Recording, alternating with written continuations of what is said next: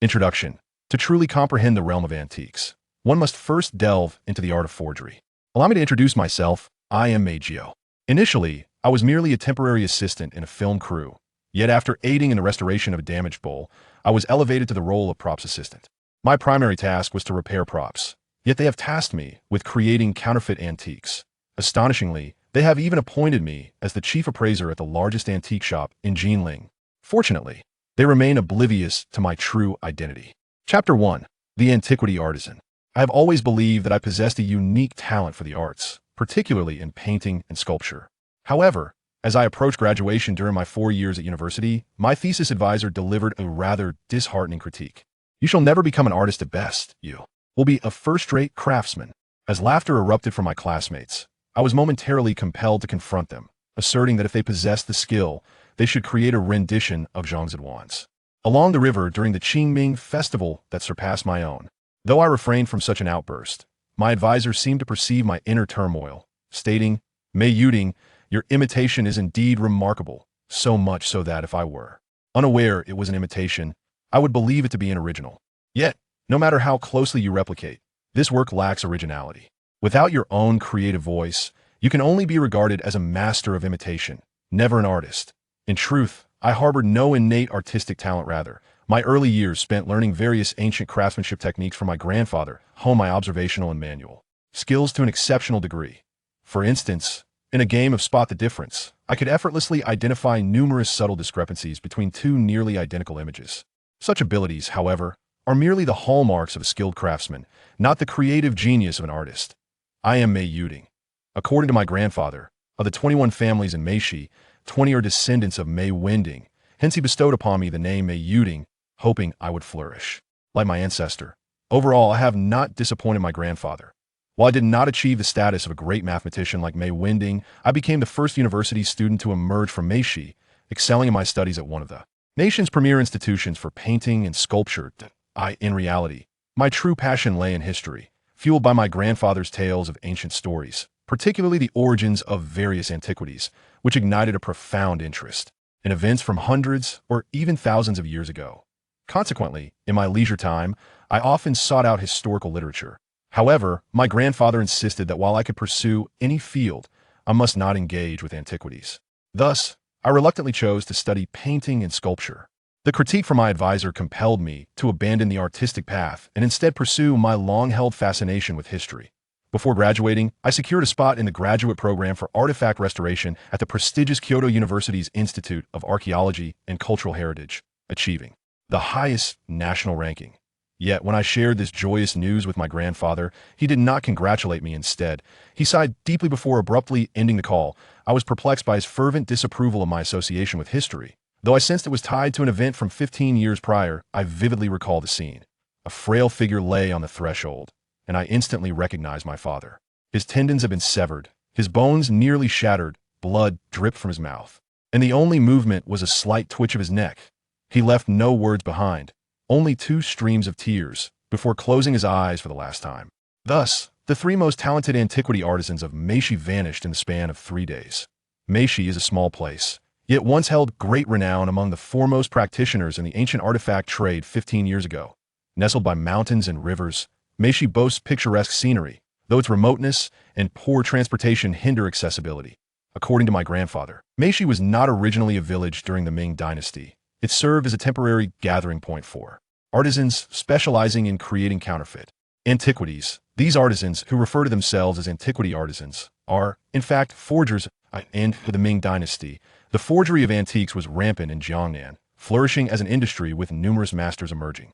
Meixi was not initially named as such. The Mei ancestors migrated here due to war and gradually inherited the local techniques of imitation, thus establishing their residence and renaming it Mei 11. As a result, Meixi goods became a rarity, so scarce that you may never have heard of them. Meixi stands as a singular entity. My grandfather stated that since 1949, a rule was established. Meixi artisans would create genuine reproductions, not forgeries. The processes of imitation and forgery are similar, yet their outcomes are vastly different. This means that, post-1949, anything sold by Meixi artisans will be transparently labeled as a crafted imitation, not an original artifact. However, every piece produced in Meixi is of exceptional quality, with the principle that no identical item would ever be replicated. Consequently, the prices are steep, set at 10% of the value of true originals. However, with the demise of the three most gifted artisans 15 years ago, Meixi goods ceased to exist. After my grandfather laid my father and two uncles to rest, he entrusted me to the care of our relatives and descended the mountain alone, though I remained unaware of how my father's condition was conveyed to my grandfather. I knew that my grandfather's hair had turned half white by then. His hair appeared as white as snow, as though a decade had elapsed in a mere moment. Only later did I learn of my grandfather's purpose in descending the mountain. He sought not only my mother, but also the truth behind my father's and uncle's deaths. Despite his frequent crafting of various antiquities, particularly when I was at home, he would destroy them in my presence once completed. That I eventually realized this was my grandfather's way of passing on the skills of Meixi to me.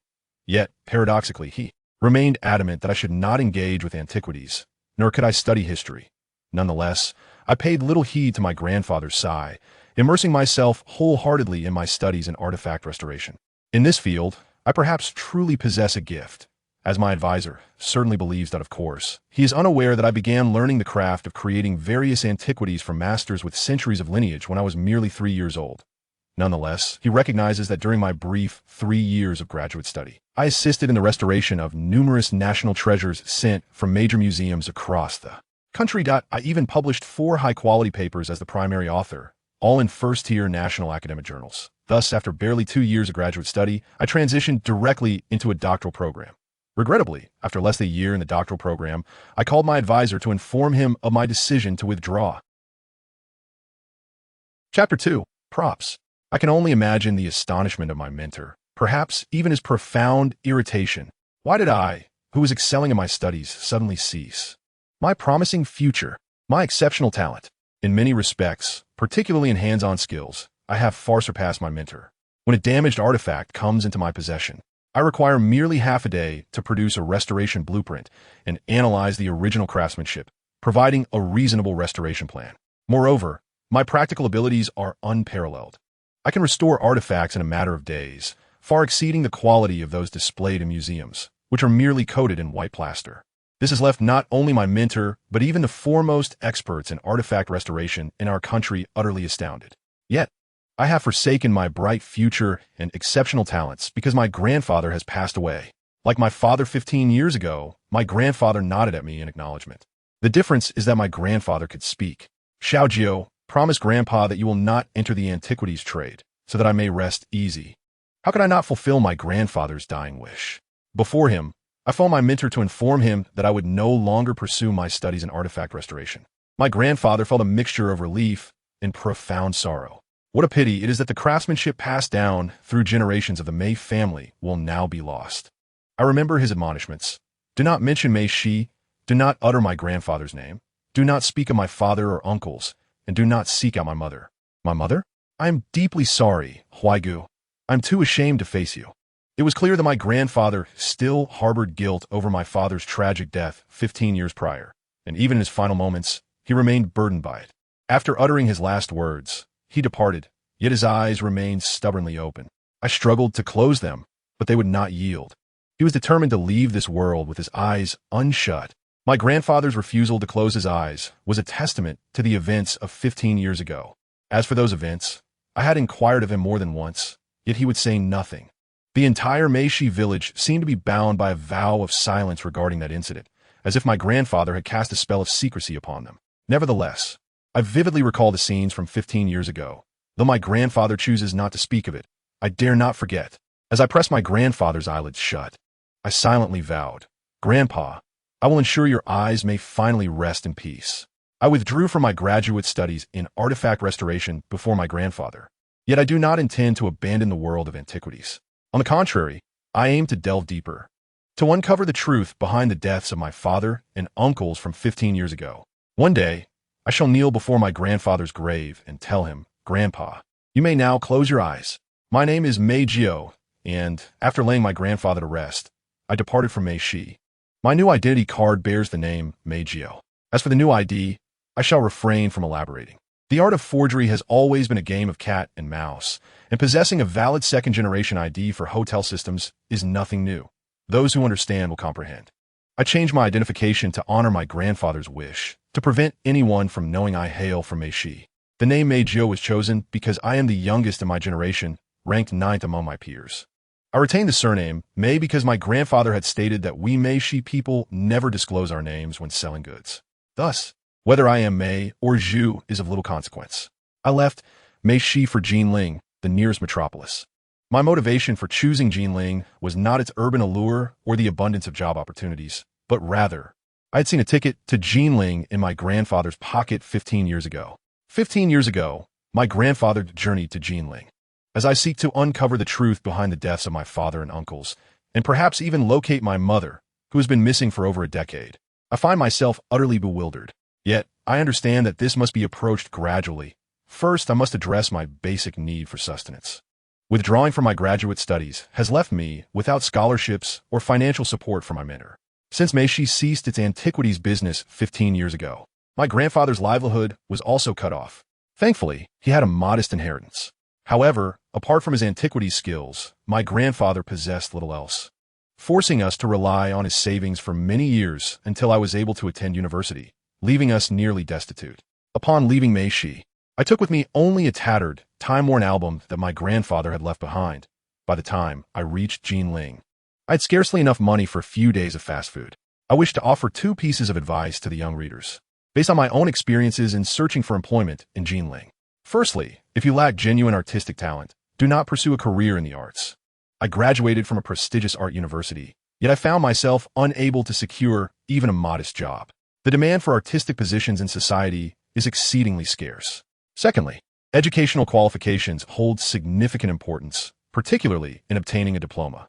Having changed my name, my credentials are no longer usable, and without a diploma, one is often denied even an interview, regardless of genuine ability. Initially, I sought an artistic job, but after scouring online listings, I found the demand for such positions to be minimal, compounded by my lack of credentials, leaving me with nowhere to submit my resume. I then considered leveraging my extensive experience in antique restoration, having over 20 years of experience in creating replicas and 2 years of graduate study in artifact restoration. Of course, my 3 years in graduate studies were built upon more than 20 years of learning under masters, rendering my experience far more valuable than the average individual's 5 or 10 years of study. Therefore, I believe that my skills would easily allow me to find work at any major antique shop, pawn shop, or even auction house. However, reality dealt a harsh blow. The antiquities trade, much like traditional Chinese medicine, tends to favor those with age and experience.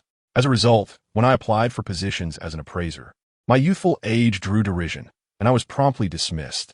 In smaller antique shops, there were often only 1 or 2 employees, with the owner frequently being the sole staff member. Meanwhile, larger auction houses demanded both credentials and experience, which I could not provide, and thus, I was overlooked. As my funds dwindled, I found myself swept along with the crowd to a film studio in Jinling. I had heard that extras received free meals and earned a daily wage of 100. Yet perhaps it was fate, as I was not selected as an extra, but rather chosen to join the props team. Since I claimed to have skills in drawing and sculpture, I was recruited as a temporary crew member, despite the fact that the tasks involved bore no relation to my skills. I joined a film production crew, rumored to include several renowned stars, who occasionally distributed red envelopes to the crew. However, I had yet to receive one, likely because temporary workers like myself were not considered in their calculations. Nonetheless, the free meals were enough to make me feel ill. Working in film production may sound exciting and enjoyable, but in reality, it is rather monotonous. Particularly for someone like me in the props team, my primary responsibility was to set up the scene, which boiled down to moving items around. One evening, the director, rushing to meet a deadline, shouted cut after finishing a scene, exclaiming that it had turned out well and the emotions were spot on.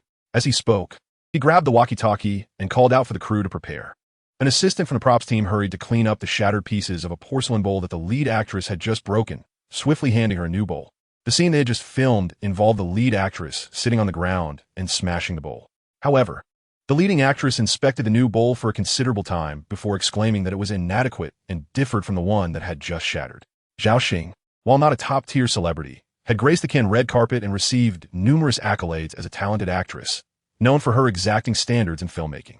The prop team had prepared a rough, ceramic bowl, devoid of intricate designs, merely adorned with haphazardly applied broad strokes of color on its exterior, some larger, some smaller. Yet who would notice such trivialities? They appeared quite similar, the prop master casually remarked. Not even slightly acceptable, Zhao Xing abruptly protested, emphasizing the seriousness of artistic creation. The design on the previous bowl extended to its rim, whereas this one did not. No worries, we can adjust it in post-production, the director, glancing at the monitor, remarked with a slight frown into the intercom.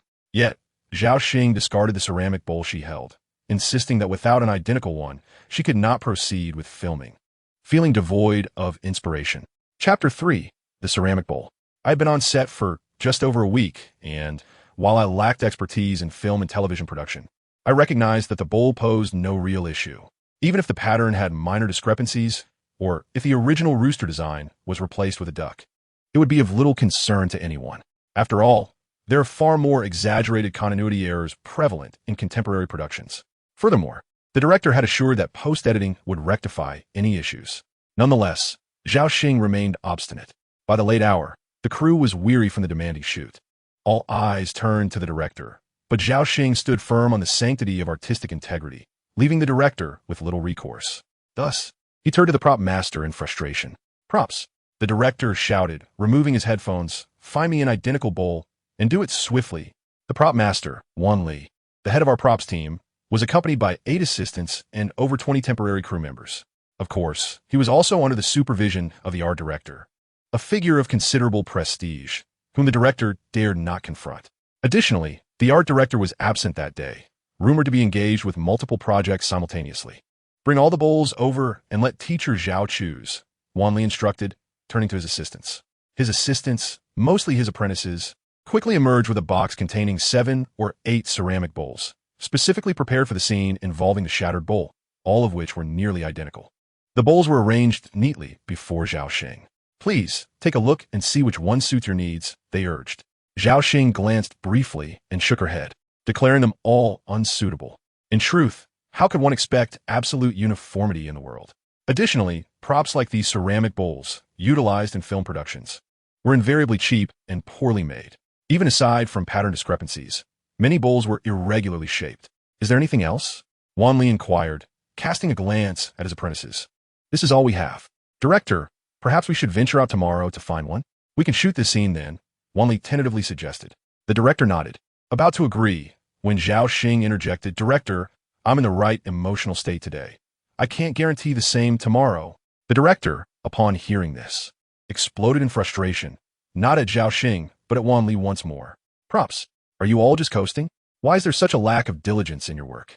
I don't care. Find me an identical bowl to shoot this scene, or no one gets to rest tonight." The atmosphere on set turned tense. Wan Li was utterly bewildered. Not only was it nearly impossible to find an identical bowl, but where could one even search at this late hour? The crew was ordered to take a break until the bowl arrived.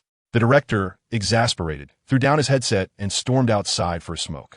Ban Li, surrounded by his 8 assistants and the 8 ceramic bowls, wore a look of despair, unsure of how to proceed. Some might ask if such an actor truly exists, or if I was fabricating a story. I assure you, individuals like this do exist. Do not doubt it. Modern film production has evolved into a sophisticated industrial process, especially regarding costumes and props, which are produced by specialized companies.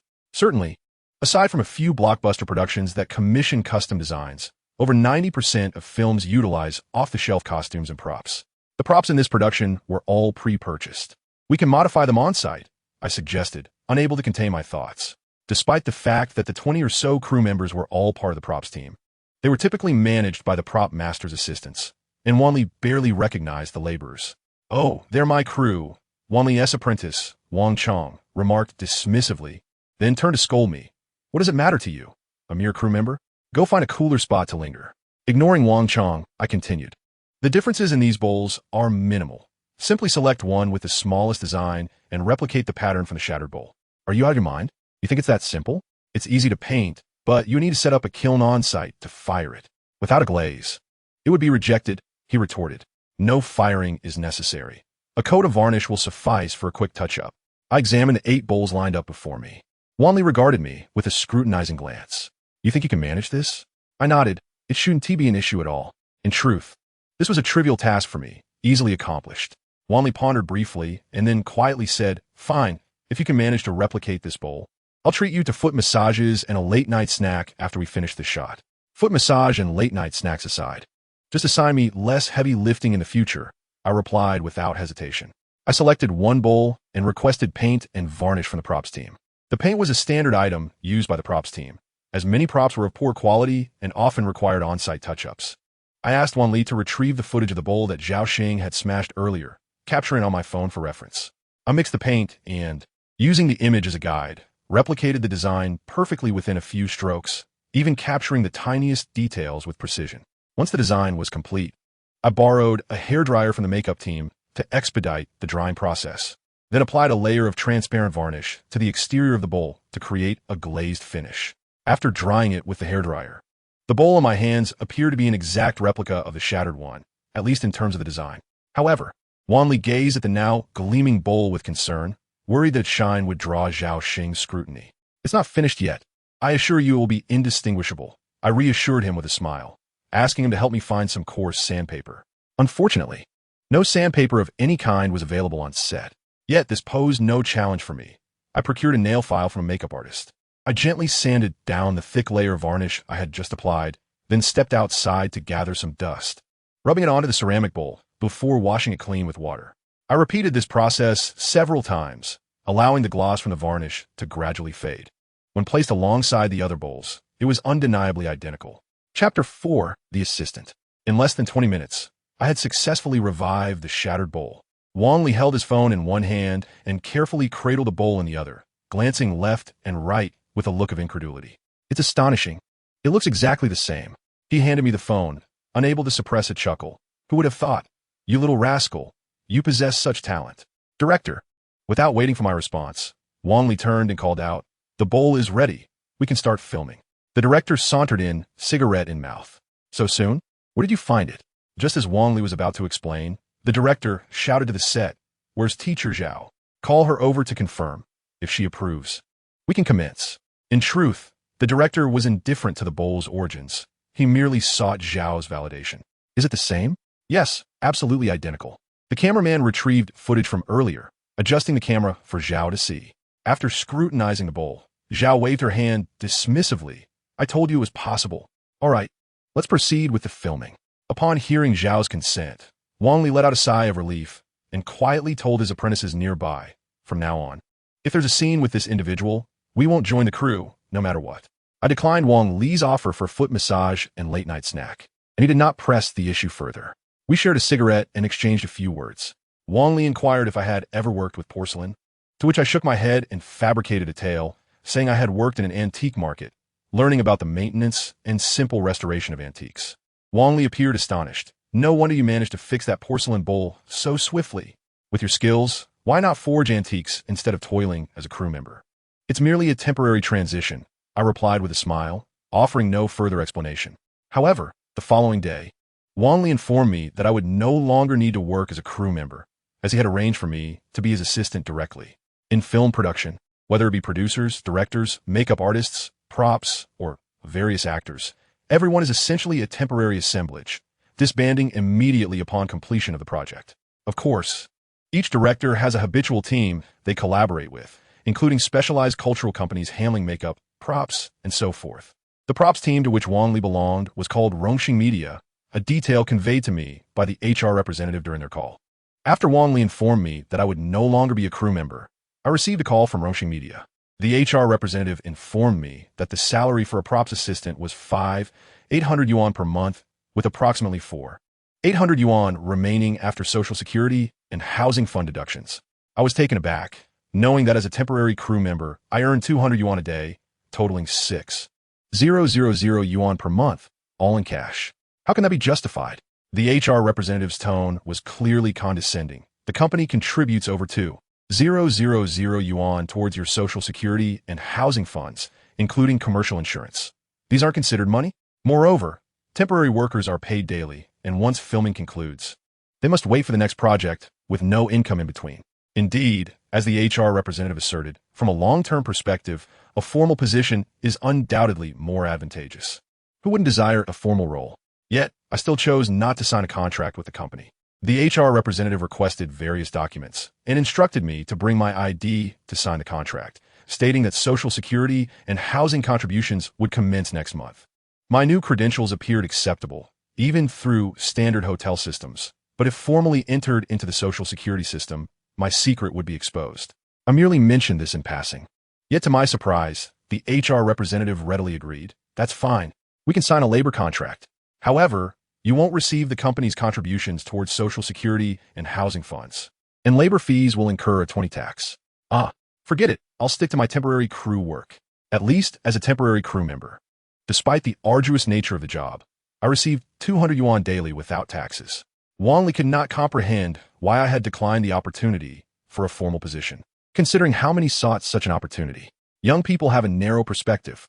Wang Li shook his head. Fine, you'll remain a props assistant on set, but your pay will be at the crew member rate, settled daily. I thought such an outcome was indeed to my advantage. However, after 2 weeks, I realized my error. Crew members rise early, rest late, and while they toil with heavy lifting, there are still many idle moments during filming. Since I became a props assistant, I scarcely found time to rest. Wang Li assigned me the task of organizing and repairing props. Yet, I soon discovered that I was being exploited. Each task in film production has a specific budget before filming begins, and purchases within that budget are determined by the respective team leaders. With minimal scrutiny on set, reasonable receipts are sufficient.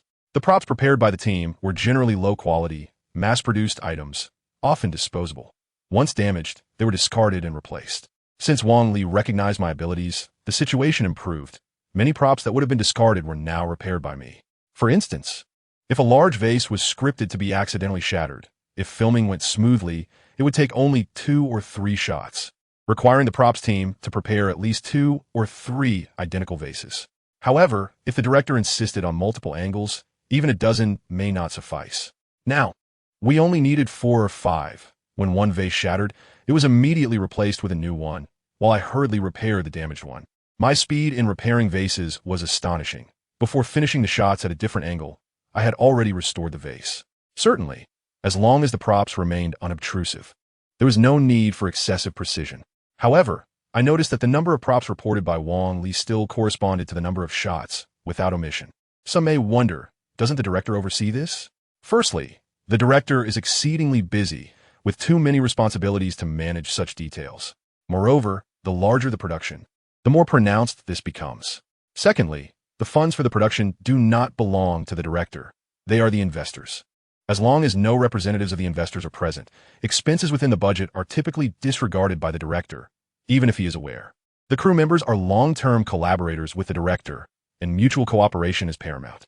Furthermore, where the money ultimately ends up is often shrouded in mystery. Thus, such accounting discrepancies have long been an unspoken rule within the industry. Consequently, we often witness films that turn out poorly, yet the reports claim exorbitant expenditures. Now you should, like me, understand how those funds are spent. Of course, my appointment as a props assistant was not without its perks. The most evident benefit was the upgrade in my meal provisions. Previously, I consumed the lowest grade of boxed lunches, rumored to cost 10 yuan each, consumed by extras and various temporary workers. Now, I enjoyed the same meals as Wang Li, which cost 20 yuan each, featuring a chicken leg and a stir-fried vegetable dish. However, I heard that the director and several leading actors dined on 50 yuan box lunches, and I wondered if theirs contained multiple chicken legs. Chapter 5, Illustrated Guide. While the task of repairing props on set contrasts greatly in value with restoring artifacts at a cultural heritage institute, the essence of the work is quite similar. Both involve the repair and restoration of an object. In truth, I had no intention of pursuing a career in props. My aim was merely to save some money temporarily and then seek a suitable opportunity to enter the world of antique collecting. In one aspect, I find myself continuously repairing an array of props within the film crew, including porcelain, ornaments, and even weaponry, particularly as I am part of a period drama that necessitates such items. Conversely, during my evenings of leisure, I delve into several volumes of notes left by my grandfather, which I brought from Meixi. The collection, titled Meixi's Compendium of Antiquities, is a handwritten manuscript by my grandfather. In my childhood, he often recounted that this work encapsulates the essence of Meixi's centuries-old techniques of antiquing, meticulously detailing various cases of antique restoration that have been conducted since the Xuande period of the Ming Dynasty.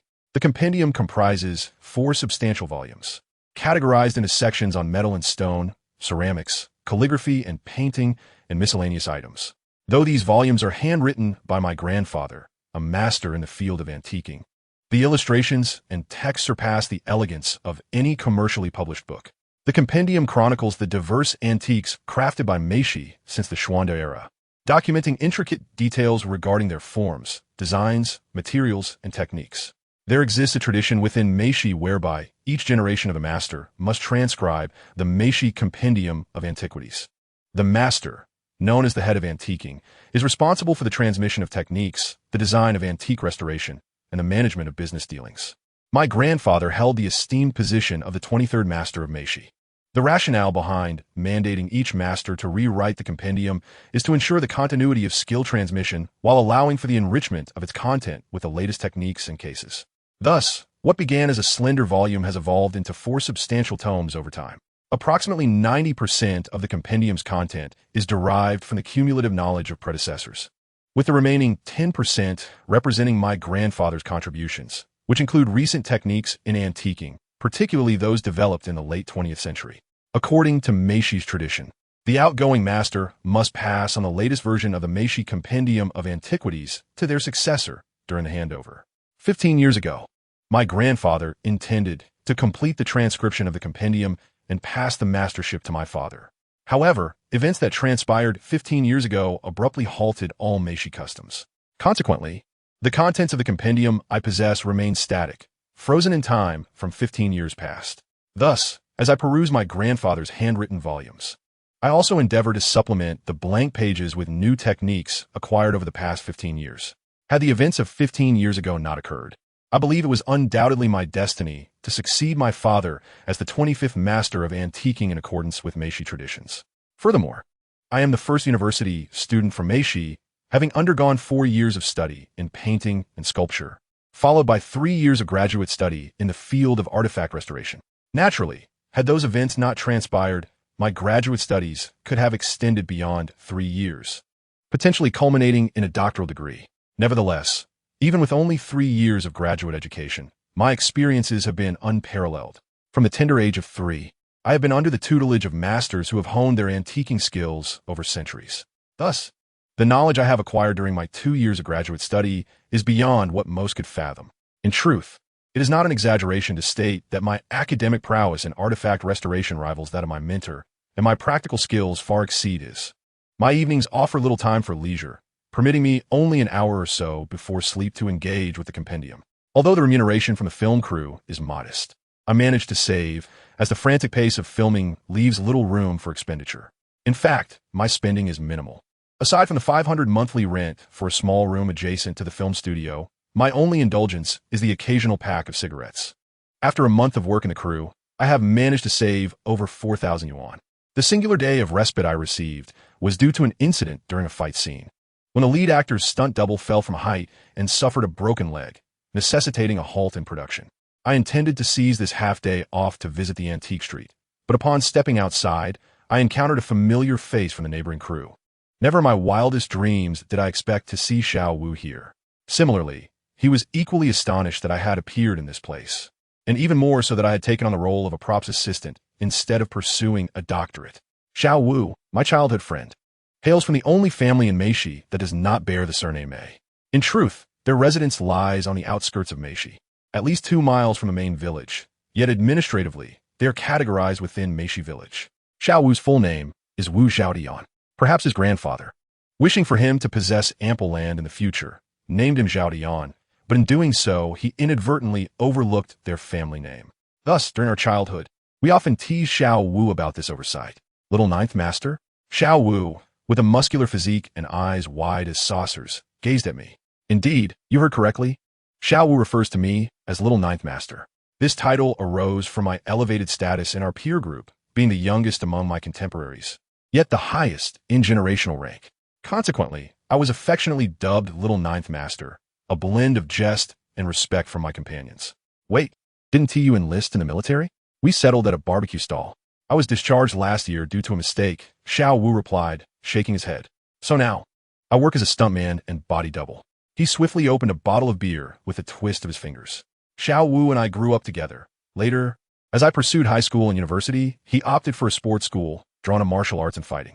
He initially aspired to join the provincial team, even national team, but fate led him to enlist instead. I heard he later served in a special forces unit, but since his enlistment, we lost touch, leaving me uncertain of the truth. It's true, Xiao Wu nodded, pride radiating as he handed me a beer. How did you end up discharged from the special forces? During an overseas mission, I failed to control my temper. He paused. Let us just say I was discharged. It's a sensitive matter. To be frank, you know my personality. I am not accustomed to collective living, so perhaps it was for the best. I understand Xiao Wu well. He is straightforward, voicing his thoughts and emotions without reservation. I heard about it, he continued. I even heard the old man couldn't close his eyes in the end. I will ensure he finds peace, I declared, downing half a bottle of beer in one go. Chapter 6. Xiao Wu. Xiao Wu's role as a stuntman and body double affords him far more leisure than I, as he finds himself idle when not filming fight scenes. And yet, he earns significantly more than I do. However, in Xiao Wu's words, I only see the thief eat, not the thief get beaten. In truth, I have witnessed the latter firsthand. I was present when our crew's stuntman fell from a height and broke his leg. Yet, many experiences cannot be fully understood without personal involvement. During his downtime, Xiao Wu often visits our crew to watch me repair props, and we engage in lighthearted conversation. This dynamic mirrors our childhood, as Xiao Wu, being the only non-Mei family in Meixi, sought to integrate with his peers by following me around and adhering to my guidance. For I held the highest generational rank among the children. Little Ninth Master, Xiao Wu observed as I deftly restored various props, shaking his head in disbelief. You know, a decade ago, the old man issued a stern decree that no one from Meixi was to engage in antiquing. Is this antiquing? I retorted. This is prop making. Please refrain from dirtying the antiquities trade. I scolded Xiao Wu with a hint of irritation. In the realm of antiques, there exists a condescending phrase. Are you trying to deceive me with props from a television production? The implication is clear. Such props are as false as a child's toys. Xiao Jiu, my crew will wrap up filming next week. I heard our lead say, we need to rush to the grasslands for action scenes. I suspect I'll be leaving soon. Xiao Wu spoke as he pulled out 2 cigarettes, lighting one for himself and offering the other to me. I was busy repairing a piece of jade, albeit a plastic imitation. Swiftly, I applied glue to the faux jade and set it aside to dry. Xiao Jiu, you don't intend to keep repairing props indefinitely, do you? I inhaled deeply, releasing a thick cloud of smoke through my nostrils. Do you wish to remain a stuntman forever? I inquired, glancing at Xiao Wu. I do not, he shook his head. Why not? Is it because of the danger? Danger? Xiao Wu scoffed. Compared to being a special forces soldier, this is nothing. Then why the reluctance? It's simply uninteresting. Risking my life for someone else's film with no chance to shine. I nodded in agreement, continuing to mend another prop. Xiao Jiu, Xiao Wu, growing impatient as I remained silent, urged, what do you want to do? What do I want? In truth, I felt lost. I longed to uncover the truth behind my father and uncle's deaths, to avenge them and grant my grandfather peace. Yet, I was uncertain where to begin. Moreover, even if I succeeded in avenging them, what would follow? That seemed impossible as well. I was a loss. However, I recalled my grandfather's expression in his final moments. For him, the deaths of my father and uncles were a source of unrest in his spirit, but not the sole reason. The demise of the antiquing skills that had been passed down through generations in Mei might have been another reason for his unrest. I desired to become an antiquities restorer. I took one last deep drag of the cigarette, inhaling deeply. A restorer? Xiao looked puzzled. The old man issued a death order over a decade ago. Why did he do that? It's said to be related to your father as past, he replied. I nodded, not allowing Xiao Wu to elaborate further. I needed to uncover the mystery behind the events that prompted my grandfather's death order, and then gather the people of Mei to once again engage in their craft. Xiao Wu nodded. I certainly remember your father back then. I won't be going to the grasslands, he frowned. As long as I don't starve, I'll follow you. Just like when we were kids, you devised the plans, and I lead the charge. In our youth, whenever we engaged in mischief, I would come up with the ideas, while Xiao Wu would charge ahead, whether it was stealing peaches or ambushing children from the neighboring village. Each time we got caught, Xiao Wu would bear the brunt of the punishment. Yet he never revealed our identities, proudly claiming afterward, see, I didn't T-rat you out. I'm loyal, right? If Xiao Wu would join me, it would be a blessing. He was my childhood friend and knew me intimately. Moreover, having spent time in a special forces unit, his presence would undoubtedly enhance my sense of security. I had initially declined Xiao Wu's offer because I was uncertain of my next steps and did not want to burden him. Are you certain? I stubbed the cigarette but into a crevice in the wall. Stop rambling. You were quite decisive as a child. Why are you so wishy-washy now? Xiao Wu's impatience grew. Just tell me what we're doing. Fine, I nodded. Once this film wraps, we'll leave this place. Why wait for the film to finish? Don't you get paid daily? You can leave whenever you want. Are you trying to save some money? Sort of, I replied casually. In truth, it was not entirely about that. I had yet to finish reading the Meixi Antiquities Compendium. While I was familiar with the techniques of restoration, they had not been tested in the market, and I still had much to learn. Furthermore, although I possessed skills in restoration and authentication, I was unaware of the current antique market trends. Entering it blindly would surely lead to losses. Thus, while perusing the compendium, I was also researching auction records from the past decade online. My film crew was projected to finish shooting in about 2 months, and I had planned to leave the film base after that to immerse myself in the antique market and seek opportunities. However, before the crew could wrap up, an opportunity presented itself. One afternoon during a break, Wanli approached me with a lunchbox, asking, "You've worked in the antique market before, right?" I nodded affirmatively. "Do you understand the nuances of antique dealings?" "I have some knowledge." Wanli nodded, his brow furrowed in contemplation. "Here's the thing. A friend of mine is looking for staff for his antique shop. Would you like me to recommend you?" A wave of excitement washed over me. I thought, why even ask? This was precisely the opportunity one sought. "Thank you so much, Li Ge." I knew I was a valuable asset to Wanli, a potential source of income for him. I was unsure why he would voluntarily recommend me for the antique shop, but his thoughts were irrelevant. I would not let this opportunity slip away. Chapter 7, Suheu Yahi. Suguyaji. This was the antique shop Wanli recommended I interview with. Naturally, I prepared beforehand by researching the establishment online. Suguyaji, located in the oldest antique trading market on Qinhuai Road, is the largest antique shop in Jinling. Originally named Guyaji, it boasts over a century of history, later acquired by the Su family, who added their name to form Su Guyaji. Xiao Wu and I arrived early to explore Qinhuai Road, discovering an array of antique stalls lining the streets, each more dazzling than the last.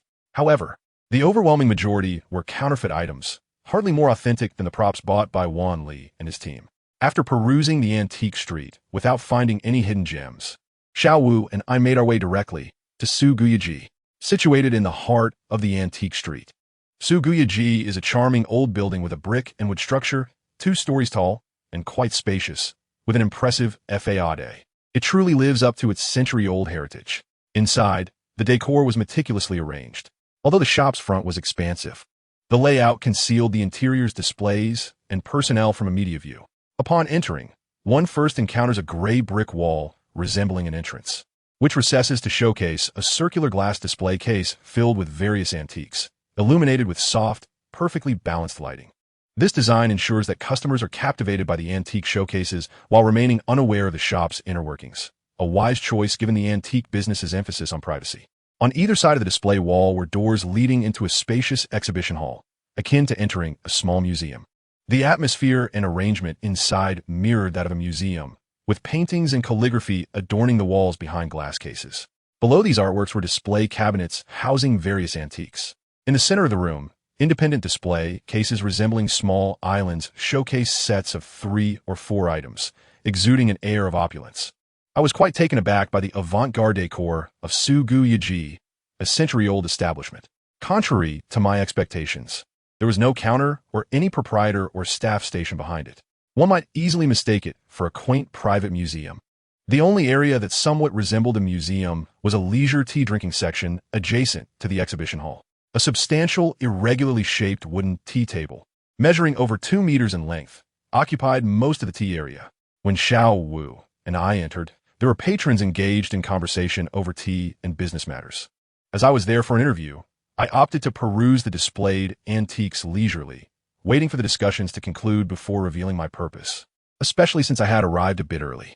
Perhaps due to our youthful appearance, the staff did not engage with us, assuming we were merely curious visitors.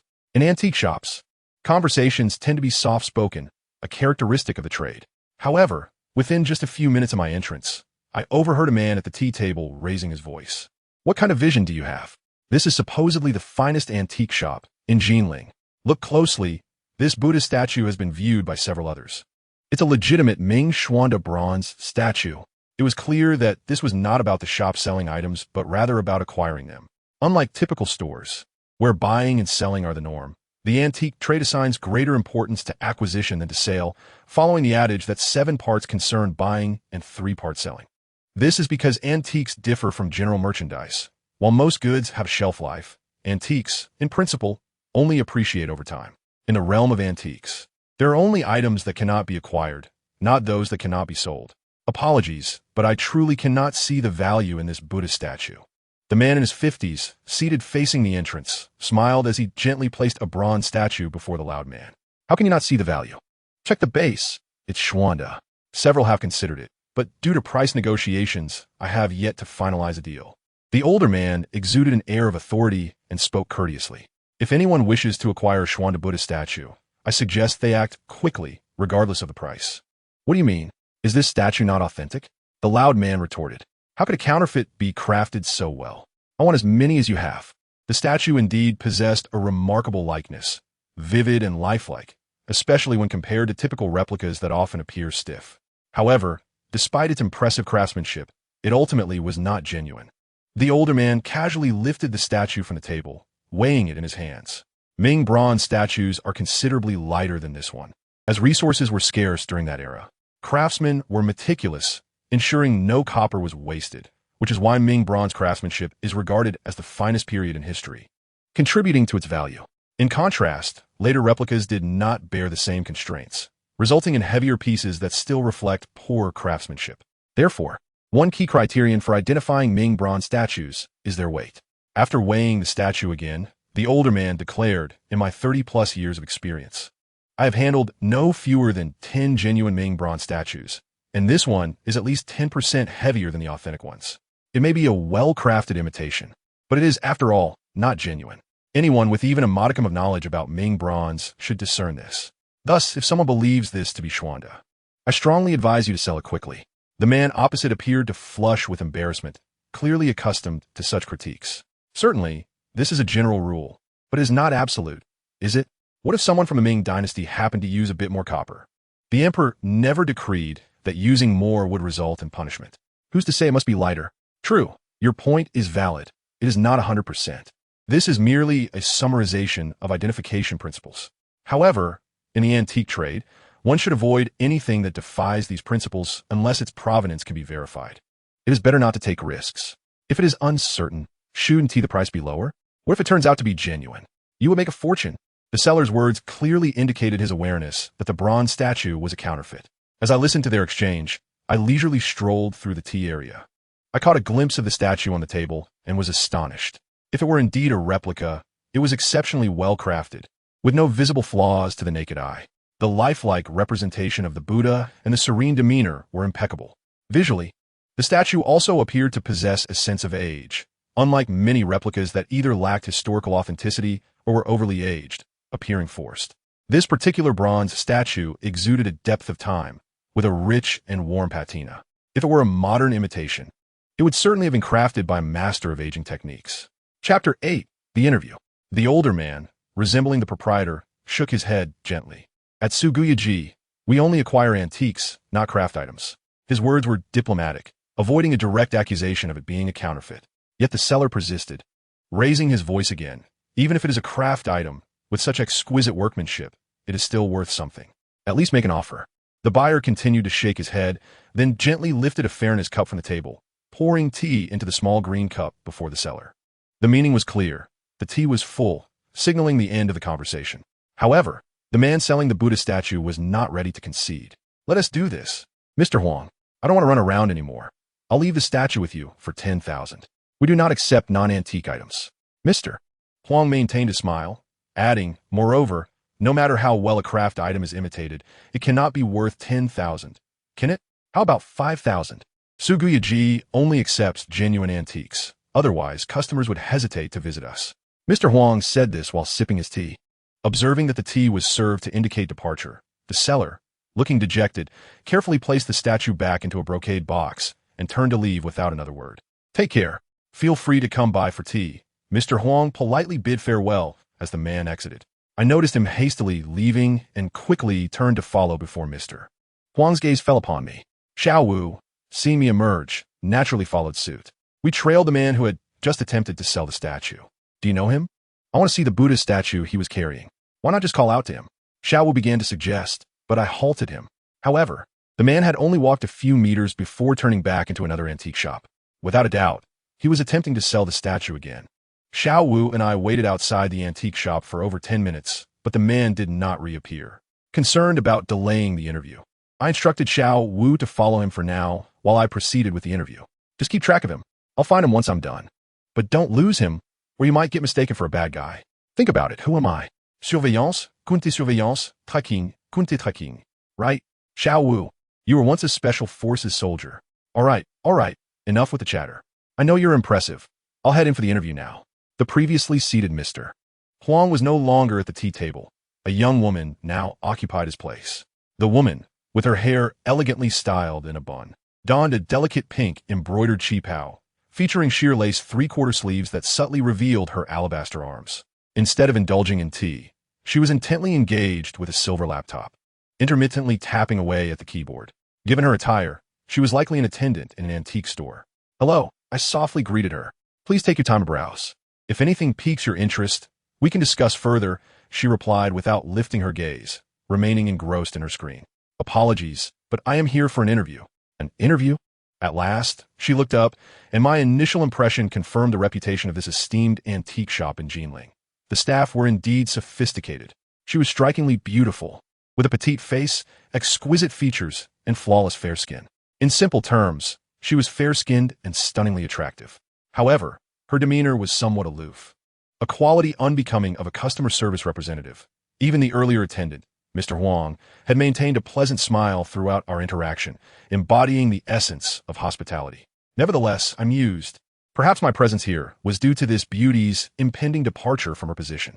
It was unreasonable to expect a warm welcome from someone on the verge of leaving. I nodded and managed to smile at her, affirming my purpose. Please have a seat, she instructed, rising gracefully from behind the tea table and heading towards the staircase leading to the upper floor. As she stood, I realized that her attire was not a traditional qipao, but rather a modern adaptation. The upper portion resembled a qipao with its cross-collar and decorative buttons, while the lower half was a form-fitting dress that ended just above the knee, revealing her long, slender legs. This beauty certainly deserved recognition for her statuesque figure. Hey, Shu, we have an interviewee, she called lightly towards the stairs. Coming right down. The voice belonged to Mr. Huang. I found a nearby stool and settled down, but scarcely had I done so when a voice inquired from behind, Are you here for the interview? I nodded in affirmation. How did you find out about our vacancy? Mr. Huang asked, a slight frown of confusion crossing his brow. Oh, it was Mr. Song who recommended me. Mr. Song? He smiled and acknowledged my response, seemingly earnestly intrigued by my mention. As he spoke, his gaze drifted to the woman at the tea table, engrossed in her computer. I cannot discern whether his words were directed at me or her. I had no acquaintance with Mr. Song, nor did I need to. Mr. Wanley had merely mentioned that I should say Mr. Song referred me, and that sufficed. I surmised that Mr. Song was likely a friend of Mr. Wanley. Please, take a seat, Mr. Huang invited, settling down himself to prepare tea. I realized I was empty-handed, lacking even a resume, which hardly conveyed the impression of a serious job seeker. Recommended by Mr. Song. You must possess some experience, he remarked. I previously worked in an antique market. Oh, which market? Not in Jinling, but in Kyoto. Kyoto. Do tell us what you did there, he urged with a smile. While I had indeed studied in Kyoto, my experience in an antique market was non-existent. I had merely spent 2 years as a graduate student at the Archaeological Institute of Kyoto University.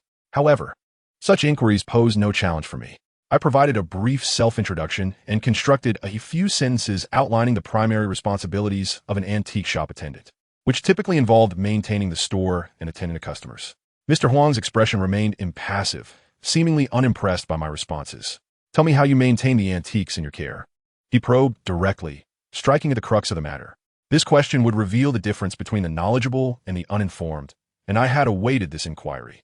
Yet, I refrained from delving too deeply or rigorously into the subject, despite having authored several papers on artifact preservation. I opted instead to express in simple terms how various types of antiques were generally cared for and what precautions were necessary, keeping my explanations rather broad. I understood I was applying for a position as a shop attendant, not a manager or chief appraiser, and there was no need for me to reveal the full extent of my knowledge. Chapter 9, Buddha Statues. To the young friends seeking employment, I offer this piece of advice. During an interview, never present yourself as an all-knowing expert. Simply demonstrate that you possess the relevant skills and experience for the position you are applying for, proving your capability to fulfill the role. Being overly knowledgeable may not always be advantageous, especially if the interviewer could potentially be your future superior. Though I lacked extensive interview experience, my 3 years as a graduate student taught me this lesson through my interactions with my advisor. After conversing for several minutes, Mr. Huang had gleaned an understanding of my professional background and expertise in antiques. He nodded and turned his attention to the woman still focused on her computer. Xiao Montak, what do you think of Xiao Mei? I was taken aback. Was the employer truly seeking the opinion of a departing employee on a new hire? Hey, Shu. As the general manager, you make the decisions regarding the store's operations. You needn't consult me.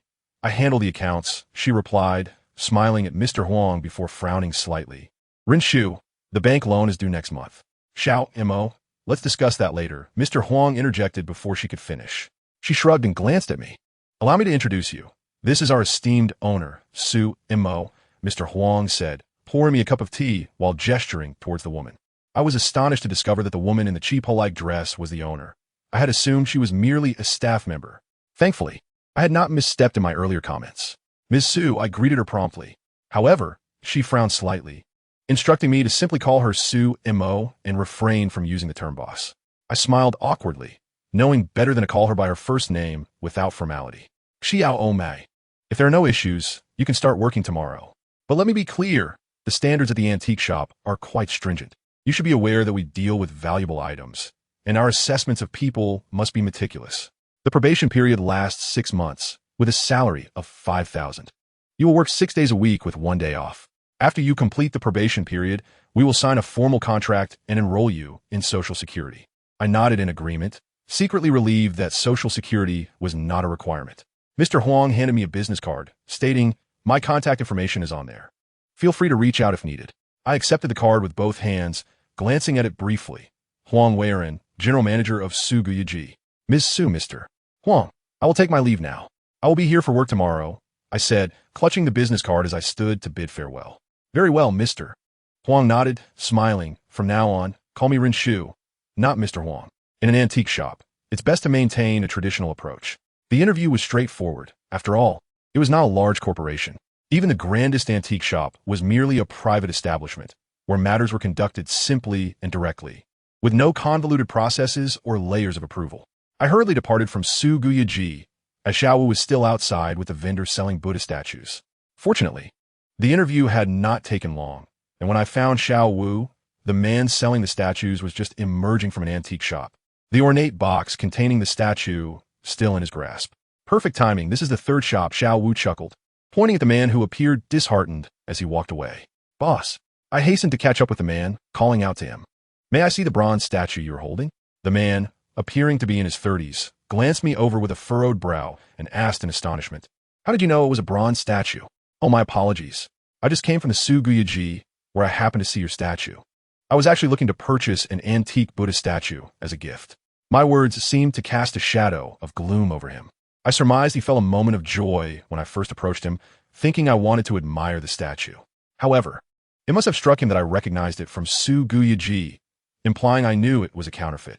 Let me tell you, do not heed what the owner of Su Guyaji says. His discerning eye is no better than that of the street vendors outside. The man remarked as he handed me a brocade box. Upon opening it, I examined the statue closely, particularly the base, which reveals the craftsmanship. The base bore the inscription of the Ming Xuande period, with a rolled lip consistent with the techniques of Ming dynasty statues. However, this statue was not an authentic artifact from that era, as it was too heavy. Some might argue, like the seller, that Ming craftsman could have used more copper. Moreover, weight does not have a strict standard. I can assure you, there is indeed no standard, but authentic Ming dynasty statues never exceed the weight limit. For the craftsmanship and aesthetic standards of that time, there was no need to use excess copper. Doing so would be wasteful. Who would be so foolish? It is akin to creating a gold necklace that requires 20 grams of gold. No one would dare use 22 grams. The rationale is simple. No one would undertake a losing venture. Miscalculations can occur, of course, albeit rarely. However, in this instance, it would not. The exquisite form of this bronze statue indicates it was crafted with great skill. While I cannot claim it was produced by a master, it certainly reflects the work of a skilled artisan, one who would not make evident material errors. Thus, this is a crafted imitation. Young man, look closely. This is from the Ming Xuande period. If you seek an antique piece, then this is not what you desire. Before I could even begin to haggle, he had preemptively raised his defenses, quite shrewd, but seeing as he employed such tactics, I decided to reciprocate. I was indeed looking for an antique piece to gift. But since you assert this is genuine, you might as well sell it to an antique shop. With that, I turned to leave, which seemed to provoke him. Hey, young man, don't go just yet. He grasped my arm, his face lighting up with a smile. The authenticity of antiques can often be ambiguous. Let's do this. Set aside the question of authenticity for now and tell me how much you're willing to pay. I nodded, feigning contemplation. I will offer you 1,000. This statue appears to be a decent imitation. 1,000? His eyes widened in disbelief. Are you joking? In this day and age, if you go to any craft store, even the most rudimentary imitation is priced at several hundred. This statue, even if it is a replica, is among the finest. You won't find it for less than 10,000. If someone is willing to pay 10,000, let them have it, I said, turning to walk away again. 1,000 is too low. If you want it, you must offer at least 8,000. Good sir, you just quoted 5,000 at Su Guyaji, and now you demand 8,000? Xiao Wu couldn't help but chuckle. Really? The man's embarrassment was palpable as he feigned ignorance. All right, let's settle on 5,000 then. I was reluctant to continue haggling with him. I didn't want to push him to the point of refusing to sell altogether. However, as I pulled out my phone, I suddenly remembered I had initially saved over 4,000, but after recent outings with Xiao Wu, I was left with just over 3,000. I realized that while one person may be dull, he is quite frugal. Yet, two people together, though lively, can be quite extravagant, especially when two men gather, boasting over drinks and barbecues. It seems there is hardly a day without such indulgence. It is as if, without cigarettes, liquor, and barbecues, two men cannot find common ground. Chapter 10, A Fortuitous Find. Seeing me pull out my phone, Xiao Wu, sensing the awkwardness, swiftly took out his own phone and initiated payment to the seller. What are you doing? He frowned. I told you, we're in this together. There is no need to split our resources. My money is your money, and I know you're short on cash.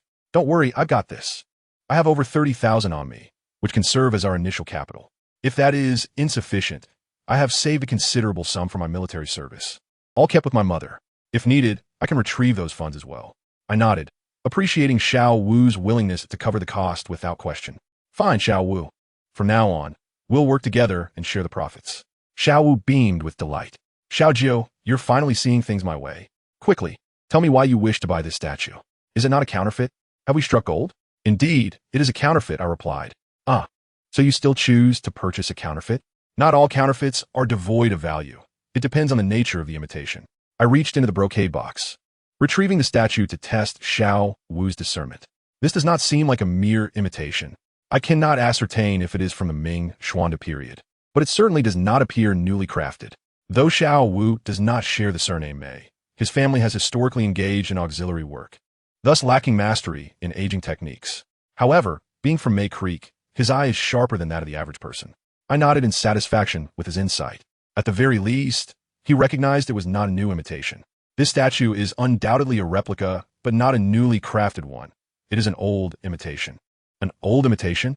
More akin to a fine reproduction from the Yongzheng period. Xiao Wu was astounded. Wow, you're quite impressive now, aren't you? Your doctoral studies have not been in vain. You discerned this at a glance, despite not having handled it in the antique shop. I have yet to complete my doctoral studies. I responded earnestly. Remember what I told you previously. Do not let anyone know we hail from Mei Creek, and let us not revisit the past. Xiao Wu quickly nodded, acknowledging, I understand, I will be cautious. As he handed the statue back to me, he inquired, how did you identify it so swiftly? In truth, I do not possess a golden eye that allows me to discern the authenticity of antiques at a glance. My attention was drawn to this statue, and my subsequent action of following it from Su Guyaji stemmed from a remark made by Huang Weiren. Huang Weiren had weighed this bronze statue at Su Guyaji and remarked, this statue is at least 10% heavier than an authentic Ming piece. His words struck me profoundly, as I had recently encountered similar information. In the Mei Creek collection of ancient artifacts left to me by my grandfather, there is a passage that discusses the rampant imitation of Ming Xuande Buddha statues during the Yongzheng period, noting that the quality was often inconsistent, with many pieces appearing lackluster and cumbersome. Yet, there were also exceptional reproductions. However, a significant issue prevented these imitations from achieving true excellence. The materials used were approximately 10% heavier than those of authentic Ming pieces. The rationale behind this 10% difference is explained in the tome. Artisans, through repeated experimentation, discovered that this weight was the most economically viable. If the weight exceeded 10%, the excess material rendered the piece unwieldy and less convincing. Conversely, if the weight was less than 10%, striving for an exact match to the authentic would consume excessive time and labor. Importantly, not every craftsman could achieve the same results as the authentic Ming pieces while using minimal materials. Thus, a slight increase in weight, approximately 10%, is the most economical choice. Huang Weiren's words suddenly made me ponder whether this statue of Buddha might indeed be a Qing dynasty imitation. As it turned out, upon inspection, it truly was a relic of the Qing dynasty. One could hardly discern its authenticity without direct interaction. My curiosity simply compelled me to take a closer look. I did not disclose to Xiao Wu that I possessed the Meixi Ancient Artifact Compendium, for the existence of this compendium is known only to the masters of antiquities at Meixi, passed down through generations, and must not be revealed to others. You wish to ascertain whether it is a product of Meixi, do you? Humph. I scoffed at the notion. How could anything crafted by Meixi possibly be rejected? Not to mention the appraisers from Suguyaji, there are scarcely a few individuals in the world capable of spotting flaws with the naked eye. Indeed, Xiao Wu chuckled. Little Jiu, I believe your discerning eye surpasses even that of the owner of Suguyaji. Indeed, neither Uncle Run from Suguyaji nor the man selling the statue could ascertain its true origins in several subsequent antique shops, a testament to their limited acuity. However, one cannot entirely blame them. They recognized the statue as a counterfeit, which indicates a level of discernment that prevented the antique shops from acquiring a fake. Yet, they overlooked the statue's unique characteristics, thereby missing an opportunity for a fortunate find. They failed to perceive, while I could, due to their limited perspective and my distinct angle of observation. The antique shop appraisers approached the issue from the standpoint of whether the statue was an authentic Ming Xuande piece, whereas I examined it through the lens of its aging craftsmanship. Hence, their conclusion was that it was a counterfeit, while mine was that it was a Qing Yongzheng imitation. Different perspectives yield different conclusions. This brings to mind a saying my grandfather once imparted to me. To become a proficient antiquities restorer, one must first be a competent appraiser. In other words, despite the multitude of so-called experts proclaiming grandiloquent assertions, sometimes their knowledge pales in comparison to that of an obscure craftsman skilled in the art of antiquities imitation. An appraiser may not necessarily be adept at restoration, but a restorer will invariably possess appraising skills. Indeed, Xiao Wu nodded in agreement. So, how much do you think this Qing imitation is worth? Moreover, the primary value lies in it being a Qing imitation, not an authentic Ming Xuande. If it were a genuine Ming Xuande, given the condition of the statue, it would likely fetch at least 200,000. Oh, so high. Xiao Wu's eyes widened in astonishment. But this is from the Qing dynasty. The Qing pieces are indeed significantly less valuable, with some priced in the thousands and others reaching tens or hundreds of thousands. However, considering the craftsmanship and the appeal of it being a premium imitation, I estimate it to be worth around 50 to 60,000. Wow, little Jiu, have we struck gold? Huh? I suppose we have. Chipped at a nice Bohua Xian. Xiao Wu's question left me in a quandary. He asked, shall we sell it? Truthfully, I was somewhat reluctant to part with it. Firstly, I was not in dire need of money, albeit I lacked funds. Xiao Wu had plenty. Secondly, while this statue may not be a grand antique, it represents my first significant find after leaving Meixi, a moment of great sentimental value. Of course, this antique find is rather peculiar, not being a genuine article, but rather a counterfeit. The distinction between authenticity and imitation is not what matters. What does matter is that this is my inaugural fortunate discovery, and thus my insatiable curiosity urges me to sell it and ascertain the extent of my luck. Let us sell it. We'll feast on barbecued delicacies tonight. Absolutely. Xiao Wu was even more exhilarated than I, pointing towards a nearby antique shop. Not here. I swiftly intercepted him. I still need to navigate this street in the future. If Su Guyaji discovers I snagged an antique from their shop during an interview, how will I explain myself? Well, it's their lack of discernment that led to this situation. It's not your fault. That may be so. Oh, by the way, Xiao Wu suddenly remembered. How did your interview go? Nonsense. How could I fail to secure a position as a shop assistant in an antique store? All right, you're impressive. So where shall we sell it? Jinling is a city steeped in history, boasting a thriving antique market that ranks among the top in the nation. Within Jinling, there are 6 antique markets, and the number of antique shops is countless. Among them, the largest is undoubtedly the Jinling Baiwa Antique Market. Xiao Wu and I hailed a taxi directly to Baiwa Antique Market.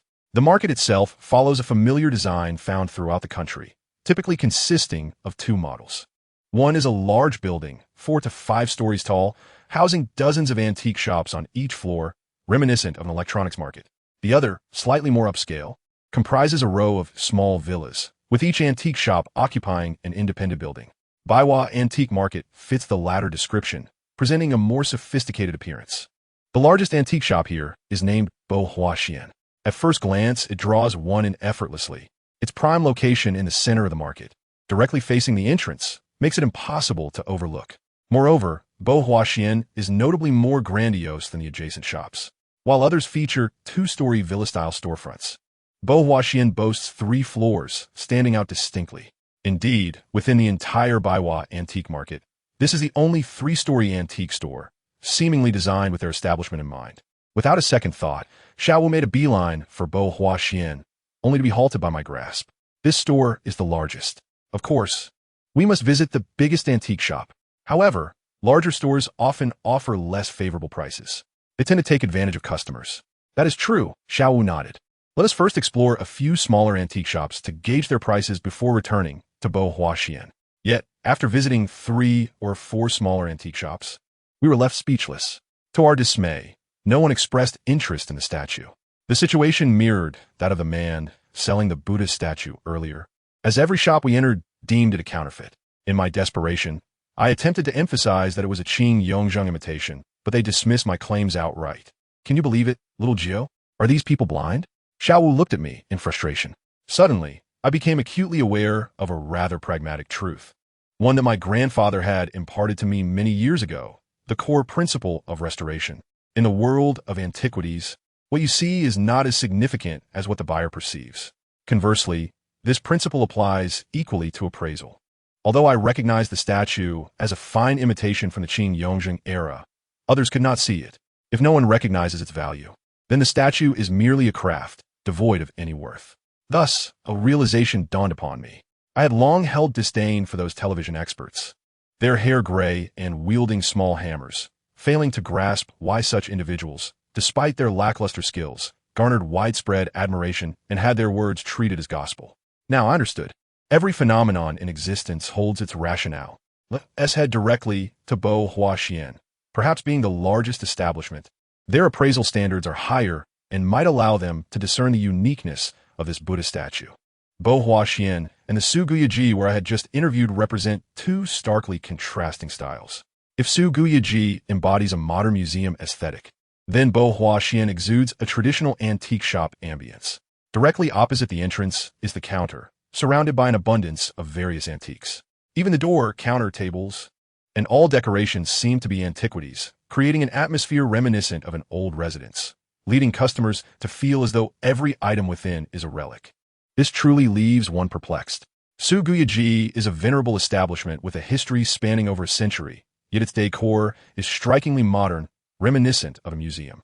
In contrast, Baiwa Antique City is a more recent addition to Jinling, having been established within the last decade, and while it has only been operational for a short time, its interior is designed to evoke the charm of a century-old shop. Naturally, both establishments share commonalities as antique shops, such as dedicated spaces for tea gatherings. However, they also present notable differences. The tea area in Suguyaji features an elongated, irregularly shaped wooden tea table, while Baiwa boasts a traditional, square 8 immortals table. Despite the unique decor, such embellishments are mere gimmicks in the realm of antiques. The true measure lies in one's discerning eye. Upon entering Baiwa, a charming female attendant at the counter greeted us with a smile, inquiring about our needs. I promptly stated my intention. I have something to offer for sale. The moment I mentioned my intent to sell, the small gathering around the 8 immortals table paused their conversation. Gentlemen, if you have something to show, please come this way and let us discuss over tea, invited a middle-aged man with a friendly demeanor. Nodding, my companion Xiao Wu and I approached and settled into the grand armchairs beside the 8 immortals table. Let us have a cup of tea first, the welcoming man suggested, quickly pouring us 2 cups and placing them before us. I surveyed the individuals seated at the table. The one preparing the tea appeared to be a manager or owner. while the other two included a refined gentleman in his 50s who resembled an expert one might see on television, and a younger man in his 30s, casually sipping tea and fiddling with a string of beads, his identity somewhat ambiguous.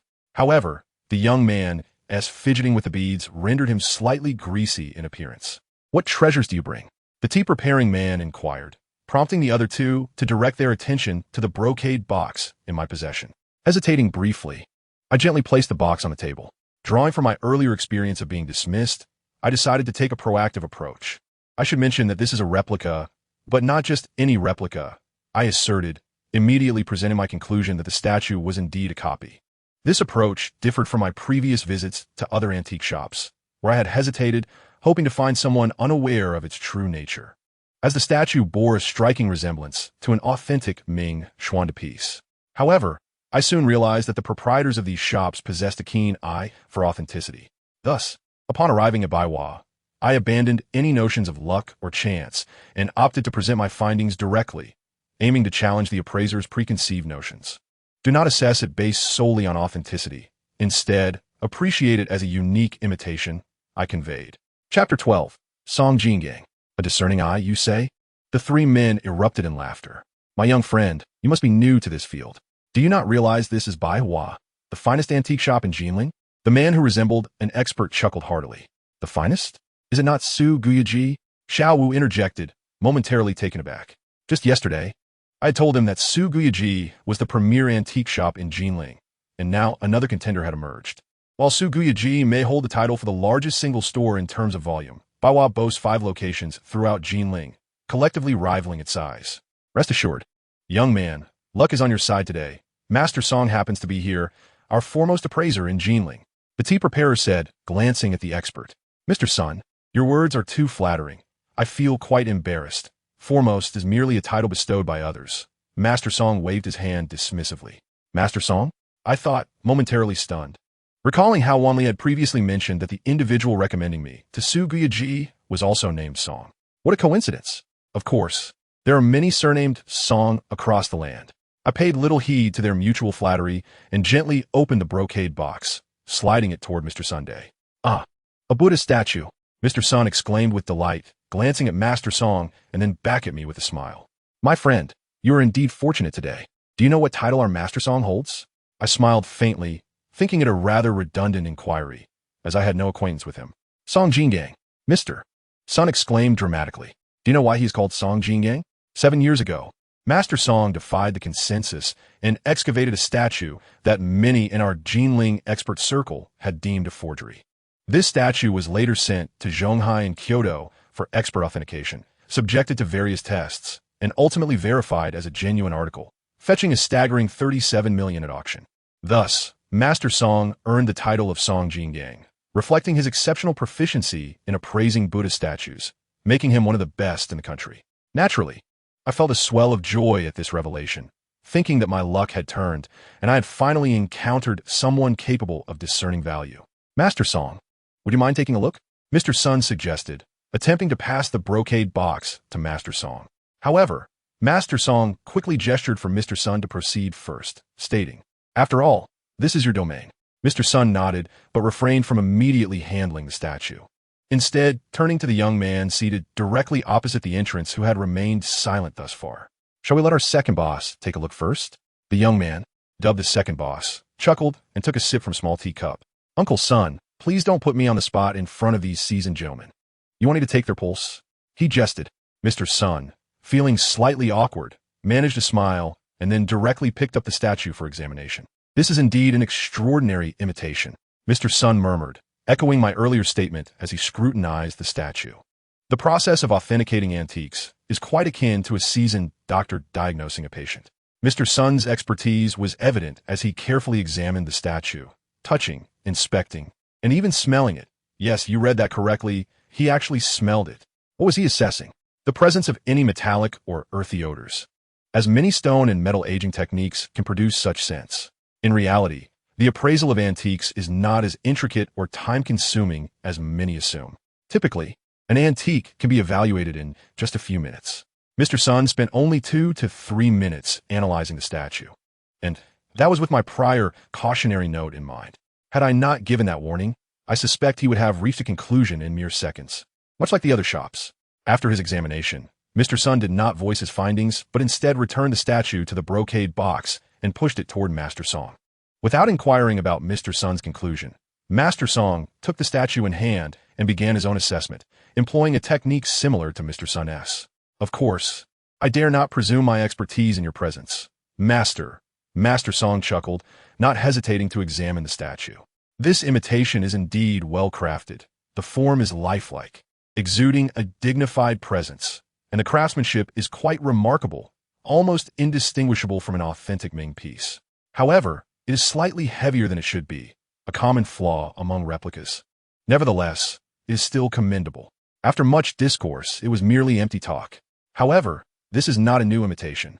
It appears to be an aged replica with some historical depth. Ah, now that is the crux of the matter. Mr. Sun nodded appreciatively, acknowledging Master Song's expertise. New replicas, regardless of treatment, tend to retain some residual energy. Nonsense, I thought, suppressing a smirk. Clearly, he had not seen enough of the world. The exquisite replicas crafted by true masters of antiquity lack any semblance of vitality. Teacher Song nodded in agreement, noting the thick, warm patina that suggested this piece had a history of at least several decades, possibly even tracing back to the Republic period. I was taken aback, as I had assumed that Song Jingang possessed some genuine expertise. Instead, he revealed himself to be rather uninformed. This was no product of the Republic. It was indeed from the Qing dynasty, specifically the Yongzheng era. Xiao Wu, unable to contain himself, interjected urgently. Yongzheng? Teacher Song paused, then chuckled. Young man, on what basis do you assert that? One remark from Song Jingang left Xiao Wu speechless, and he turned to me in confusion. What could I possibly say? I couldn't mention the Meixi ancient art compendium, could I? The Republic only spans just over a century, and the accumulation of time on this statue is evidently much greater. I recalled that exquisite old replicas had emerged during the Kangxi, Yongzheng, and Qianlong periods, specifically imitating Ming dynasty Buddhist icons and bronze censers. I awkwardly acknowledged his statement, attempting to reconcile Xiao Wu's assertion of a Yongzheng date. Teacher Song did not refute me, but instead smiled slightly, acknowledging my knowledge in this area. It seemed I had come prepared. He then glanced at Mr. Sun before returning his gaze to me, adding, however, we cannot definitively date it to Yongzheng.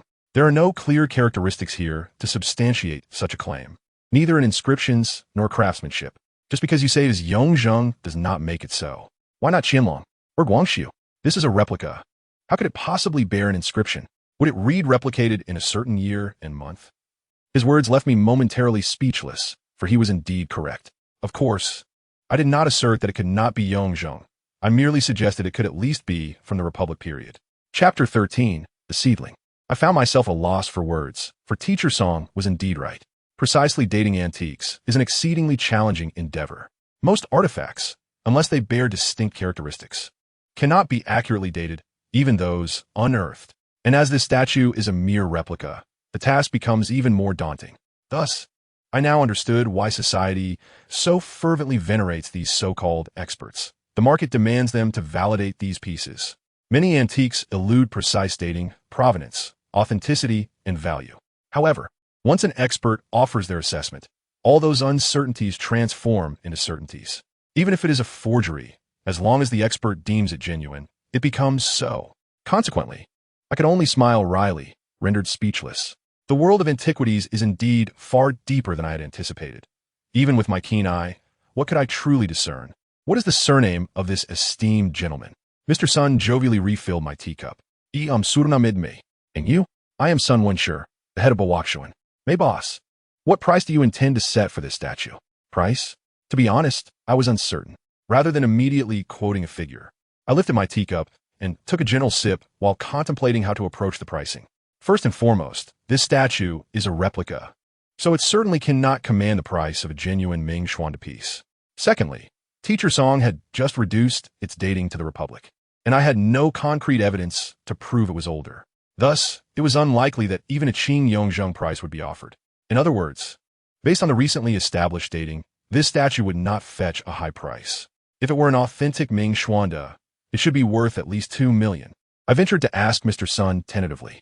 He nodded in agreement, stating that if it were indeed a Ming Xuanda, given its condition and craftsmanship, 2 million would be a conservative estimate. I nodded, thinking that was the response I had been anticipating. However, it was somewhat regrettable. This was merely a Qing dynasty replica, and while the specific period might be uncertain, that was of little consequence. I paused slightly before setting down my teacup and continuing. What is crucial is that this replica is indeed remarkably well-crafted, to the point of appearing almost authentic. I glanced at Song Jinling to gauge his reaction. He smiled slightly, not overly impressed. The statue was indeed skillfully imitated, though the materials were slightly excessive, making it somewhat heavy. Were it not for this, discerning its authenticity would be quite challenging. Yet, weight is subjective. Without a genuine Ming Xuanda statue for comparison, or decades of experience like that of Teacher Song or Mr. Sun, most collectors would find it difficult to ascertain authenticity. My comments prompted a shared glance and chuckle between Song Jinling and Mr. Sunday. It could be considered a high imitation, Song Jinling concluded. High imitation? I discerned that he was somewhat downplaying the quality of the statue. Nevertheless, being classified as a high imitation was still commendable. I nodded, slightly in agreement with his assessment. I remained silent, observing Mr. Sun for his reaction. For I had made my point, albeit subtly. I trusted that these two gentlemen understood the implications. The message was clear. They could easily market this statue as an authentic Ming Xuanda to the right collectors. There is a saying in the antiquities world that my grandfather once shared with me. Low imitations deceive novices, high imitations fool experts, and exquisite imitations ensnare the great collectors. Since this piece qualifies as a high imitation, it possesses significant potential. Some may find this amusing, believing that the individuals involved are not gullible enough to fall for such insinuations. Whether they do or not remains uncertain. But one thing is clear. Establishments like Baowachuan possess extensive networks and clientele, encompassing both novices and seasoned collectors. Yet, that is not the crux of the matter. The real key lies in the authority behind Baowachuan, exemplified by Song Jinling himself. If he lends his endorsement, even if doubts arise regarding the weight, who would dare to question it if he casually asserts that it falls within acceptable limits? In the realm of antiquities, the combination of a reputable platform and authority renders the impossible attainable. However, it remains a replica, although the trade of antiques relies heavily on one's discerning eye. Baowachuan has always been forthright. What something is precisely what it is. Mr. Sun refilled my cup again, saying, "May boss, let us dispense with the pleasantries. Please speak plainly." I was uncertain whether my strategy would bear fruit, but having broached the subject, I pressed on. 200,000. My voice was not loud, yet it was unmistakably clear. 200,000. Mr. Sun erupted in laughter. Indeed, not only Mr. Sun, but also Xiao Wu, who had been standing by, appeared astonished. I had previously told him that this statue was worth around 50 to 60,000. Now, to demand 200,000 seemed outrageous, and Xiao Wu's surprise was entirely understandable. However, was I truly being unreasonable? The perspective matters greatly. If one views this solely as a Qing dynasty replica, then yes, it is indeed a hefty asking price, for it may only be worth several thousand. Yet, the key lies in the fact that I am not merely selling the value of a replica statue. I am marketing the essence of antiquity, pricing it at 1/10 of the genuine article's value. What is the essence? Of course, this statue is still a far cry from authentic Meixi goods, which justifies the somewhat elevated pricing at 1/10 of the genuine article's worth. However, Sun Wenshi just mentioned that if it were a genuine artifact, it would be worth far more than 200,000. Thus, the asking price of 200,000 is not excessive. Moreover, this statue possesses historical significance. It is an old imitation, not a new one. Boss Mei, even if a statue from the Republic of China is crafted exquisitely, 200,000 is still rather steep. Sun Wenshi could not help but shake his head. It depends on how President Sun perceives it. If we only consider the Republic period, even for the Yongjing era, 200,000 is indeed high. Yet, if there is a possibility of it being from the Ming Xuanda period, then that 200,000 is not exorbitant. Upon my utterance, both Sun Wenshi and Song Jinling were momentarily taken aback, staring at me in astonishment. I realized my words might have been too overt. However, remaining silent might hinder my objectives. Sometimes, one cannot achieve perfection in their endeavors. My statement was clearly an indication to Sun Wenshi that I was selling the seedlings. Yet, in the realm of antiquities, those who truly understand the art of aging and selling seedlings are exceedingly rare, especially someone as young as I appear. Sun Wensher cast a puzzled glance at me before turning to the second boss, who had remained silent about the statue. The second boss shrugged in response, signaling that the decision was up to them. Sun Wensher nodded slightly and then looked at Song Jingang, who merely smiled without giving a definitive nod or shake of the head. He said, "This is your business. I'm merely here for tea." Sun Wensher smiled back at me and remarked, "Boss Mei, you are indeed young and accomplished, experienced beyond your years." The phrase experienced also carried a deeper connotation. I refrained from speaking, neither affirming nor denying, for some matters are best left implied. To be candid, I could only appraise the statue at 50,000. What do you think? 50,000 is nearly the rightful value of this statue, and it is not an unreasonable offer. Had the Bois Pavilion acquired it from another shop, I would have accepted 50,000. However, I am no longer selling the statue itself, but rather its potential value, the seedlings. Hence, having already articulated my previous thoughts, there was no way I could sell it for 50,000 now. Chapter 14, The Optimal Path. I gently closed the brocade box. "President's son, I shall take my leave," I said, rising to exit alongside Xiao Wu. However, seasoned buyers typically do not call out, and if one is unwilling to sell, calling out is futile. Our departure from the Bois Pavilion was smooth and decisive, showing no signs of negotiation. After all, I was not in dire need of money.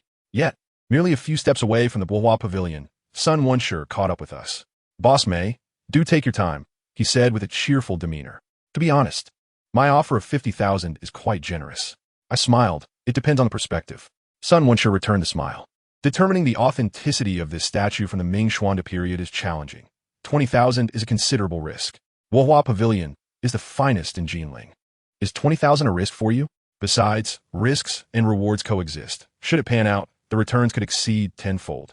Sun Wensher remained non-committal, yet he suddenly appeared intrigued.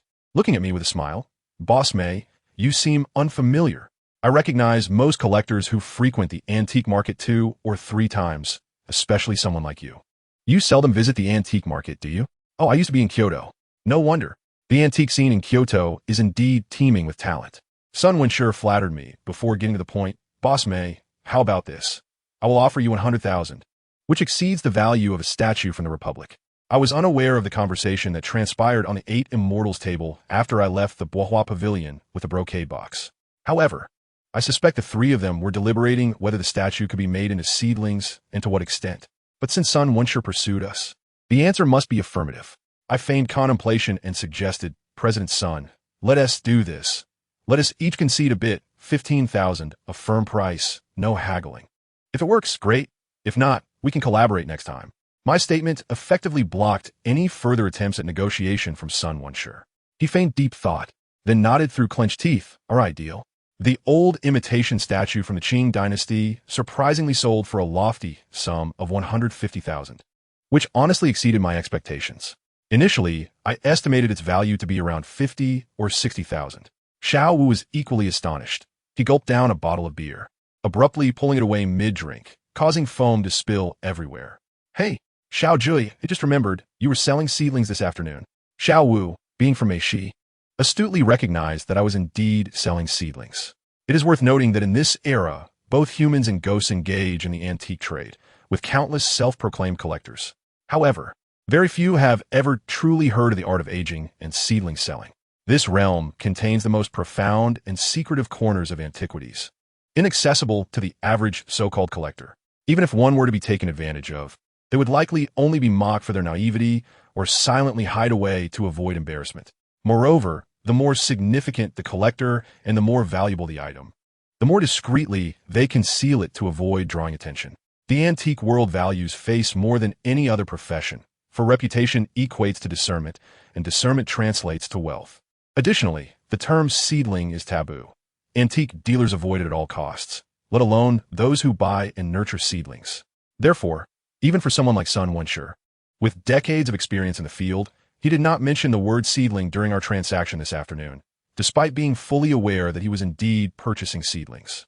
"Xiao Jui, you have defied the old master's strict orders and delved into the art of aging. To be honest, I did not intentionally wish to contravene my grandfather's orders from 15 years ago. Yet, some circumstances have serendipitously led me down the path of aging, a path I could never have anticipated.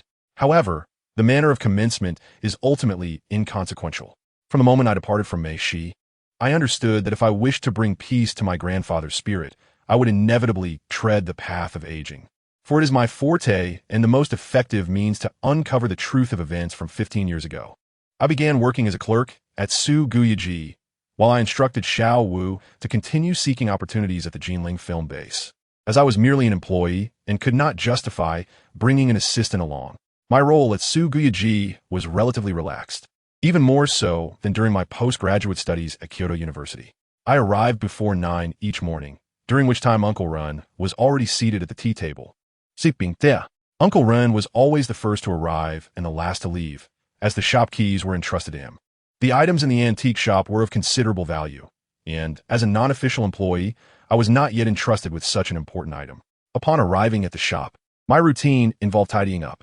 In truth, there was little to clean, merely symbolically dusting the display cases and mopping the floor. Daily cleaning was more of a formality, for the shop was hardly dirty. Additionally, the foot traffic in the antique shop was minimal.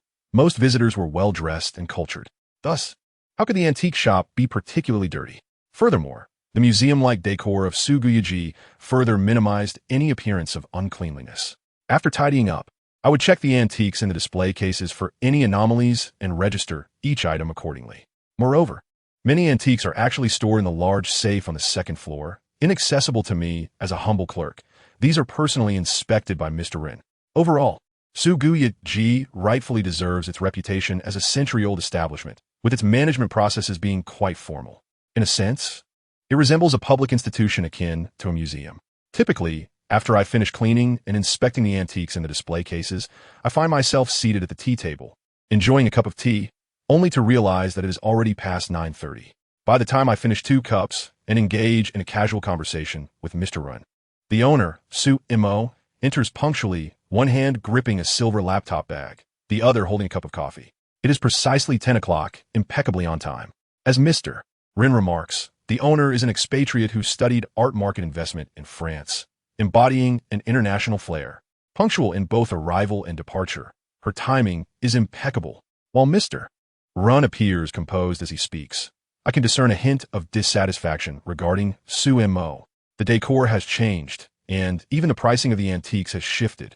Unlike traditional antique shops with inflated prices, the antiques at Su Guyaji are priced fairly, leaving little room for negotiation. Antiques are valued for their historical significance, and one cannot wholly westernize this essence. As Mr. Rin sips his tea, he glances toward the entrance, acknowledging that we must remain open to some advanced Western concepts. For instance, the museum-like decor has garnered positive feedback from many longtime customers, but novelty does not necessarily equate to quality, as Mr. Rin wisely notes. Chapter 15. The Double-Eared Zune. As Mr. Rin puts it, Xiao Mei, you are well acquainted with the routine.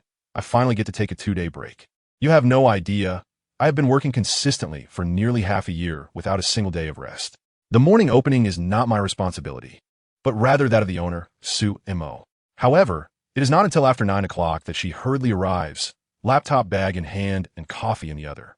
Upon seeing me waiting at the door for quite some time, she appears somewhat embarrassed. What time do you usually arrive? I inquire. Wow, is this how a boss operates? Not even aware of when your own employee starts work. 8:30, she replies, glancing at her exquisite Longines watch. You've been waiting for over half an hour. I smile, but remain silent. I had previously mentioned to Mr. Run that opening the antique shop so early seems unnecessary. Who visits an antique shop at such an early hour? As she speaks, Su Mo hands me her coffee. I don't drink coffee, I reply. It's not for you. Take it from me while I get the keys.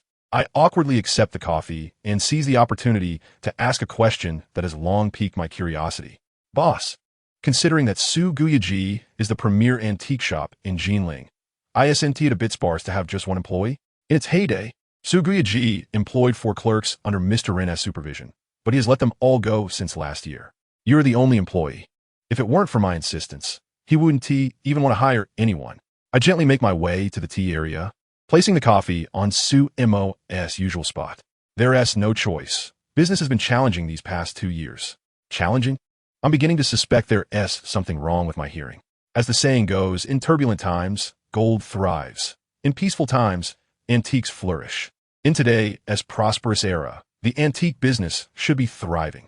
especially in the past 2 years, as real estate prices stagnated.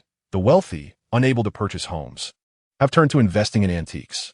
For those in the antique business now, the headache isn't whether business is good, but rather the lack of quality antiques. Whenever a good piece surfaces, it is swiftly snatched up at a premium. After all, the number of wealthy individuals today is overwhelming. Sumo's words leave me bewildered. But just as I am about to inquire further, she suddenly adopts a serious expression, coldly stating, "Mei Jiu, focus on your work. Don't call for me unless necessary. I'm quite busy today." It is evident that Sumo prefers to keep our discussions about the shop to a minimum. She then sits down and opens her laptop. During my half-month tenure at Suguyaji, I have frequently seen her engrossed in her computer. Occasionally glancing over, I notice she mostly reviews financial accounts. I genuinely fail to comprehend why this beautiful woman spends her days calculating numbers for a shop, regardless of its size. Once the doors are opened, I dutifully begin my tasks. After tidying up, I methodically inspect the antiques in the display cases. Upon reaching a display column in the center of the hall, I suddenly notice something unusual about a Jinling dynasty double-eared zun priced at 388,000 yuan. One of its ears exhibits a hairline crack. Although the crack is exceedingly fine, and most would not notice it unless they scrutinize closely, my observational skills are sharper than most. Furthermore, I examine these antiques daily. Thus, I approached and immediately detected the problem. I quickly opened the display case door and conducted a thorough inspection. Indeed, the crack was present. "Boss, this double-eared zun has an issue." "What is it?"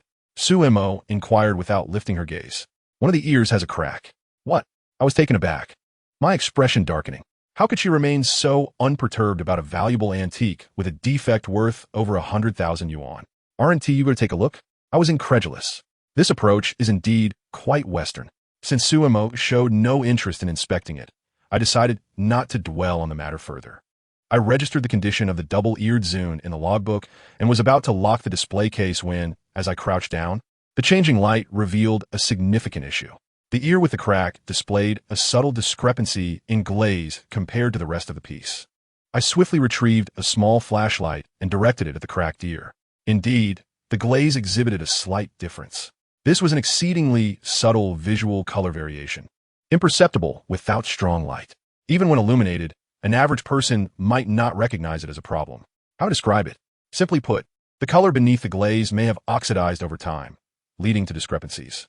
Such variations should not exist on a complete porcelain piece unless altered intentionally. For instance, by obscuring part of it while exposing another to prolonged ultraviolet light, which could cause color differences in an otherwise uniformly fired porcelain item. However, such practices are rarely seen in the antique industry.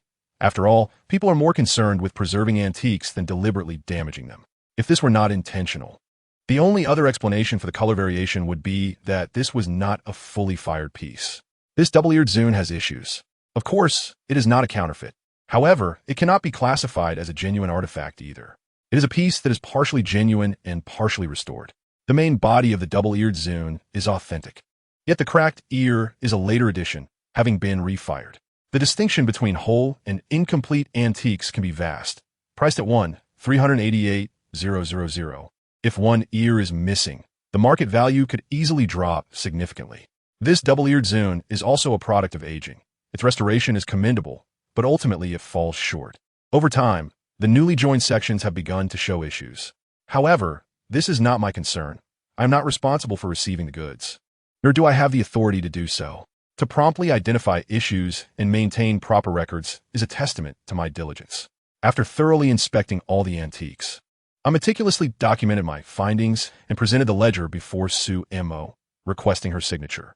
According to the regulations of the Suguya collection, it is requisite for the store manager to endorse the daily records following the staff's inspection. Typically, when Rinshu is present, he meticulously reviews the ledger, especially scrutinizing any anomalies, which he invariably rechecks personally. However, Sumo, with casual nonchalance, signed without a second thought. I found myself perplexed. Has the Su family truly diminished in stature? After all, they are one of the three distinguished families in the ancient art scene of Jinling. How could they allow a mere flower vase to oversee such a grand antique establishment? It is no wonder that business has become challenging. With this approach, how can one expect prosperity? Once Sumo completed her signature, I was ready to indulge in a cup of tea when a customer unexpectedly entered the shop. I hastily approached to greet her. The woman, appearing to be in her 40s, exuded an air that suggested she was not there to purchase, but rather to sell. Typically, 9 out of 10 patrons in antique shops are men, and the sole female visitors are usually accompanied by male companions. While female collectors do exist, they're exceedingly rare. The world of antique collection has always been predominantly male, a trend that transcends time and geography. Chapter 16. The repaired porcelain. Before I could utter a word, the woman spoke first. Is the owner here? Hello, how may I assist you? I replied courteously. Oh, I have brought an antique to sell. I've heard you're the foremost antique shop in Jinling. Perhaps you could return in a couple of days, or leave your contact number, and we can reach out to you then. Suemo interjected with a cheerful smile. In a couple of days? The middle-aged woman frowned at this suggestion. I cannot wait. I urgently need the money. Otherwise, I would not be selling a family heirloom. She held a rather large bag, its square shape indicating that it housed a sizable box within. In the realm of antique trading, the adage holds true: 3 parts selling, 7 parts buying. Acquiring quality pieces is far more critical, especially in this prosperous era where genuine antiques find buyers easily.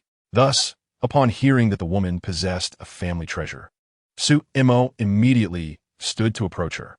Although she and Rinshu have clearly defined roles, with her not typically involved in business matters, the arrival of potential business could not be overlooked, particularly when it involved a family heirloom. What do you have with you? Perhaps you could show me? Sumosegistiv, gesturing for the woman to take a seat. The woman nodded, gently placing the bag on the table. The 2 women sat at the tea table, examining the antique, a rather rare sight in the world of collectors. I quickly seated myself and poured a cup of tea for the middle-aged woman, placing it gently before her. Please enjoy some tea. However, the woman did not touch the tea, but instead began to extract a brocade box from her bag. She appeared somewhat anxious, her brow furrowed and her expression troubled. The box seemed to be stuck. After several attempts, she struggled to free it from the confines of the bag. Take your time. Antiques are precious and cannot be rushed, Suemo advised, observing the woman's distress. Could you assist me? The woman implored, mistakenly addressing me as the owner. There's no rush. Please, take your time, I reassured her. If necessary, we can cut the bag and I shall provide you with a new one. It appears Suemo understands the unwritten rules of the antique trade. After all, one cannot ascertain the contents of the box without first examining it. Should it contain a broken vase, it would complicate matters considerably. Very well, the woman sighed, yet instead of using scissors, she forcefully tore the bag open. Both Suemo and I were taken aback. It takes considerable strength to rip a bag of that caliber. Indeed, one should never underestimate a middle-aged woman. At last, the brocade box was unveiled, revealing the antique within. My initial impression was one of astonishment. How exquisite! My grandfather once told me that the first impression of a well-aged piece is paramount, as it often dictates its fate. A successful antiquity should first evoke a sense of beauty, followed by a sense of authenticity. It must first captivate attention and desire, which then leads to a pursuit for truth. If an item is beautiful, it invites the quest for authenticity. Conversely, if one seeks beauty after establishing authenticity, the value diminishes regardless of the item's genuine nature. As the box opened, my immediate reaction was one of admiration. Inside lay a porcelain piece, a red-glazed spring bottle adorned with dragon motifs. Approximately 30 centimeters tall, the craftsmanship was exquisite and the colors vibrant. Under the overhead light, the glaze shimmered with a warm luster. At first glance, it was indeed remarkable, a red-glazed spring bottle with 5 claw dragons. What is this? I don't quite understand. My husband urged me to sell it. It has been passed down from his grandfather and is said to be from the imperial kills of Emperor Yongzheng. If it weren't for the urgent situation at home, I would not be so hastily parting with it. 5 million. Sumo gaspit had Buddha's furuing instantly. I too was perplexed, not because the bottle was exorbitantly priced, but rather, it seemed far too low. If it truly is the red-glazed dragon motif spring bottle from the Yongzheng period, its worth should start at no less than 20 million. Is it too much? The woman, noticing our confusion, hastened to clarify. My husband said that if it were intact, it would fetch over 1 million. What do you mean? Is it damaged? Suemo inquired. It has been repaired. You can see for yourselves, the woman replied. Suemo promptly retrieved the bottle from the brocade box. Inside, protective foam and small pieces of rolled paper cushioned it, resembling a gift box. As Suemo lifted it, we quickly understood why the price was so low. The base of the bottle had been repaired with metal nails. Ah, this bottle has been repaired? Su Mo remarked, her expression tinged with regret. The disparity in value between an intact piece and a repaired one is considerable. I don't know much about repairs. It has been like this for as long as I can remember. It has been kept at home for at least 100 years, since my husband's grandfather. The middle-aged woman explained casually.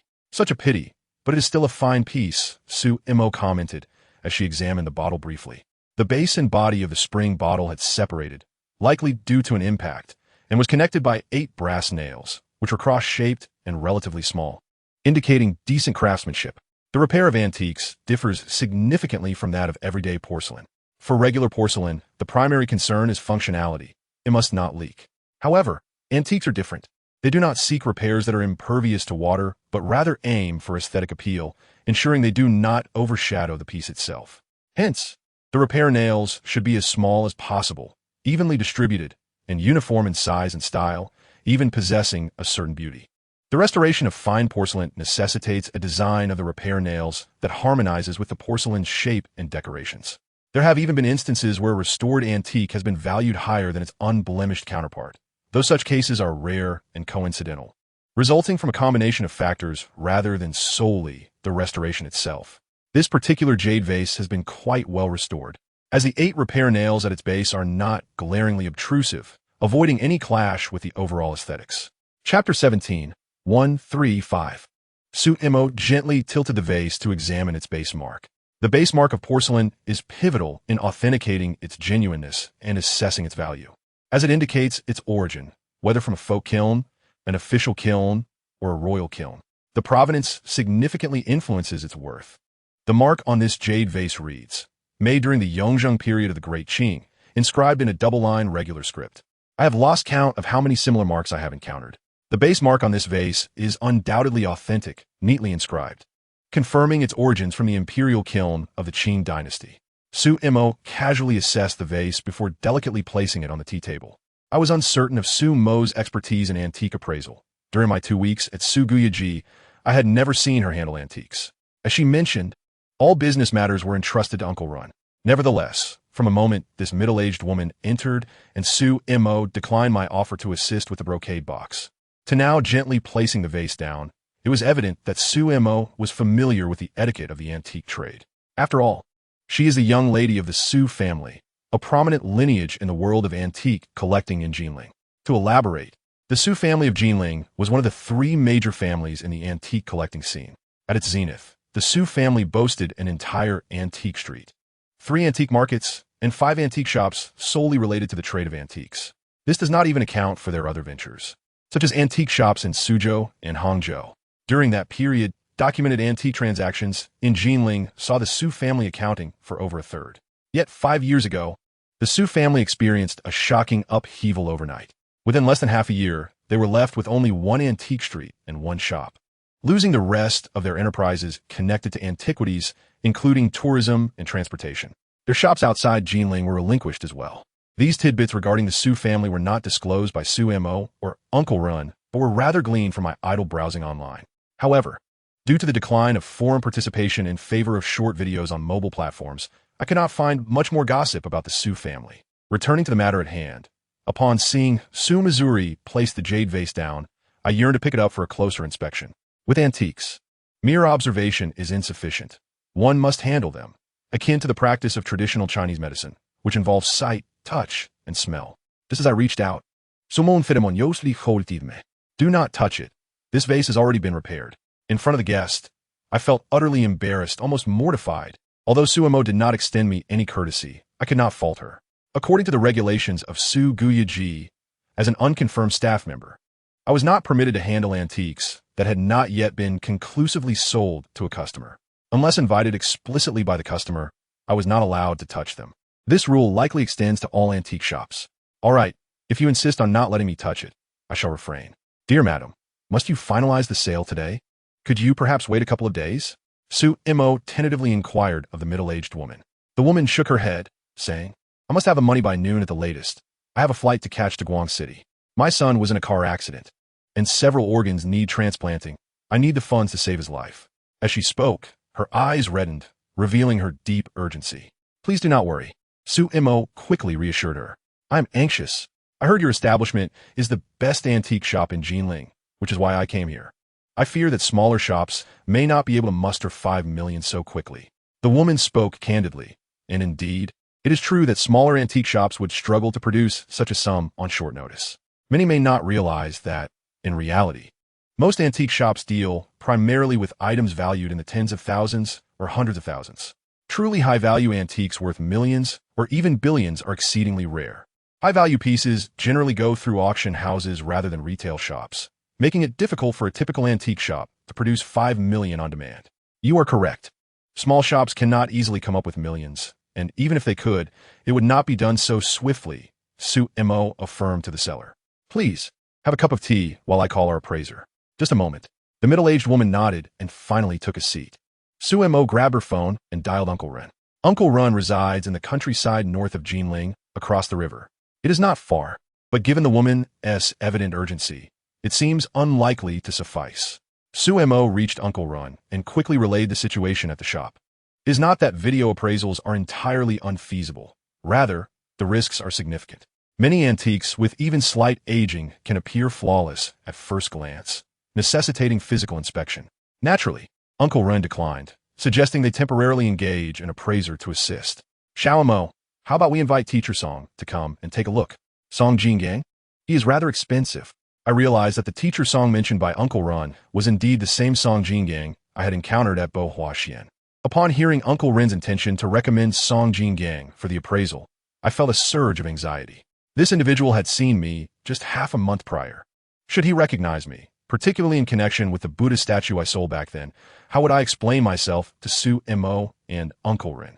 Naturally, I was reluctant for Song Jingang to come, but it appeared that Su Mo shared my hesitation, primarily due to concerns over the costs. Engaging an authoritative appraiser like Song Jingang for a single assessment would likely cost at least 30 to 50,000. If the vase proved genuine and the deal was secured, such expenses would be manageable. However, if it turned out to be a counterfeit or if the sale fell through, it would amount to a needless expenditure. One might argue that spending 30 to 50,000 to avert a counterfeit worth millions is a wise investment. However, one must not approach business in such a manner. If one were to adopt this mindset, they would never make any purchases, thereby missing out on substantial profit opportunities. How about this, Mo? Let me first view the vase via video. If it seems satisfactory, we can then invite Teacher Song to inspect it in person. Su Mo found merit in Uncle Ren's suggestion and promptly initiated a video call, directing the camera at the vase. Following Uncle Ren's instructions, Su Mo captured various angles of the vase with her phone. After several minutes of scrutiny, Uncle Ren's expressions of concern were palpable. It was not dissatisfaction with the vase itself, but rather his frustration at the inability to inspect it closely. Xiao Montak, how does the vase appear in terms of light reflection? The light reflection seems normal. A single remark from Su Mo candidly revealed her inexperience in the realm of antique appraisal. Although she was well acquainted with the rules of the antique trade, the ability to discern quality is not something that can be acquired in a short span of time. Chapter 18, The Inquiry. Furrowing his brows, he suddenly asked, "Is Xiao Mei around?" Su Mo nodded. "What is the matter?" "Hand your phone to Xiao Mei." Su Mo looked puzzled but complied, passing the phone to me. I greeted Uncle Ron as I took the phone. He nodded. "Xiao Mei, could you assist by examining the light reflection of this bottle? You need to hold it and observe it from various angles, and also feel the glaze with your hands." Having spent half a month at Suguyaji, my tasks had primarily been menial. Nonetheless, I diligently checked the antiques daily and recorded their conditions. Uncle Ren likely recognized that my understanding of antiques was at least at a basic level. While I could not claim to be an appraiser, I was certainly more articulate than Su Mo. However, I deliberately took a photo of the bottle with my phone without handling it. "Pick it up and examine it," Uncle Ren urged over the phone. "But the boss doesn't allow me to touch it." I feigned innocence. "What?" Oncle Ren sounded baffled. Upon hearing this, Su Mo quickly slapped my arm. "If Uncle Ren tells you to handle it, then do so." "But boss, you were the one who told me not to." I protested. Meeting her glare, I handed the phone back to Su Mo for her to take a picture while I directly lifted the bottle. The glaze appeared clean and somewhat bright, though not overly so, and it was not excessively slick. The texture felt warm and smooth, devoid of any roughness. As I caressed the bottle and adjusted my viewing angles, I shared my impressions with Uncle Ron via the phone. He nodded along, his face gradually displaying satisfaction. However, upon glancing at the bottom of the bottle, I instinctively lowered my head for a closer inspection. From a video, it seemed this bottle posed no significant issues. Xiao Montak, should I call Teacher Song to come and take a look? I suggested. Suemo, hearing that Uncle Rin deemed the bottle largely problem-free, agreed to his proposal. Yet, I had just discovered a potential issue. I inhaled sharply, raising my head to speak with Uncle Ron, only to realize the call had already ended. The call ended? Suemo nodded. Yes, Uncle Ren is calling Teacher Song now. No, boss, there's a problem with this bottle. You need to tell Uncle Ren to hold off on calling. What issue? Suemo looked at me in disbelief. You can discern a problem? I thought to myself, little do you know the true capabilities of your ninth master. To be candid, there was a fleeting moment when I hesitated to voice my observations, contemplating letting you spend a few million to learn a lesson. The brocade box was quite old, a faded blue, showing signs of age. It was evident that this box had been around for some time. Madam, has this bottle always been kept in this box? I inquired with a smile at the middle-aged woman. Huh. The woman looked momentarily perplexed by my question. Yes, it's always been in the box. We don't really understand how to appreciate it. Do you usually maintain the bottle? Maintain it? Does it need maintenance? The woman appeared even more confused, shaking her head. We just leave it be, afraid it might break. I nodded, already forming a strong conviction in my mind. What issue? Suemo asked, puzzled. A flashlight is an essential tool in an antique shop, typically available in various strengths, from weak to strong. It is fundamental for the identification of antiques, artifacts, and gemstones. I retrieved a high-luminosity flashlight, turning on the strong beam directly at the Jade Hutsu spring bottle. I aimed to inspect the connection at the base of the bottle, but due to the slender neck, I could not insert my hand. Thus, I resorted to using the intense light to penetrate. Authentic Yongzheng Imperial porcelain boasts a thin and uniform body, allowing light to pass through clearly. In this respect, the Jade Hutsu spring bottle seemed flawless. The strong light illuminated the interior, revealing the condition of the bottle's joint from the outside. In a mere glance, I discerned the issue with absolute certainty. I turned off the flashlight and looked up at Suemo. Boss, it's best if we do not have Teacher Song come. This bottle. Before I could finish, Sumo's phone rang. It was Uncle Run, informing her that Teacher Song was already en route and would arrive in about 10 minutes. As he happened to be in the antique street. That's perfect. We want to keep the client waiting too long, Suemo remarked before hanging up. Mei Yu, what problem were you mentioning earlier? You've already summoned an expert. Why should I even ask? Just as I was about to respond, Sumo's phone rang again. I glanced at the screen. It was her grandfather calling. Did Uncle Ren inform you he was taking leave? ISNT, they're a new employee at the shop? I don't understand. ISNT someone there? All right. If you want to come take a look, then come by. Suemo concluded the call. The middle-aged woman seated nearby appeared increasingly bewildered. I surmised she was beginning to grasp the situation. In this shop, with two individuals, a man and a woman, there was not a single person capable of making a decision.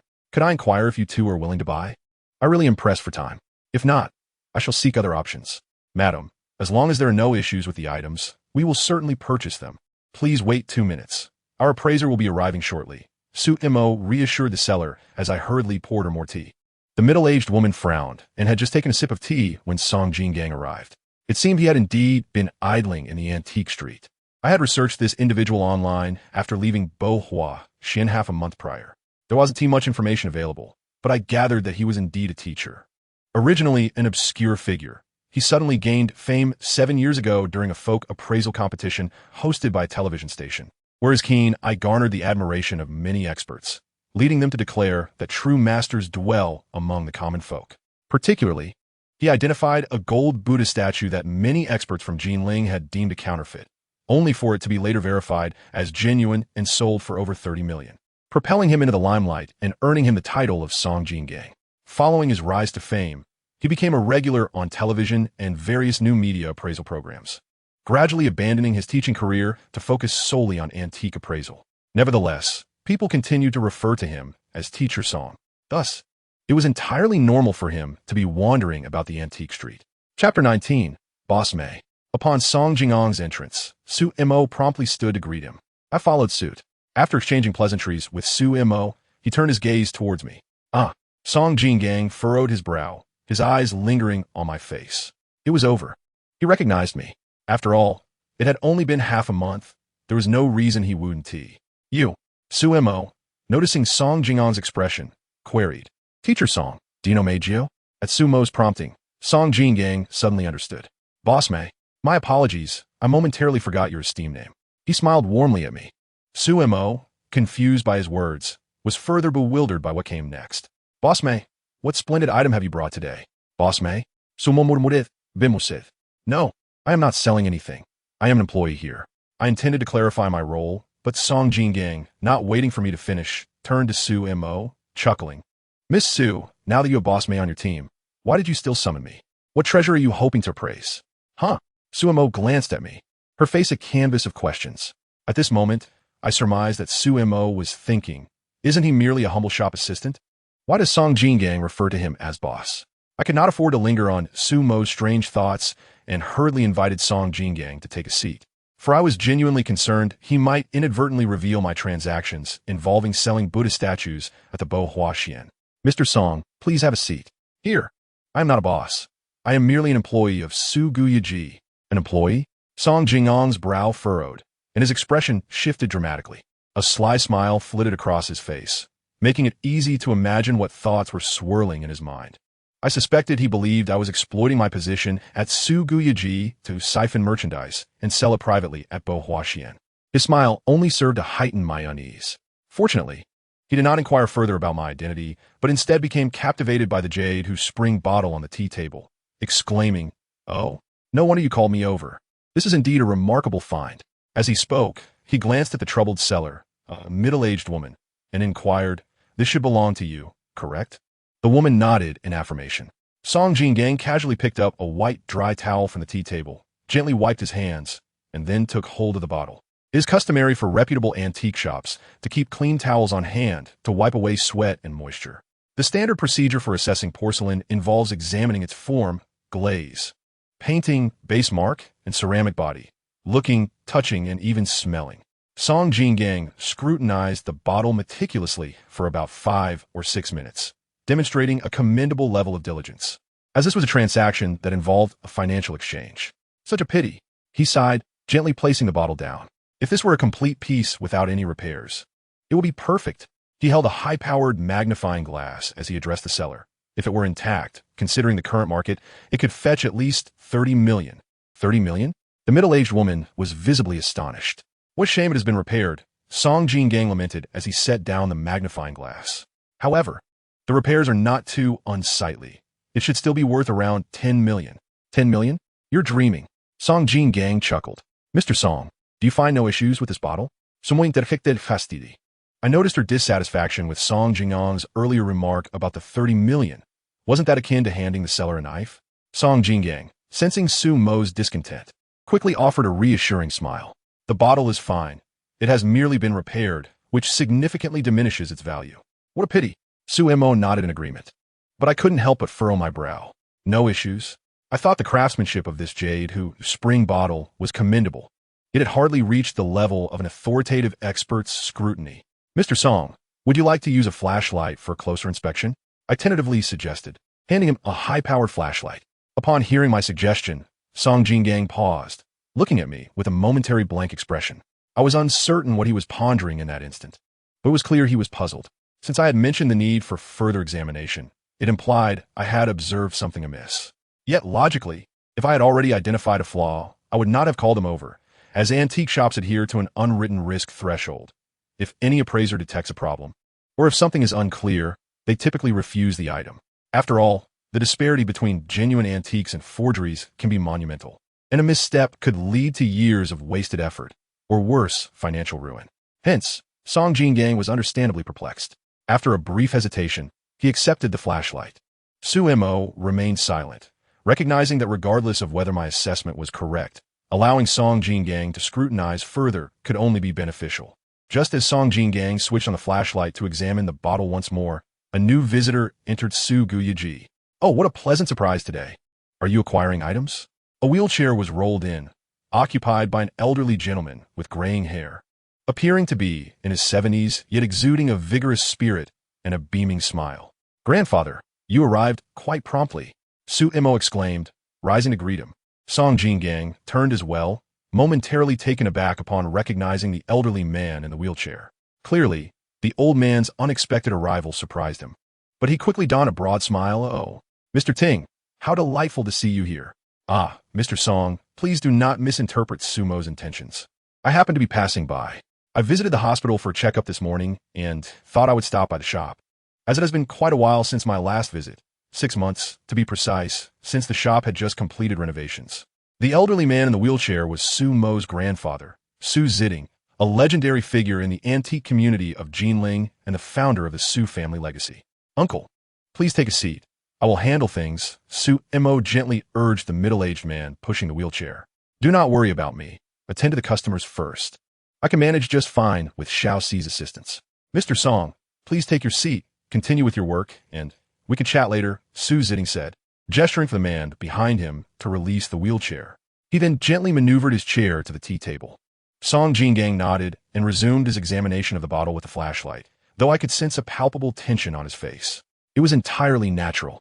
Sitting beside the legendary Su Ziding, no so-called expert would remain unperturbed. Chapter 20. Su Ziding. Su Ziding, a legendary figure in Jinling's antique community following 1949. Some say he single-handedly cultivated the antique market in Jinling during the 1970s. While this may be somewhat exaggerated, it is not entirely unfounded. The current structure of the Jinling antique market owes much to his pioneering efforts. In the 1980s, he acquired all the storefronts on an entire street dedicated to antiques, facilitating the opening of antique shops and allowing numerous antique dealers to set up stalls for free, thus revitalizing the antique street and the Jinling antique market. In the 1990s, he established Jinling's first comprehensive antique market and launched the first antique auction house. Nearly all of the Su family's ventures were built under his guidance. However, much of this legacy has slipped from his grasp over time. Unlike most of his contemporaries in the antique community, who hailed from humble beginnings, Su Ziding was formally trained as a professional and once served as the deputy leader of a provincial archaeological team. Thus, his expertise in appraisal is beyond question. As his wheelchair rolled toward the tea table, it was only natural that Song Jingang felt a surge of nervousness. After all, Su Ziding remains the same legendary figure, and his reputation continues to resonate throughout the antique community. As Song Jingang turned on the flashlight once more, he hesitated, then switched it off again. Glancing at Su Ziding with a tentative inquiry, "Old sir, since you are here, would you like to take a look yourself?" Su Ziding smiled and waved his hand dismissively. "I am old now. My reflexes are slow, and my memory falters. I cannot engage my knowledge and experience as quickly as you young people do. Thus, my eyesight cannot compare to yours." The elderly gentleman was both humble and accurate in his assessment. Age does bring about a decline in vision. In the realm of antique appraisal, keen eyesight is indeed paramount. As the wheelchair inched closer, I promptly shifted to create space between myself and Su-mo, allowing Su Ziding's wheelchair to fit comfortably at the tea table. I offered him a gentle greeting. "Master Ting, a new face?" The elderly gentleman nodded in acknowledgement, casually inquiring. "Indeed?" I acknowledged with a nod, simultaneously pouring a cup of tea for the elder gentleman and my uncle who followed closely behind. As soon as Song Jingang noticed that old Master Su was reluctant to accept, he ceased to be polite, illuminating the jade vase with his flashlight. Although Song Jingang had already completed his appraisal, my remark had piqued his curiosity. Initially, his uncertainty was mild. He intended to glance at it once more to confirm his findings. However, with old Master Su's presence, he became increasingly meticulous, as a misjudgment in front of such a revered figure could lead to public embarrassment. Thus, for nearly 7 to 8 minutes, Song Jingang scrutinized the vase with his flashlight, both inside and out, before finally switching it off, smacking his lips in hesitation, unwilling to draw a conclusion. I was certain that he had not detected any flaws. Otherwise, he would have immediately voiced his doubts. Silence enveloped the tea table as everyone turned their gaze towards Song Jingang, awaiting his verdict. He raised his head, set down the flashlight, and with a slight smile, directed his attention to Su Ziding. "Master Ting, would you care to take a look?" "Mr. Song, please share your conclusion first," Su Ziding replied. Song Jingang nodded. "To be honest, I truly cannot discern it clearly." "What?" I was taken aback. Equally bewildered was Su-mo beside me. Just moments ago, he had confidently asserted it was an authentic piece. Even if he had re-examined it under the light and found something amiss, he should have stated it outright. If all was well, then it must indeed be genuine. What did he mean by being unable to see clearly? I must briefly mention that in the older generation of antique dealers, saying one cannot see clearly implies that the item is likely a counterfeit. However, as more individuals engage with antiques, and collectors have become progressively younger. Most antique shops refrain from using such industry jargon to avoid confusion. Nowadays, if an item is deemed a counterfeit, it is directly stated as such. The more euphemistic phrase is simply not visible. Hence, the ambiguous terms of yours seldom heard in reality. If you doubt this, take a stroll through an antique market or peruse short videos showcasing bargain finds, and you'll realize that communication has become far more straightforward and direct. To my astonishment, Song Jinling feigned ignorance in front of the esteemed Su Ziting. The gravity of misidentifying an antique versus pretending to be oblivious is self-evident. For an expert, an antique can only be classified as either genuine or not. There is no room for uncertainty. Only a novice would utter such a phrase. I needed to be circumspect before the elder, as my expertise in porcelain was comparatively limited. From every angle, I saw no flaws in the jade vase. But just moments ago, Song Jinling glanced at me, suddenly at a loss for how to address me. Referring to me as boss Mei in front of Su Ziting seemed inappropriate, considering I had just claimed to be an employee of Su Gaiji. Yet, I had mentioned being an employee without specifying that I was merely a shop assistant. I might also be an appraiser or manager like Uncle Rin. Little Mei, I prompted with a smile. Little Mei, Song Jinling replied, a smile creeping onto his face. Did you notice something earlier? This man was quite astute. He retreated to advance, portraying himself as modest about his porcelain knowledge, which sounded humble but implied he believed the vase to be genuine. Yet, my suspicion had caused him to hesitate. His words were cleverly crafted. Whether he reached a conclusion depended on one's interpretation and the ultimate outcome. In truth, I had said nothing substantial to him, merely suggested he take another look with the flashlight. However, before I could speak further, the middle-aged seller could no longer contain herself. Wait, you just claimed this vase could be worth 30 million. How is it that now you can't see clearly? What is going on here? Song Jinling was left embarrassed by her outburst. Su Mo quickly intervened, smiling as she consoled her. Dear lady, please don't fret. When it comes to antiques worth millions, one cannot rush the process. Thorough appraisal is essential. I assure you, I am considering this matter more swiftly than other smaller shops, where even a repaired piece may not be accepted. After speaking, she turned her gaze to me. Mei Jiu, what issues did you notice? Speak up. I sensed a hint of reproach in Su Mo's tone, as if she were blaming me for speaking out of turn. Yet, remaining silent was not an option. I had to address the situation, though I was reluctant. Is there a problem with this vase? Su Ziting, who had been sipping tea, gently placed his cup down to scrutinize the jade vase. In truth, he had been observing it quietly for quite some time, particularly while Song Jinling was appraising it. Setting the cup aside, Su Ziting reached out to lift the vase, inspecting it meticulously from top to bottom. He then smiled slightly at the middle-aged seller. Do you regularly clean and maintain this vase? The woman frowned, clearly displeased, and replied, He already asked that. Master Ting, I already inquired. The vase has always been kept in a brocade box, she continued. It has been a family heirloom for at least a century, passed down unchanged. Due to urgent financial needs, we are reluctantly parting with it. I relayed the information I had gathered earlier to Su Ziting. He responded with a faint smile before picking up the flashlight from the tea table and directing it into the vase once more.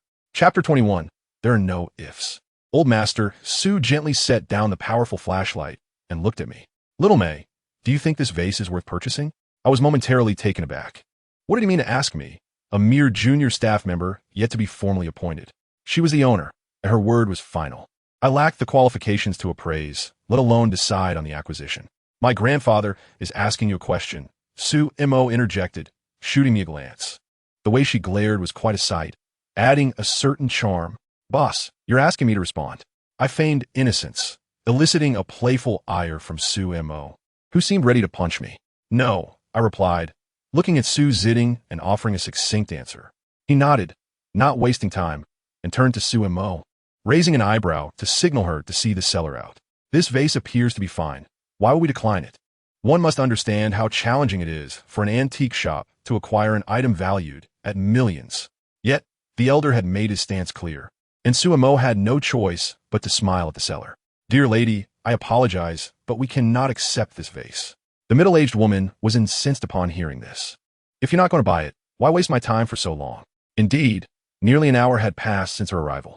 Just moments ago, everything was agreeable, and now, without even discussing a price, they were refusing? Surely, an explanation was warranted. As her words resonated, everyone at the tea table turned their attention to me. as if expecting my justification for the refusal. Very well, I shall explain. You mentioned this vase has been in your family for over a century, kept untouched, correct? The woman nodded in agreement. Then, observe closely. The 8 repair nails beneath this vase are made of copper, and they are well preserved. Is there an issue? The middle-aged woman looked utterly bewildered. However, as soon as I uttered those words, Song Jingang's expression shifted, as if he had suddenly come to a realization. Copper, aged over a century, is bound to exhibit signs of rust. Regardless of the environment in which it is placed, there will inevitably be some indications of corrosion. Yet, these 8 repair nails showed none. No, prior to my arrival, I had meticulously wiped them down with a damp cloth, precisely to avoid affecting their appearance.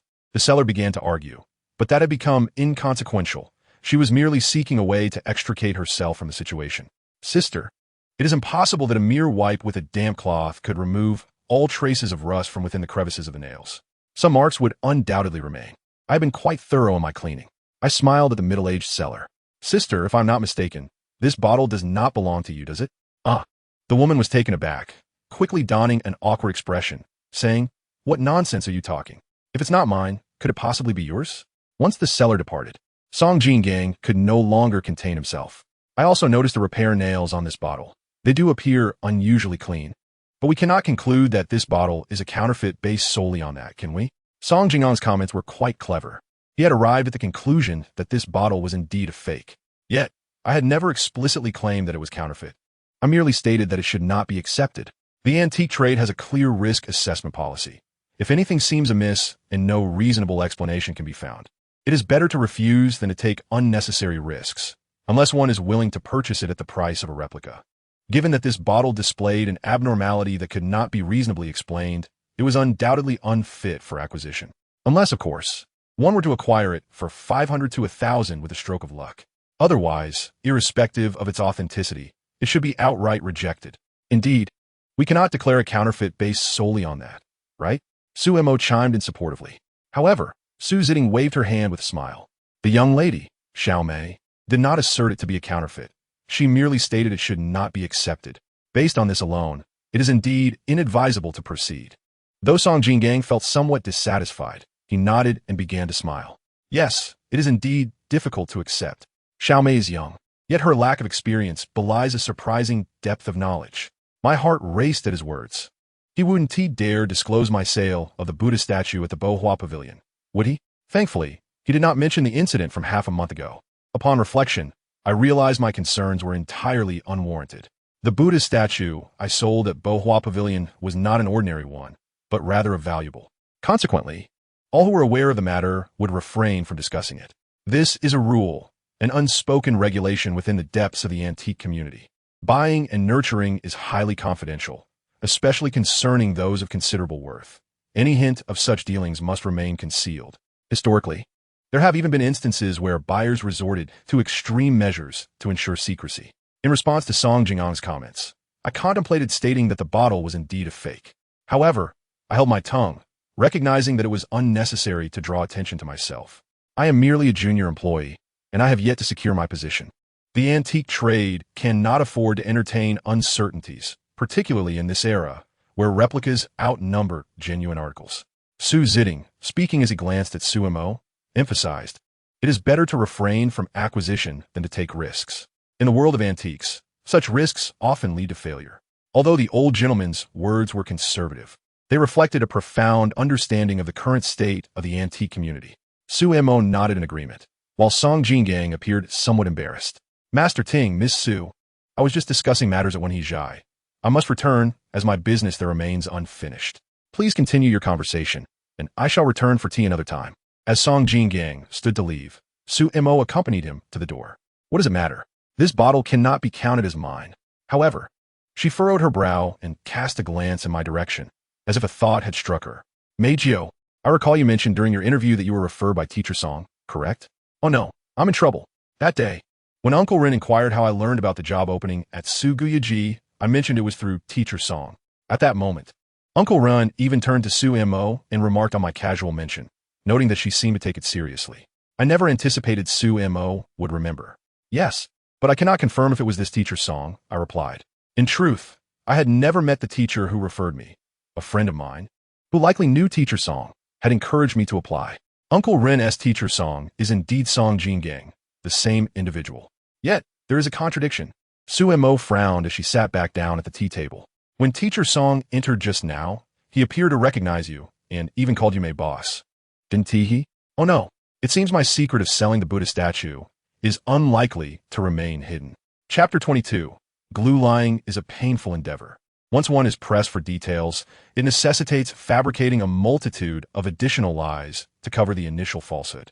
Thus, it is far wiser to embrace honesty. I did sell a Buddha statue at Baiwai Antique City, and coincidentally, I encountered Teacher Song at Bo Hua Pavilion, where he assisted with the appraisal. Therefore, when Teacher Song referred to me as Mei boss, that was the context. However, had he not reminded me, he would have forgotten my surname entirely. This is indeed a curious coincidence. The two individuals have met twice, yet remain unaware that my employment was introduced by the same person. Su Mo chuckled at the absurdity of it all. She recounted how I had been introduced to the interview by Teacher Song, yet the two remained unacquainted. Such occurrences are not uncommon. After all, people frequently introduce one another, and it is typical that they may not recognize one another. Moreover, given the relatively small size of the antique community in Jinling, it is not surprising to discover that they had crossed paths before. It appears that anything that passes through Su Ziding's lips becomes normalized, rendered mundane. Su Mo nodded in agreement. Su Ziding sipped his tea before setting the cup down. I promptly refilled it for him. As he looked at me with a gentle expression and a hint of a smile, he suddenly inquired, "Was the bottle in question a counterfeit?" Su Mo was taken aback. I poured tea in my own cup and set down the fairness cup.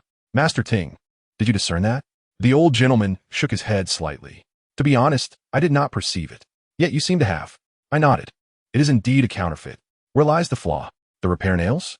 "The nails certainly possess flaws, but I only considered them after I had already concluded the bottle to be a counterfeit." "Where does the flaw lie?" Su Ziding listened, appearing confused yet somewhat exhilarated. "The interface of the bottle." "The interface?" I failed to notice any issues there. It is understandable that he could not perceive the flaws. After all, his age has likely diminished his acuity and observational skills compared to mine. Moreover, he approached the matter from the perspective of authenticity appraisal, while I examined it from the standpoint of an aging artisan, scrutinizing the techniques and methods employed in creating the appearance of antiquity. For instance, what tools were utilized? What marks would they leave? What materials were employed? What chemical reactions would ensue? This bottle, to be frank, was crafted exceptionally well and has clearly been in use for at least a decade. For an aging artisan, creating the appearance of age is merely a craft, applicable to an object. However, for specific buyers, acquiring, nurturing, and subsequently selling them at exorbitant prices is not simply about a singular item. It is about orchestrating a grand scheme. The more valuable, the longer it must be nurtured, and the more intricate and expansive the scheme becomes. In the case of this exquisite Qing Yongzheng red-glazed cloud dragon patterned jade spring bottle, while it has indeed been crafted skillfully, it is ultimately prone to oversight. The seller's superfluous comments drew my attention to the issue with the repair nails, igniting my suspicions and leading me to uncover the true problem. This bottle is undeniably well made, and it has been aged for no less than a decade, with careful handling throughout. The bottle bore no trace of theft's luster, nor did it possess the cloying sensation imparted by chemical agents. Furthermore, the individual who crafted this imitation not only exhibited diligence, but also displayed ingenuity through reverse thinking. Rather than adhering to convention by refiring the base onto the bottle, he deliberately created a much less valuable repair piece. In doing so, he effectively diminished the appraiser's suspicions.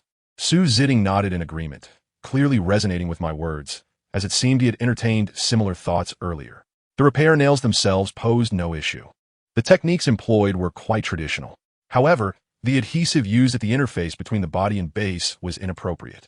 Adhesive? Su Ziding's brow furrowed, revealing his surprise. I nodded, noting that the seller claimed the bottle had remained unchanged for at least a century. Yet, a century ago, one would not have used transparent glue for bonding porcelain. Transparent, Su Ziding murmured, momentarily taken aback, only to soon relax his furrowed brow as realization dawned upon him. Meanwhile, Su Mo and my taciturn Uncle C exchanged puzzled glances. Even if it were used, how could one discern it? This sounds like mere conjecture. Sumo's expression was one of disbelief. This is no mere conjecture. Any item bonded with glue will inevitably exhibit minute gaps, albeit so fine they may be thinner than a strand of hair. Yet, any gap will allow light to penetrate. Historically, individuals bonded porcelain using opaque adhesives derived from glutinous rice, rendering the translucence of transparent glue incomparable. It makes sense now. You just handed a flashlight to Song Jinling. Su Mo exclaimed, her understanding blossoming. I suppose I've grown old. My eyesight pales in comparison to that of the younger generation. I truly failed to notice the anomaly in the light. Su Ziding sighed, reflecting on the matter. In truth, it is not solely due to Su Ziding's age that such subtleties escape notice. For most, discerning light streaming through gaps thinner than hair is indeed challenging. Moreover, one must possess an extraordinary acuity of vision, coupled with an understanding of the translucence of different materials. Even my grandfather might not possess greater knowledge in this area than I do, for I have received formal training, having pursued 3 years of graduate studies in artifact restoration. Over the past 2 years, I have systematically studied various aspects of artifact restoration, gaining insights into both ancient and modern materials. Most importantly, I have been able to clearly replicate the characteristics of various materials in the laboratory, such as light transmittance, aging levels, and corrosion resistance. Thus, I could instantly identify the issue at the interface of the bottle. How perceptive you are! Su Mo chuckled, gazing at me with admiration. I remained silent, merely lowering my head to sip my tea. In truth, I had no desire to disclose how I discern the matter. I intended to maintain a low profile. However, life's complexities often defy one's intentions for modesty. How long have you been involved in the antique trade? The elder gentleman inquired with a warm smile. 5 or 6 years. Perhaps. I previously worked in an antique shop in Kyoto. I casually fabricated a timeline, mentioning my experience in Kyoto, as it was bound to be questioned. The elder nodded, remarking on my keen eye, noting that I had perceived what both he and Song Jinling had overlooked, an impressive feat in reality. Song Jinling had indeed failed to recognize the bottle's flaws, but it could not be said that Su Ziding had overlooked them entirely. He had already sensed something amiss with the bottle, prompting him to ask the seller about my previous inquiries. His question regarding my willingness to purchase was indicative that he had already formed a hypothesis, but he had yet to pinpoint the exact flaw. He believed I had discerned the discrepancy, which is why he sought my opinion, to preemptively shield the seller from questioning, thereby allowing me to explain. Given more time to examine the matter, I surmised that Su Ziding would likely uncover the flaw himself, though it might not necessarily pertain to the adhesive. It could be evident elsewhere, such as the oxidation levels of any marks left by the repair nails. Ultimately, a forgery remains a forgery, once one detects irregularities. The conviction that an antique is a counterfeit will render previously unremarkable aspects suspicious. Thus, the discovery of flaws is merely a matter of time. Chapter 23. A friend named Mei. You possess a remarkable eye. Su Ziding praised me. You flatter me, sir. Before coming to Su Guyaji, I restored props at a film studio, dealing daily with various adhesives, thus acquiring a deep understanding of their characteristics. Today, I fortuitously identified the issue with this bottle. My words were partly truthful, yet not entirely so. You've restored props? No wonder you can discern the adhesive issue, Su Mo remarked, her face reflecting newfound understanding. Su Ziding, however, merely smiled slightly and said nothing further. How did you know that the bottle wasn't hers? Su Mo posed a rather naive question. I was momentarily taken aback, but soon chuckled in response. Just a lucky guess. It wasn't entirely unfounded. Su Ziding lifted his teacup and took a delicate sip. Since the antique is indeed a forgery, the woman's claims must also be false.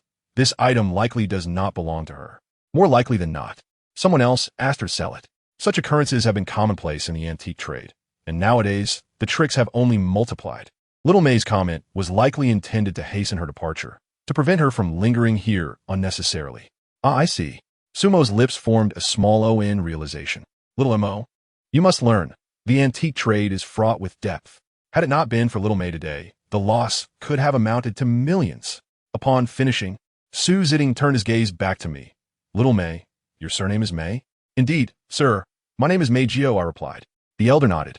Your surname reminds me of a dear friend. They say I am a legend in the world of antique collection in Jinling, but he is the true legend, the entire domestic antique community's icon.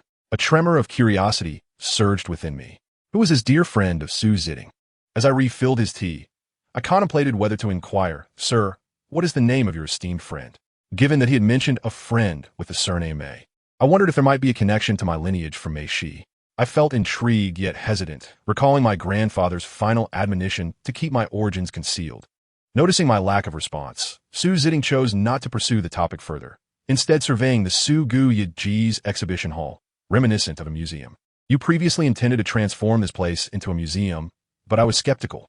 The history of the antique trade in our country far surpasses that of the West. And your pursuit of internationalization seems misguided. I doubt the effectiveness of such an approach. Su Jiting directed his remarks to Su Mo, yet his gaze shifted toward Uncle C, who had remained silent. Little C, do you believe foot traffic has diminished significantly compared to before? Uncle C stood at just under 5'7", with slightly tanned skin and a lean build, dressed in a black crewneck shirt, khaki work pants, and black combat boots. He rarely smiled, managing only a faint grin, as if smiling posed a considerable challenge. Sir, one cannot judge solely by foot traffic. While more individuals may have entered the shop previously, it does not imply that more purchased items. Uncle C's words struck with precision, prompting Su Mo to commend him with a thumbs up. I was uncertain of Uncle C's origins, but his accent hinted at a background from the Guangxi or Guangdong regions. Little C, when did you learn to speak nonsense? How is this nonsense? Somori tortiv. Casting an incredulous glance at the elder, her expression growing earnest as she pointed toward the exhibition hall. In my new antique shop, the foot traffic has indeed decreased by a third compared to before, primarily due to the recent renovation that has halved the number of items displayed. However, the items that have been removed are of little value. Previously, our shop was overflowing with merchandise, even selling trinkets worth 1 to 2,000 yuan. A review of our sales records over the past 5 years reveals that approximately 70 to 80% of our transactions involve low-priced items, mostly under 100,000 yuan, with half even below 10,000. The total value of these sales does not exceed 20% of our overall revenue. Is this not quite normal? Aren't antique shops in Jinling and throughout the country similar? Su Jiting remarked. Do you think antique shops frequently deal in transactions worth millions? I cannot speak for other establishments, but I refuse to operate in such a manner at Su Ji. Devoting 80% of our efforts to generate merely 20% of our revenue is simply impractical. At this juncture, I am not concerned about that 20%.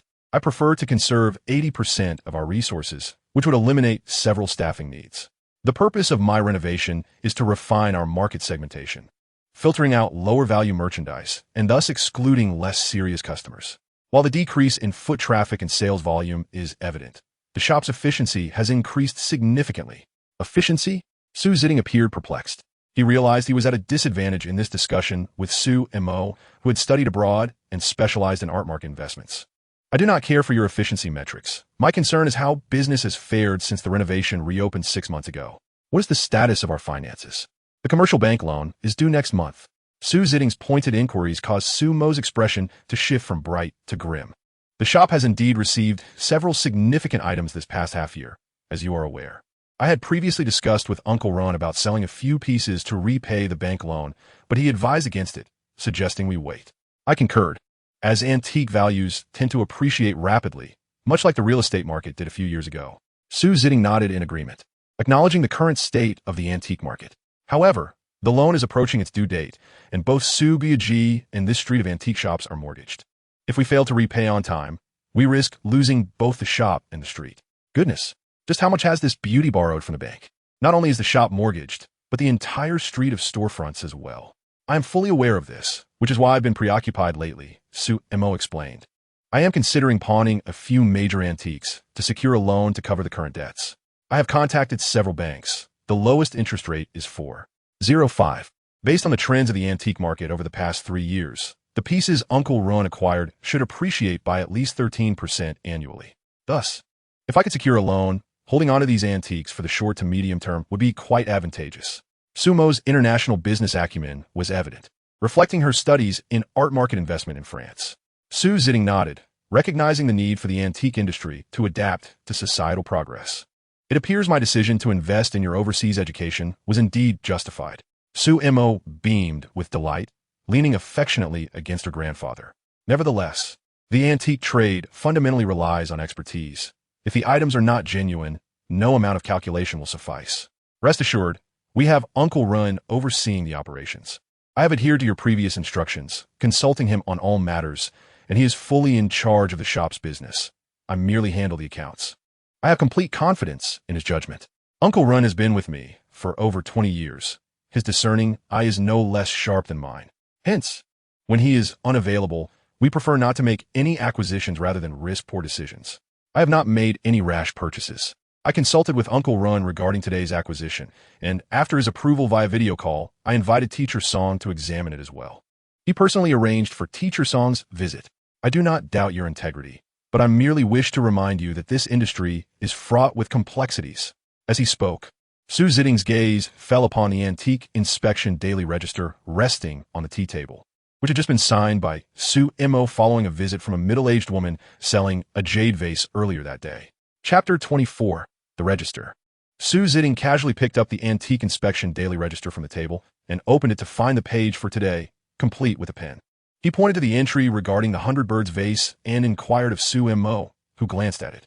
Su Ziding then turned to me. Xiao Mei, did you uncover this? I nodded, replying, yes, Master Ting. I discovered it during the routine inspection this morning.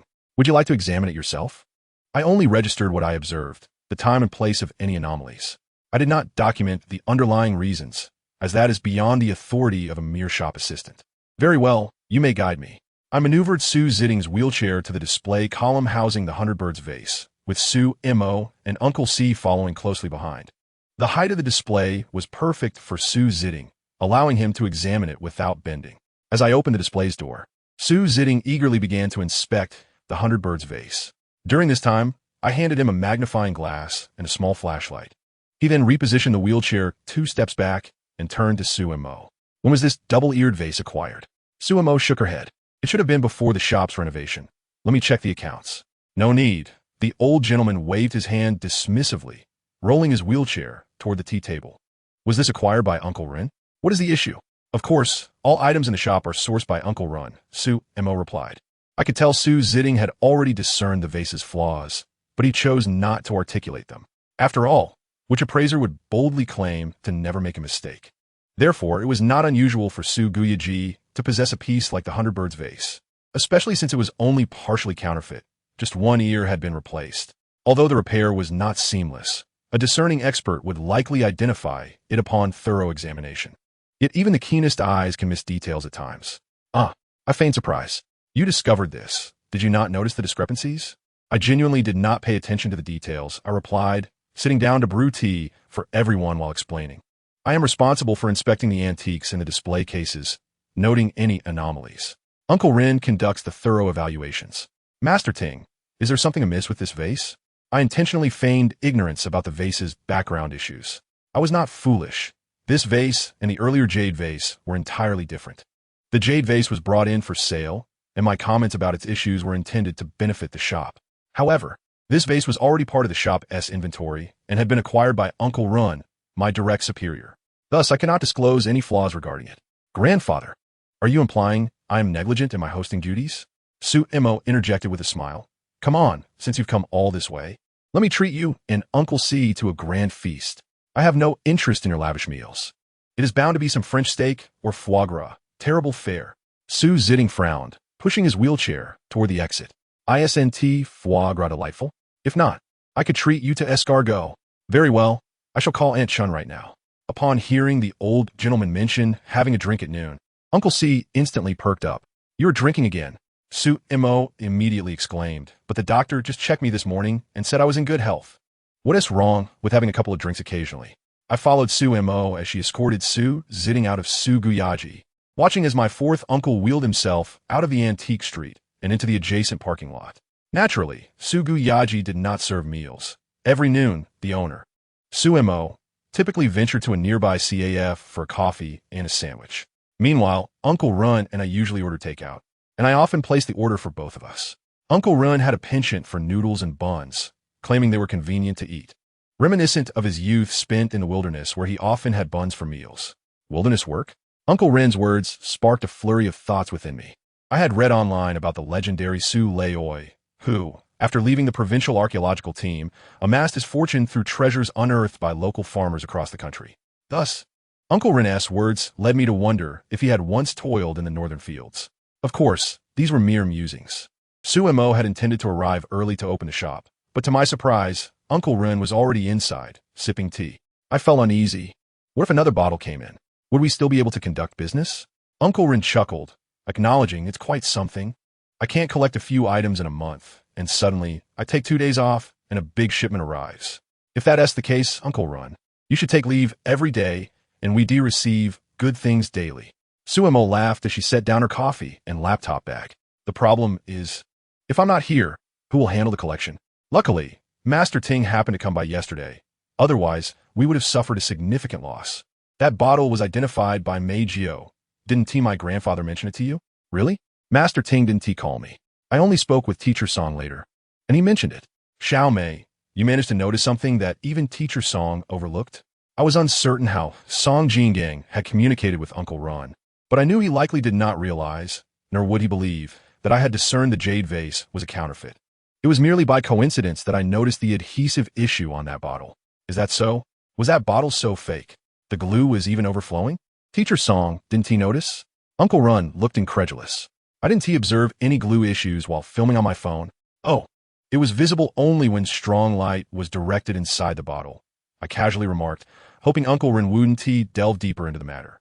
After all, I did not wish for him to know my abilities were too remarkable. Otherwise, I might risk losing even this temporary position. Fortunately, Uncle Ren did not pursue the topic further and casually picked up the daily log on the tea table. Without a doubt, he had come in this morning to review the log and assess my work from the previous day. Flipping to yesterday's page, Chapter 25, Reception at the Antique Store. Suemo suddenly recalled something. Oh, Uncle Ren, there seems to be an issue with that double-eared vase in the store. My grandfather looked at it yesterday. Uncle Ren froze for a moment. Master Ting also examined this double-eared vase? Yes, sumonadith. Uncle Ren furrowed his brow and turned his gaze towards me. What did you say to Master Ting? The issue was that I had discovered it. Uncle Ren surely knew that Master Ting would inquire about me. Thankfully, I had feigned ignorance and hadn't directly addressed the problem. I noted a small crack and logged it. I didn't find anything else. My words were deliberately ambiguous. Uncle Ren showed no reaction and turned back to Suemo. In fact, this vase is a patched-up restoration. One ear was artificially aged and restored. Collected by Xiao Zhou over 6 months ago. The purchase price was 780,000, and he thought he had struck a bargain, hurrying to secure it without my inspection. Xiao Zhou. Oh, now I remember. No wonder you decided to let him go. Uncle Ren nodded, confirming my suspicion. Yes, that was indeed the reason. Of course, this is also a failure in my management. I initially thought the double-eared vase was decent enough to sell in the shop, since it was acquired at a low price. If it sold, it would be as if nothing had happened. However, I underestimated it, and it cracked. Xiao Mo, since Master Ting is aware, I will explain it to him again. I will personally purchase this vase. Suemo quickly reassured him, Uncle Run, this is not your fault. It's Xiao Zhou's issue. Besides, even if you authenticate it, you cannot guarantee that there are no counterfeits. Antique shops worldwide have never claimed to be entirely free of fakes. Even those esteemed auction houses that undergo rigorous assessments frequently encounter counterfeit items. Suemo continued, it's fine, let us just sell it as is. If necessary, we can remove the fake ear. The rest is genuine. We can sell what remains. The price will be drastically lower. That's all right. In business, not every transaction can be pursued for profit. Then let us proceed with selling it. If it doesn't sell within 6 months, it will be mine, and I will discuss it with Master Ting. I was astonished to learn the true nature of the double-eared vase. I had initially thought Uncle Run had made a mistake. It turned out he merely wished to discreetly handle the vase as if nothing had occurred. This was understandable. In the realm of antiquities, the most crucial aspect is discernment. Even if one makes a mistake, it's essential to keep it under wraps. Although this vase was not authenticated by Uncle Ron, as the person in charge, he naturally bore the responsibility for its management. Unfortunately, bad luck led to its discovery. However, since Su Ziding had not contacted Uncle Ron, it was unlikely he would pursue accountability, considering their years of association. Moreover, as Suemo noted, it is quite normal for an antique shop to acquire problematic antiques. With the conversation reaching this point, the fate of the double-eared vase was ultimately Uncle Ren's concern. I returned to my duties, tidying up and inspecting my antiques. After completing the cleaning, I retrieved the log from the tea table to check on the antiques. However, Uncle Ren instructed me to temporarily place the double-eared vase into a brocade box and take it down from display, stating we would sell it once it was repaired. Following his instructions, I removed the vase from the display case and placed it into the brocade box, handing it to Uncle Ren to take to the safe on the second floor. Just as Uncle Ren ascended to the second floor, customers entered the shop. It was my responsibility to greet and assist them. The reception in an antique shop differs significantly from many other industries. One must not be overly enthusiastic. Introductions of items should be succinct, and if customers do not express a desire for information, one ought not to elaborate. This is because genuine antique buyers are typically fellow collectors, who often share a common flaw, overestimating their own discernment, believing they possess superior knowledge. Therefore, they prefer to examine the antiques themselves. If one were to overly promote their items, it might even provoke distaste among collectors, leading them to suspect the authenticity of the antiques. Consequently, when customers enter, I greet them with a smile, inquiring, "Were you interested in viewing?" If they specify a particular area of interest, I guide them over, briefly outlining what we have in the store. The remainder of the time, I stand by, allowing them to browse at their leisure. If they do not ask questions, I generally remain silent. Of course, the vast majority of customers entering an antique shop do not have a specific direction. It's akin to browsing on Taobao, unless one is purchasing a gift. There is rarely a clear intent. Most customers enter saying, "It's fine, I'll look around myself." In reality, sales in antique shops do not require the same level of finesse as in other industries. There is no need for excessive embellishment. Everything relies on discernment, and everyone believes they possess exceptional judgment. The two individuals who had entered remained quiet, each wandering off to explore the antiques in the shop. Upon witnessing the situation, I discreetly followed a gentleman, deeming it unnecessary to engage in conversation. As we parted ways, I could only accompany one individual. I observed that he was not particularly interested in the antiques themselves, but rather fixated on the pricing of each piece. After scrutinizing 7 or 8 items, he finally spoke. "Your shop primarily deals in larger pieces, doesn't it?" I nodded and replied with a subtle smile. "Indeed, our establishment focuses on high-value antiques, catering to esteemed collectors." He acknowledged this with a nod. "Do you purchase items?" "Isn't that a given? Without purchases, there would be nothing to sell." I responded affirmatively. "Even larger pieces?" "We can accept any size. It depends on the quality of the item." "Is Mr. Huang present?" he inquired, raising his gaze towards me. "Yes, Mr. Huang is here," I casually replied. Yet, upon recognizing his face, I was taken aback. "Goodness, Sun Wenshi, Boss Mei." Sun Wenshi immediately recognized me. The world is indeed a small place, particularly in the realm of antique collection in Jinling. In just a few days, both Song Jingang and Sun Wenshi had crossed paths with me. However, based on my experience with Song Jingang the previous day, I felt assured that Sun Wenshi would not disclose my dealings with the Buddha statues. Thus, I calmly greeted him. "Greetings, Mr. Sunday Boss Mei. What brings you here?" "Oh, I am an employee of Su Guyaji." "Oh, is that not Mr. Sun?" A voice called from the staircase. It was Uncle Run. "What brings you here?" "I hope you're not running out of stock at Bo Huaxian and are here to replenish at my Su Guyaji." "I wish I could. Unfortunately, with your establishment being the premier antique shop in Jinling, we dare not overstep." "Oh, and Mr. Chun is also here. It seems there are good tidings today." Chapter 26. How to Combine. In moments of solitude, Sun Wenshi might have regarded me as a person of significance, addressing me as Boss Mei. However, upon learning that I was merely an employee at Su Guyaji, my sense of presence faded entirely in front of Uncle Run. The nuances of human relationships often arrive so directly and unexpectedly. After a brief exchange of pleasantries, it was evident that everyone was familiar with one another, except for the individual accompanying Su Mo and Sun Wenshi, who were strangers to each other. Consequently, Sun Wenshi introduced them, though I was not included in the introductions.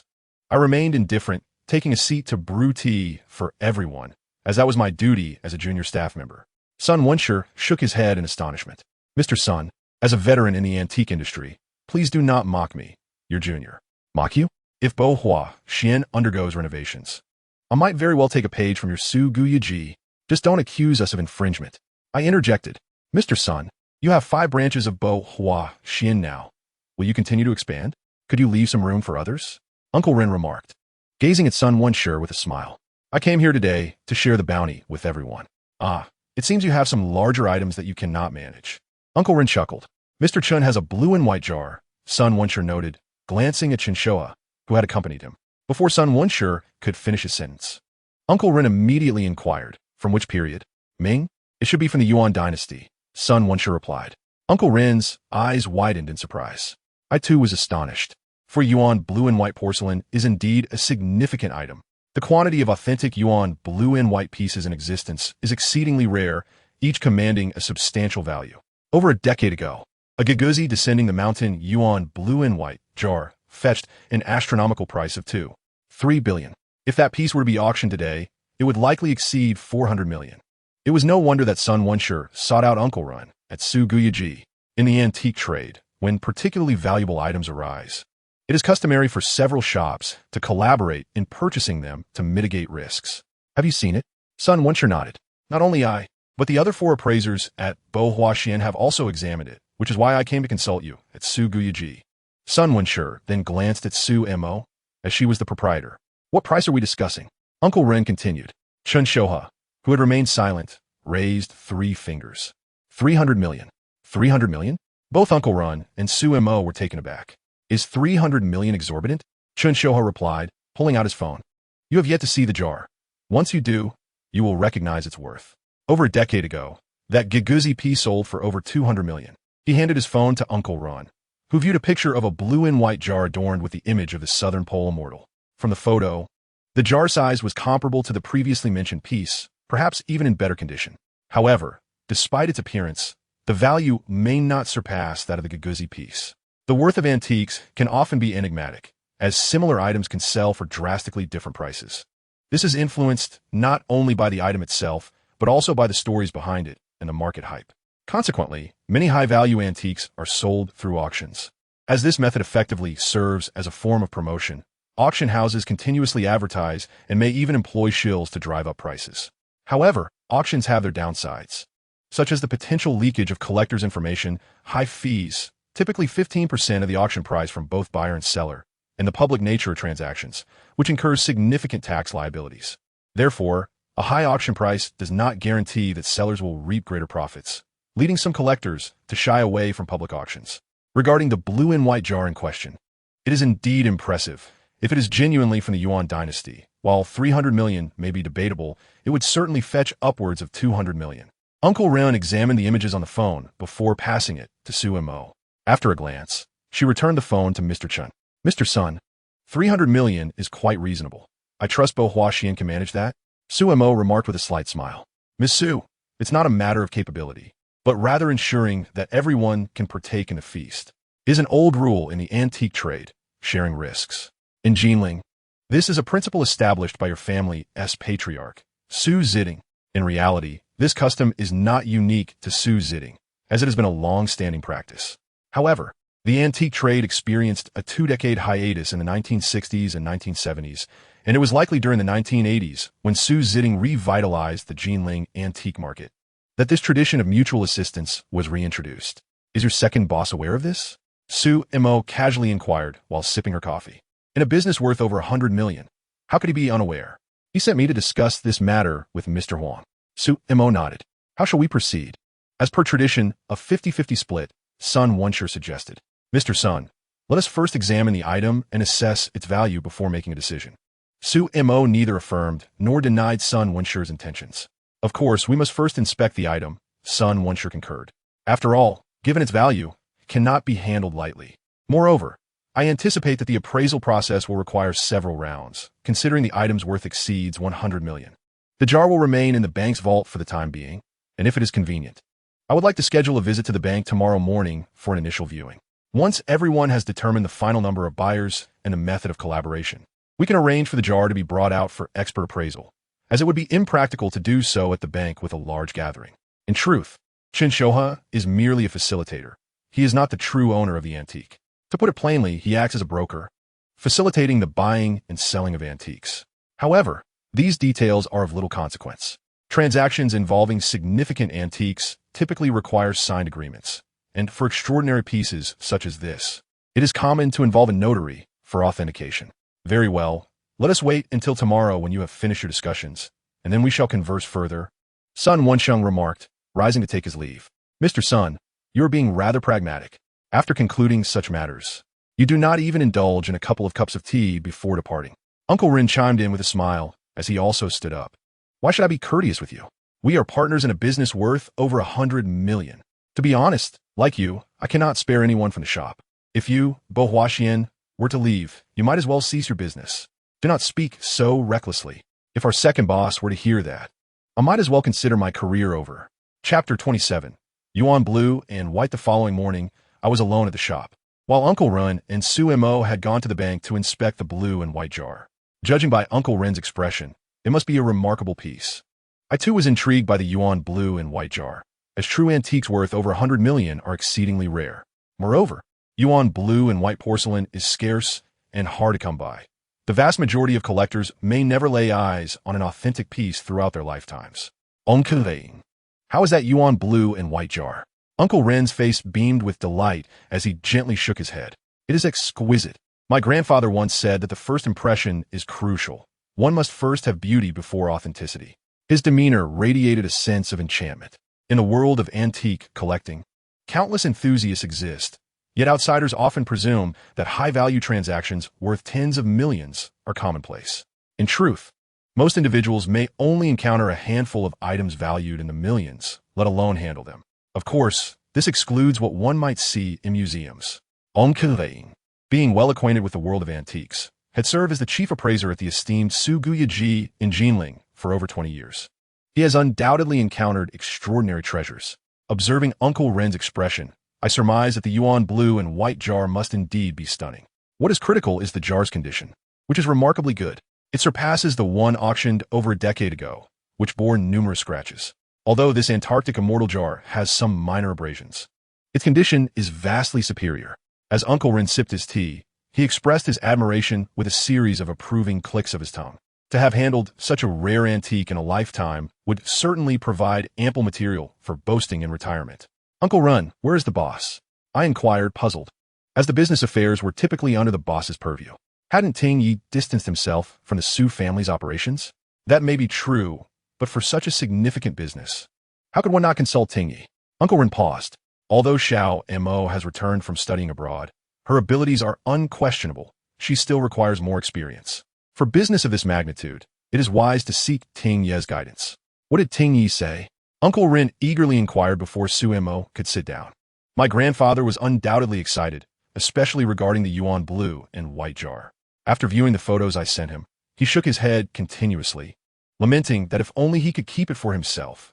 Su Mo settled down and took a sip of the tea I had just poured for her. However, he cautioned that the better the item, the more one must exercise caution. While the returns may be high, so too are the risks. Uncle Ren nodded in agreement, acknowledging Ting Yi's prudent nature. Perhaps we should invite Boss Chun to bring the item to our Su Guyaji, allowing Ting Yi to personally assess it. Of course, it is essential for grandfather to evaluate it. However, Su Mo hesitated. He has some concerns regarding our collaboration with the Hua family. Concerns?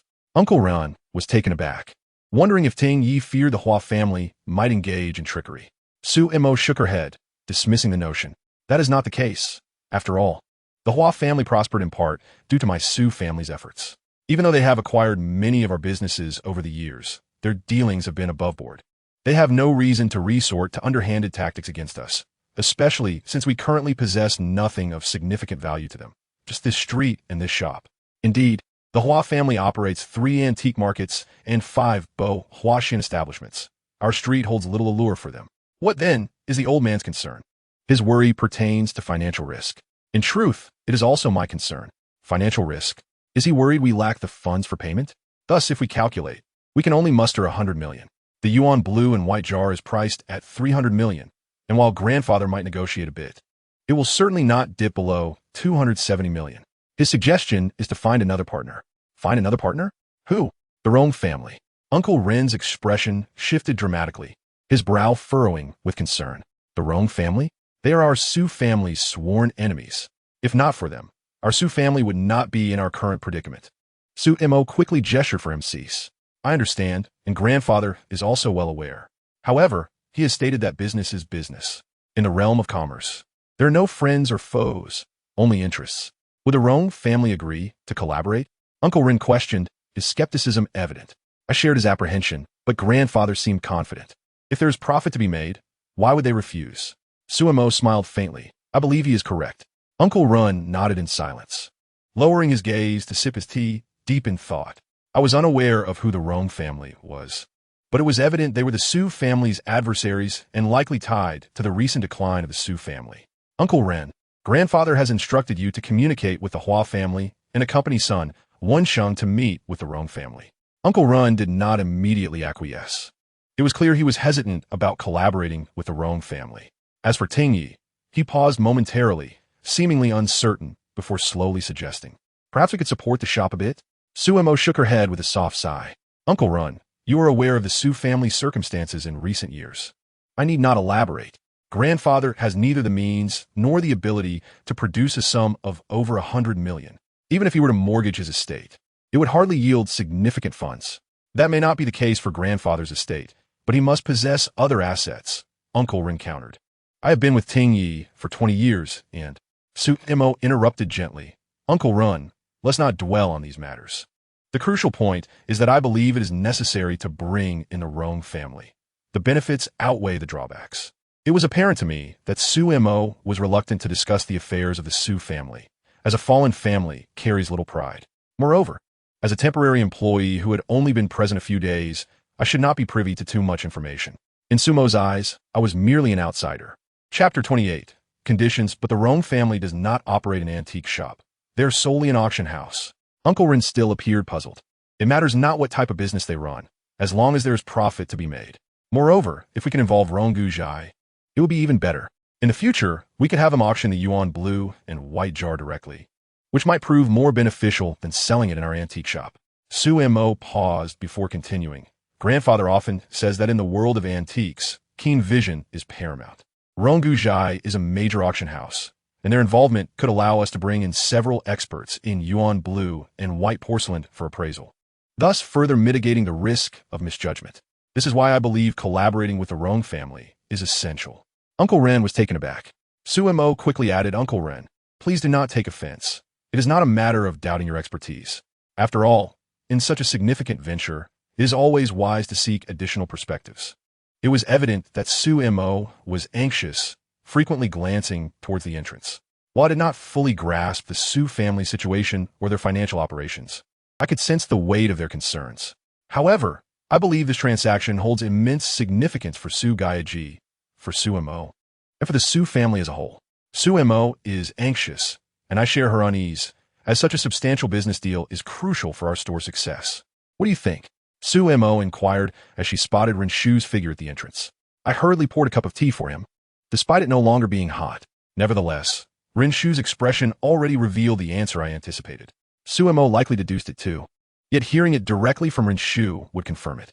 "All right, the Rong family agrees to the deal," Renshu nodded, placing his cup down and gesturing for me to refill it. After all, who would refuse a profitable venture? Suemo beamed with delight. However, the Rong family also has conditions. "Conditions?" Suemo exclaimed, taken aback. "The antiques must be auctioned through their house." "That is perfectly fine. It aligns with our prior plans. They also agreed to a fee of a minimum of 8% for us." "Is it truly that favorable?" "That's rather unexpected." I was surprised. "However, it is not without stipulations. We must participate in the Ronggu Zhai's autumn auction this year." "Ah!" Suemo gasped in shock, realizing that the autumn auction at Ronggu Zhai occurs in November, leaving us with only a few months. "Is this transaction truly worthwhile?" Both son Wenshi and I addressed this with the Rong family, but they remained firm, stating that $1 billion in capital is tied up for too long, necessitating a quick turnover. "That seems excessive. The Rong family is larger than the Hua family. Surely, they wouldn't be so penny-pinching over $1 billion?" I expressed my disbelief. However, they explained that the larger the family, the tighter the capital flow becomes. Additionally, they have invested significantly in real estate development in recent years, and with the current stringent capital controls, their liquidity is quite strained. Suemo furrowed her brow upon hearing this. Quick turnover in antiques without a reasonable period for appreciation equates to speculation, buying low and selling high.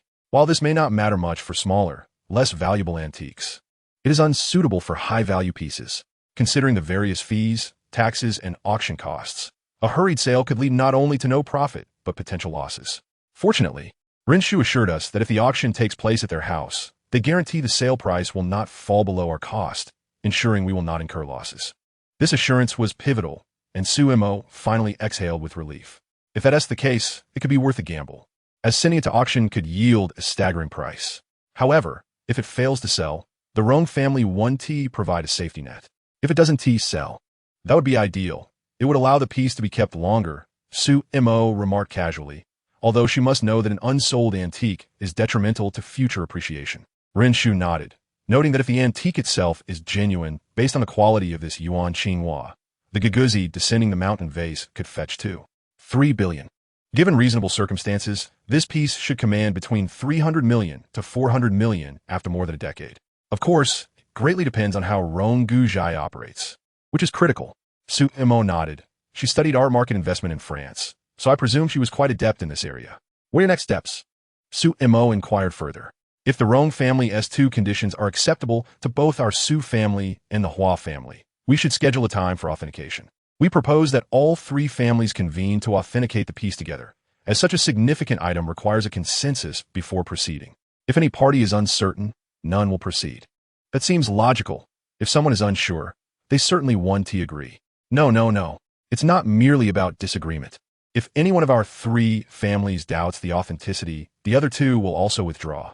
I was taken aback, realizing that Renshu intended to leverage the collective expertise of all three families to ensure the Yuan Qinghua's authenticity. If even one expert finds it questionable, it cannot be accepted, thereby completely eliminating the risk of error. Naturally, this arrangement also serves to mutually constrain each party. Unquestionably, if either the Hua or Rong families expresses doubt, I would also hesitate. Su Mo shrugged. Let us see if we can host a meeting at Su Gaiji. It will be convenient for grandfather. I mentioned it to the Rong and Hua families this afternoon. Sun Wenshur indicated no objections, while the Rong family needs to confirm, as they wish to invite relevant experts. If too many people attend, it may not be convenient here, if necessary. We can meet at Rong Guzhai, as they are an auction house and have more space than we do. Su Mo did not voice any objections. She glanced at her watch and exclaimed, "Oh no, it's past closing time. We should hurry and leave." Ren Shu quickly locked the door, and we exited together. While we were leaving the store, we overheard a stream of curses from outside. What kind of blind fool thinks they can run an antique store on this old street of Jinling? What a disgrace. Startled, I looked up. Fortunately, it wasn't directed at Su Gaiji, but came from an elderly gentleman exiting a shop across the street. Chapter 29. Qi Baishi's Painting. The irate voice belonged to a man in his 60s, who was approaching Su Gaiji with a cylindrical object in hand. However, as Ren Shu was locking the door, he hurried over and said, "Excuse me, do you accept paintings?" I hesitated, as it was an unexpected opportunity for business, and I couldn't simply ignore it. With the door already locked, I felt compelled to engage. Even if I had no interest, I had to at least entertain the inquiry, as one could never tell if the individual might present something of value. However, judging by the gentleman's earlier outburst, it was likely he did not possess anything remarkable. Ren Shu cheerfully nodded. "What fine item do you have with you, sir?" "A painting by Qi Baishi," the old man declared proudly. "Just tell me if you'll take it. Of course, we will accept it, provided it is authentic." The old man wasted no time and handed the tube directly to Ren Shu. "Take a look." The paper tube was indeed quite exquisite, wrapped in brown satin. However, whether due to aging or time's passage, the satin was somewhat dusty, and the edges glistened with a greasy sheen. Ren Shu opened the tube, revealing a very thin painting. Thin was the apt description, as it was simply a painting core on rice paper. The rice paper was rolled up, and Ren Shu gently unfurled it. A standard 3-foot sheet of rice paper, slightly yellowed, with a few mold spots appearing in some areas. The painting depicted shrimp, 9 in total, and the style indeed resembled Qi Baishi's work. However, those in the antique community are well aware that Qi Baishi's paintings rank among the most counterfeited, particularly his shrimp paintings, which are not only frequently imitated but often quite accurately so. Countless individuals have attempted to replicate the old man Baishi's shrimp, with many succeeding remarkably well. Thus, in the realm of collecting, especially among antique dealers, encountering a Qi Baishi shrimp painting without a clear provenance is generally avoided. This painting, based solely on the technique displayed, was indeed skillfully executed, almost indistinguishable from the original. However, there exists a significant flaw. The artwork bears no seal, merely a line of text inscribed in the upper right corner. The absence of a seal raises questions regarding the authenticity of the painting, regardless of its true origin. "Uncle Ren, what do you think?" Su Mo, standing nearby, couldn't help but urge him. Uncle Ren chuckled softly and shook his head. "Sir, our shop is closing. Perhaps you might consider visiting other establishments." As Uncle Ren prepared to roll up the painting to return it to the gentleman, the elderly man grew anxious upon hearing this. What do you mean? Are all the antique shops on this street blind? Is this painting a fake? You haven't even mentioned a price. You're just dismissing it outright. This won't do. If you refuse to buy it, at least provide me with an explanation. Uncle Ren found himself momentarily speechless at the gentleman's unreasonable demands. Sumo, waiting for Uncle Ren to leave, smiled and remarked, "Sir, the antique business operates differently from other trades. No one dares purchase something unclear in authenticity. Since none of the shops on this street are willing to take it, that speaks volumes." What do you mean? The gentleman's displeasure deepened. This painting was passed down directly from my father. It was painted by Meixi himself as a gift to him. Have you read the inscription? He took the painting from Uncle Ren's hands, unfurling it once more, and pointed to the line of text. "For my benefactor, Mo, a hasty work created on the mountain road. Spring of a Dingxi year, Meixi." He explained that Meixi had encountered bandits on the mountain road and was saved by his father, who had received this painting in gratitude. "My father kept it all his life. I've seen it since childhood. How could it possibly be a fake?" The Dingxi year corresponds to 1917, the year Meixi fled to Beijing to escape banditry. I am quite familiar with Meixi, and indeed with all renowned painters, as I have a professional background in art. Thus, the inscription appears to have historical merit and stories to tell. Yet, Meixi's biography is easily accessible online, making it plausible for someone with ulterior motives to fabricate such a narrative. Seeing the gentleman's fervor, Mo refrained from outright declaring it a forgery, as that could ignite conflict. In the world of antiques, the rule is that one may choose not to purchase but should not be too definitive, especially in public. "Sir, your painting lacks a seal. How can I consider buying it?" Uncle Ren furrowed his brow and managed a wry smile. Mo glanced at me, signaling me to handle this prickly situation. Uncle Ren nodded, smirking mischievously, and handed me the cylindrical container. Upon receiving it, I was taken aback by its unexpected weight. I had assumed it was merely a paper tube and nearly dropped it. "Sir, I apologize. We have urgent matters and must take our leave. However, my colleague can stay to examine the painting further. He will decide how to proceed." The gentleman, though visibly displeased, could not hinder us due to his own commitments. He waved his hand dismissively and fell silent. Uncle Ren patted my shoulder before turning to leave with Mo. "Can I take this painting myself?" I called after Uncle Ren, who paused and turned to me with a grin. "If you're willing to take the risk, feel free." I lack the funds for dubious items." Uncle Ren, upon hearing this, glanced at Mo. "It's after hours. Your personal time is your own, unrelated to shop matters," she said, moving ahead. In the antique business, whether one is a junior staff member or an appraiser, private acquisitions are strictly forbidden. Watching the two depart, I chuckled. For while Uncle Ren engaged the gentleman, I had noticed something peculiar about the painting tube. Chapter 30, The Painting Tube. I took the painting from the gentleman and unfurled it once more. However, my interest in the artwork waned as I examined the tube. The exterior was wrapped in aged silk, with the ends polished smooth from wear, not artificially aged. The silk encased a thin layer of cotton fabric within, some of which was tattered, revealing the inner material. To my astonishment, the tube was made of wangwali wood, known for its insect-repellent properties, commonly used for boxes containing paintings. But a cylindrical form was quite rare. Notably, when Uncle Ren spoke, I had discreetly peeled back the cotton lining to inspect the interior. This tube was carved from a single piece of wangwali wood. My goodness, this suggests one might purchase a painting along with its exquisite tube. "Sir, do you know why not a single antique shop on this street wishes to acquire your painting?" I gently inquired of the now deflated gentleman. The gentleman sighed deeply. "I understand. There are too many forgeries of Meixi's work, which has made everyone hesitant to buy. But this piece is genuinely passed down." My observation left the gentleman momentarily speechless, his mouth agape. The nature of antiques is peculiar. What one believes is irrelevant. It is the buyer's perception that truly matters. To be frank, the painting is indeed well executed. What does well executed mean? It means it was painted by Meixi. How could it be inferior? I took out my phone and continued. "It's akin to this device. I may claim it's a brand without any logo, but who would purchase it?" The gentleman stared at my phone, momentarily frozen. The artist's seal on a painting is akin to a brand on a phone. Without it, even if authentic, it is still considered a forgery. But the painting has Meixi's signature. He protested. "That's similar to me scribbling a brand name on my phone. Would anyone recognize it?" The gentleman appeared bewildered, his frown indicating confusion, but unable to articulate his thoughts. "Sir, I suspect you have visited numerous shops, even if you traverse all the antique stores in Jinling. the likelihood of finding a buyer is slim. Antiques are too unique. It is better to forego a purchase than to risk acquiring a counterfeit. A mistake in this realm could lead to significant losses. The gentleman shook his head, lamenting the absence of seal. Are you certain this is a painting by Meixi? Did your father tell you this personally? I asked casually, only to find the gentleman momentarily at a loss for words, his mouth opening without sound. His expression suggested that perhaps it was not as he claimed. This painting might indeed be a forgery. However, it seemed incongruous for a counterfeit to be housed in such a fine Wangwali tube. Suddenly, I wondered if I'd been duped after all, and perhaps the gentleman was attempting to ensnare me with this exquisite tube. To be honest, I had discovered this painting among my father's belongings, having kept it for many years without understanding its significance. Recently, someone suggested it was a Meixi piece. I was unfamiliar with Meixi, but I had heard that his works commanded great value, potentially enough to acquire a grand residence in Jinling.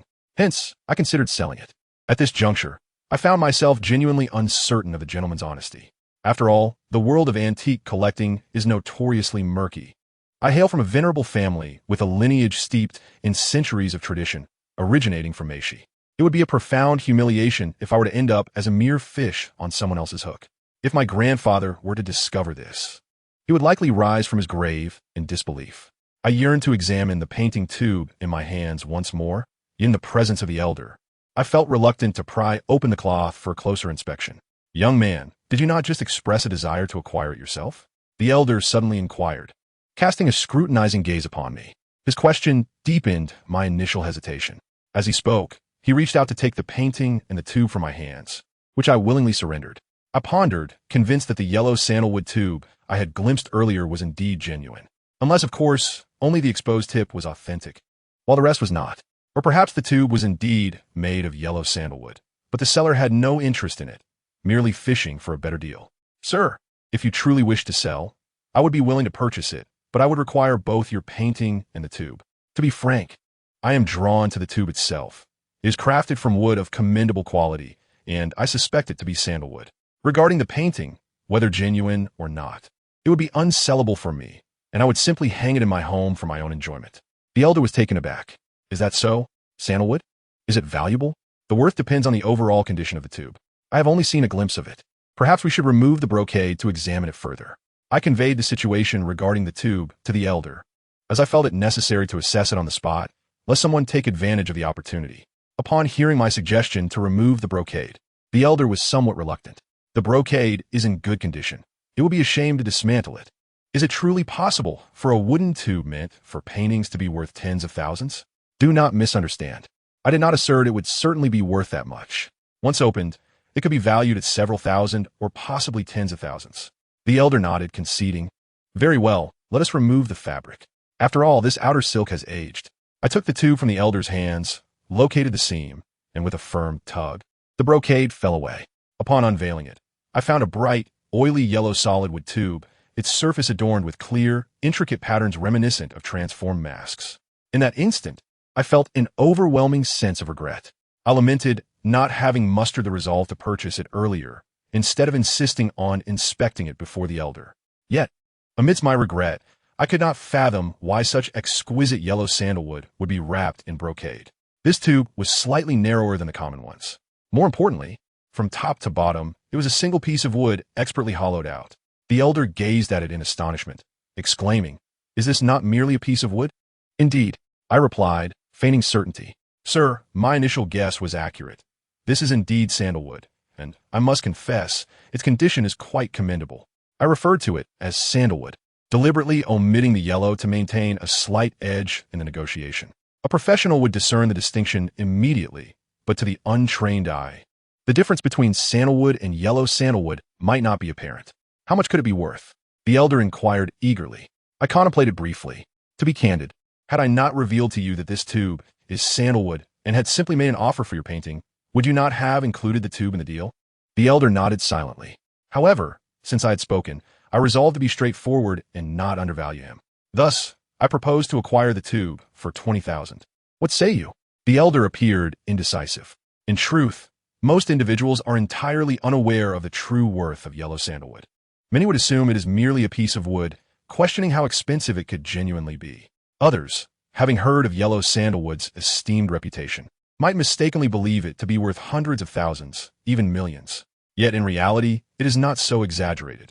Considering solely this tube, while its appearance is indeed striking, its size is relatively modest, and it lacks unique craftsmanship or historical provenance.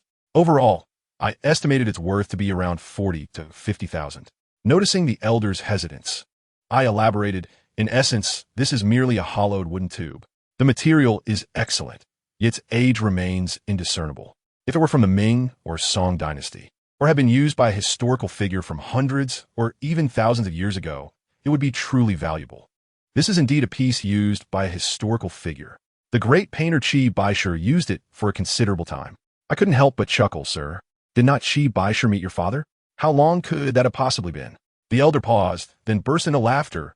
Ah, you make a valid point. Qi Baishe was not from ancient times. The elder was rather endearing. He did not seem to be fishing for a deal, as he genuinely appeared unaware of who Qi Baishe was. Is 20,000 too low? Just look at how beautiful this tube is. The elder, ever the shrewd negotiator, persisted. In truth, he did not comprehend its beauty, but as a typical Chinese elder, he was not one to shy away from haggling. Thus, I had anticipated this and had set my initial offer of 20,000 with room for negotiation. What do you consider a fair price? I returned the question to him, knowing that regardless of my next offer, he would still seek to negotiate further. By allowing him to propose a price, I effectively placed a cap on his expectations. After a moment's hesitation, he suggested, how about 40,000 for both the painting and the tube? Sir, even if I were to take the painting, it would merely be for personal enjoyment at home. It holds no market value. Feigning difficulty, I acknowledge that while I could accept 40,000, I cannot agree too readily. My dear lad, the painting and the tube have been together for decades, both belonging to Qi Baishe. They cannot be sold separately. But you still bring up Qi Baishe? Who would believe it? I care not. I believe it to be Qi Baishe's work. 40,000. If you wish, I will take both. I shook my head, feigning indecision, yet ultimately resolved, very well, I shall accept 40,000. Both the elder and I were elated. My joy was self-explanatory. I had acquired a yellow sandalwood tube from Hainan for 40,000, likely to resell it for a modest profit of 10 to 20,000. The elder was pleased as well, having visited numerous antique shops with no offers, and unexpectedly sold the unassuming tube for 40,000. Previously, while working as a prop master at a film studio, I resided in a small single room. Just half a month prior, I had sold a Buddha statue for 150,000, allowing me and my companion, Xiao Wu, to move to a suburban area between the film studio and the antique street. We had intended to rent separate rooms, but the suburban rent was exceedingly affordable. Thus, we opted to rent an entire small courtyard. The reason for choosing a courtyard was not solely due to its affordability. Xiao Wu was particularly fond of the kitchen. His culinary skills were impressive, having honed them since childhood. However, Xiao Wu had recently been busy as a stunt double in the film industry. While he was occupied, I found myself preoccupied not with bread, but with examining the tube in my possession. Although the brocade had been removed, a layer of glue still coated the tube. I filled a basin with hot water and used a cotton cloth to warm the glue, allowing it to soften before gently wiping it away. Once the thin, translucent layer of glue was removed, the tube gleamed under the light, revealing a slightly translucent amber hue, resembling a fine lacquer finish. With a gentle touch, the smooth cylindrical body felt akin to the skin of an infant, soft and warm, devoid of any roughness or splinters. As I held it beneath my nose, I was astounded to discover it was indeed exquisite Hainan Wangwali. This treasure is worth not just 50 or 60,000, but surely at least 100,000. My excitement was palpable. Who could have imagined that I had stumbled upon such a remarkable find? I quickly took a hearty bite of a steamed bun to calm my astonishment, then resumed my examination of the Hainan Wangwali painting tube. Initially, at the entrance of the Su Guyaji, I had merely removed the brocade from the main body of the tube, leaving the brocade on its lid untouched. I proceeded to detach the brocade from the lid, pulling away the thin cotton fabric within as well. To my utter astonishment, beneath the cotton fabric, 2 lines of characters were inscribed on the inner wall of the lid. Chapter 32, 9 Shrimp. I had thought I had uncovered a hidden gem, but even more surprising revelations awaited. Once the cotton was removed, it revealed 2 lines of text. In the year of Gongyin, in May, I fortuitously obtained this superb Hainan Wangwali, crafted into a scroll by Meixi. This was indeed a painting tube created by Qi Baishe himself. Those familiar with Qi Baishi's life know that he was originally a carpenter before dedicating himself to painting. In the year of Gongyin, corresponding to 1890, he had only recently transitioned from carpentry to full-time artistry. Thus, it is reasonable to conclude that he crafted this Hainan Wangwali painting tube for personal use as a form of self-encouragement to inspire him to create extraordinary works. Being a carpenter, Qi Baishi was certainly aware of the value of Wangwali. However, the question arises, why was such a beautiful Wangwali painting tube wrapped in brocade? Perhaps, due to the tumultuous times, he desired to protect its value by enshrouding it in brocade for safety. If that was the case, why not opt for a more understated fabric? Alas, the narrative becomes convoluted. Regardless, at this point, the painting tube no longer required any covering, and the story need not be further embellished. It now appeared that this painting tube was worth far more than just a mere 100,000. With the inscription by Qi Baishi alongside his craftsmanship, its value could multiply several-fold, even exponentially. I hastily took another bite of the bun. The surprise was indeed a bit overwhelming. Yet, as the bun entered my mouth, another thought struck me. If this painting tube truly belonged to Qi Baishi, what about the painting that was originally inside? I quickly chewed on the half bun as I searched for the artwork. Fortunately, the painting lay on the bed, unharmed. Previously, my focus had solely been on the painting tube, and I had not closely examined the painting itself. To say that would be misleading, as I had initially assessed the painting and determined its technique to be quite impressive.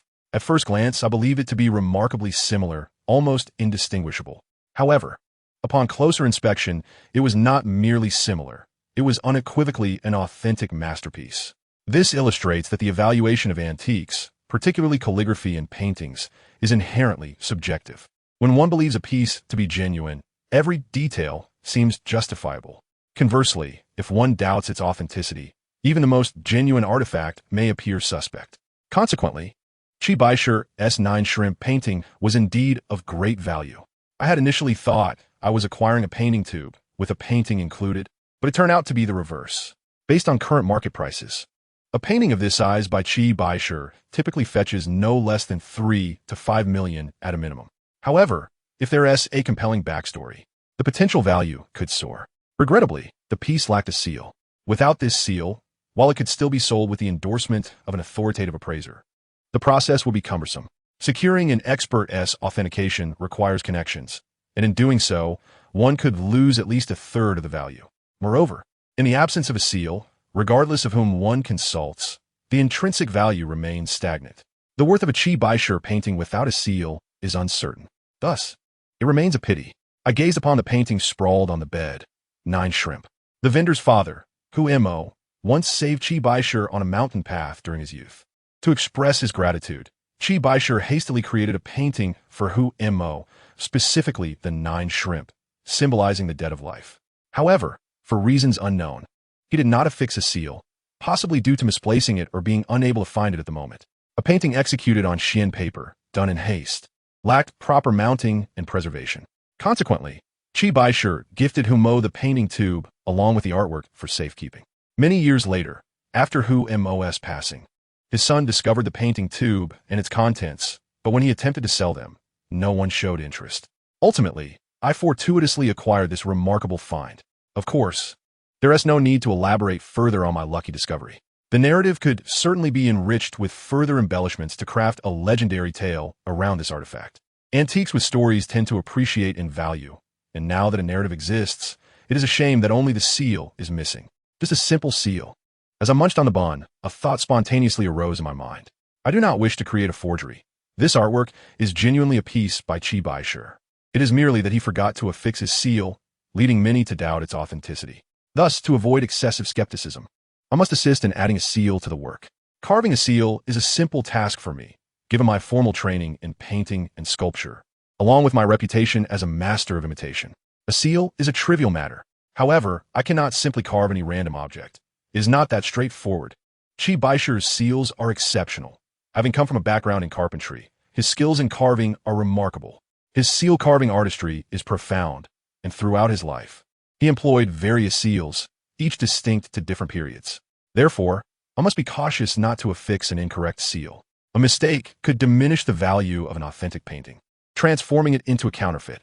This is a fundamental principle for those who engage in the art of creating forgeries, as they must ensure no traces of error persist. The so-called time discrepancies refer to phenomena that should not appear in a particular era. Such discrepancies must be entirely avoided. This is a core criterion in distinguishing authentic antiques. Qi Baishe typically used Shoshan stone for his seals. Some might wonder why I am being so meticulous in this process of imitation. After all, one could simply find any stone and carve an identical seal, achieving precision without difficulty. However, this is not imitation. It is the art of aging. The essence of aging lies in authenticity. As my grandfather would say, aging is about creating something genuine. The materials must be authentic, and the craftsmanship must be true. Everything must strive for veracity. Only in this way can the final product convey a seamless sense of time. A genuine artisan would disdain the practice of using copper to imitate gold or plastic to mimic jade. When crafting gold jewelry, one must use real gold, ensuring the gold content corresponds with that of the era being replicated. Similarly, when creating ancient jade, one must utilize authentic Khitian jade. The art of aging is ultimately about time. Yet, when all other elements are genuine, the passage of time becomes irrelevant. Returning to the seal. While I could use other types of stone to carve it, I could achieve the same precise result. In fact, using computer scanning and laser engraving would yield an exact replica, effortless and efficient. Perhaps most appraisers can pass muster when faced with the vast majority of collectors. Yet when confronted by true masters, their shortcomings will inevitably be revealed.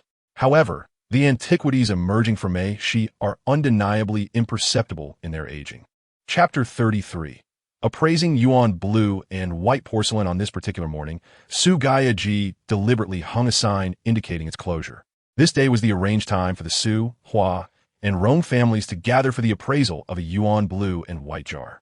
I arrived early at Su Gaiji to prepare. In truth, there was little to prepare, merely clearing the tea table and arranging the necessary items for the impending appraisal. After brewing tea, I awaited the arrival of our guests.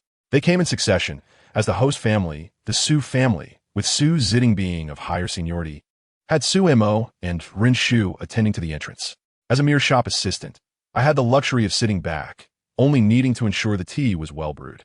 Fortunately, the tea table at Su Gaiji was long enough to accommodate at least 12 individuals. The table was filled to capacity. Apart from the 5 members of the Su family, Su Jiting, my fourth uncle, Su Mo, Rin Shu, and myself, there were 2 representatives from the Hua family of Bo Hua Xian, Sun Wenshi, and another appraiser from a Bo Hua Xian branch.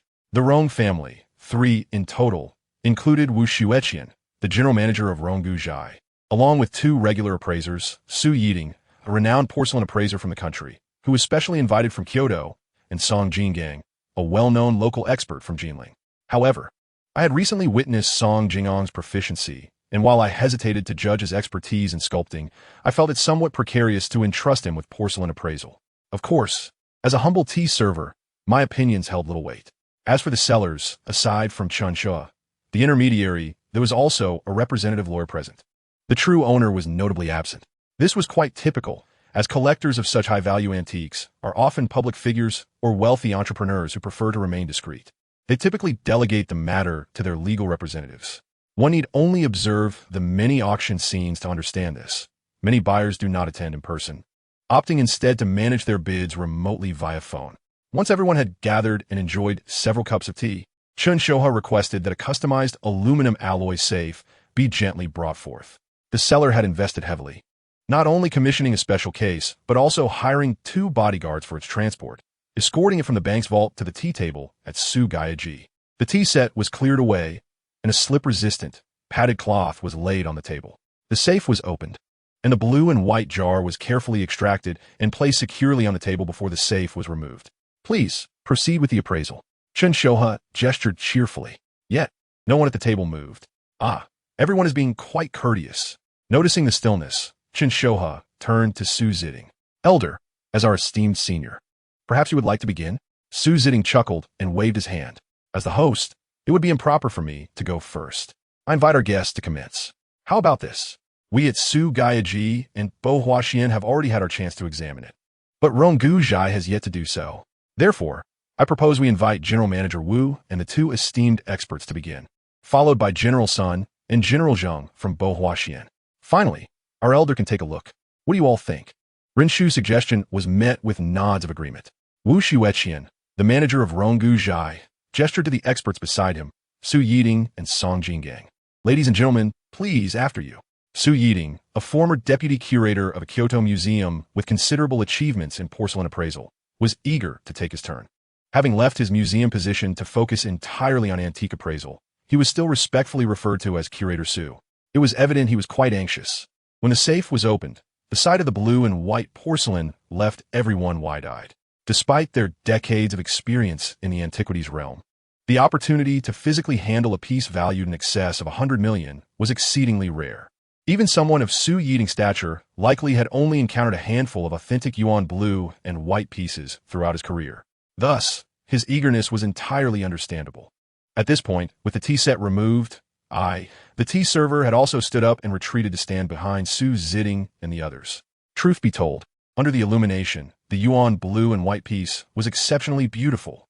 Its condition was simply immaculate, gleaming under the light, revealing few discernible scratches.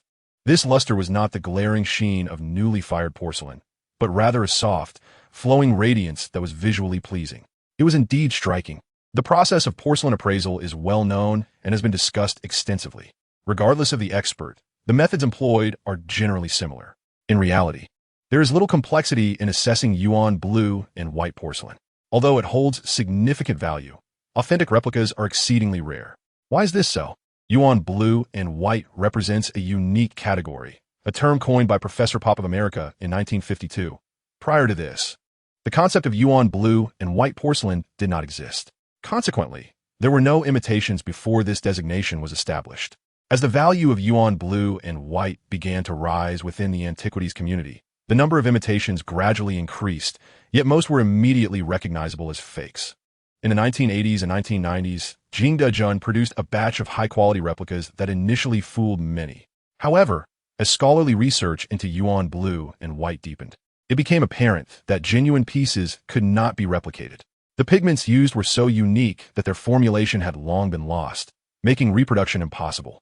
Thus, the replicas from the 1980s and 1990s are now deemed obvious fakes. In essence, there is little to discern with yuan blue and white. It is either genuine or a counterfeit. Seasoned experts in the antiquities field can typically identify the authenticity with a mere glance, as the characteristics of yuan blue and white are too pronounced and distinct to replicate. However, the assembly of individuals at the tea table, all solemnly engaged, was not due to the complexity of the appraisal, but rather the extraordinary value of the piece. Chapter 34. The perspective of the antiquities restorer. While many were seated at the tea table, an unusual silence prevailed. All eyes were fixated upon the individual cautiously examining the porcelain jar, meticulously studying the body, glaze, and craftsmanship. The primary focus remained on the pigments beneath the glaze, their hues, speckling, and other unique attributes. The distinctive qualities of the Su Ma Li Qing material, for which yuan blue and white is crafted, yield characteristics unattainable by other porcelain types. Thus, the attention of the gathering was naturally drawn to this aspect.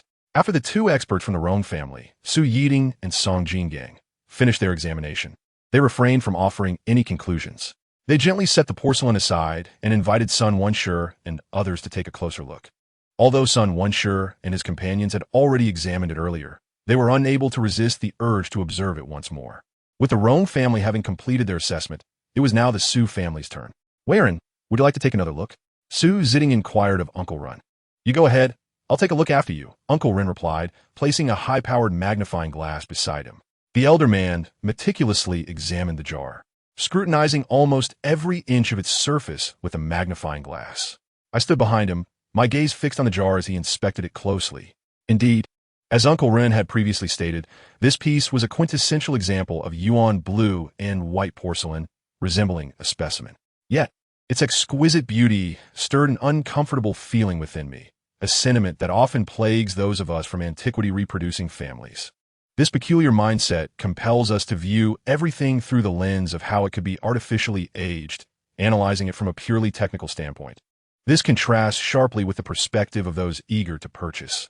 For them, the allure of beauty ignites an insatiable desire for possession. Consequently, they embark on a quest for flaws or imperfections, driven by a psychological motive to own. Once the desire to possess takes hold, It often clouds one's ability to remain objective and rational. This is why many seasoned collectors, despite their high level of expertise, still bring along one or two appraisers when acquiring significant pieces. Those embroiled in the situation can easily become misled. My viewpoint, however, transcends that of a mere observer. I am an antiquity reproducer, and the sheer beauty of this blue and white porcelain compelled me to ponder how one might create a piece so stunning that it would elude detection as a reproduction. I found myself shaking my head, realizing that the first step alone was insurmountable. No one could replicate the lost art of sumo-liking, after all. As I stood there, lost in thought about how to reproduce Yuan blue and white porcelain, a fleeting realization struck me. No, sumo-liking has indeed been mastered by someone. This sudden thought startled me. Just as I was taken aback by my own realization, the elders set down the magnifying glass and gently placed the porcelain jar back. "Wherein, take another look." Uncle Rin nodded and began his examination. However, he proceeded with relative speed, having already assessed it previously. I suspected that he too examined it as thoroughly as the elder had. Once Uncle Rin placed the jar down, Chen Shoha glanced at the group with a smile. "Everyone, shall we discuss?" He turned to the elder. "What is your opinion?" Wu Shiweqian was the first to look at Su Ziding and inquire. Expertise lies in specialization. Let us first hear from the esteemed experts. Su Ziding did not seize the spotlight, even though it was evident to everyone present what the answer was. All eyes naturally turned to Su Yiding, who, without hesitation, nodded and began, "From my perspective, there are no issues with this piece. It is indeed a typical example of Yuan blue and white porcelain. The vibrancy of the glaze, the brown spots, the porcelain body, the painting technique, the form, weight, and density all conform to the characteristics of Yuan blue and white." Su Yiding's remarks were laden with the jargon of scholarly appraisal. Yet he did not explicitly declare it as Yuan blue and white porcelain, but rather emphasized its adherence to its traits. His statement was succinct, clear, and devoid of unnecessary elaboration, as those present were seasoned connoisseurs of antiquities. A consensus emerged. Everyone nodded in agreement with Su Yiding's conclusion. The verdict was straightforward, leaving no room for debate, as no one had identified anything worth discussing. With that established, Chen Shoha cheerfully suggested, "Shall we discuss the price then?" His delight was palpable, given that the most critical issue of authenticity had been resolved, and his commission as a mediator was now nearly secured. At that moment, Sun Wenshi glanced at Uncle Run and Wu Shiweqian, both of whom nodded slightly, as if they had conferred beforehand. Sun Wenshi then turned to the attorney seated beside Chen Shoha. "Thus, we will not haggle. Given the beauty of the piece, we propose a flat price of 2.7 billion, which divides evenly among our three families at 900 million each." The attorney, maintaining a neutral expression, nodded slightly. "May I request a moment to consult with the client?" "Of course," Chen Shoha replied. The attorney took his phone and stepped outside to make the call. Wu Shiweqian from Ronggu Zhai casually remarked, prompting knowing smiles among the others. His implication was clear. The antique should remain within sight. After all, once the appraisal was complete, if the artifact were to leave their view, complications could arise and clarity would be lost. Such occurrences are not uncommon in the world of antiquities. As a box was brought over to repack the item, I could not contain my curiosity any longer. "Tingyi, may I take a look?" My request startled the crowd, and all eyes turned to me, standing behind Su Ziding. I could sense their astonishment and disapproval. Their gazes unmistakably conveyed, "What is your status? What gives you the right to make such a request? You shouldn't even broach the subject of touching such a valuable item." The attention on me lasted but a moment, and as they recognized me as a mere tea-serving clerk, their gazes shifted back to Su Ziding in his wheelchair. Chapter 35, Thermoluminescence. Upon hearing my words, Su Ziding slowly turned his head to regard me. I quickly added, "Tingyi, I won't touch the jar. I'll just use the magnifying glass to examine it." Su Ziding paused for a moment before turning back to the others at the table, smiling gently. "It's good for the young to be eager to learn. Go ahead and take a look. If it breaks, it's the shop's responsibility." Those present felt it was inappropriate to contest his words. However, Su Mo and Uncle Run, seated nearby, furrowed their brows, particularly Su Mo, who regarded me with clear discontent. It was apparent that even she dared not handle the blue and white jar. Yet I, a mere clerk, had the audacity to request to do so in front of everyone. If Su Ziding were to decline my request, it would be completely understandable given the item's value and fragility. Yet, to refuse would also come across as petty. Hence, my request as a clerk should never have been made, as it effectively placed the boss in a precarious position. Nonetheless, my insatiable curiosity overcame all reservations. I needed to validate the thoughts swirling in my mind. All right, you may have a look. Su Ziding slightly adjusted his wheelchair to afford me some space. It remained unclear whether his gesture was genuine or merely a matter of face, but that was of little consequence. I gazed at the two individuals holding the box. No worries. Please proceed to place the porcelain jar back in the box. I want you to handle it. I refrained from touching the jar, allowing Su Ziding to save face and avoiding any potential risk. It seemed that everyone collectively sighed in relief. I held a high-powered magnifying glass to scrutinize the blue and white porcelain vase, confirming the thoughts swirling in my mind. I meticulously examined every part of the vase within my sight, and my keen observational skills allowed me to discern discrepancies at a glance. Thus, although I had only inspected half of the vase, I did so with remarkable speed.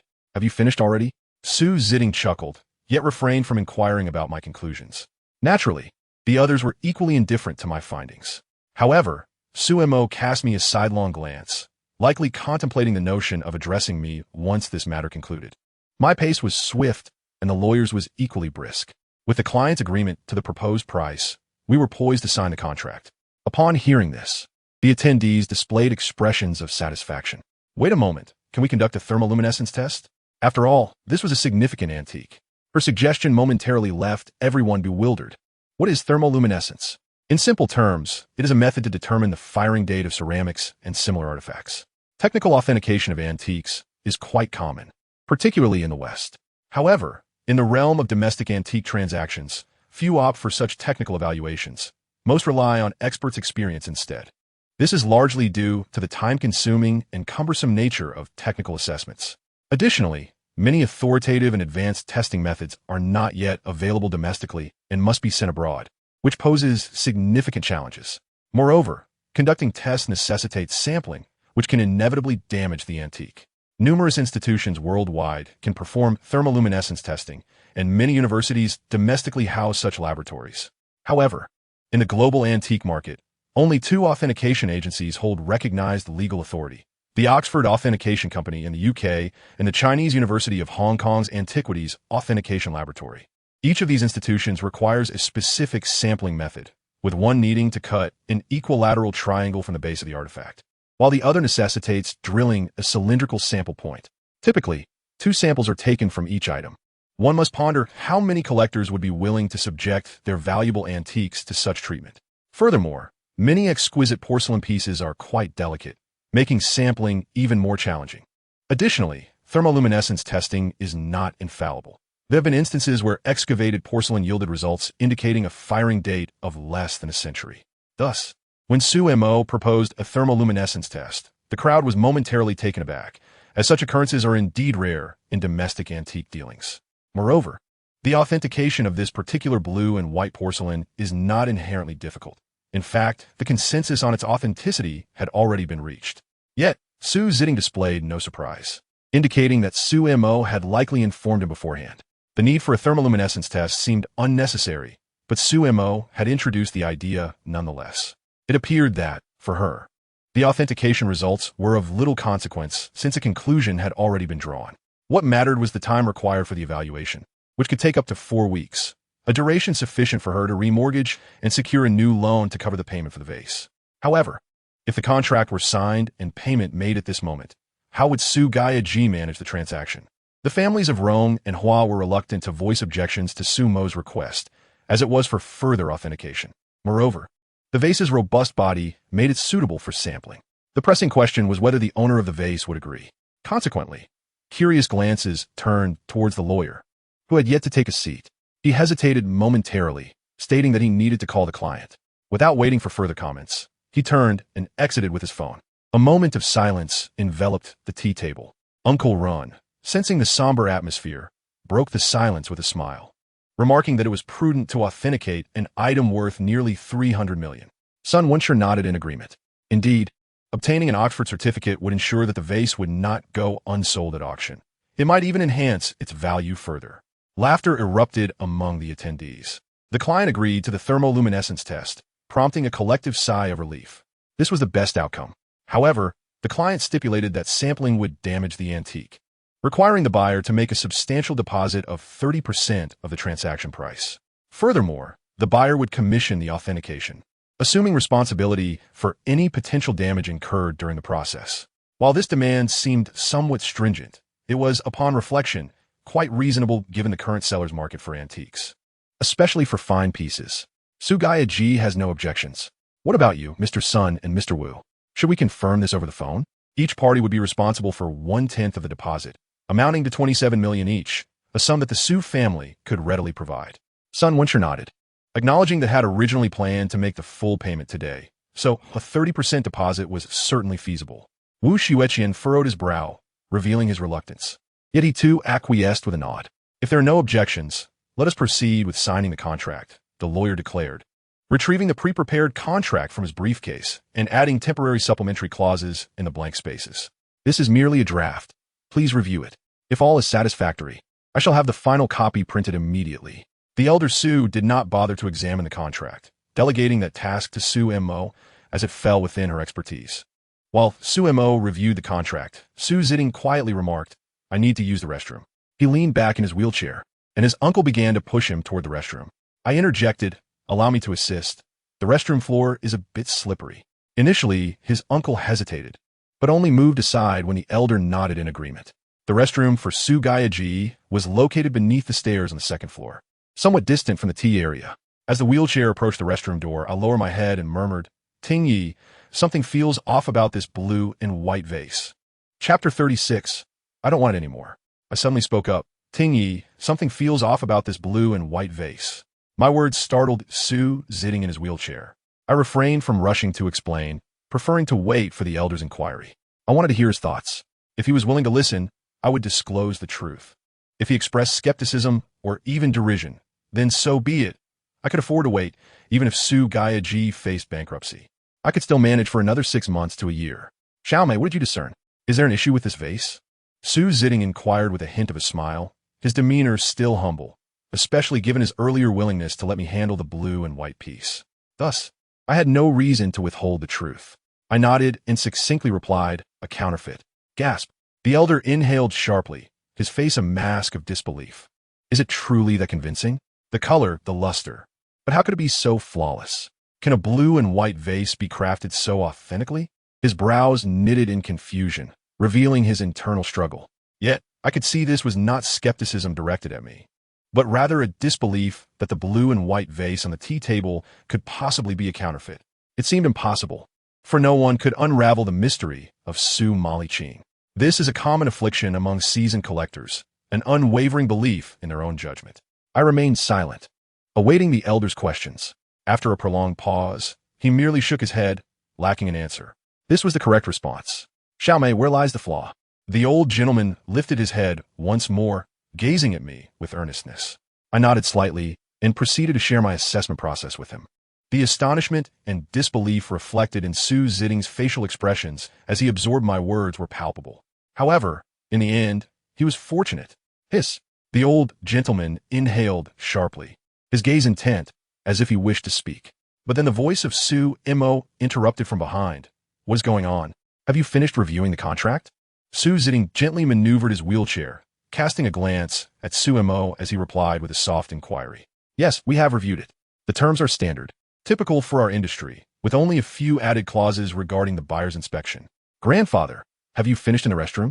Why has it taken so long?" Su Mo approached. "Xiao Mo, there's an issue with the blue and white porcelain." "Issue?" Su Mo was taken aback. "Isn't that fortunate? Sending it for appraisal 1 TB in vain." Su Jiling shook his head. "However, the contract stipulates that any issues arising from the inspection process fall under the buyer's responsibility." Upon uttering this, the old gentleman's expression suddenly tightened, as if he were momentarily stunned by his own words. For a brief second, it appeared he was questioning himself. Why would the seller specifically state that the buyer is responsible for any problems that arise during the inspection process? Su Mo was momentarily taken aback, then responded curiously, "Grandfather, isn't that quite normal? Both parties can send items for inspection. Whoever sends it is responsible. Yet, human psychology operates in such a way that once doubt arises, it becomes inescapable. This is particularly true in the realm of antiquities, where the distinction between genuine and counterfeit is stark." The old gentleman's words left Su Mo in a state of confusion. Is it really that serious? It's nearly 300 million. How could it not be serious? But so many people have examined this porcelain jar and found no issues. That precisely makes it all the more alarming. Xiao Mo, we cannot sign this contract. We will not take this yuan blue and white. What? Su Mo was stunned. Esteemed elders, I apologize. This yuan blue and white porcelain does not align with our Su Guyaji. A sudden silence enveloped the tea table, only to be shattered moments later by an uproar. Old gentleman, have you discerned something? Everyone was taken aback. Even Ren Shu, sitting beside Su Ziding, wore a baffled expression. As the crowd alternated their gazes between Su Ziding and the open box containing the porcelain jar, voices erupted in a cacophony, prompting Su Mo to hastily clarify. Esteemed elders, antiques are subject to individual interpretation. Given the size of this yuan blue and white, it is understandable that we have decided against it after thorough consideration. But Miss Su, 3 parties had previously agreed it was acceptable. We just reviewed it and found no issues. Why the sudden change? Indeed, Master Ting must provide an explanation. Otherwise, how can we cooperate in the future?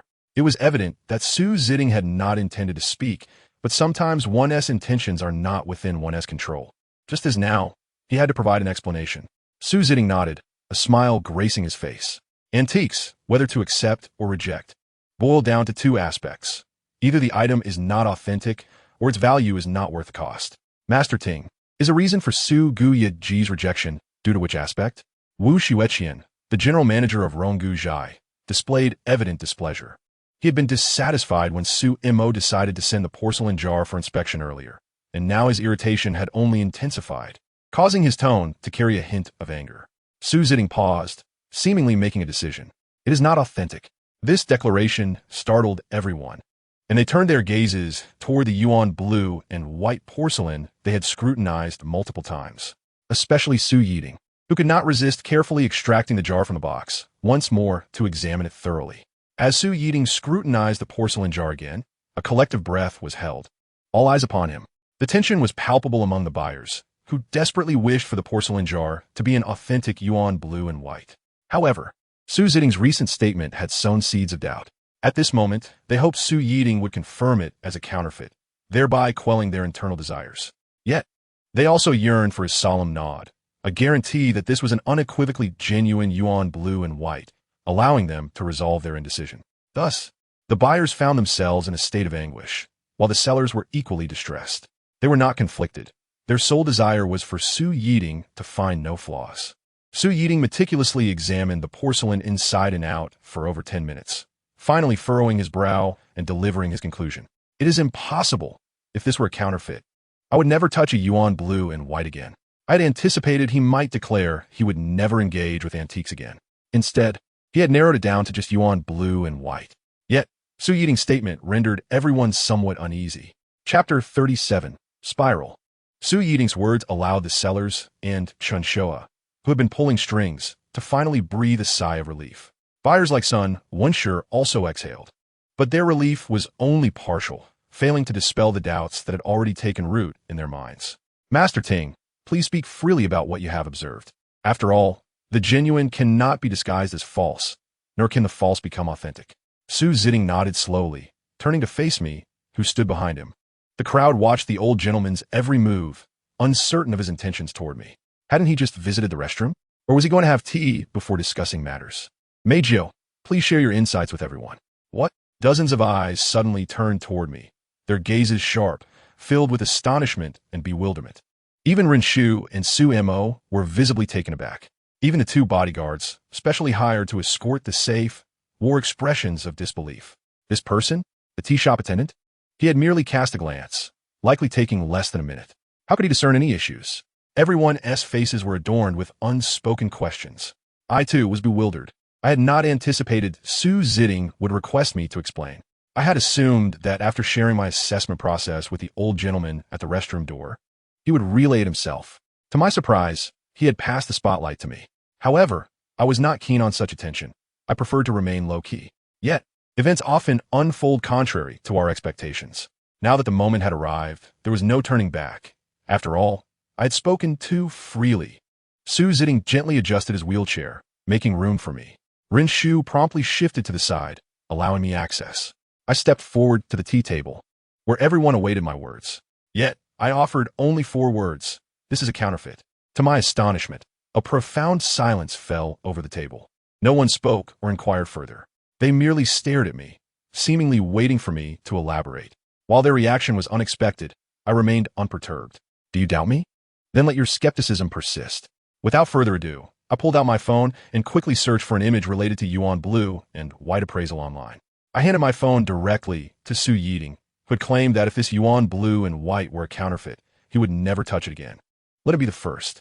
The image on my phone was a magnified view of the distinctive features of yuan blue and white porcelain. The image no longer reveals the original appearance of the porcelain, as it is a magnified view under a microscope. One can only discern the typical characteristics exhibited by the Suma Li Qing used in the yuan blue and white porcelain after firing. Mei Youding glanced at the phone and questioned, "What does this mean? Isn't this precisely the hallmark of yuan blue and white?" I nodded and casually handed him the high-powered magnifying glass from the tea table. "Director Su, please take another look at this porcelain jar and compare for any differences." Mei Youding furrowed his brow. He had examined it twice already, meticulously. "There is no difference. The characteristics of this jar are identical to those in the image, displaying the typical traits of Suma Li Qing, vivid hues and varied contours, all in order." He declined to take the magnifying glass for a third inspection of the jar, feeling it would challenge his discerning eye. "If you won't look, then I will make you." Although the photo, magnified several times, appeared somewhat blurred, it still revealed what needed to be seen. I sent the photo to Su Mo and observed her extend her hand, saying, "Boss, may I borrow your phone?" Though still bewildered, she said nothing and handed it to me directly. I placed both phones on the tea table, one displaying the typical characteristics of yuan blue and white under the microscope, the other showcasing the yuan blue and white from the box I had photographed. Everyone, observe and identify any discrepancies. The crowd leaned in, scrutinizing the 2 images closely. "They look the same. I can't discern any difference. Can any of you?" Mei Youding remarked after a brief glance, prompting others to shake their heads in agreement, indicating they too saw no distinguishing features. This was hardly surprising. If they could see it, there would be no need for this discussion. Ladies and gentlemen, in this freshly taken image, within the speckles lies a pinhole, and the color gradually fades from the center outwards. Indeed, authentic Suma Li Qing always exhibits a gradient of color from within to without. Wu Xueqian interjected before I could finish. Upon closer inspection, does the color in this newly taken photo not spiral outward? The tea table fell silent, then erupted with murmurs. "Oh, it does appear to spiral. The various shapes beneath the glaze indeed exhibited a spiral pattern, did they not?" Mei Youding displayed a look of disdain. However, he was correct. Regardless of the shapes that appeared, they were not unusual. Yet, for all the color spots, to consistently spiral outward was rather peculiar. As soon as I voiced this thought, Sun Wenshur picked up the magnifying glass and leaned over the blue and white porcelain jar. Indeed, every spot is spiraled," he exclaimed after a brief study, promptly handing the magnifying glass to Mei Youding. Mei Youding, now less resistant, took the magnifying glass and leaned in as well. At this juncture, one might wonder why I could perceive the spiral coloration while so many seasoned experts could not. The answer is simple. I was already aware that the formula for Suma Li Qing had been deciphered. The only flaw in this imitation of Suma Li Qing was the spiraled coloration, coupled with the pinhole. Yet, the esteemed experts present were unaware. They relied on the established standards for identifying yuan blue and white. Hence, they were unable to see it. Even if they did, they would not approach the issue from the perspective of authenticity versus imitation. Instead, as Mei Youding had just remarked, they might deem it a normal shape. Indeed, the spiral shape was uncommon, but it could hardly serve as a definitive criterion for authenticating yuan blue and white, could it? Mei Youding's tone had grown markedly cautious. Moreover, this blue and white porcelain jar, viewed from any angle, bore the typical characteristics of yuan blue and white. If this piece were a counterfeit, it would imply that someone in the world had indeed rediscovered the original formula for Suma Li Qing. Chapter 38, The Paper. Mei Youding's speculation was accurate. Indeed, someone had managed to replicate Suma Li Qing. Earlier, while Mei Youding was appraising the yuan blue and white porcelain jar, I stood behind him, lost in thought about how I would age this piece. This thought prompted a flash of memory regarding a paper. This paper was not authored by me, though I have penned several high-quality papers published in core journals. This particular paper was in Japanese. A few months ago, while I was studying at Kyoto University, my advisor sent me a paper written entirely in Japanese. Although the paper had been published for 3 to 4 months, it was still quite novel upon reaching the domestic audience. My advisor instructed me to find someone to translate it, stating that it was significant and would influence future research on yuan blue and white. I exchanged 2 meals' worth of expenses to have someone from the foreign language college translate it. The paper detailed how a research group from Japan's Ida University had made breakthroughs, successfully replicating the long-lost pigment formula of yuan blue and white, and had also succeeded in firing it. The paper not only thoroughly explained the principles behind the research of the formula, but also provided an abundance of images. The images showcased successful replicas of yuan blue and white alongside comparisons with genuine examples. From the comparisons, the paper concluded 2 primary differences between replicas and originals. One was that replicas contained pinholes, albeit minuscule and difficult to detect. The other was that the colors in replicas spiraled outward from the center. Why did this phenomenon occur? The paper speculated that this was due to the fact that the replicated formula consisted entirely of modern chemicals, whereas genuine yuan blue and white utilized entirely natural materials. Because the modern chemical formula contained ingredients of absolute purity, the results would inevitably display very regular shapes. Conversely, natural materials inherently include various unpredictable substances, resulting in a diverse array of shapes in the fired color spots. Director Su, you were indeed correct. Someone in this world has replicated Su Ma Li Qing.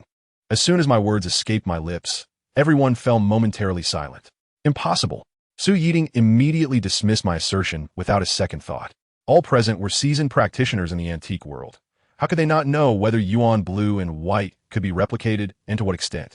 Indeed, since the late 1980s and early 1990s, after a batch of yuan blue and white was produced in Jingdezhen, there has been no authentic replication since. Even that batch from Jingdezhen now looks decidedly fake, Wu Xueqin chimed in. I was disinclined to engage in further debate. Those entrenched in the antique world are often the most obstinate. There is no need for lengthy discussions. Direct evidence would serve as the most compelling persuasion. I retrieved my phone once more, capturing a screenshot of the paper I had previously sent to the foreign language college and displayed it for everyone to see. Director Su, take a look at this academic paper. You are surely familiar with such documents. As a former deputy director of the museum and a researcher, he was undoubtedly well-versed in academic papers. Upon hearing it was a paper, Su Yiding's face paled. He might have dismissed other forms of evidence, but presenting a paper was a serious matter with authoritative backing. In the antique world, authority is held in the highest regard.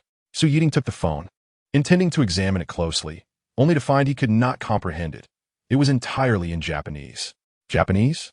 Su Yiding appeared bewildered. Oh, this is a paper just published last year by Ida University in Japan, discussing how a research group has conquered the issue of the pigment formula for yuan blue and white. I intentionally refrained from presenting the already translated version of the paper for everyone to see. The credibility is naturally enhanced by presenting the original Japanese text. Is there anyone here who understands Japanese? I posed the question intentionally. I have a translation app on my phone that can translate via photo.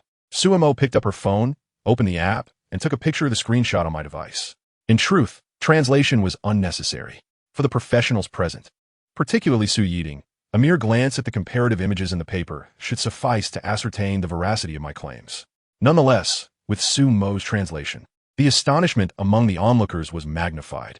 This is indeed a counterfeit. Sun Wenshi cast a glance at the yuan blue and white porcelain before turning his attention to Chen Shoha. Chen Shoha appeared quite embarrassed. Yet, as the intermediary, he remained innocent. Don't look at me, Mr. Sun. You all are unable to discern it. How could I? Sun Wenshi then glanced at the lawyer beside him.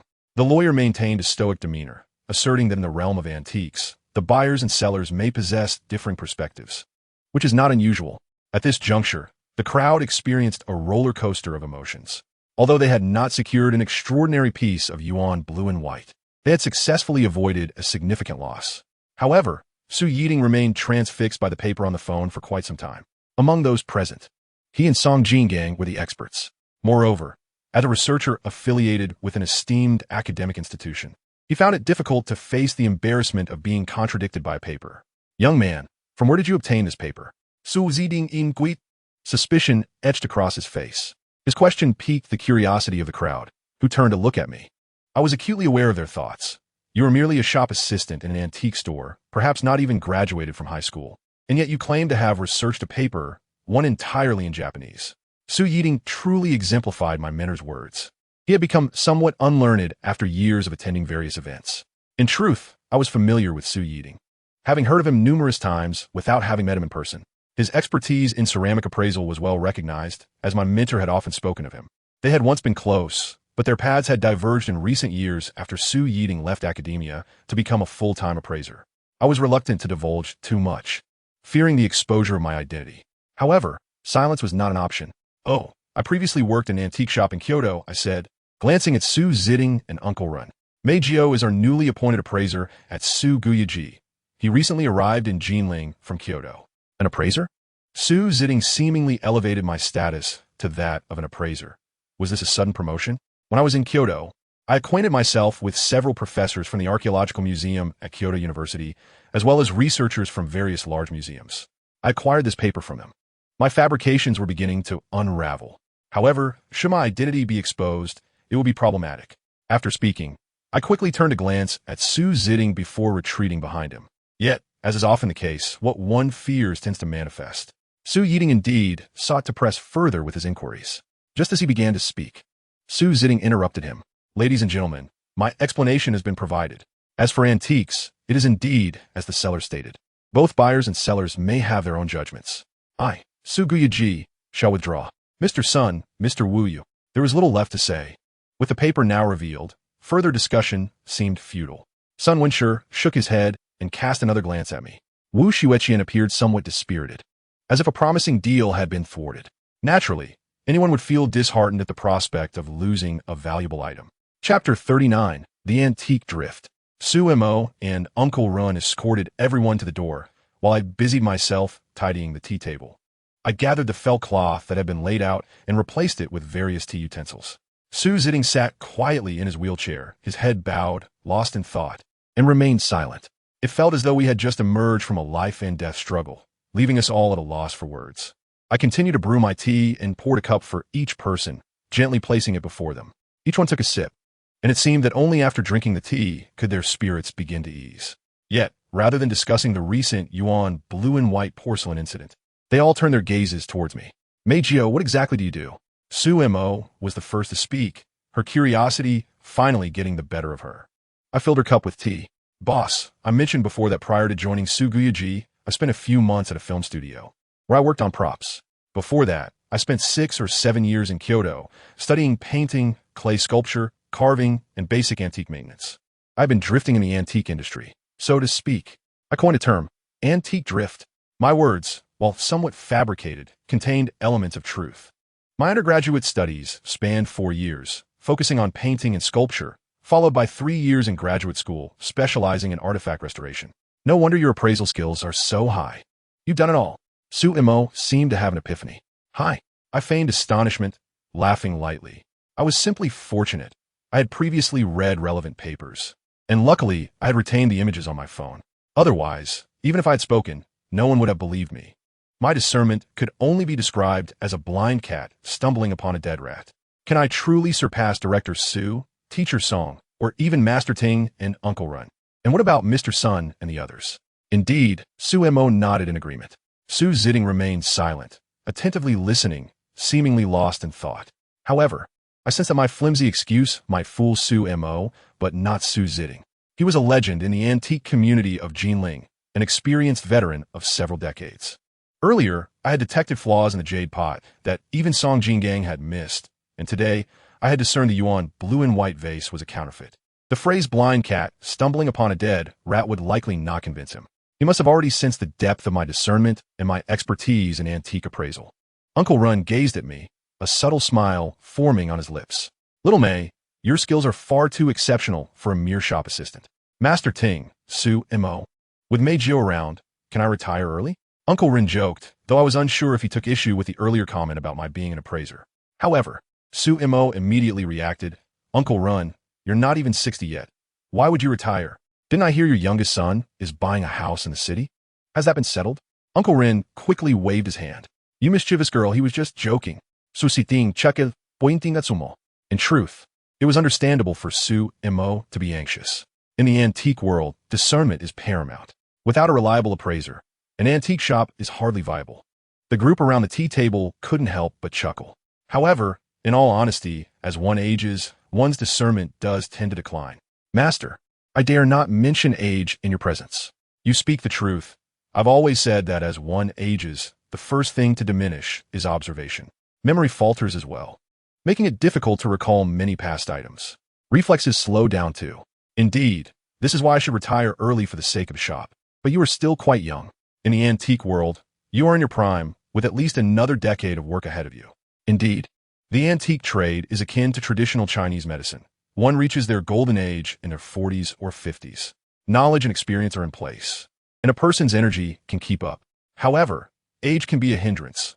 Although one may possess rich experience, as Su Zitting noted, one's observational skills diminish, and memory fails to keep pace, rendering it challenging to mobilize one's knowledge and experience.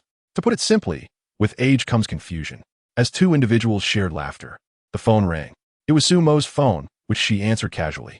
"Oh dear, I almost forgot about this matter.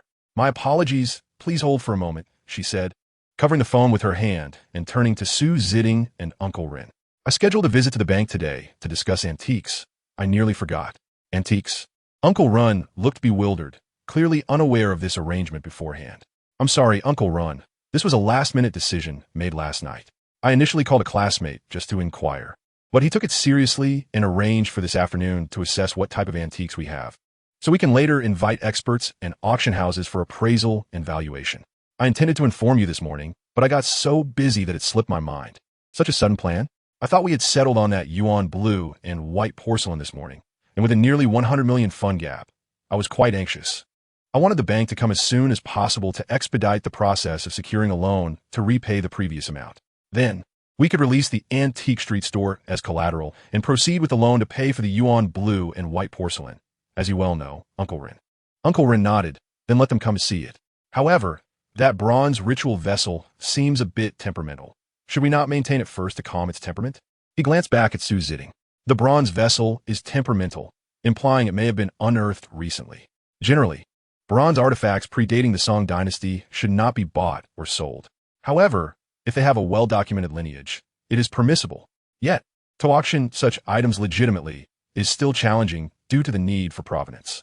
Moreover, only a handful of renowned auction houses in the country are authorized to auction bronze artifacts. Nonetheless, this does not affect private transactions in antique shops. To handle it ourselves, we can mitigate its temper and cultivate a patina, allowing unearthed items to appear as if they have a well-established lineage." "Temperamental? I think it looks fine," Su Mo said, frowning while still covering the phone. "Uncle Run, how did the shop end up with unearthed goods?" Su Zitting inquired, suddenly serious. Uncle Run, noticing the elder's expression, quickly clarified. "It's not exactly unearthed goods. It has likely changed hands multiple times. However, it's still not sufficiently processed, so I believe it's prudent to handle it further." Su Zitting nodded and turned to Su Mo, Xiao Mo. "In this regard, it's best to heed your Uncle Rin as counsel. Some boundaries must never be taken lightly. Let the bank come to inspect in a few days." Su Mo nodded, apologizing to the person on the other end of the phone, and arranged for a visit 3 days later. It could not be delayed any further, as the loan repayment was due next month. In Su Mo's words, "The process of securing a mortgage is quite troublesome, and time may run short. Should there be any delays in repaying the current loan, the Su family would face dire consequences." Chapter 40. Rest. Su Mo scheduled the bank to come and view the antiques 3 days later, which conveniently fell on a Tuesday. Su Mo had calculated the timing well. Tuesday is when the Su Gaia antique shop closes for inventory. Arranging for the bank to come that day would spare them from closing the shop again. "I was hoping to see the major items in the large safe on the second floor, but I have the day off on Tuesday. Unfortunately, I will perfectly miss the significant items Su Mo has mentioned several times. However, I was not idle. I was busy. You might assume that spending 700 yuan would guarantee a genuine Shoshan stone. In reality, Shoshan stones are not as extravagantly priced as many believe, with some costing tens of thousands or even millions. Those exorbitant prices are typically reserved for antiques with provenance or exceptional Shoshan stones that are sizable, well-crafted, and aesthetically pleasing. Ordinary Shoshan stones, freshly mined, are reasonably priced at a few hundred yuan for a small piece. Naturally, you can also find so-called Shoshan stones online for a mere few dozen yuan, and they might even engrave it for you and ship it. However, Most of these are counterfeit. In the painting 9 Shrimp, was there not a missing white stone elder-s seal? I took the liberty to add it. Carving is not difficult for me. I learned from my grandfather from a young age, starting with mud modeling and carving. These two skills are foundational and essential for many restoration practices, as creating many items begins with shaping a form. Mastering the external appearance is relatively simple, but grasping the essence and spirit is quite challenging. My early training with my grandfather focused more on the external forms, but during my university years, I gained a deeper understanding of what constitutes spirit and essence. Thus, I feel that my skills in restoration, compared to my grandfather's, are somewhat lacking. After all, he has decades of experience and proficiency. While he may take half a month to complete a piece, I estimate it takes me a month or longer. However, I believe my understanding of antiquities, particularly artistic antiques, is now more profound and thorough than my grandfather's. Carving a seal for Qi Bai Shi, while not overly difficult, still prompted me to practice on various stones. On this day off, Xiao Wu too was not filming. I was in the courtyard carving my stones, while Xiao Wu sat idly, lost in thought. In truth, I should have been lounging in bed, enjoying a leisurely sleep, but Xiao Wu, likely accustomed to early mornings from his military days, rose bright and early to exercise. After exercising, he prepared breakfast and practically dragged me out of bed for it. Breakfast consisted of store-bought buns and soy milk, along with an egg that had been fried for what felt like an eternity. He even dubbed it a nutritious breakfast. Sleeping until noon and enjoying lunch would have been far more satisfying. As I was still working on my stone, the phone rang. It was Su Mo calling.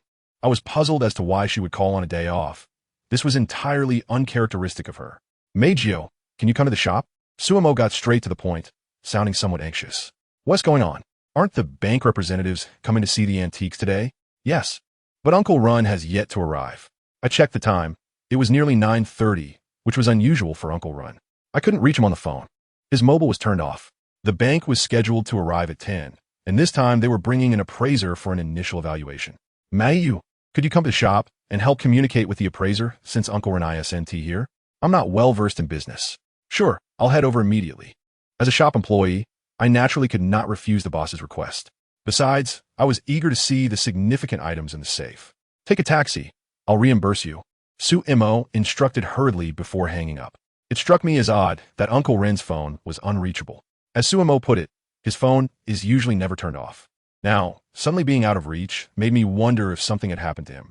I pushed aside my concerns about Uncle Run and hurriedly left my work behind. I have a matter to attend to at the shop, I said, turning to leave, only to find Xiao Wu silently following me. What are you doing? I'm bored at home. I'll go with you. I had no time to engage in idle chatter with Xiao Wu, so I quickly hailed a taxi. After all, it typically takes nearly an hour to travel from the suburbs to the antique street, even by cab. Fortunately, it was not rush hour. Today was not officially a work day, and bringing Xiao Wu along wouldn't seem too out of place. Just as the store was finishing up, Xiao Wu and I decided to find a place to satisfy our appetites, as there was hardly anything worthwhile to eat in the suburbs where we lived. Luckily, when I arrived at the shop, the bank representatives had not yet arrived. My friend Xiao Wu had just received a phone call while we were outside, so he came along. I concocted a casual excuse. Xiao was nearly mesmerized by Su Mo's beauty. I suspected he never imagined that my workplace, an antique shop, would have such a young and stunningly leggy female owner. Su Mo smiled gently at Xiao Wu and said, "Why don't you sit here and enjoy your tea for now? Mei Jiu, let us head to the second floor to check out the antiques. The bank representatives have just arrived and are parking." All right, I nodded and followed Su Mo upstairs. Today, she wasn't wearing her usual cheap house-style dress, but rather something more formal, a black lace dress paired with a silver blazer and matching high heels. Her hair tied back in a ponytail. She exuded an air of professionalism that was clearly intended for the bank's visit. As we walked, I inquired about Uncle Run. I had just tried to call him, but my phone was still off. Could he have fallen ill at home? Su Mo paused, then shook her head. Impossible. He doesn't live alone. He with his wife. That is peculiar. Should we go check on him? I suggested. No need. I already informed Grandpa, and he should send fourth uncle over. As we spoke, we ascended the stairs with quickened steps. The second floor was divided between a large safe and workspace. The so-called workspace was essentially a maintenance area for the antiques, featuring a massive table surrounded by 2 rows of shelves filled with various tools and materials for their care. I didn't often come up to the second floor. My visits were primarily for tidying up the workspace. I had never seen the large safe opened. Chapter 41, 4 Antiques.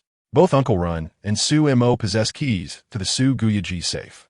Thus, in Uncle Ren's absence, Su Mo opened the large safe herself. I stood in the outer workspace while Su Mo unlocked it, and only then did I step inside. The safe was indeed enormous, resembling a wardrobe. As the heavy door swung open, I discovered an array of colorful silk boxes, with the bottom for containing the antiques to be appraised by the bank. Su Mo carefully extracted one of the silk boxes and brought it to the large work surface outside. I hurriedly carried another box out with both hands. There were 4 silk boxes in total, 3 square and 1 rectangular. I speculated that the rectangular one likely contained a painting. These 4 pieces represented a significant investment, consuming more than half of my loan, over 70 million. Su Mo sighed as she spoke, her expression brightening. However, Uncle Ren mentioned they were a good deal. If we hold on to them for another year or 2, their value might double. 70 million for 4 antiques, and yet she claimed it was a bargain. This piqued my curiosity. Some might wonder, isn't 70 million excessive for just 4 pieces? Averaging less than 20 million each seems rather trivial. Yet, as I previously noted, transactions of single antiques worth tens of millions to hundreds of millions are exceedingly rare in reality. Most trades occur within the range of tens to hundreds of thousands, with even millions being uncommon. Not even the most prestigious antique shops in Jinling or across the nation operate differently. Since Uncle Ren isn't here, could you assist me? When the bank representatives arrive, please help facilitate communication with their appraiser to ensure we secure a higher valuation, Su Mo casually suggested. Yet, she likely understood that an appraiser's valuation could not simply be influenced by conversation. I nodded and casually opened one of the silk boxes. The moment it opened, I was awestruck. The light reflected dazzlingly, nearly blinding me. Admittedly, my description may seem exaggerated, but the initial impression was indeed stunning. Inside was a porcelain piece, a blue and white vase featuring a 5-clawed dragon. The presence of the dragon indicated its exceptional provenance. I could tell from its design that it was from the imperial kiln of the Yongjing period. This blue and white dragon vase displayed 9 dragons frolicking amidst waves. Gently, I lifted the vase from the silk box and examined the base mark. As I suspected, it bore the 6-character inscription, made in the Great Qing Yongjing period. I couldn't help but think, what a coincidence to encounter 2 Yongjing pieces in just the past week. My luck was truly remarkable. Of course, the previous piece, a red-glazed jade vase, had turned out to be a counterfeit. However, as I pondered this, an unsettling feeling crept over me. It wasn't that I had spotted an obvious flaw. I hadn't scrutinized it closely enough yet. Instead, it struck me that I felt a sense of déjà vu regarding this vase. Yes, I recalled seeing an identical vase at a major auction last autumn. This vase was officially titled Qing Yongjing Blue and White Lightly Decorated Wave Pattern 9-Dragon Vase. Last year, it fetched a staggering 85 million.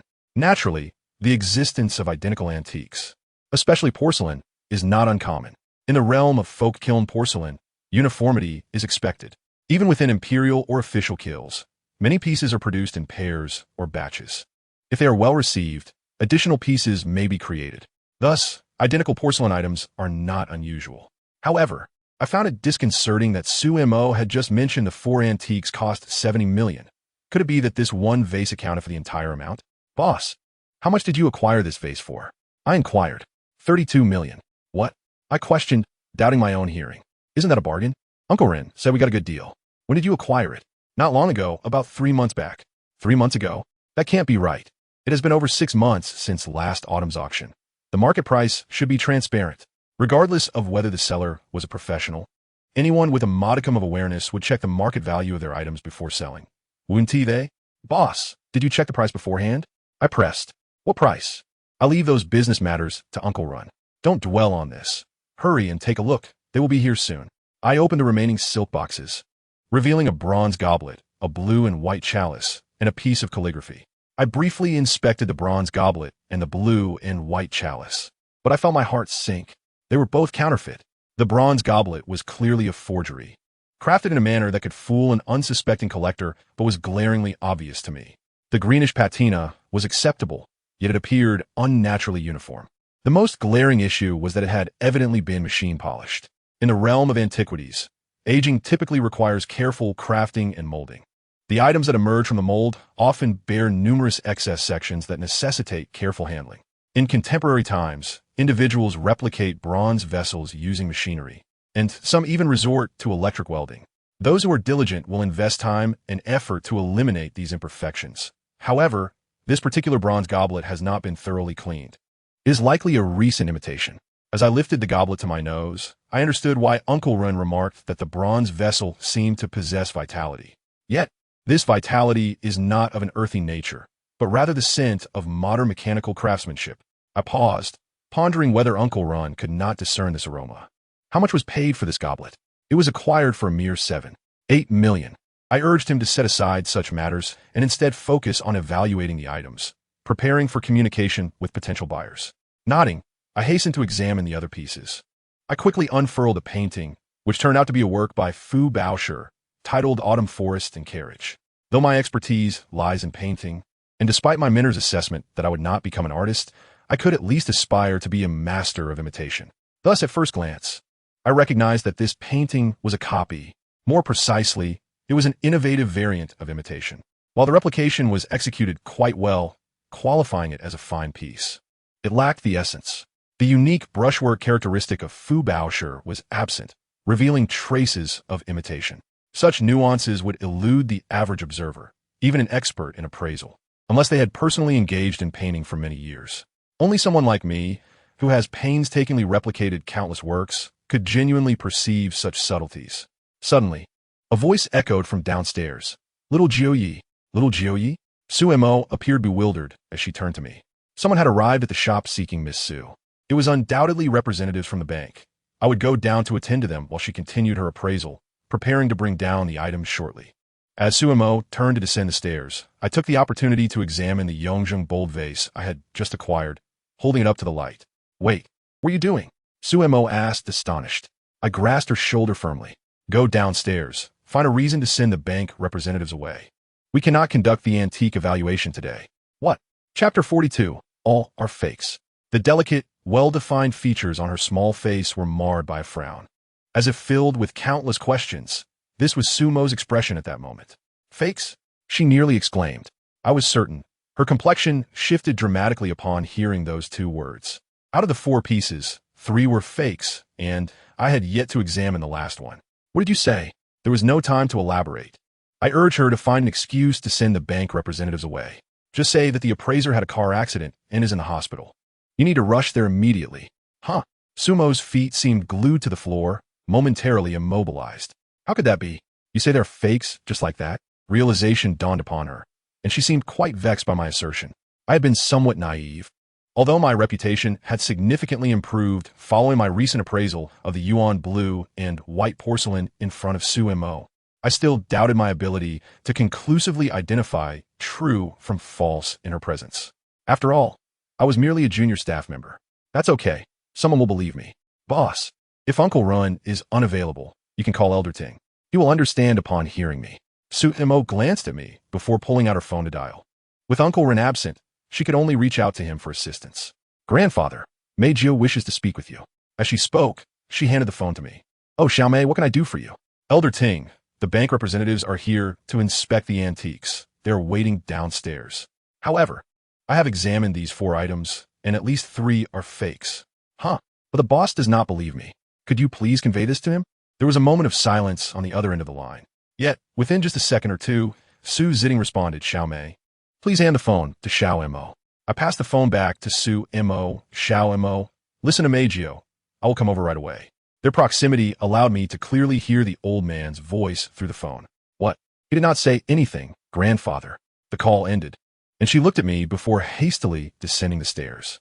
Perhaps she rushed too quickly, or the blow of this news weighed heavily upon her. Her high heels faltered, and her entire body lurched toward the stairs. Be careful. I noticed Su Mo's hands had grown clammy, and she was trembling slightly. I understood the implications of my words for her. If what I said was indeed true, it meant dire consequences, the inability to repay loans. The entire antique street of Su Guyaji would be seized by the bank. The Su family would be utterly ruined. First, we needed to send the bank representatives away. The situation remained unclear, and the outcome was uncertain. I contemplated reassuring the beauty, but she unexpectedly slapped my arm. Let go. Oh, okay. I quickly released her, and Su Mo turned, hastening down the stairs. It's been a while. A male voice resonated from downstairs, though it had a somewhat effeminate quality. "Oh dear, what has happened? You look rather pale. My apologies. I had arranged to view antiques today, but I just received a call informing me that my chief appraiser was in a car accident on the way here, and I must rush to the hospital." It was evident that Su Mo's complexion and demeanor were genuine. Those downstairs could likely perceive that something was amiss. "Don't worry. You should hurry to the hospital. Gao Zong. Professor Lin, perhaps we should reschedule. Today is truly unfortunate." "Don't worry. Miss Su, you attend to your urgent matter." Taking advantage of the conversation below, I quickly resumed examining the blue and white high-footed cup. This type of porcelain is relatively abundant, with examples from the Yuan, Ming, and Qing dynasties. However, the price disparities are exceedingly vast. As I turned it over, I noted the mark, made in the Great Ming Xuanda period. If genuine, its market value would be at least 20 million. Yet this too was a counterfeit. If all four antiques were authentic, their combined market price would undoubtedly exceed 1.5 billion. Indeed, it would be a doubling of value. Yet, regrettably, they were all fakes and the quality of the imitations varied. The bronze goblet was of average imitation quality, while the blue and white high-footed cup was of above-average quality. The best imitation was the painting by Fu Baosher, Autumn Forest and Carriage, which could be classified as a masterpiece. The latter two items might deceive most collectors, even seasoned appraisers like Uncle Run. However, I found it impossible for the first two items to evade Uncle Ren's discerning eye and find their way into the vault of Su Guyaji. I heard Su Mo escorting the downstairs visitors out and returned with 2 boxes in hand. I brought down the 4 pieces in 2 trips, placing them on the tea table. "How did you manage to bring everything down?" Su Mo cast a glance at me and then at Xiao Wu. "Isn't Elder Ting on his way? He wouldn't be able to come upstairs to examine the items." Su Mo nodded in agreement. "Rest assured, boss. Xiao Wu is my absolutely trusted brother. He won't divulge anything about today's events. You drink tea. Don't ask about anything else." Xiao Wu nodded and began sipping his tea, neglecting to pour me a cup. "All 4 pieces are, impossible. These are all personally collected by Uncle Run. Even if they're fakes, how could he possibly have been deceived into acquiring all 4? But where is Uncle Run?" Su Mo scrutinized the 4 antiques on the tea table. Yet she could not discern what was authentic or fake. I wished to elucidate the flaws to her, yet I feel it unnecessary. It would be wiser to wait for the old gentleman to arrive and observe for himself. Besides, Su Mo is presently too preoccupied to listen to my detailed analysis. She keeps glancing at her phone, making calls to Uncle Ron and then to Su Jiting. I requested Xiao Wu to pour me a cup of tea and one for Su Mo as well. However, it is evident that Su Mo has no time to indulge in tea. After sipping a few cups over the course of half an hour, I finally heard a sound at the door. The wheelchair made its much-anticipated entrance, being pushed by a middle-aged woman in her 50s, surprisingly not by my 4th uncle. Su Mo hastily stood up and approached with urgency. "Grandfather, please take a look." Mei Jiu merely glanced at it and declared it a counterfeit. "How can that be? These are personally collected by Uncle Ren. Please, you must examine them." As she spoke, she hurriedly wheeled the old gentleman towards the tea table. He waved his hand. "Slow down. What's the rush? In the face of significant matters, one must remain calm, especially in the realm of antique collection. Young lady, why the impatience?" Chapter 43, The Revelation of Power. Su Jiting was brought to the tea table by Su Mo, yet he did not hasten to inspect the antiques in the brocade box. Instead, he glanced at Xiao Wu and, with a warm smile, inquired, "And who might this be?" "Greetings. I am a friend of young Master Jiu." "Young Master Jiu?" Su Jiting paused, for at his age, being addressed as such by someone younger seemed somewhat improper. However, Xiao Wu had grown accustomed to this form of address since childhood.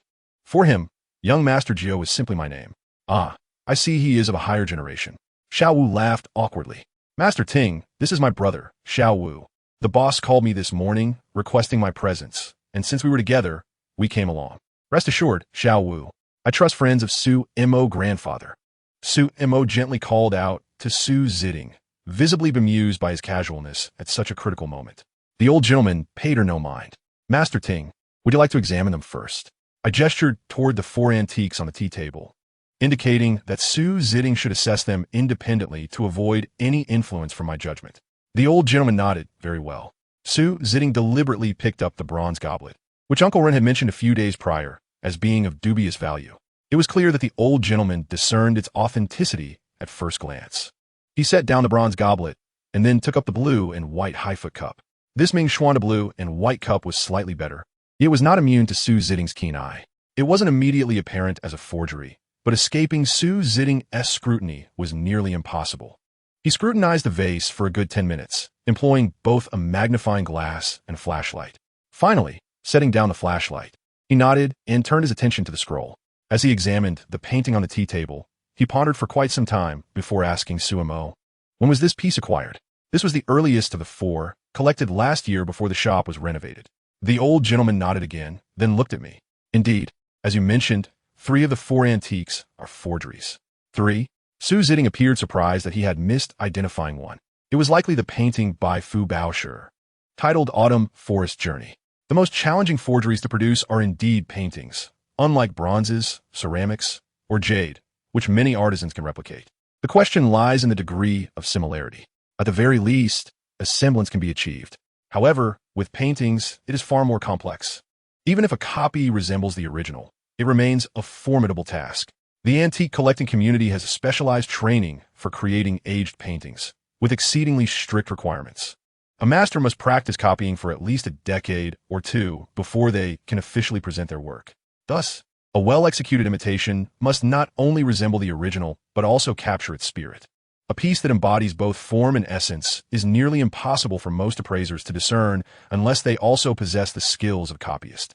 Many appraisers, who are not artists themselves, tend to assess paintings more from the perspective of the artist's habits than the artistic essence, such as the type of paper used, brush techniques, or chronological discrepancies within the artwork. These methods resemble classic diagnostic approaches, much like those of a seasoned traditional Chinese physician. For instance, in the case of this painting by Fu Baoshi, a typical appraiser would note that Fu preferred using leather paper, which he would not crumple, and favored a smooth finish. These established appraisal standards can be navigated by skilled individuals. The only truly challenging aspect is the artistic quality of the work, specifically the brushwork. This skill is exceedingly difficult to replicate. If the imitator could master it, they would become a master themselves. 3 are forgeries? Sumo's complexion turned pale. Then, is there one genuine piece? Just as the old gentleman was about to respond, I interjected. Master Ting, I believe this painting by Fu Baoshi is also a forgery. Su Zitting was taken aback, displaying a look of confusion. His bewilderment stemmed not from the realization that all 4 pieces were forgeries, but from the fact that I had identified which one was a forgery without him having disclosed it. How did you know I hadn't recognized this autumn forest journey as a forgery? I had been careless. My hasty words had revealed my capabilities. However, I suspected Su Zitting would have grasped the essence of the blue and white porcelain on that previous occasion. With the emergence of these 4 forgeries today, he would likely discern their authenticity with greater accuracy. There was no choice but to reveal my knowledge. I could not pretend ignorance and have Sumo take the forgeries for appraisal. Exposure was inevitable. So be it. My abilities would eventually become evident. Some degree of subtlety is simply unattainable. The imitation of this painting was indeed masterful, meeting nearly all the appraisal standard associated with Fu Baoshi's works. From the paper and ink to the timeline depicted, viewing it solely through conventional appraisal criteria, it would be challenging to identify the flaws. The old gentleman furrowed his brow in contemplation. And what led you to perceive these flaws? Master Ting, as I mentioned before, I have studied painting, particularly the art of copying many traditional works. Therefore, I understand the differences between an imitation and an original creation. Yes, you did mention your background in painting a few days ago. This autumn forest journey is a derivative copy, based on Fu Baoshi's high spirits in the forest and springs, intricately woven with elements from his other works, culminating in this piece. The flaw lies in the fact that the copyist was preoccupied with the original while painting, resulting in a relatively slow brushstroke. When the pace slows, the brushwork lacks fluidity, particularly the distinctive Baoshi strokes, which are the most apparent flaws, rendering it somewhat scattered compared to the original. Of course, my assertion of it being obvious is a realization only someone who has held a brush and practiced can truly appreciate. Master Ting, I presume you have not had the experience of copying with a brush? Su Zitting nodded. I do not paint, though I can manage a few characters. Hence, it is entirely normal that you did not perceive the flaws in this painting. Generally, appraisers find it challenging unless they are also artists or adept copyists. Now that you mention it, I too have suddenly noticed a flaw in this painting. Su Zitting remarked, pointing at the area where the ink was densest. Fu Baoshi's works are known for their ink application, During this period, he often used old ink from the Ming and Qing dynasties, resulting in a faint purple hue in the darker areas. However, this painting exhibits an overly glaring purple. I nodded in agreement.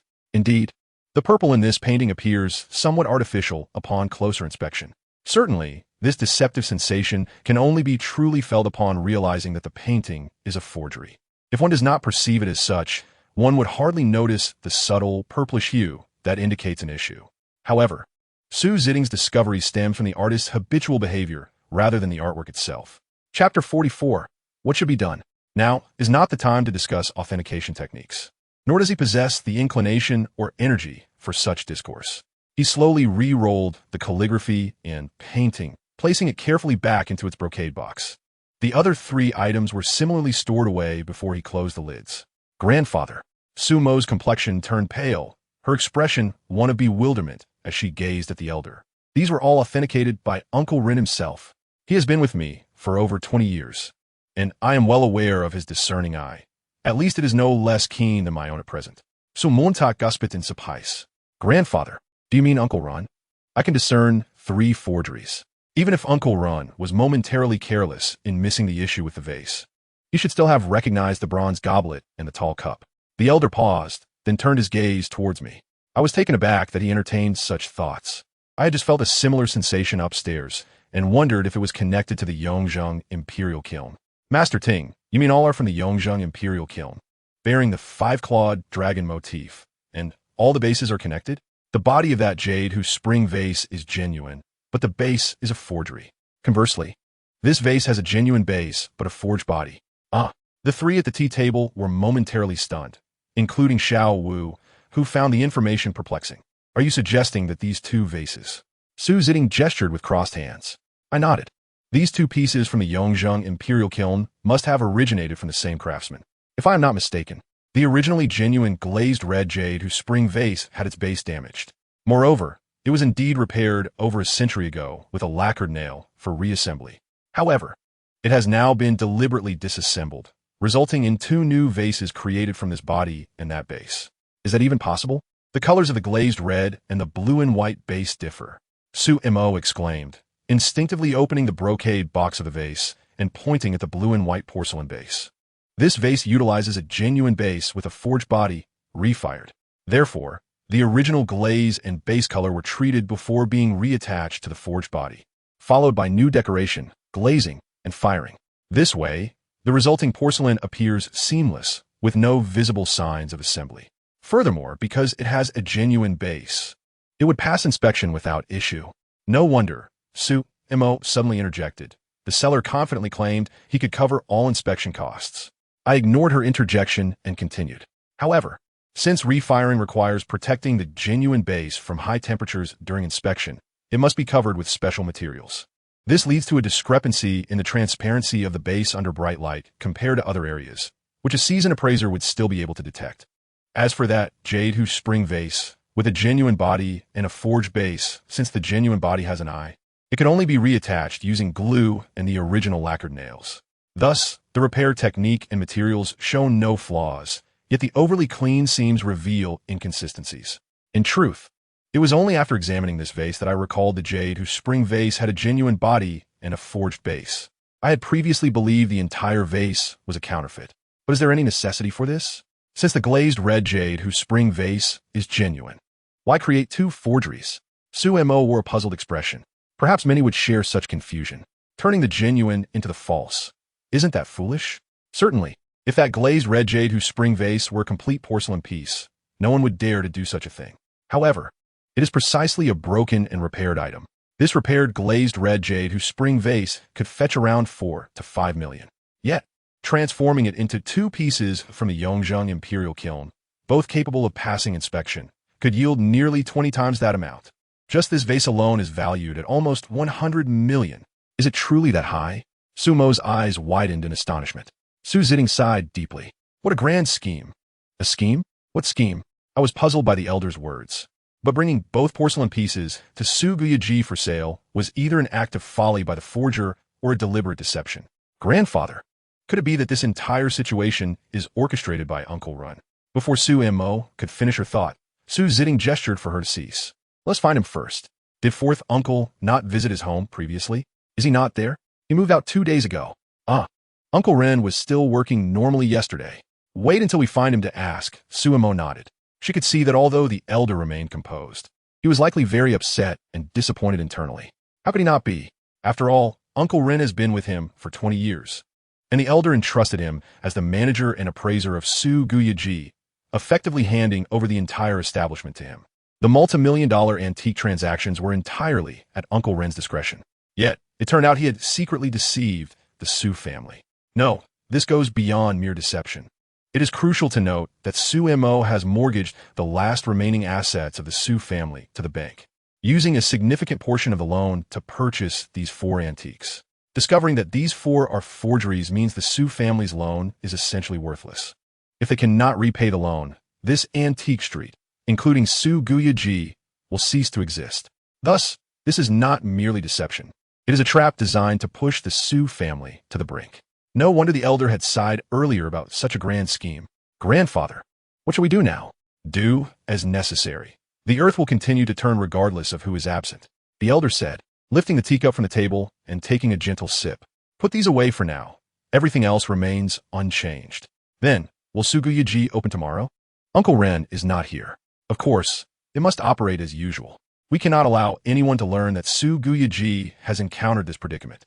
Remember, in the antique world, especially in the realm of antiques, discernment is paramount. We must not let anyone know of the significant oversight at Suguyaji. Suemo nodded, fully aware that such matters must remain confidential. However, how can a store operate without an appraiser? Su Jiling set down his teacup and looked at me. Xiao Mei, could I trouble you to temporarily serve as the appraiser for a few days? Once we locate Wei Ren and clarify the situation, we can deliberate further. Me? Before I could respond, Suemo furrowed her brow at me. Her momentary uncertainty seemed to stem from a habitual doubt regarding my capabilities, yet she soon nodded, seemingly realizing that the facts before her indicated my discernment surpassed even that of Su Jiling. Rest assured, our Su family will not shortchange its employees, especially not an appraiser. You will be treated as well as Wei Ren. I did not wait for the elder to continue and nodded in agreement. Master Ting, let's set aside the matter of compensation for now. I have no objections. We can discuss it once the urgent issues are resolved. In truth, locating Uncle Ren was not the most pressing matter at hand. Even if you were found, what difference would it make? In the world of antique transactions, authenticity and forgery rely solely on one's discernment. How could these 4 forgeries possibly be returned? Grandfather, what about the bank loan due next month? Sumo's primary concern was this. We will address it once we locate him. I cannot comprehend why the elder insisted on waiting to find Uncle Ren before proceeding. Although we could not be 100% certain that Uncle Ren had set this trap, it was glaringly obvious. Chapter 45. Acting appraiser the following day, Wednesday. Suguyaji opened as usual. With Uncle Ren absent, it was naturally Suemo who came to unlock the doors. I had anticipated that yesterday afternoon Suemo would arrange for someone to replace the lock of Suguyaji. However, to my surprise, she simply retrieved the old set of keys and unlocked the door. Curiosity piqued, I refrained from inquiring about the reason, suspecting it might have been a deliberate arrangement by Su Ting. Although I am an appraiser, the tasks of cleaning and inspecting antiques still fell to me after the door was opened. Yet, as I settled at the tea table to sip my tea, the sensation was entirely transformed. It felt as though I had undergone a kind of elevation. While I remained indifferent to the notion of being a proxy appraiser, a latent sense of authority filled me. Even with the owner Su Mo sitting beside me, I no longer felt like the most junior presence in the shop. No, although I had filled in for Uncle Ron, his absence did not alter my status as the smallest presence. Nonetheless, there was a difference. I was the appraiser, capable of deciding the transactions of Su Guyaji. I felt an unbidden sense of power surging within me. Suddenly, I comprehended why so many people yearn for positions of authority in this world. It is the allure of power and influence. Although the feeling was distinct, the activities remained unchanged, sipping tea, daydreaming, browsing my phone, and awaiting customers. Su Mo, as always, was engrossed in her computer, examining her data. The only difference was the persistent furrow in her brow that had settled there since she opened her laptop. Noticing that she wore an elegant lilac cheapao, her hair styled in a bun, and her slight frown exuded an indescribable classical grace. I continued to enjoy my tea and gaze at my phone, careful not to disturb her. I was aware of what she was scrutinizing on her screen, her interest rates, her schedules, her cash flow. Yet, what troubled her was the foundation upon which all of it rested, now rendered non-existent. The meticulously crafted cash flow plan she had designed had turned to mere vapor. It was not until noon, while I was contemplating ordering takeout, that I casually asked Sue and Mo if she would like to join me. Don't bother ordering takeout. I see you often eating steamed buns with Uncle Run. One might think you're laboring in the fields. Sue, Mo remarked, closing her laptop with a dismissive gesture. I'll grab lunch and bring you a tuna sandwich. It's quite delightful. Care to try something new? To be honest, I had indeed grown weary of steamed buns, so I readily accepted Sue Mo's suggestion. The store had seen only a few tourists all morning, with no serious customers, leaving my role as an appraiser rather leisurely. Yet, such is the nature of the antique business. They say you can go 3 years without a sale, but then eat for 3 years when you finally do. However, the moment Sue and Mo stepped out, customers began to trickle in. A man in his 30s, sporting black-rimmed half-frame glasses, entered, dressed in a sharp suit and carrying a briefcase. He did not speak, but leisurely perused the display cases in the exhibition hall. Most patrons of antique shops tend to browse without urgency, lacking any particular goal, much like window shopping. However, it is rare to see a young man in formal attire with a briefcase wandering through an antique shop. I maintained a distance of 2 steps behind him, following without uttering a word, waiting for his inquiries. After a leisurely circuit of the shop, he turned to glance at me and then at the tea area. Where's your boss? To my astonishment, he discerned that I was not the owner, likely having visited before. As an appraiser, I hardly resembled anything more than a mere shop assistant. The owner just stepped out. Do you need to speak with her? He nodded and, uninvited, made his way to the tea area, taking a seat with an air of familiarity. Assuming he was a regular customer, I hurried to prepare tea for him, pouring a cup and gently placing it before him. Where's Uncle Run? The man did not touch the teacup, but regarded me with a quizzical smile. Uncle Run is occupied today. You are the appraiser? He inquired. Yes. Are you looking to buy or sell? To buy. Did you find anything of interest? Yes. Which item? Shall I bring it out for you to inspect? He shook his head, his expression a mix of amusement and disdain. No need. I've already seen it. Is the price not suitable? Our prices at Suguyaji are generally at the bottom line. Price is not an issue. As long as you're willing to sell, we can sign a contract right now. If price is not an issue, then which item are you referring to? I asked, furrowing my brow. I sensed an air of condescension from him that was far from cordial. This store, and indeed the entire street. His words caught me off guard. No wonder he was so eager to see the owner. Before I could respond, the sound of high heels clicking against the floor echoed from the entrance. The bespectacled man turned to look at Sue Mo as she entered. Miss Sue, good to see you again. Sue Mo, holding a paper bag, paused as she recognized him. And you are? Miss Sue, you must forgive me. We met last year at Mr. Sue's residence. Sue Mo continued toward her seat without stopping. I apologize. In the course of business, I encounter many individuals throughout the year and cannot remember everyone. Her words indicated she had recalled who he was, yet her tone was far from cordial, suggesting a reluctance to entertain him. Unfazed, the man continued to wear a smirk. Indeed, when business is slow, one must exert extra effort. Sue Mo ignored him, taking a seat and extracting a sandwich and coffee from her bag. Noting her disinterest in continuing the conversation, the bespectacled man got straight to the point. Me Sue. My name is Zhao Cho. I'm a lawyer for Rongwang Group. We met last year at Mr. Sue's home. I was wondering how the Sue family is considering the acquisition proposal Mr. Rong mentioned last year. Sue Mo's tone remained calm, but I could detect the simmering anger she was struggling to contain. Zhao, the lawyer, could not help but let out a slight, mocking laugh. His demeanor was infuriating. I felt an overwhelming urge to confront him. In business, one should never oppose money, right? The antique street has been under your family's management for decades, and today, there are 6 antique markets in Jinling. The trade has already been diluted. The business here barely covers utilities. There is no need to struggle. I, Sue family, am content. A friend of mine at Jinling Commercial Bank informed me that your family has a loan of 1 billion maturing next month. I wonder if you require assistance? Chapter 46, Zhao, the lawyer. The moment Zhao's words reached Sue Mo's ears, her brows furrowed in disbelief. Are you attempting to take advantage of our misfortune? Dream on. Even if the bank were to seize this street, the Sue family would never sell to the Rong family. Miss Sue, why must you oppose money? If the bank takes possession, you will receive nothing. Selling to the Rong family would at least leave you with some return. I am content. I would rather the bank seize it. Zhao shook his head in disbelief. I didn't expect you to be so naive. Miss Sue. Do you think that if the bank seizes it, we would be powerless? In the end, it would still be sold, and the Rong family would just pay a little more. Ultimately, this street would remain ours. Sumo's face flushed with anger at Zhao's patronizing demeanor. Yet instead of lashing out, she smiled and nodded. Rest assured, the street is not solely desired by your family. There are many who wish to acquire it, and I will gladly sell it to someone else. Zhao paused, momentarily taken aback, before breaking into another sardonic grin. Then do give it a try. Let us see who can buy it in Jinling besides the Rong family. Threats, blatant threats. I could hardly believe that this lawyer, clad in a suit, was nothing more than a refined rogue. It was only many years later, after being mercilessly battered by society, that the truth dawned upon me. Lawyers, who appear to be paragons of justice, can often be the most shameless individuals. Their mastery of the law allows them to navigate the gray areas. And should their conscience falter, they can become the most nefarious figures in existence. Of course, this is a relative statement. Not all lawyers lack integrity. There are indeed those who uphold justice. So let's not argue.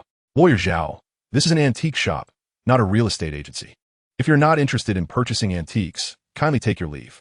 I truly admired Su Mo's politeness and restraint. Had it been another woman, I suspect she would have erupted in a torrent of curses. Miss Su, time is of the essence. Please exit. This man was truly despicable, unable to comprehend human language. I set down my teacup, exercising immense self-control. Did he not hear what our boss said? Leave. Yet he disregarded me, continuing to feign a smile at Su Mo. Get out. I slammed the table and shouted, startling the bespectacled man, nearly causing him to tumble from his chair, while Su Mo looked equally taken aback. I rose, glaring fiercely at him. Do you believe I want to make you crawl out? The bespectacled man was caught off guard by my sudden ferocity. He adjusted his half-framed glasses and sneered, try touching me, and I'll ensure you spend a year in jail. Fine, you've provoked me, I retorted, pushing the chair aside and advancing towards him. He anticipated that I would be so reckless, undeterred by his taunts. Seeing my fierce demeanor, he grabbed his briefcase and made a hasty exit, for a wise man knows when to retreat. These lawyers are astute. Hence, he chose to avoid the confrontation. You're quite something. In Jinling, I will settle the score with you. He left behind a parting threat. Refined rogue, should you ever step foot in my Su Guyaji again, I shall confront you each time. It was then I noticed Su Mo's eyes widening in surprise as she gazed at me. Mei Jiu, I didn't realize you had such a bold side. Boss, what do you mean by that? You usually appear so calm. I didn't expect you to have such explosive potential in critical moments. Isn't that self-evident? When I'm surrounded by you all, it's hard to muster up any passion. Thank you for earlier, Su Mo said, offering me a gentle smile. Individuals like him are the most troublesome. Had it not been for you, he would likely have lingered. You really needn't have been polite with him. There are two ways to handle such individuals. One is straightforward and violent, and the other is to return the favor, outdoing him in his own game, being even more despicable and disgusting. Su Mo couldn't help but chuckle at this. Indeed, he is quite vile. However, I doubt anyone could outdo him in that regard. Then let us keep it simple. But as a woman, I truly cannot handle that. Boss, you're far too courteous. Some matters, and some people require a direct approach. If you can't fight him, at least insult him until he leaves. Sumolaf nawingly. Oh, let us eat. I figured you wouldn't want coffee. So I ordered you some milk tea. I'm not picky when it comes to food and drink. I responded casually, unwrapping a sandwich to eat. After taking a few bites, I couldn't help but voice a long-standing curiosity. Boss, why is the entire antique street only mortgaged for 100 million? There are quite a few shops on this street, aren't there? Su Mo nodded, setting down her sandwich to dab at her mouth with a napkin. This street has a total of 47 shops. While that sounds substantial, it isn't as valuable as it appears. This street is over a century old, with buildings no taller than 2 stories, protected cultural heritage structures. Hence, there can be no demolition or redevelopment. Even renovations require extensive approval from the city. Consequently, when this street is mortgaged, the bank can only assess it based on rental income. Surely the rent must be considerable? The rent is decent. But business on the antique street isn't as thriving as one might imagine. Much of it has been siphoned off by the antique market, leading to a gradual decline in rental income. Thus, the bank's evaluation is rather low, and they even apply discounts. That's south why the entire street is mortgaged for only 100 million. What was that fellow saying about the Rong Group? Why do they want to acquire this place? Rongguan Group. They have a subsidiary, Rongxing Media, which produces television dramas and films. Rongxing Media? That's the media company associated with Wanli. Isn't it? I almost signed a contract with them. They wish to acquire this street and transform it into a film and television street, as the old buildings would require no alterations for shooting. It's a clever idea, to be honest. Suemo nodded in agreement. It is a good idea, but we wouldn't sell to the wrong family. The wrong family? Yes, that is their family. Huh? I was taken aback. If the two families are at odds, how could they possibly collaborate? Suemo shook her head. I share your thoughts. Yet my grandfather insists that business is business. Among peers, one must cooperate when necessary and not let personal feelings interfere. Impressive. I silently admired her, recognizing that this is the mindset of one who engages in significant endeavors. Chapter 47. The Motorcycle. I never anticipated that within less than a day of serving as an appraisal assistant at Suguyaji, unexpected changes would unfold. After lawyer Zhao's departure that afternoon, no one else entered the shop. On my first day as an assistant, aside from few tourists, not a single serious customer appeared. I adhered to my schedule, arriving and departing as expected. Afterward, I continued to carve my seals. An expert like Chi Baisher carves seals as if writing, completing a piece in mere moments. Even for an ordinary person, it generally takes about 10 minutes to finish. Chi Baisher's paintings are exceptional, and his seal carving is equally remarkable. As previously mentioned, Chi Baisher came from a carpentry background, making carving second nature to him. Many attempt to emulate his seal carving, but few truly grasp its essence. It's not for lack of effort, but rather due to insufficient skill. However, I have been carving since childhood and studied systematically in a top art academy for 4 years.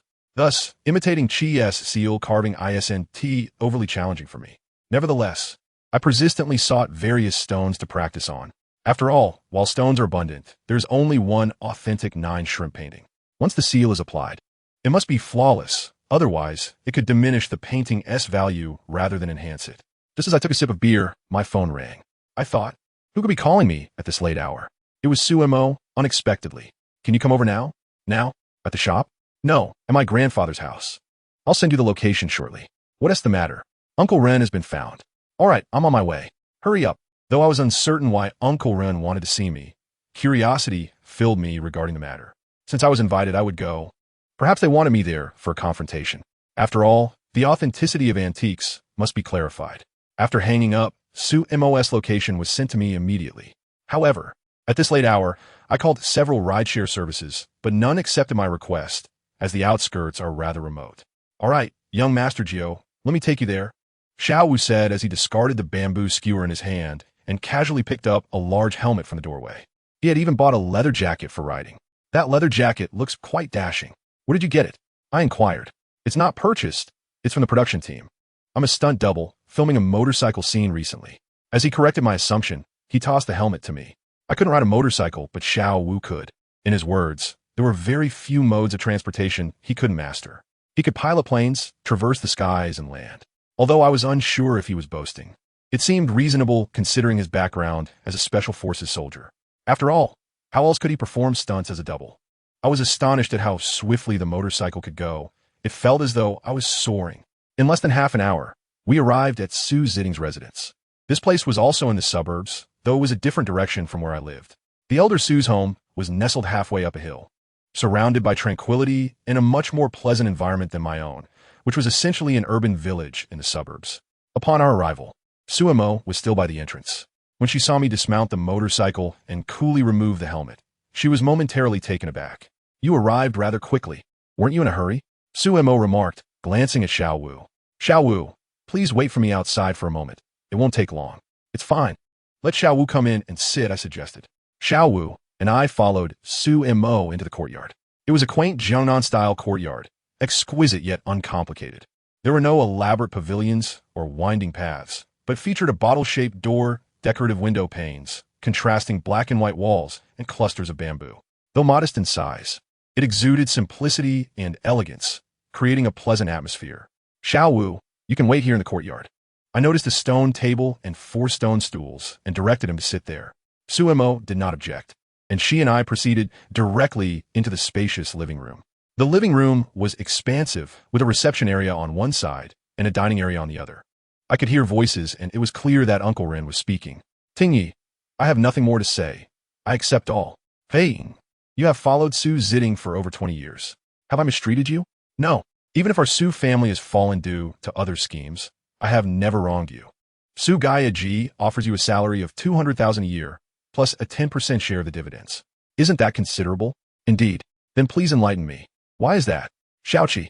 Xiaoqi? Xiaoqi's death due to Qingshan's involvement pains me deeply. However, why do you blame my Su family when you do not blame the Rong family? Blame or not blame is no longer significant. Xiaoqi is dead. Xiaosong cannot suffer another misfortune. Xiaosong? Tingyi, I am powerless. Xiaosong is under the control of the Rong family, just like Qingshan. I am compelled to act this way.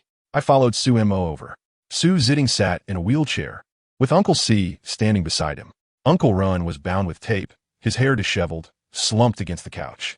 Seeing this, I regretted coming. Truth be told, it had nothing to do with me. Tingye, gritet Su Witing. Xiao Mei has arrived. Su Ziding smiled faintly and nodded at me. I intended to call you over to discuss those 4 antiques with Wei Run, but there's no need now. He has accepted all. Then may I leave? I inquired. Before I could finish, the elder Su pointed towards the sofa. Xiao Mei, please sit first. I have something to discuss with you. Just as I nodded to sit down, the elder Su's next statement nearly caused me to leap from my seat. Wei Ren claims you were sent by the Rong family? What? I was utterly bewildered.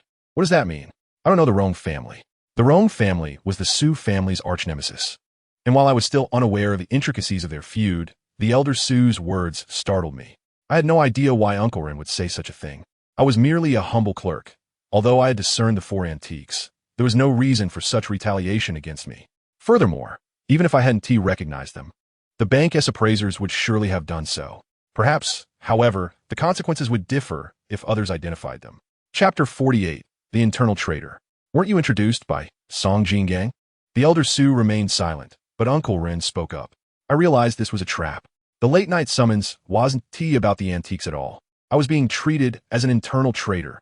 And then, I looked at Uncle Ron, eager to hear how he would construct this narrative. Song Jingang was nurtured by the Rong family. He is one of them. I previously mentioned my connection with Song Jingang, introduced to me by a props master named Wan Li, who may know Song Jingang. As I pondered this, I suddenly recalled Su Mo mentioning earlier that day that the Rong family owned Rongxing Media, and Wan Li, who had introduced me, was indeed a props master there. My goodness, there was such a convoluted twist to this. However, why would Wan Li introduce me to Su Gaia Ji? Was this truly orchestrated by the Rong family? I was uncertain. This was not the time for such thoughts. I remembered that I had previously worked on props at the film base. And the props master there was from Rongxing Media, named Wan Li, who had facilitated my interview at Su Gaia Ji. If this was indeed the Rong family's doing, then so be it. Su Ziding smiled and waved his hand at me. Xiao Mei, please sit. Do not misunderstand.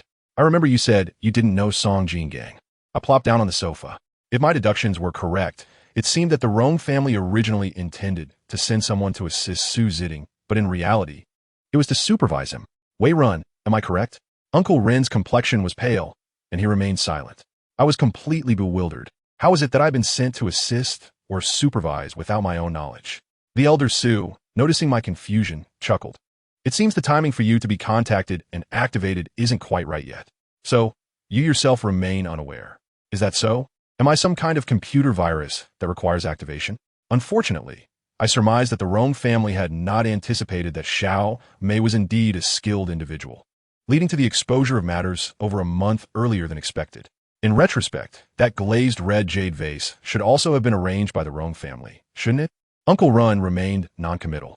Leaning against the sofa, he trembled slightly. Tingyi, I'm also being coerced. One of my 2 sons is already dead. I cannot afford to lose the other. Indeed. Xiao Si, release him and let him go. What? Everyone looked utterly perplexed. Huang Wei Run, you have been with me. Su Ziding, for over 20 years. I have never wronged you, nor do I owe you anything. The only regret I have is for Xiaoqi's death due to Qingshan's involvement. Thus, today, you betrayed our Su family to save Xiaosong, but I shall let you go. Consider it a repayment for Xiaoqi's life. The elder Su paused. Therefore, our Su family owes you, Huang Wei Ren, nothing. You may leave. Uncle Ren continued to lean against the sofa, trembling. I suspected he was equally surprised by this outcome. After the elder Su concluded, he raised his hand and gestured outward, prompting Uncle Si to swiftly tear the tape from Uncle Ren's limbs and drag him out by the collar. I had expected Uncle Ren to kneel before the elder Su, weeping and expressing his gratitude. Instead, he was silently pushed away and I could faintly hear Uncle C yell from outside the courtyard, "Get lost. Not even a dog would want you. Tingy, are we just letting him go like this? What else should we do? Break a leg? Crush a hand?" It merely serves as a momentary relief. It cannot transform a counterfeit into a genuine article. Moreover, it leaves one vulnerable to unnecessary risks, allowing the Rome family to seize the opportunity, which would only complicate matters further. "Grandfather, why don't we report this to the police?" "Report to the police? Wouldn't that be akin to slapping our own faces? The antique trade has its own rules. If we are lacking in discernment and have been deceived, what grounds do we have to involve the authorities? But isn't it clear that Huang Weiren colluded with the Rome family to deceive us? And what of it? Do you have evidence?" Huang Weiren's words just now do not constitute evidence. The elderly gentleman shook his head in disbelief.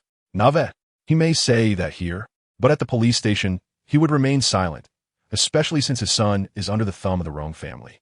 Not only would he be silent, but he might also turn against us with accusations of kidnapping." Su Mo was momentarily taken aback. She realized her thoughts had been overly simplistic. Perhaps it was the elder Su who was overthinking matters. To be honest, I too believe Su Jiting would have dealt with Uncle Ren decisively, akin to the dramatic portrayals in television dramas, with fists flying and perhaps even a fatal conclusion. At the very least, one would expect a severe beating. Yet, none of that transpired. Grandfather Su surprisingly let him go. I pondered whether I had indulged too much in fictional narratives or if reality was indeed this way. Su Jiting glanced at me and chuckled softly. "In my youth, I was no stranger to violence myself, but times have changed," the elder remarked, waving his hand dismissively. "One can only blame the Su family for their poor choice in associates and lack of discernment. The rapid decline of our family in recent years is fundamentally due to human error. A few years ago, Xiao Mo's father fell victim to a scheme orchestrated by the Rome family, losing nearly all of our family's assets overnight. Once, a third of the antique transactions in Jinling flowed through the Su family, but now we are left with nothing. I had come across some gossip online regarding the Su family's downfall, but it had always been mere hearsay. Hearing the elder speak of it provided clarity on some of the underlying grievances. It became apparent that the Su family's decline was a result of the Rome family's machinations, explaining their long-standing rivalry. However, I was puzzled as to why the elder would share such confidential matters with an outsider like me. "Grandfather, what shall we do now? Sell the antique street to the Rome family? Or let the bank take it?" Sumo's expression was one of urgent concern. Yet, Su Jiting remained calm and composed, displaying no signs of distress. "Xiaomei, where are you from?" "I hail from Huizhou, not too far from Jinling." This answer had been prepared in my mind since I departed from Meixi. "Your discernment is indeed remarkable, surpassing even my own." I was taken aback by his high praise. "You flatter me, sir. I attribute it merely to good fortune." The elder did not dispute my claim of luck, but maintained a gentle smile. "I can see that your perspective on antiques diverges from that of the average person." This statement startled me. "What do you mean by that?" "You seem to possess a profound understanding of the art of aging artifacts." Chapter 49. The True Artisan of Aging. Su Jiting's words sent a buzz through my mind. Had my identity been inadvertently revealed? Surely not. Could my recent conduct indicate that I am an artisan of aging? Perhaps, to some extent. Yet I suddenly realized, even if others discern my craft, what of it? The so-called artisans of aging are not exclusive to Meixi. Wherever there's an antique trade, artisans exist. Furthermore, in this era of widespread collectible enthusiasm, artisans are likely abundant. However, artisans can be categorized into two types, those from Meixi and those from elsewhere.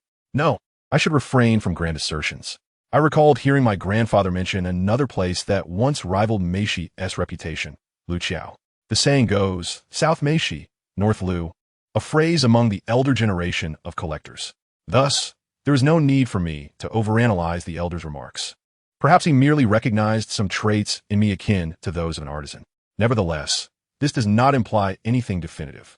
Sir, I have studied antique preservation and restoration for several years and have also dabbled in painting and other minor crafts. So my perspective on antiques is inevitably influenced by my experiences. It may be somewhat unconventional, hence I still have much to learn. Your surname is Mei. It reminds me of an old friend, the elder remarked, gently shaking his head, his gaze inadvertently meeting mine.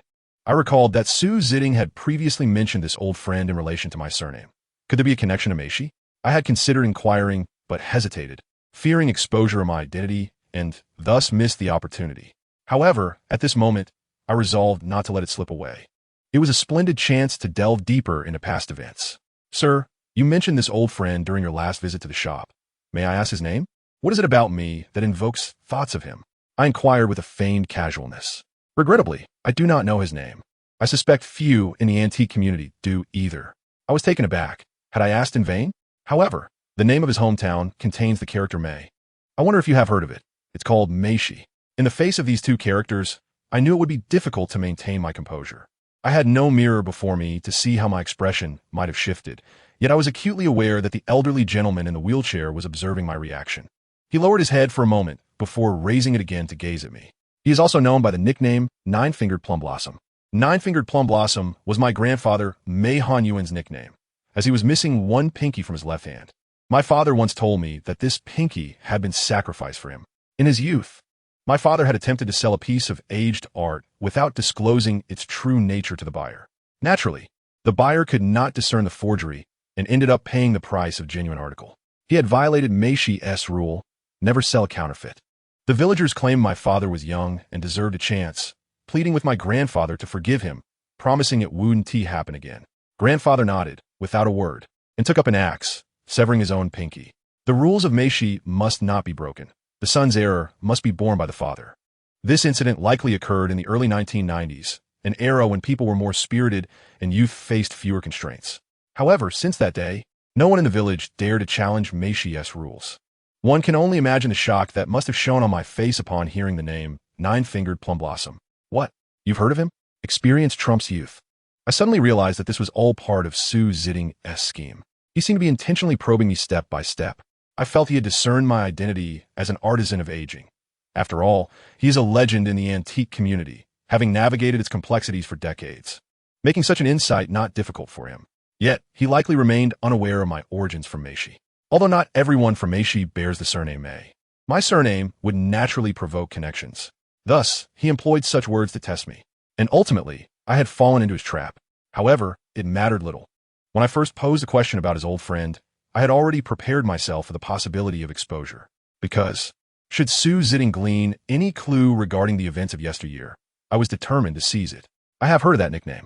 Before I could finish my sentence, Su Ziding pressed, heard of it, or I did not allow him to complete his thought.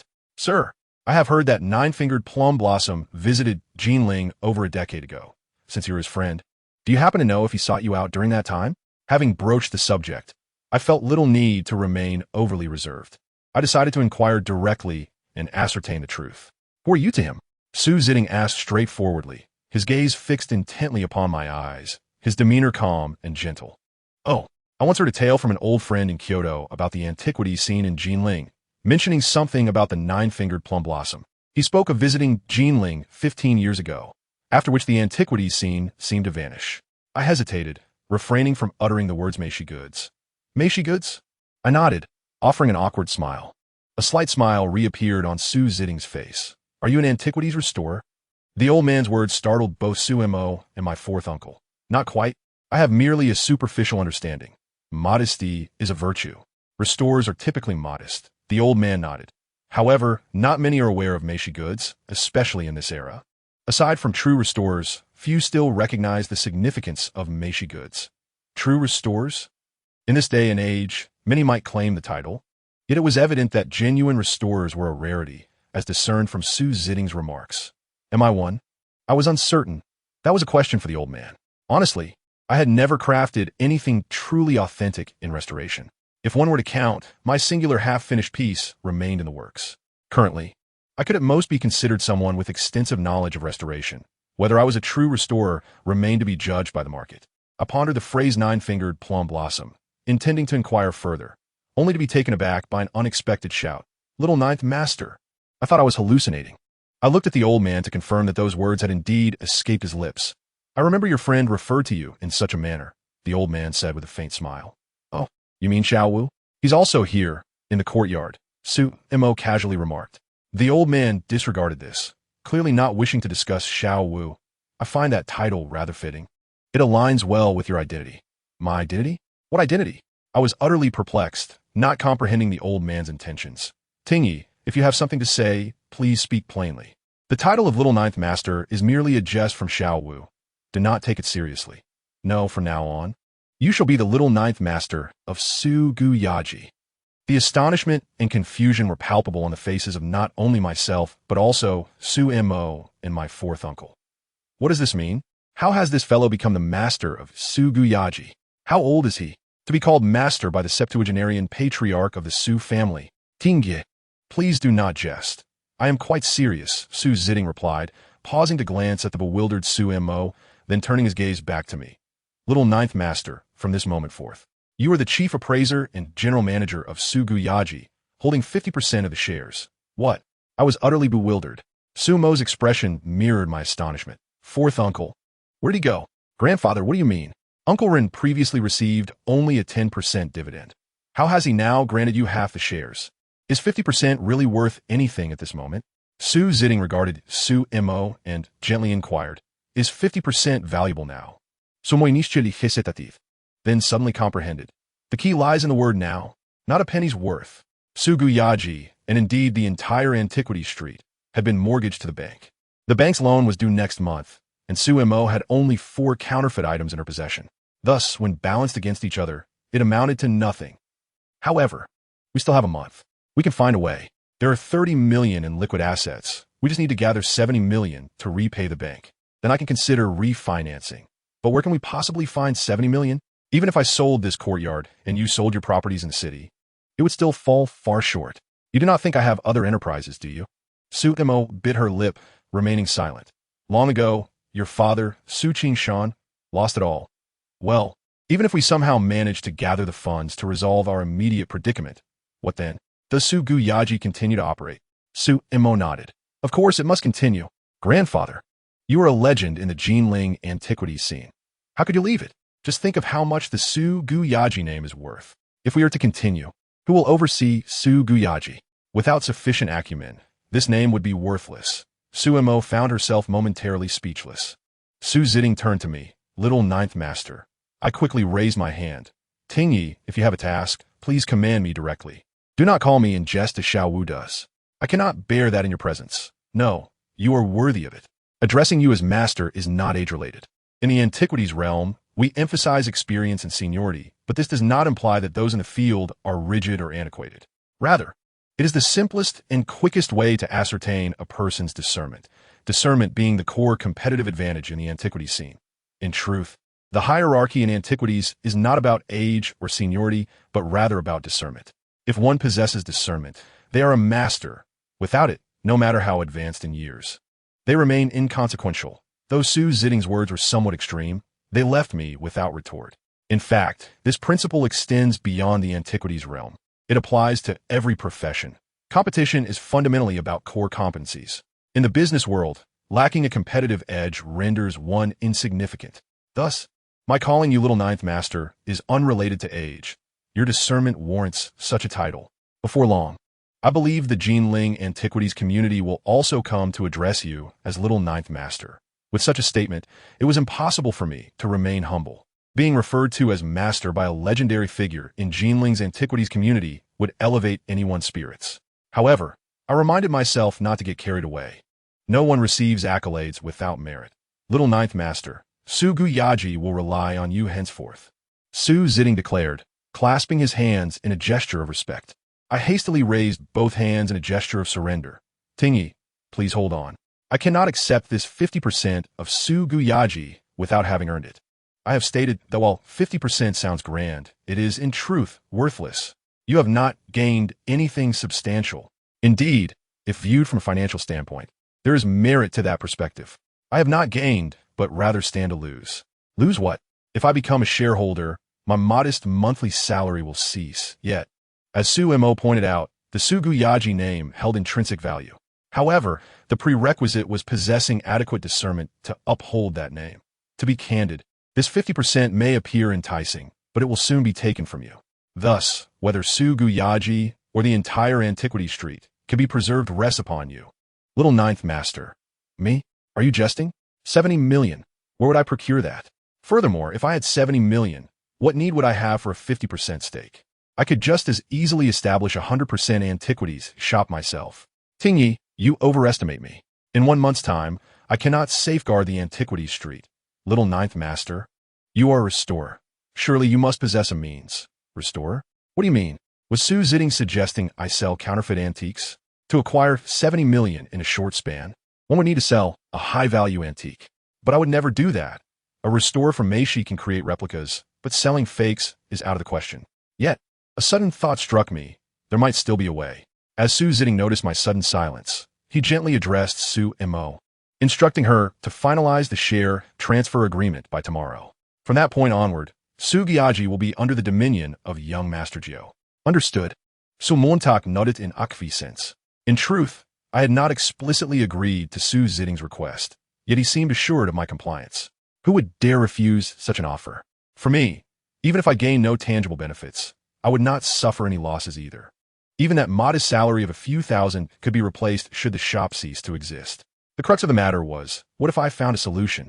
If I could indeed navigate through this crisis, wouldn't that be a remarkable stroke of fortune? My interest did not lie so much in the shares themselves as in the platform that is Su Giaji. As I previously mentioned, in the realm of antiquities, while discernment is paramount, having a reputable platform can amplify that discernment, perhaps even surpass it. It could transform the inanimate into the vibrant, and the counterfeit into the authentic. If I were to truly possess the Su Giaji platform, it would propel me deeper into the world of antiquities. However, I had initially intended to inquire about the matter of the nine-finger plum blossom, but Su Zitting's conversation had diverted my attention. Since the issue regarding the 50% stake had been settled, I decided to seize the moment and press further. Master Ting, you haven't yet elaborated on the nine-finger plum blossom, have you? Are you particularly fascinated by it? To be candid, as a legendary figure among antiquarians, I had heard whispers of him on occasion. Since you were his friend, naturally I am intrigued. Su Zitting's remark seemed to push me out into the open. I sensed he was subtly leveraging the matter of the nine-finger plum blossom against me. The implication was clear, unless I could unravel the current predicament. There was little point in sitting down to hear any tales. Su Mo, kindly escort young Master Jiu. Chapter 51, Different Identities. As I approached the door, I spotted Xiao Wu seated in the courtyard, engrossed in his phone, which reminded me of something. Just moments ago, my fourth uncle had vanished. Yet he had reappeared in the blink of an eye. Truly elusive. Master Ting, is it indeed true that Su Giaji will be under my authority? The elder Su in the wheelchair paused in surprise, then burst into laughter. Naturally, the share transfer agreement will be ready for your signature tomorrow. But remember, whether it can be preserved is entirely up to you. Very well, I wish to add another person to Su Giaji. Agreed, Su Zitting replied without inquiry. Yet, I felt compelled to clarify. Xiao Wu, I will ensure that everything in the shop is under your command. Rest assured, Xiao Wu will not receive a salary. I will allocate 10% of my 50% shares to him. That is your own share.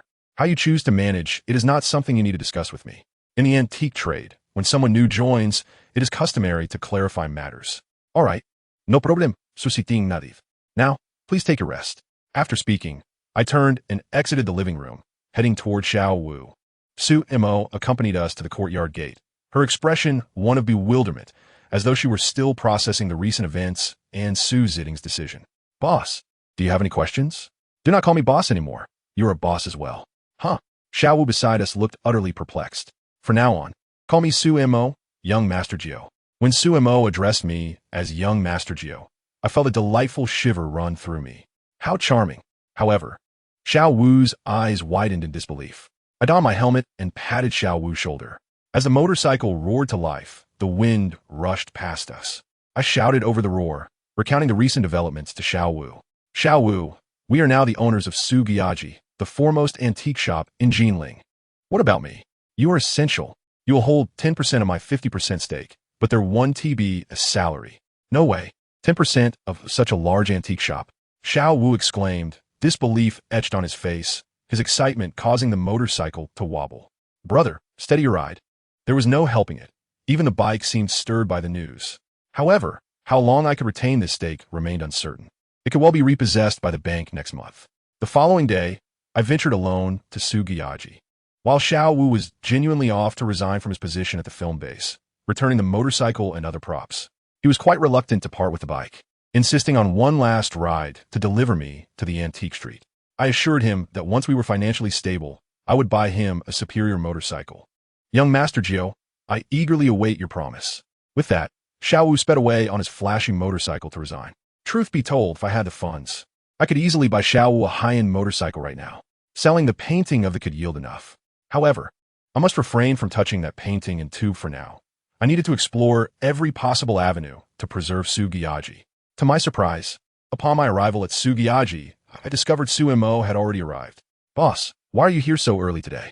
I told you not to call me boss. Just call me Su Mo. My apologies, it's a habit. Young Master Jiu, I have brought the contract. Wait a moment. Could you refrain from calling me Young Master Jiu? I'm not that much older than you, and hearing you call me that makes me feel ancient. That may be, but my grandfather calls you Young Master Jiu. How could I not? That's different. He is he, and you are you. He addresses me as Young Master Jiu, according to the customs of the antiquities world, and I refer to him as Master Ting. It sounds equitable, but you calling me Young Master Jiu feels disproportionate. What should I call you then? Grandma Su? With that, Su Mo burst into laughter. Who's Grandma Su? I am a master, and you are the grandmother? Enough. Su Mo rolled her eyes at me. So, let us agree, you shall not call me master, and I shall not call you grandmother. I'll call you Su Mo, and you may call me Mei Jiu. Alternatively, you could refer to me as delicacy. Huh? What is delicacy? Fine wine and delicacies? With that, the beauty was disarmed by my pawn. You were never like this before. Why have you suddenly become so frivolous? Frivolous? Hardly. I'm just being a bit audacious. It's only natural, given my change in status. I was once a mere shop assistant. How could I dare to joke with my boss? And now you feel emboldened? Of course. You made me a boss. If I'm to be a boss, I must embody the essence of one. I can't continue being overly cautious if I want to grow Sugiyaji. I never appointed you as a boss. Huh?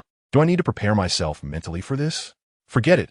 I realize I am not on the same wavelength as this beauty returned from studying abroad. Cool me. Let us review the contract. Su Mo handed me the document. In truth, there was little of interest within, merely the terms of the share transfer. Of course, the contract bore only my name, omitting Xiao Wu's, as our arrangement was private and did not require formal documentation. What troubled me was that the name on the contract was Mei Jiu. However, this name was a FAAD, carrying significant risk for me. What if, hypothetically, there was a fallout between me and the Su family? In that case, my 50% stake could easily evaporate. Conversely, should I choose to use my true name, Mei Youding, my identity as a native of Meixi would be exposed. Weighing the two, security naturally took precedence. Moreover, this 50% stake was inherently an illusion. If it vanished, so be it. Having seen that Su Jiling had already signed, I fixed my signature as well, and Su Mo provided me with a copy. Well then, from now on, you are the true master of Sugiyaji. You are the lord here. Su Mo gently folded another contract, and it was evident that she was somewhat disheartened. Could one not feel such dismay? Half of her family's enterprise was now to be relinquished to another. Although she understood that this portion was virtually worthless, it still represented a significant fraction. Rest assured, Su Mo, I shall ensure that your family gains even more. I inadvertently uttered a statement that startled even myself. A faint smile graced Su Mo's lips. I sincerely hoped that grandfather had not erred in his judgment. I was unaware of what Su Jiling had misjudged, but I knew we were all wagering on something. I wagered that I could single-handedly safeguard this street for the Su family, betting that I had little to lose. Su Jiling wagered that he had not misjudged me, gambling that a dead horse could be treated as a live one. Chapter 52, The Meeting. Young Master Jiu, what will you do next? Su Mo inquired, eager to ascertain how I intended to preserve the street and the shop. First, we shall open the shop and commence our work. Once the tasks are completed, we shall discuss further. I did not directly convey my thoughts, despite having scarcely slept the previous night, contemplating throughout. The first order of business each day upon opening the shop was, naturally, to clean, followed by inspecting the antiques within. As Su Mo observed me beginning to tidy up, she felt compelled to join me in wiping down the display cases and mopping the floors, abandoning her previous habit of sitting idly with a cup of coffee. The sentiment of working as the owner was entirely distinct from that of merely being a shop assistant. Just yesterday, I had marveled at my newfound role as an appraiser, albeit acting in proxy. The experience of sitting in the shop felt remarkably different. Yet within a mere day, I had unexpectedly become the proprietor of this establishment. How utterly capricious. Indeed, the term capricious aptly describes the situation. It seems only novels dare to portray such audacity. Conversely, he sought to exchange half of Sugiyaji for my assistance in preserving an entire antique street. If this were to materialize, it would not be I who found immense fortune, but rather the Su family who would reap the rewards. The collaboration of a man and a woman indeed lightens the load of labor. As we sat at the tea table, the clock had barely passed 9. Young Master Jiu. Miss Su, I have arrived. Xiao Wu exclaimed, beaming with enthusiasm. Your speed is commendable. I replied. Huh. I took a taxi. Just in time, let us convene. Convene? Su Mo appeared bewildered. The contract had been signed, granting me half ownership of Su Ji, with operational decisions resting upon my shoulders. We shall proceed according to my approach. Do you have any objections? Su Mo paused for a moment before shaking her head. No objections. Excellent. I poured each person a cup of tea. From this day forth, there shall be 3 employees at Su Ji. Myself, Su Mo, and Xiao Wu.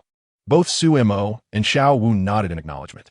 The distribution of responsibilities is as follows. I shall serve as the general manager and chief appraiser of Su Ji, overseeing all matters within the shop, primarily focusing on business operations. Su Mo shall assume the role of deputy general manager, managing finances and legal affairs, in addition to handling sales and customer reception. What? I am responsible for reception? I have become shop assistant? She protested. What shop assistant? From now on, at Su Ji, there are only owners and no employees. You hold 50%, I hold 40%, and Xiao Wu holds 10%. Each of us is a boss. A chief. However, we must all contribute, with roles assigned according to our strengths and the demands of the work.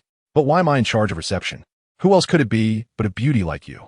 The clientele visiting antique shops predominantly consists of men, particularly middle-aged and elderly gentlemen.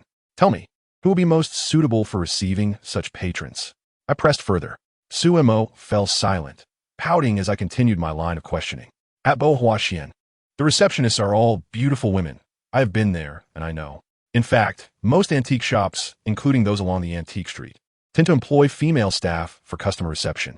Of course, in many antique shops, you may not see beautiful receptionists because often it is the owner themselves attending to customers.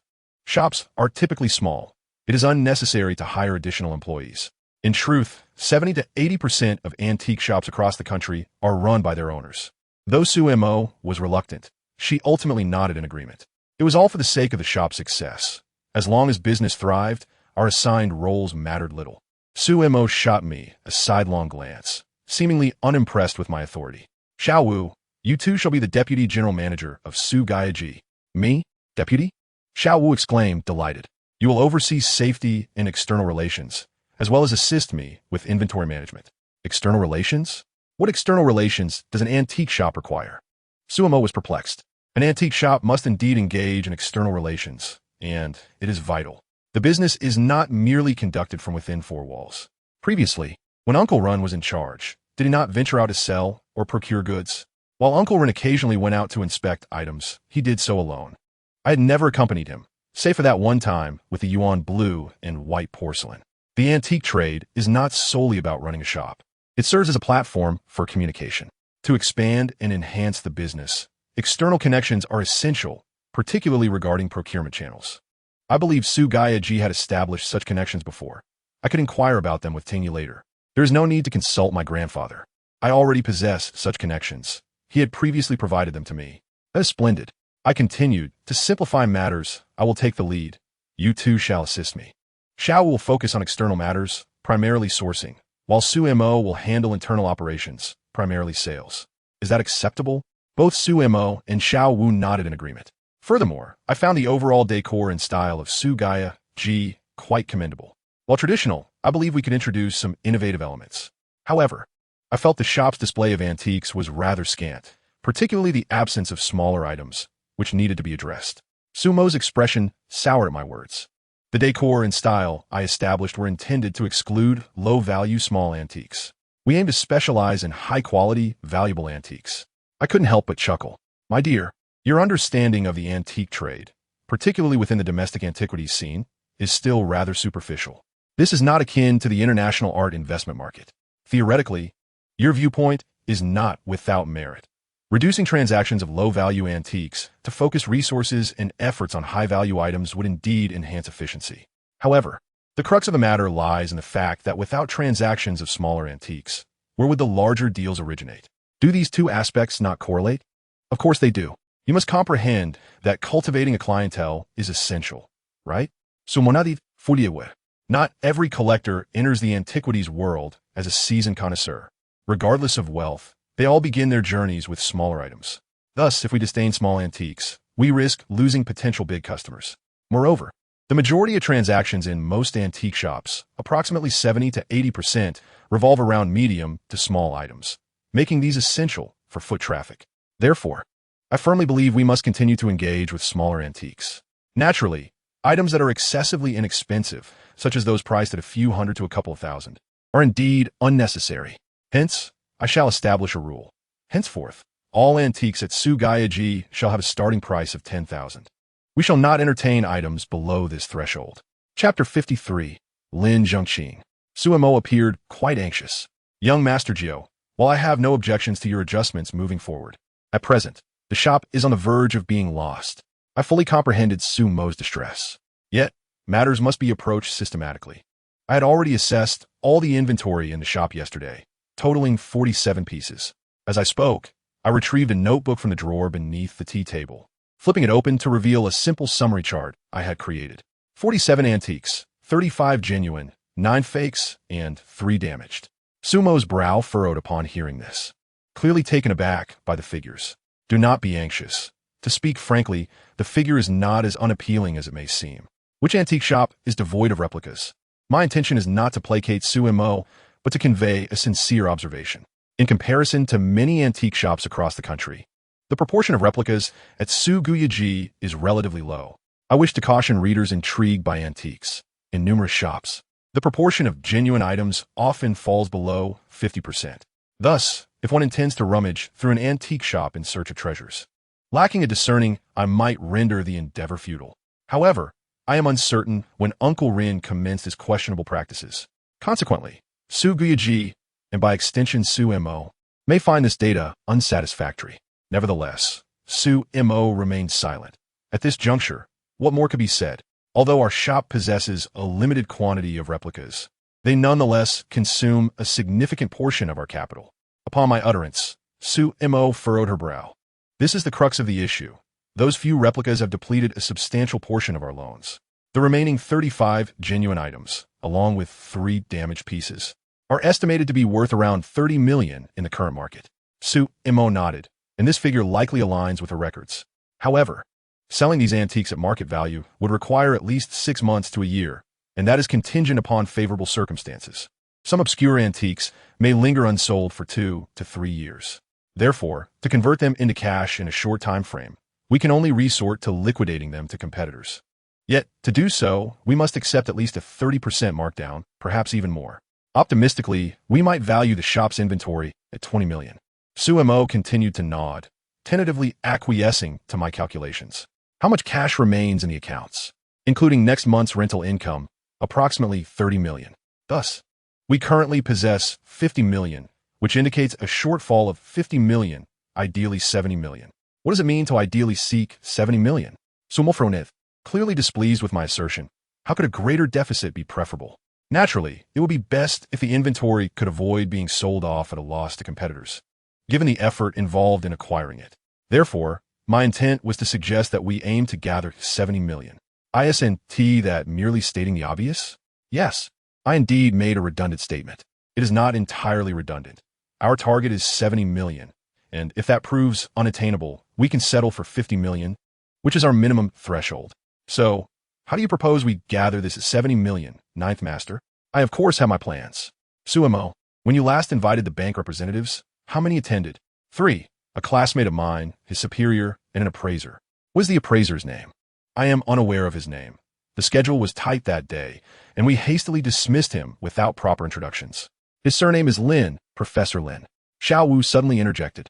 It dawned on me that Xiao Wu had been present that day, seated below and enjoying tea. What was his name? How would I know? I merely heard the somewhat effeminate individual refer to him as Professor Lin. What do you mean by effeminate? His manner of speech is simply that way. Do not let him hear you say it. He detests such remarks. Suemo shot Xiao Wu a disapproving glance. Xiao Wu could not help but chuckle. Sumo, are you familiar with this classmate of yours? I am, after all, a distinguished graduate from top university. Have my family circumstances not changed? I would indeed be a bona fide PhD. Do you think I lack proficiency in English? Suemo regarded Xiao Wu with disdain. and I chose not to engage further. Are you familiar with him? Quite so. We were classmates abroad. He studied finance while I focused on our investment. That is good. Please call him and inquire about the name of the professor who came to appraise our antiques that day. What do you mean? Su Mo did not grasp the connection I was making between the 70 million and the bank's appointed professor. Just ask, and I will explain later. Additionally, ensure that it is indeed Professor Lin who will be reviewing our antiques again. Huh? You want the bank to appraise the antiques once more? Without an appraisal, without collateral, how can I conjure 70 million for you? As Su Mo posed this question, she seemingly grasped my intentions. Before I could elucidate, she seized the phone and made the call. After exchanging pleasantries and apologizing for the previous incident, she got straight to the point, inquiring about scheduling another visit to examine the antiques, assuring that this time no errors would occur. They mentioned needing to coordinate schedules with the appraiser and his superior. Su Mo casually asked if it would be the same Professor Lin, naturally eliciting his name. Lin Jiu. I initially intended to swiftly search for the name Su Mo had just mentioned. However, there was no need to look it up. I am familiar with this individual. Lin Jiu serves as the Vice Dean of the School of History at Jinling University and is a professor specializing in cultural relic appraisal. During my time as a graduate student at Kyoto University, 2 of my papers published in core journals were reviewed by him, and he provided favorable evaluations of my work, information relayed to me by my mentor. I know Lin Jiu. To say we are familiar is to acknowledge my awareness of his expertise and accomplishments within the academic realm. However, we have never met. Our acquaintance is not of the mutually recognized kind. Lin Jiu is also the curator of the Archaeological and Art Museum at Jinling University, and his research direction focuses on cultural relic appraisal, particularly in ceramics and metalwork. Naturally, he also possesses knowledge in other areas, such as paintings and miscellaneous items. Therefore, should the bank have invited Lin Jiu to appraise the antiques, I would be well prepared to tailor our approach accordingly. Su Mo engaged in light banter and even arranged to share coffee at a later date. Ultimately, she urged him to expedite the scheduling for the appraisal of the antiques and emphasized the need for hastening the subsequent approval process, as we are under considerable time pressure. Chapter 54. The stakes are too high. Lin Jiu. Su Mo ended the call and turned to me. Ninth Master, what is your plan? What is my plan? To continue with the collateral arrangement. Collateral? What will we use for collateral? Those few replicas? No, just one. One? Which one? Fu Baosher's Autumn Forest Journey. Why not choose that blue and white vase? It is valued at nearly 100 million. Because Lin Jiu specializes in ceramics and metalwork, although that vase is a fine imitation, I believe it is unlikely to escape his discerning gaze. So you opted for a painting? In comparison, Lin Jiu should be less adept in that field. Furthermore, this Autumn Forest Journey has been sufficiently well-crafted to have a high probability of evading his scrutiny. Su Mo regarded my assertion with skepticism, her countenance betraying her doubt and concern. It was evident that I was blatantly gambling, presenting a replica for appraisal, and the risk involved was considerable. If I could discern the flaws, how could a professor possibly overlook them? Su Mo, do you possess a superior alternative? She gently shook her head. Let us proceed with your plan. After all, Su Guyaji is currently under your guidance. Su Mo, I recall you mentioning that this Autumn Forest Journey was among the earliest acquisitions. Indeed, it was procured over 6 months ago, prior to the renovations at Su Guyaji. Did the major acquisitions not require approval from Master Ting? For instance, this Autumn Forest Journey? This painting was indeed discussed with grandfather, who had expressed a desire to view it, but ultimately he declined. After the acquisition, Uncle Ren mentioned he would personally deliver it for grandfather's appraisal, yet this too was met with refusal. Grandfather stated that since it had already been accepted, there was no need for further inspection. He asserted that unless an exceptionally significant transaction arose, he would not intervene and would leave it entirely to me and Uncle Ren. Su Mo shrugged. Thus, it is precisely how these replicas found their way in. If I am not mistaken, Uncle Ren was likely compelled by the Rong family to dig a pit for the Su family over 6 months ago. Initially, the Rong family and Uncle Ren were likely apprehensive about being exposed, which is why the counterfeit items they acquired were of remarkably high quality, such as the Autumn Forest Journey. Upon testing the waters, they discovered that Old Master Su had absolute trust in Uncle Ren. Consequently, they gradually became bolder, first introducing a Qing Dynasty Yongjing era jar, which was still a commendable imitation, followed by a blue and white high-footed cup, and even a bronze goblet, each of increasingly inferior quality. Fortunately, the Autumn Forest Journey remained quite well-crafted to the extent that even Su Zitting failed to detect any flaws. Thus, I felt confident that I could successfully deceive Lin Zhengqing. I decided to use this autumn forest journey along with 2 other genuine pieces from the shop as collateral. If I could truly pull it off, that would be splendid. Presently, the market for Fu Baoshi's paintings is thriving, having appreciated significantly. I wonder if this piece could be valued at 50 million. This artwork is derived from Fu Baoshi's high and remote in the forest in Springs, which fetched over 40 million a decade ago. With 10 years having passed, just imagine the increase in value. It stands to reason that it should be worth 60 to 70 million without much issue. Su Mo appeared exhilarated, as if the counterfeit items in the safe were already worth such a fortune. Just half an hour after Su Mo made a phone call, the other party called back, having already scheduled an appraisal for the day after tomorrow. Foreign banks truly operate with remarkable efficiency. As Su Mo hung up the phone, she remarked that considering my urgency, they arranged for us to conduct the appraisal at the bank. If samples needed to be taken, the bank would send personnel to collect them for inspection. If not, and if results could be provided immediately, they would arrange for the signing of relevant documents on site to proceed with the collateralization. Collateral? Do we need to give them the items? Of course, it's not like real estate. A property deed suffices as collateral, as the land cannot simply vanish. I nodded in agreement, acknowledging that if we didn't leave the items with them and attempted to sell them instead, should anything go awry, the bank will have no recourse. Perfect, resolving everything in one go would be ideal. Indeed, foreign entities operate with higher efficiency. However, their processes remain stringent. They mentioned that a professional appraiser from Zhonghai would also be present for the evaluation. I was taken aback by this unexpected factor. Were they not at ease, even with Lin Zhengqing and his associates? Obtaining a loan from a bank is quite complicated. Although Professor Lin is highly regarded, he cannot issue appraisal certificates. Banks require documentation to disburse loans.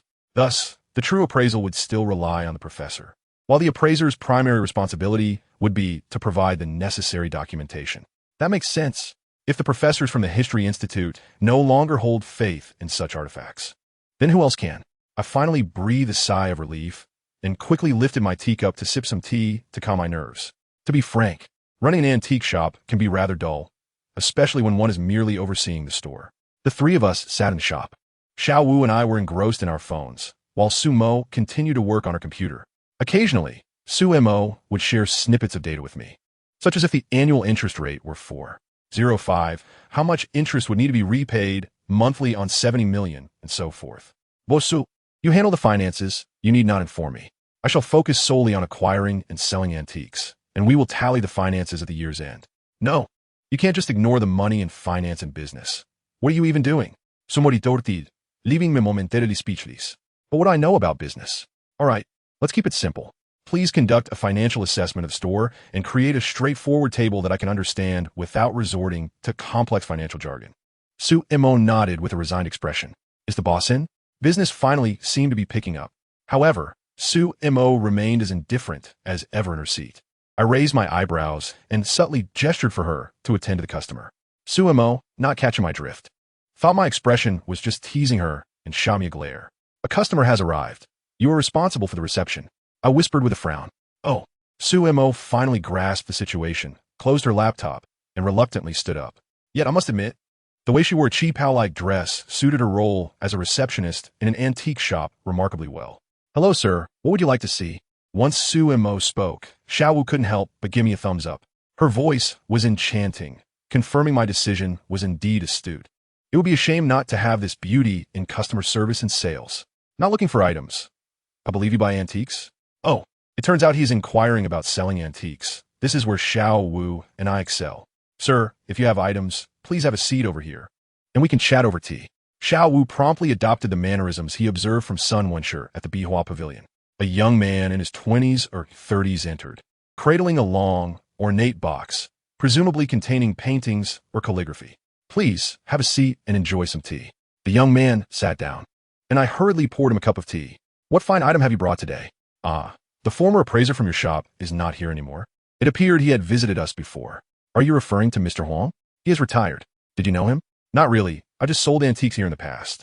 I nodded and reiterated my question. So, what fine item have you brought today? Oh, a fine item. An imperial edict. An imperial edict? Xiao Wu and I exchanged incredulous glances, while Su Mo looked equally intrigued. The young man handed me the ornate box, which I refrained from accepting. Sir, you can place on the table. It would be unfortunate if it slipped from your hands. Oh, it's not like it's porcelain. What is there to fear? The young man boldly placed the box on the tea table and opened it himself. Inside the box lay a scroll that indeed resembled the legendary imperial edicts. I casually picked up a white towel from the table to wipe my hands. Although my hands were clean, I did it to convey to the seller that I was giving this item my utmost respect. I lifted the scroll from the ornate box and unfolded it. As soon as I revealed a corner, I nearly burst into laughter. This item did not even qualify as a counterfeit. The scroll, once fully unfurled on the tea table, appeared to be an imperial edict from the Kangxi era of the Qing dynasty. Amusingly, the edict was made of paper. My friend, where did you acquire this edict? I asked, struggling to suppress my laughter. It's a family heirloom. A few days ago, while renovating my house, I found it in the old structure. Found in an old house. Yet, this ornate box looks quite new. I glanced at the box, which seemed somewhat aged, but clearly lacked genuine wear. Huh? It didn't originally have a box. I just randomly found one to store it in. Typically, such edicts sold at street markets would come with a silk pouch. What do you mean? This is a family heirloom. How can it be from a street market? Unable to contain myself, I burst into laughter. My friend, imperial edicts are written on silk, and yours is on paper. At the very least, a counterfeit should resemble the original, don't you think? To be frank, in the antique trade, this doesn't even qualify as a replica. Huh? The young man chuckled in response. Big brother, it's so fake? Is this something you picked up as a prop from a film studio? I casually mentioned this, not expecting it to strike a nerve. How did you know? I found this at a film studio. I was originally going to sell it at the antique market. They said it was too ambiguous to determine its authenticity and advised me to come to your shop, claiming you are the finest antique store in Jinling. For that, I even spent 50 yuan to buy this box. Goodness, this fellow is quite the simpleton, unaware that he's been duped. Brother, they're just joking with you, I said as I rolled up the so-called edict and placed it into a brocade box. Aren't you going to take it? I shook my head.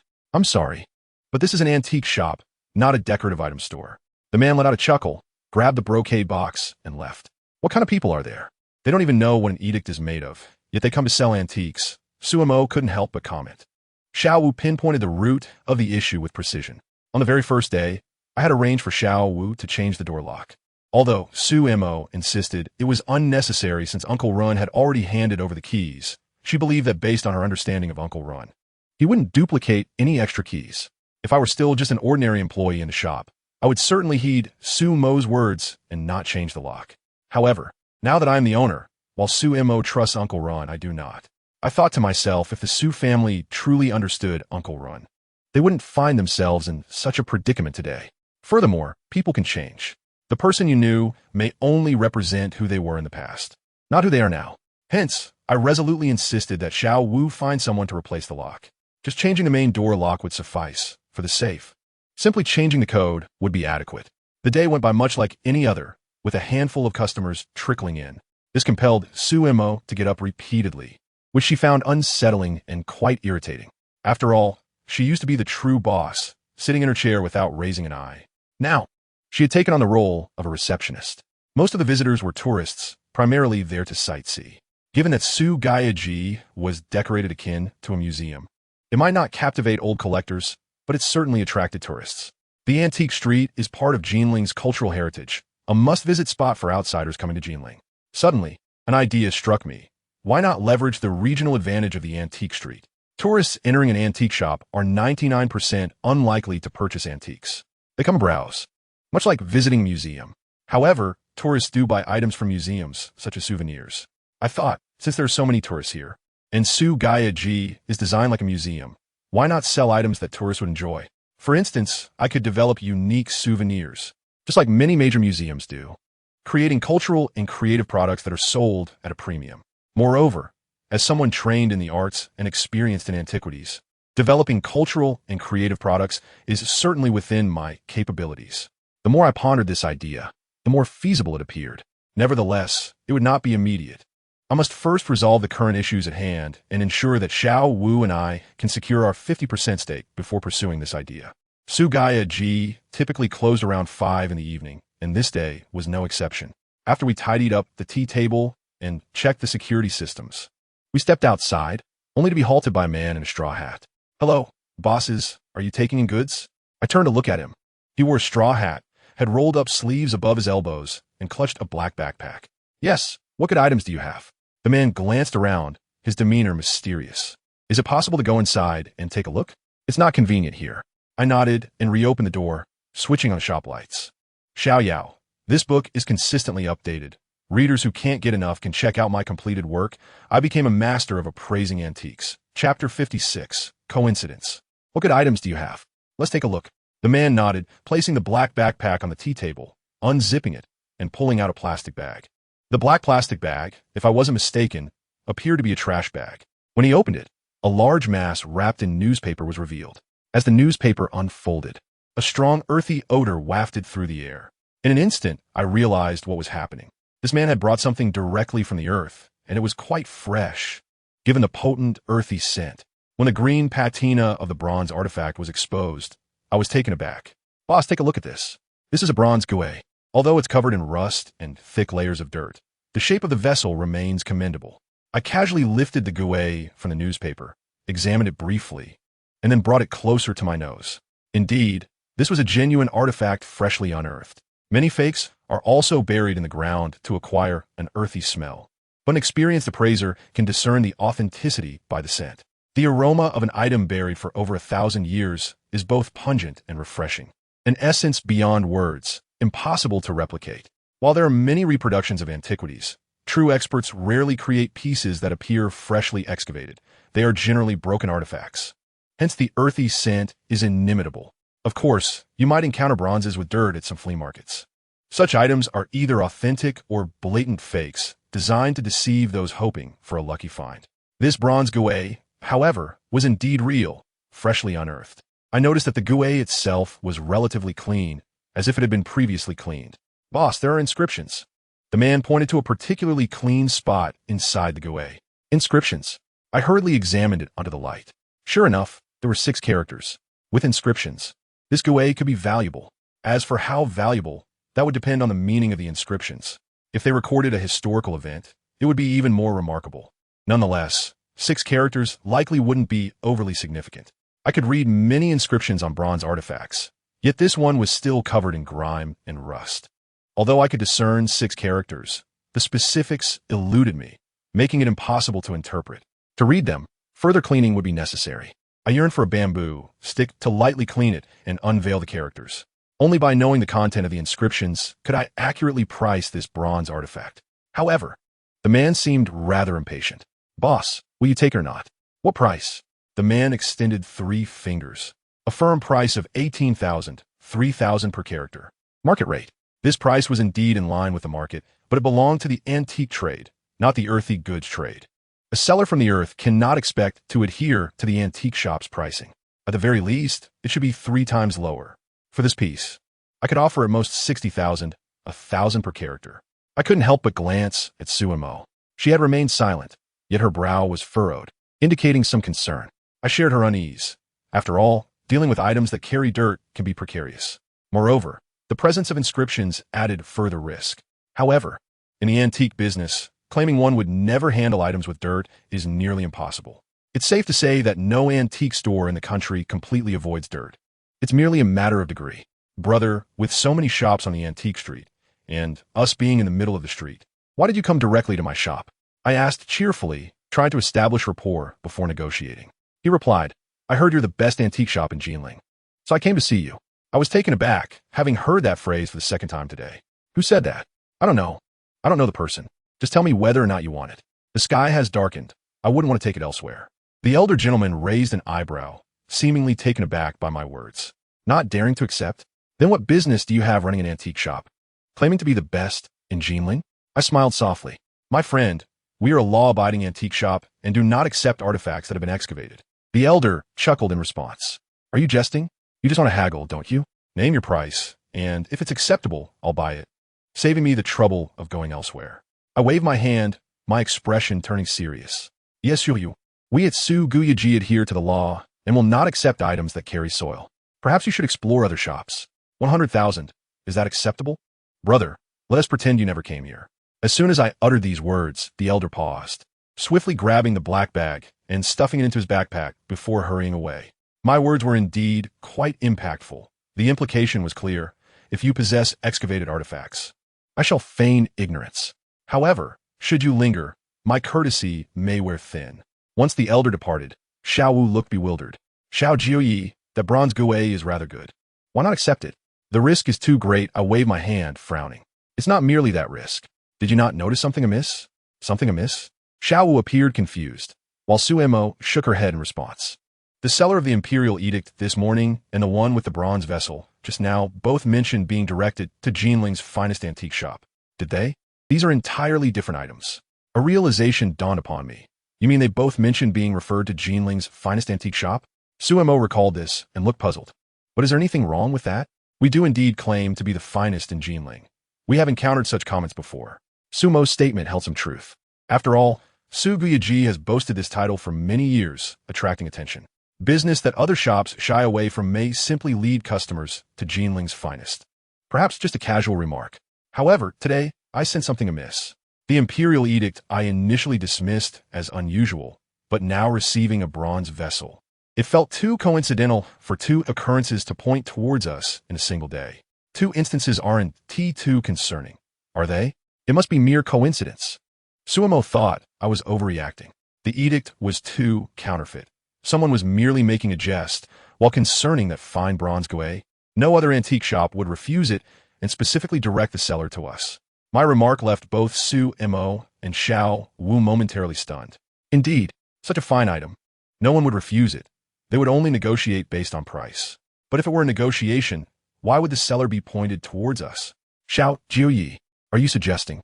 Su Mo frowned at me. I was uncertain, merely speculating. I suspect someone is deliberately testing us. The Imperial Edict was so fake it could hardly be taken seriously, while the bronze vessel is indeed authentic. Yet, should we purchase it and someone is covertly observing, they might call the authorities and we would be in dire straits. Su Montak guspit and shook. That sounds rather extreme. No, it's not extreme. I believe Xiao Jiu's suspicion holds merit. I suspect the man this morning was intentionally acting nonchalantly. Xiao Wu, having served as a special forces soldier, was skilled in reconnaissance and counter-reconnaissance. Regardless of how extreme our speculations may seem, we must exercise caution until our bank loan situation stabilizes. Once this challenging period passes, we can reassess our strategy. Chapter 57, Transformation. I chose a piece of porcelain and a piece of ancient jade from Su Guyaji. Together, they could be valued at approximately 4 million. The reason for selecting these two items was twofold: their excellent condition and their status as the most valuable antiques within Su Guyaji. Another reason was to cater to Lin Zhengqing's preferences, as his expertise lies in ceramics and jade. Thus, I selected the porcelain and jade, along with Fu Baoshi's Autumn Forest Journey, for bank appraisal. Although the Autumn Forest Journey was a well-executed imitation, I could identify its flaws, and I couldn't rule out that other experts might also detect these imperfections. Su Mo mentioned that the appraisers from the bank's alternate valuation agency typically offer cursory assessments, but what if someone truly skilled were to evaluate it? That would render my efforts futile. Therefore, I needed to enhance this painting further. Generally speaking, it is quite challenging to modify antiques once they have been artificially aged. Each aging master employs distinct techniques, crafts, and materials, with many underlying details known only to the original creator. If someone else attempts to alter it, it is likely to be superfluous. However, if a master were to undertake the task, they would see through everything, recognizing both the well-executed and poorly executed aspects. I dare not claim to be an aging master, but for now, I must assume that role. Due to the urgency of time, I confined myself to the second floor starting the next day. The most glaring flaw in the Autumn Forest Journey, in my view, was the sluggish brushwork, which diminished the distinctiveness of Baoshi's style. This lack of distinctiveness is relative to the original work, where the essence lacks momentum. For instance, Fu Baoshi's strokes are spontaneous and rapid, resulting in sharp and graceful lines. In contrast, this Autumn Forest Journey exhibits some strokes that lack sharpness, with the ink appearing overly uniform. This uniformity arises from the slow brushwork, leading to an even application of ink and consistent lines. Thus, I needed to make modifications. Additionally, the ink posed a problem, a discovery made by Su Ziding. If he could detect it, so could others. That too required correction. Fortunately, the antique street is a treasure trove. Regardless of authenticity, it offers a plethora of items, particularly an assortment of small goods. For instance, I purchased half a piece of Qing Dynasty lacquered ink for 100 yuan. I chose half a piece due to its status as a defective product. However, since I intended to use it directly rather than for collection, it sufficed. On the large workbench on the second floor, I unfurled the scroll and meticulously examined the painting. I pondered how to modify it and where to begin. I spent the entire morning contemplating and borrowed Sumo's laptop. As I carefully observed the autumn forest journey, I simultaneously researched various paintings by Fu Baoshi on the computer. My keen observational skills proved invaluable at this moment. After reviewing hundreds of Fu Baoshi's works, I systematically summarized some of his distinctive characteristics. These characteristics are not the vague descriptors often used by appraisers, such as fluid brushstrokes or subtle nuances, but rather direct and meticulous observations, akin to a primary school student's perspective. For example, dry brush strokes often rotate upwards at a 45-degree angle, yielding 4 to 5 branches. The lines depicting footwear typically measure around 0.3 centimeters. My insights were drawn from the perspective of an aging master, focusing on specific and detailed aspects that could be directly implemented. Upon reviewing hundreds of original works and then returning to the autumn forest journey, I found numerous flaws. Yet I acknowledged that the painting was still a commendable imitation. While lacking in essence, considerable effort had been invested in its form. In reality, I only added 6 strokes throughout the process, primarily sharpening areas where the brushwork was noticeably slow. This adjustment introduced variations in ink density, creating a more ethereal appearance. Only these 6 strokes, no more. Adding additional strokes may inadvertently create new flaws. After completing the additions, I gently blew on the inked surface with a hairdryer. Caution was imperative, for excessive heat could leave unsightly marks. I set the painting aside to air for a while. After lunch, I instructed Xiao Wu to procure 2 items, a strong ultraviolet lamp and incense. The incense should be the kind used in temples, specifically the unscented variety I emphasized. The incense was to be lit, but not on the second floor. Rather, it would be in the restroom on the first floor, as I wished to avoid any lingering smoke scent on the painting. Although the faint aroma of a couple of sticks would likely go unnoticed. A true master of aging is meticulous in such matters. The purpose of lighting the incense was not for ritualistic reasons, but rather to obtain the ash. Once I had the ash, I asked Xiao Wu to gather some clean dust from the roadside. You might wonder if dust can truly be clean. Indeed, it can. I sought the type that resembles flour, devoid of impurities and a pale gray in color. This type of dust is considered clean. In reality, it bears a resemblance to incense ash. Such dust can be found in homes that have not been cleaned for a long time or along busy roads. Just a small amount would suffice. Why take this step? Firstly, to age the newly added strokes, and secondly, to impart an overall sense of aging to the painting. The existing aging in the artwork is already quite authentic, yet the ink used is not sufficiently genuine. As previously mentioned, Fu Baoshi utilized old ink from the Ming and Qing dynasties, which would impart a slight purplish tint to the piece. This imitation was crafted with great care, and thus it too should exhibit that hue. However, this purple is a result of added pigments in the ink, making it somewhat glaring and less authentic. Hence, I employed incense, ash, and dust to delicately pat the surface, aiming to soften this relatively harsh purple tone. Naturally, this application was exceedingly light. Using a soft cotton ball, I gently dusted the surface, akin to powdering an infant. The touch had to be gentle, avoiding any damage to the artwork or leaving behind traces. After the powdering, I would blow away the excess, ensuring no residue remained. This process was repeated 3 times, resulting in a significant softening of the previously glaring purple. Moreover, no dust would remain on the surface. A small portion would have been absorbed by the ink, rendering it natural, as if it had accumulated over decades. Once all was completed, the workday had come to an end. I continued to leave the painting on the workbench, covering it with a large cardboard box. Inside, I placed the ultraviolet lamp to illuminate it overnight. What was the purpose of this? Aging. This process emulates the natural degradation of an object over time. During my graduate studies at Kyoto University, I frequently conducted similar experiments, primarily examining the changes in restoration materials over extended periods. Chapter 58, Aging. The piece Autumn Forest Journey had already been imitated quite well. At least, Su Zitting had failed to detect any flaws. Nevertheless, I remained apprehensive about potential issues. Although foreign banks are considerably more flexible than state-owned banks, one would expect them to be even more stringent in risk aversion. Therefore, if perfection is attainable, it should certainly be pursued.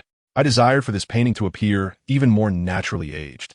Thus, I employed strong ultraviolet light to accelerate the aging process. This method aims for a realistic aging effect, rather than a superficial one. Authentic aging in antiques is paramount, as this is where flaws are most easily detected. Even a layperson might remark, this item does not appear old. It looks new. However, the aging of paintings is more challenging than that of other antiques.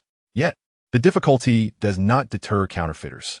Many paintings undergo aging through smoke exposure, utilizing burning wood, straw, or being hung high in rural kitchens to absorb oil smoke. This direct method yields relatively good results in a short time. However, the primary flaw of this approach lies in the scent of smoke, which is notoriously difficult to eliminate. Just like smoked meat, no matter how one attempts to mask it, the odor persists, having permeated every aspect of the painting, including the paper and ink. Such paintings would undoubtedly be detected by a seasoned appraiser. Therefore, a true master of aging would disdain using such techniques. The goal is not to deceive prominent collectors or seasoned connoisseurs, but rather those seeking to profit from a quick bargain. Before uncovering the ultraviolet lamp, I misted the interior of the cardboard box with a small humidifier for 6 minutes. The humidity needed to last only a brief moment, primarily to moisten the air within the box. This was essential to ensure that the painting would not become overly dry during the ultraviolet exposure. Many contemporary techniques for aging paintings involve prolonged exposure to light, or, like mine, strong ultraviolet irradiation. However, the flaw with this approach lies in the excessive dryness, which results in a lack of luster and a parched appearance. True paintings, having endured decades or even centuries, might suffer degradation or decay, yet they retain an ancient sheen akin to the patina on ceramics or stone. This is a unique mark left by time. I devised the humidification method during my graduate studies, based on the controlled conditions for artifact restoration in museums. I even conducted experiments in the lab, successfully deriving relevant data. In truth, I had a paper prepared on the subject, but before I could publish it, I withdrew from my studies. While exposing the painting to ultraviolet light, I maintained the humidity in the air to simulate the passage of time and environmental fluctuations. The air must alternate between wet and dry to allow for natural changes in the object. However, the humidity settings must be meticulously controlled. Too much could leave marks or even water stains, while too little would prevent achieving the desired effect, leaving the painting parched. My humidifier is a small, programmable model. Initially, it was set to humidify for 6 minutes, followed by 1 minute of humidity every half hour. With the humidifier configured, I activated the ultraviolet lamp, sealed the box to prevent any leakage of ultraviolet light, and then I could leave for the day. Tomorrow morning, I would return to assess the results. This day marked the appointment for Su Mo and the bank to have the antiques appraised. Early in the morning, I hurried to Su Guyaji, eager to see how the autumn forest journey had fared overnight. In truth, the outcome did not meet my ideal expectations. After all, one night is insufficient for a piece to age several decades. However, fortunately, the painting already had a foundation for aging. Additionally, Fu Baoshi's works are not too distant from the present. Had it been a Ming or Qing era painting, the challenge would have been considerably greater. Xiao Wu watched the shop while Su Mo and I headed directly to the bank with 3 antiques in tow. In the bank's VIP reception room, attendees had already gathered, awaiting our arrival. Upon our entrance, Su Mo's classmate promptly ushered us into the conference room, indicating that the antique appraisal would take place there. Upon entering the conference room, I was taken aback. It was not large, yet 2 cameras were installed at either end. Don't misunderstand. I quickly clarified. This is standard procedure for our bank's on-site appraisal of movable assets. The appraisal process is recorded, documentation is produced on-site, and the pledge formalities are completed right there. This is both a requirement for our compliance and a reassurance for you. In the event of any issues with the pledged assets, both parties would be clear on the matter.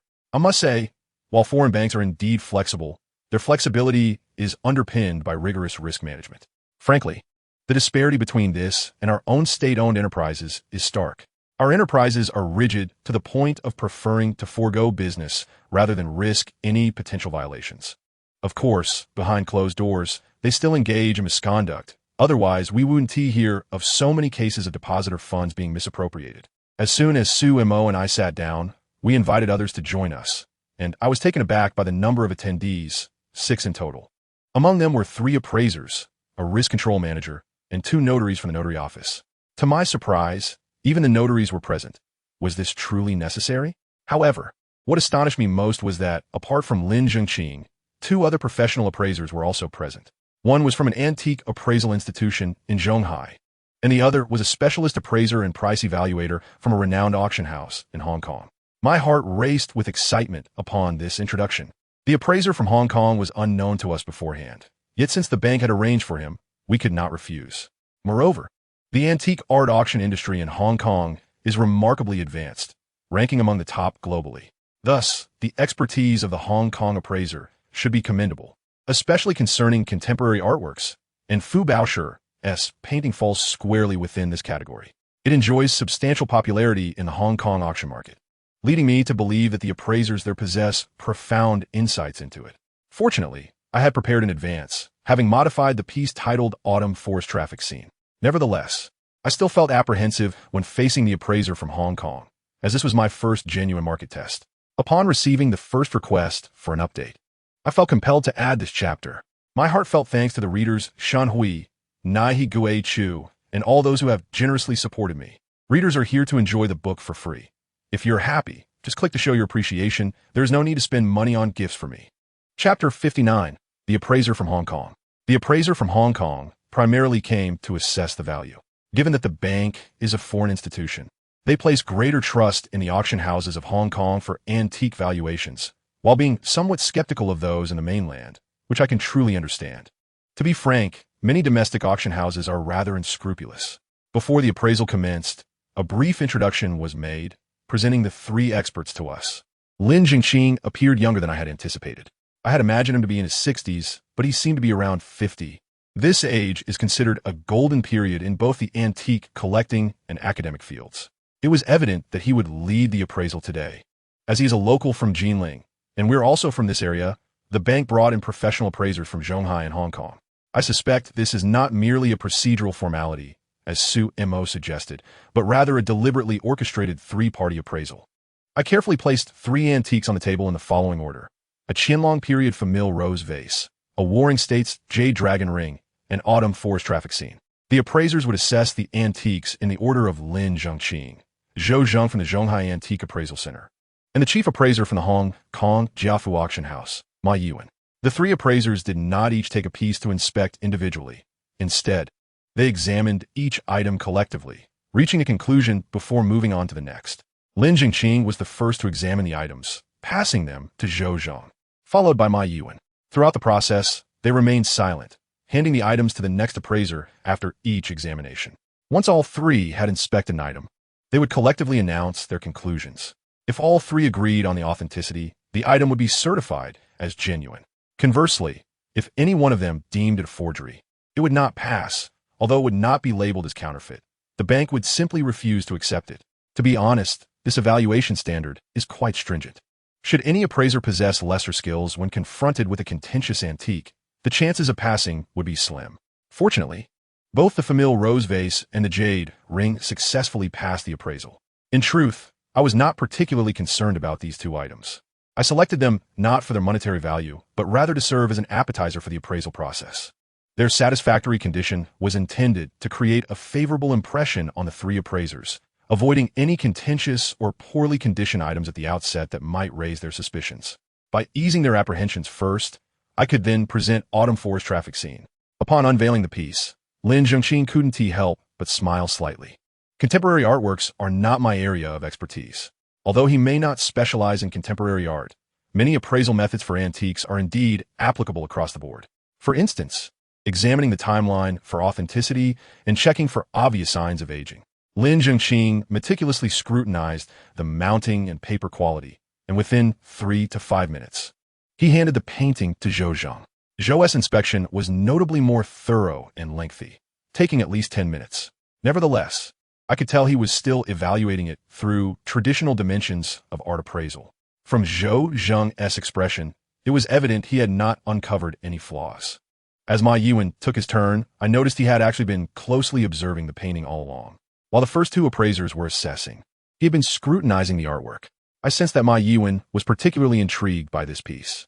Su Mo and I remained silent, watching intently. It is worth noting that many collectors, when presenting antiques for expert appraisal, tend to be quite verbose, eager to elaborate on their treasures and their origins. However, such verbosity is often an attempt to steer the appraiser's judgment. In reality, Appraisers tend to be put off by such chatter. The more one speaks, the more one may inadvertently generate skepticism. The ideal approach is to remain silent unless asked, answering only as required. Given the formal and professional nature of the appraisal we were undertaking, this was particularly true. I could sense Su Mo's nervousness, especially as autumn forest traffic scene was passed to Mei Youding. I reassured her with a smile, though my attempt at comfort seemed to only heighten her anxiety. Su Mo merely smiled back, casting a glance in my direction. Mei Youding began his examination, starting with the most fundamental and obvious aspects before honing in on whether the painting was consistent with the artist's style and essence. His evaluation took significantly longer than that of the first two appraisers, particularly in his focus on the artwork itself. Mei Youding's demeanor revealed little emotion, which seemed indicative of the professional detachment expected of an appraiser from Hong Kong. Ultimately, his conclusion would not be disclosed until he chose to announce it, unlike Lin Zhongqing and Zhou Zheng, whose expressions had already hinted at their judgments. As McWilliam held the high-powered, magnifying glass steadily over the painting, my heart raced, nearly leaping from my throat. The very spot he was scrutinizing was one I had touched up just yesterday. I felt confident that, through my aging techniques, it would be impossible for McWilliam to discern any traces of alteration. The only potential flaw would lie in the inconsistency of the painting style, for I had merely added a few strokes and could not fundamentally alter the essence of the artwork. Nevertheless, I was quite assured about those additions. The ink was rich and distinct, sharp and elegant enough to conceal the more obvious discrepancies. In my perspective, while the painting still bore some imperfections, I was indeed a master of aging, and I perceived details that the average person could not. Yet, when McWilliam lowered the magnifying glass, my heart remained in a state of turmoil, for his expression revealed nothing.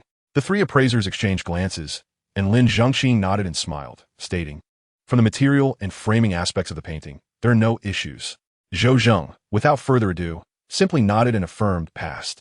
However, McWilliam hesitated, furrowing his brow, and this slight expression sent a jolt through me.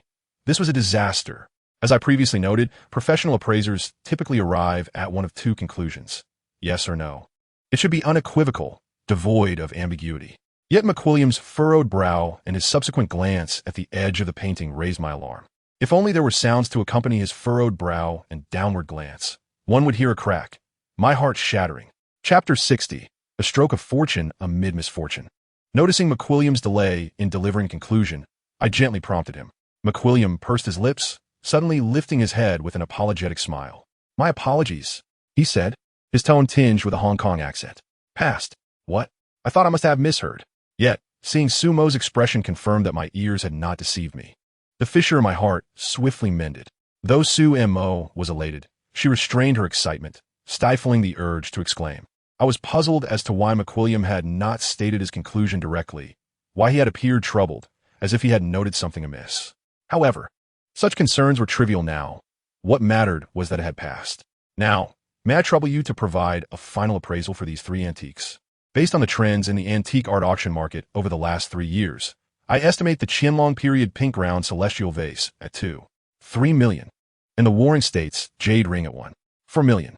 Overall, McWilliam's valuations for these two antiques aligned closely with my previous estimates, albeit slightly lower. It is customary for auction houses to provide conservative estimates, and the valuation from this professional appraiser from Hong Kong was relatively close to market levels. Had it been appraised by a mainland expert, the figures would likely have been even lower. This often leads to situations where auction prices soar well above the estimated values.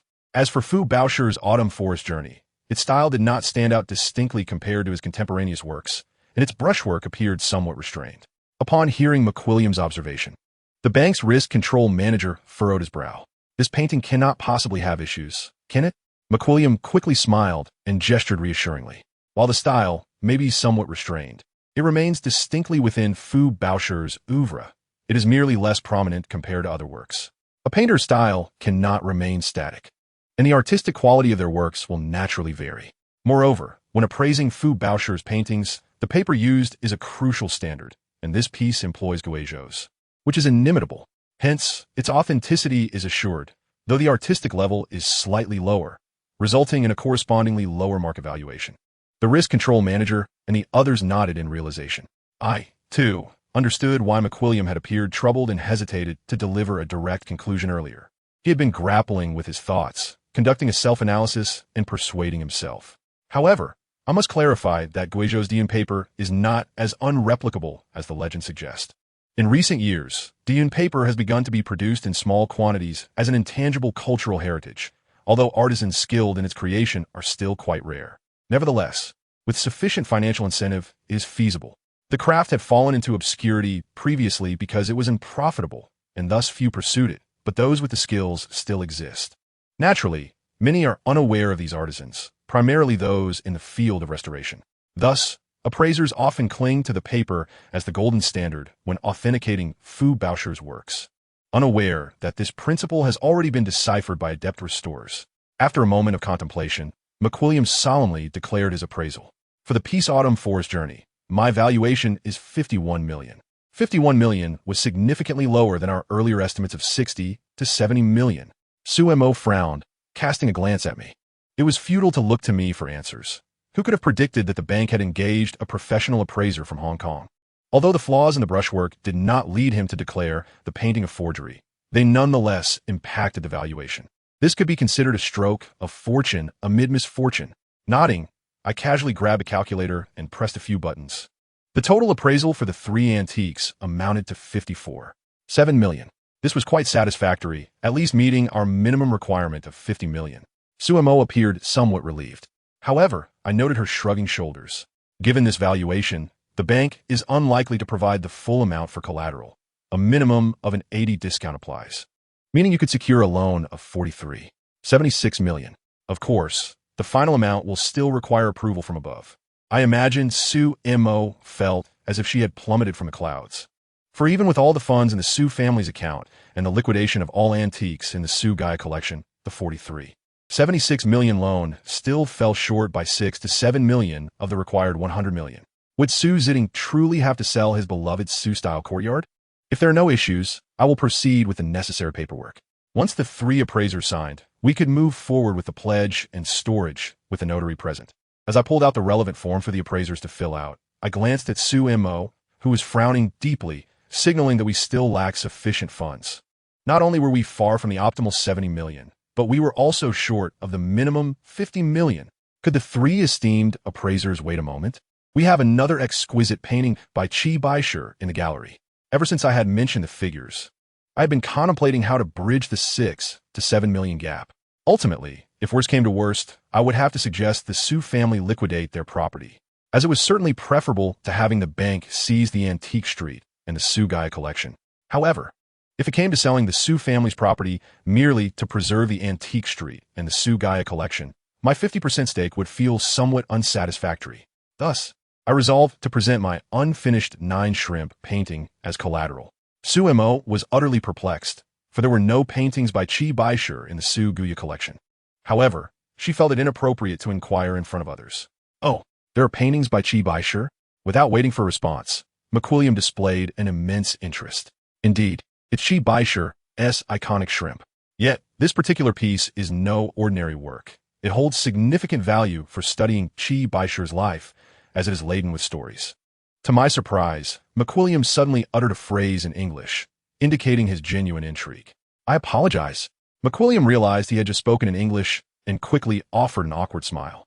Recently, Qi Baishe's artworks had surged in popularity, and coincidentally, a client had been seeking his paintings.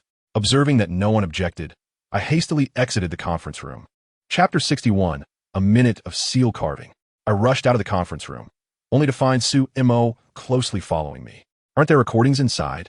I whispered as a gentle reminder.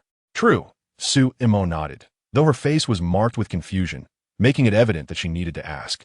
But there aren't any paintings by Qi Baishe in the store. Will you get one? She formed an O with her lips, astonished.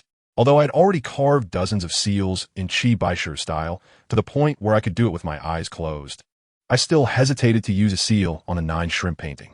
I feared that a moment's carelessness could lead to a disastrous outcome. Yet, the urgency of the situation compelled me to act. In less than a minute, a seal was completed. Some might question why the imitation carving could be executed so swiftly. Necessity demanded speed. Anyone familiar with seal carving knows that Qi Baishe's techniques are profound.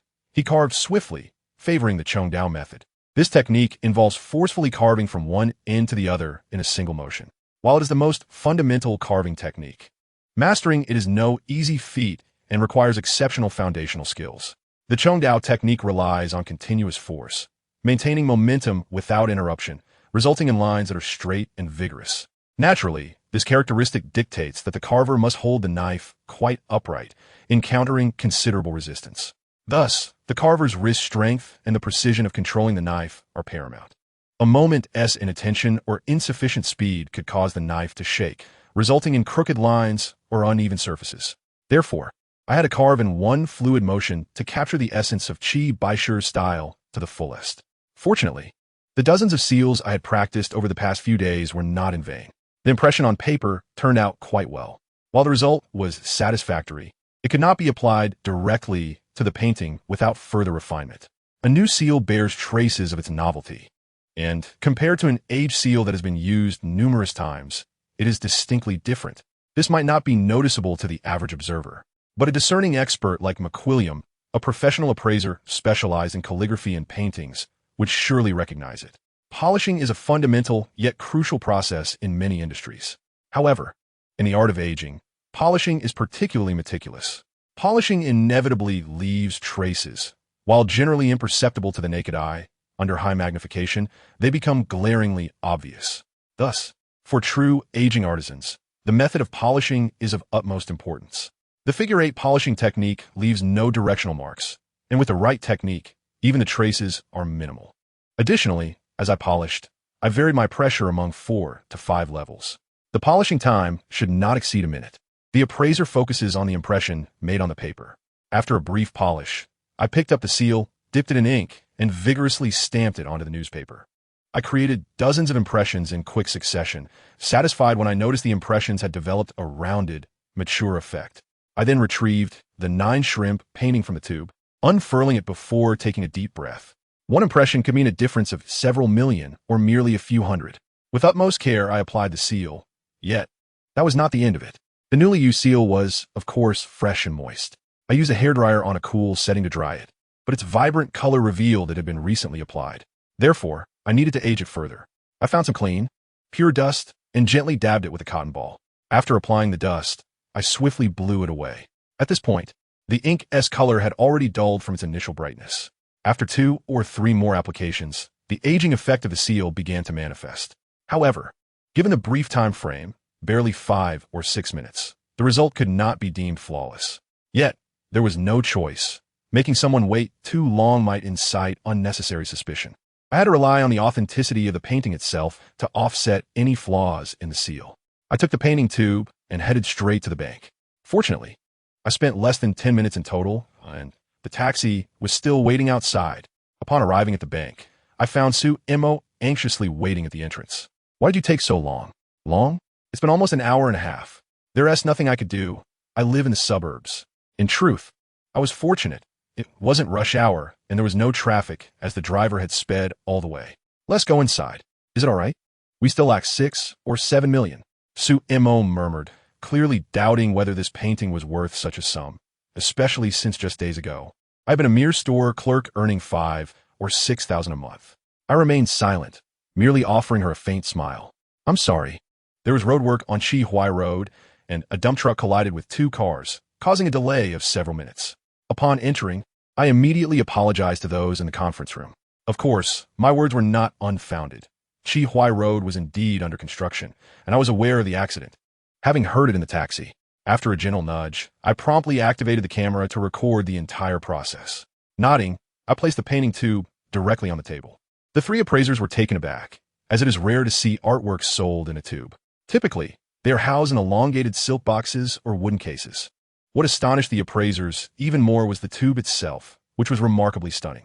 Its vivid yellow hue shone brilliantly, reminiscent of translucent amber, and it bore distinct ghost face patterns. Chapter 62. One of a kind. "Is this Hai Huang?" The 3 exclaimed almost in unison, glancing at one another in astonishment. Lin Zhengqing reached out first. "Oh, impressive. Truly Hai Huang." A mere glance and a couple of touches led Lin Zhengqing to an immediate conclusion. "Beautiful. This is the first time I've seen such a magnificent Hai Huang painting tube." As he spoke, he opened the lid and discovered a painting inside. However, he paid little attention to the artwork, instead meticulously examining the tube. This is carved from a single piece of original wood. A whole piece of Haihuang? Zhou Zheng gasped in surprise. Indeed, Lin Zhengqing nodded and handed the tube to Zhou Zheng. Mr. Zhou, take a look. Quite a rarity. Zhou Zheng took the tube and began to study it, completely ignoring the painting inside. Oh my, I primarily came to appraise the painting. How much could a tube be worth? I thought to myself, oh, there are characters inscribed on the lid. Zhou Zheng suddenly exclaimed, his eyes widening in astonishment as he examined it closely, utterly speechless with surprise. In the 5th month of the year of the Yangwood Tiger, I fortuitously acquired an exquisite sea yellow scroll made by the illustrious Qi Baishi. Upon finishing his recitation, Zhou Zheng could not help but lift his gaze towards Lin Zhengqing and McWilliam. It's Qi Baishi's, exclaimed McWilliam, quickly taking the lid in both hands. With just a glance, he nodded affirmatively. This is indeed Qi Baishi's signature. A scroll crafted by his own hands is truly a rarity. As he spoke, McWilliam passed the lid to Lin Zhengqing for inspection. After examining it, Lin Zhengqing also nodded in agreement. Before achieving fame, Qi Baishi was a carpenter, and the year of the Yangwood Tiger marks the period when he formally transitioned into a painter. This scroll possesses significant research value. McWilliam thoughtfully analyzed the scroll, revealing his professionalism and profound understanding of contemporary art pieces and their creators. Mr. Mei, shall we authenticate and mortgage this scroll as well? He inquired. To be frank, I haven't made up my mind. If the painting holds sufficient value, there may be no need to mortgage the scroll. Otherwise, we could end up with nothing if the bank seizes everything. Let us examine the painting first. We can discuss the scroll afterward. All right, there is a painting inside as well. My mention of this prompted everyone to recall that I was there to deliver a painting for authentication. This time, it was McWilliam who directly withdrew the painting from scroll. It was still an unframed original, Zhou Zheng remarked, but McWilliam fell silent upon receiving the artwork. He gently laid the piece on the table, using paperweights to secure both ends, and promptly began his examination. The authentication process for this 9-shrimp painting was significantly shorter than that of the previous Autumn Forest journey, as it was simpler and unframed. After approximately 10 minutes, McWilliam lifted his head and gestured for Zhou Zheng and Lin Zhengqing to take their turn. Unlike McWilliam's impassive demeanor, Zhou Zheng and Lin Zhengqing displayed keen interest. From the text on the painting, it seems to have a story behind it, Zhou Zheng remarked inquisitively. I eagerly awaited their inquiries, as it would facilitate the unfolding of the narrative. This painting and scroll came from the son of the benefactor, Hu Mo. According to him, Qi Baishi encountered bandits on a mountain path, and his father, Hu Mo, saved his life. In gratitude, Qi Baishi painted this piece as a gift for Hu Mo. Thus, the painting remains unframed. The scroll was given alongside it, as Qi Baishi understood that Hu Mo, being a porter, would not adequately preserve the painting. Hence, he presented the scroll as a token of gratitude for saving his life. Upon hearing my story, the 3 appraisers expressed their astonishment. The most surprised of all was undoubtedly Su Mo, who looked on with a mix of surprise and confusion, unable to voice her thoughts. She had seen this painting before. No wonder, Lin Zhengqing exclaimed. This story alone must be worth millions. Zhou Zheng chuckled, shaking his head. Moreover, the beauty lies in the fact that the story is documented on the painting, serving as corroboration, which holds substantial value for the study of Qi Baishi. After Lin Zhengqing spoke, he turned his gaze toward McWilliam and Zhou Zheng. As for this painting, my conclusion is that it is authentic. What about you two? Zhou Zheng nodded in agreement. I concur. Approved, McWilliam succinctly affirmed. Then, could you assist in appraising its value? I requested McWilliam once more for the valuation. I estimate the price of this 9-shrimp painting to be 27 million. At this announcement, both Lin Zhengqing and Zhou Zheng were taken aback. In the antiquities circle, it is generally recognized that Qi Baishi's shrimp paintings are valued at approximately 1 to 1.5 million each. Yet, this painting commanded an astonishing price of 3 million per shrimp. Moreover, this is merely an estimate. As previously mentioned, appraisals are typically conservative. To put it plainly, hitting 70 to 80% of the estimate is quite close to market value. 3 million per shrimp? Zhou Zheng exclaimed in disbelief. McWilliam quickly clarified. This painting cannot be compared to Qi Baishi's typical social pieces. This is a heartfelt creation made in gratitude for saving his life. First, the artistic quality is significantly higher. It is evident that the artist poured great effort into this work. Of course, it still falls short compared to cheap Beischer's later shrimp paintings. Secondly, the 9 shrimp symbolize gratitude, making it unique. Thirdly, this painting holds unique value for the study of Qi Baisher. Therefore, tripling the minimum price is not excessive. Lin Zhongqing nodded in agreement. I concur with Mr. McWilliams' assessment. This is a piece of art with historical research value, possessing its own uniqueness. Oh, I almost forgot. McWilliams suddenly turned to me with a serious expression. Mr. Mei, do you wish to appraise the scroll as well? If this painting is valued at 27 million with a discount of 20%, it amounts to 21.6 million, far exceeding 6 or 7 million. I believe it would be unnecessary to mortgage the scroll. It would be better to keep it. However, I'm quite curious about its value. What would the scroll be appraised at? That depends on whether you wish to appraise it separately or together with the painting. Is there a significant difference? Indeed, there is, and the disparity is considerable. The scroll enhances the overall narrative, making it richer and more complete. For many ardent collectors of Qi Baisher, they're certainly inclined to invest substantial sums to acquire it. Truly, for genuine collectors, the market value of an antique is not their sole consideration. They also value its social significance and the stories it carries. Therefore, the same antique, if used by a renowned figure or possessing an intriguing backstory, can often be valued several times, even dozens of times more. Chapter 63. Unkindness. If appraising the scroll separately, given its exquisite sea yellow quality and being crafted by Qi Baisher himself, I estimated it to 8 million. Both Lin Jingqing and Zhou Zheng nodded in agreement, affirming McWilliams' valuation. The 8 million appraisal was even more extravagant than I had anticipated. While I had considered a valuation tenfold or several tens of times more than 10,000, the exact worth remained unclear to me. However, I internally estimated it around 1 million, and I would accept even a few 100,000. Therefore, McWilliams' estimation of 8 million genuinely surprised me. And together, the painting and the scroll, I appraised them at 35 million. Oh, the combined value has instantly surged by over 5 million, with 35 million, coupled with the previous 3 antique valuations totaling 54.8 million, the grand total reaches 89.8 million. If all were to be appraised at an 80% rate, that would yield a loan of 81.84 million. Thus, not only would we avoid selling the Su family's property, but we would also not need to liquidate the antiques from Su Giaji. After some contemplation, I realized that while keeping the scroll in my possession feels secure, it does not maximize its potential. Together with the painting, its value immediately increased by 5 million. Although this money is merely a loan that must be repaid, it is not without purpose. Should Su Giaji indeed be preserved, further development is essential, necessitating funds for acquiring and collecting antiques. According to Sumo's plan, the loan obtained here, combined with the 30 million in the account, would suffice to repay the previous loan and subsequently mortgage the antique street. However, the foreign bank's mortgage loans typically take at least a year. During this period, capital turnover is necessary. Rather than liquidating the antiques from Su Giaji, it would be more prudent to mortgage the scroll. After all, selling antiques would be quite unwise, especially since I and Xiao Wu each hold a 50% stake. Therefore, it is better to include the scroll in the mortgage. All right, let us proceed with the mortgage together. With a total appraisal of 89.8 million and an expected loan of 71.84 million, if there are no objections, shall we apply for this amount? I looked at Su Mo. As the legal representative of Jinling Ancient Su Investment Company, Limited, her word is final. Su Mo nodded, indicating that the remaining matters would proceed according to protocol. However, the funds would not be disbursed swiftly. Although the influx of foreign capital at the bank had significantly increased, it would still take at least a week.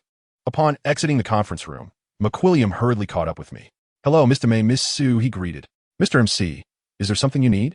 I inquired. I wanted to ask if this collection of Qi Baisher's paintings and the scrolls are for sale. Are you suggesting an auction? That could work, or perhaps a private transaction. I mentioned earlier that I have an old client seeking Qi Baisher's works, and this collection is truly unique. I'm certain he would be quite interested.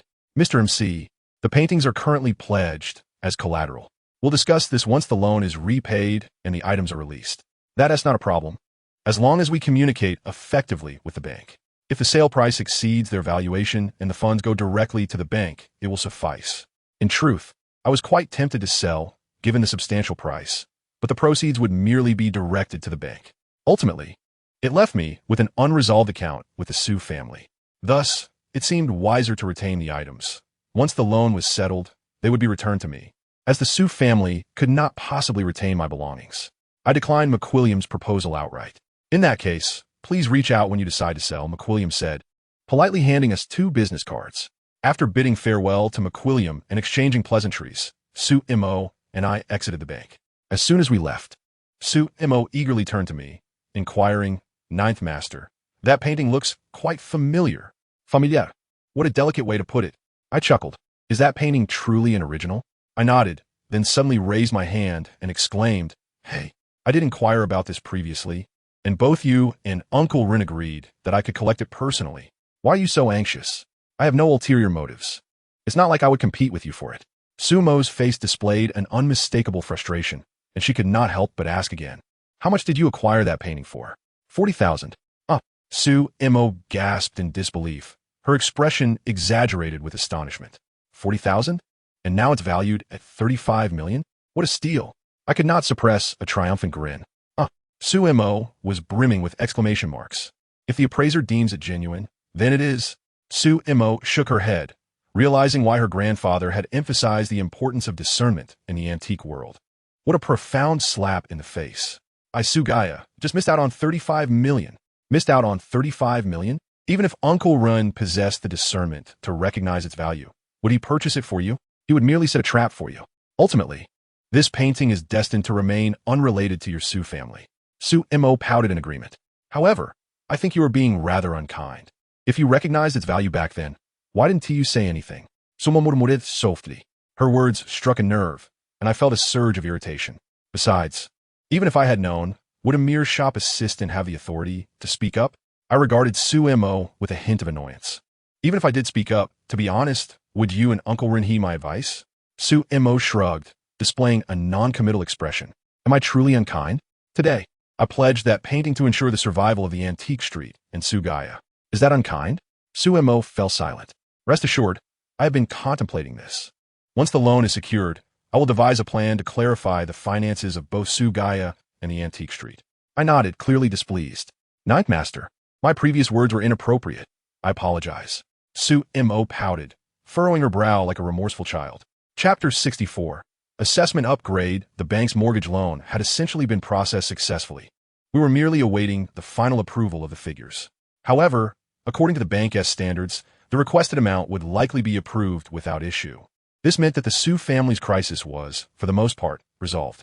Nevertheless, to be cautious, Su Jiling specifically called to request that I refrain from sharing this news. In truth, besides Xiao Wu, I had no one in Jinling to confide in. Even if Su Jiling had not mentioned it, the outcome would have been the same. Since the bank's mortgage had been successfully approved, I noticed a shift in Su Mo's demeanor toward me. She appeared more respectful and compliant than before.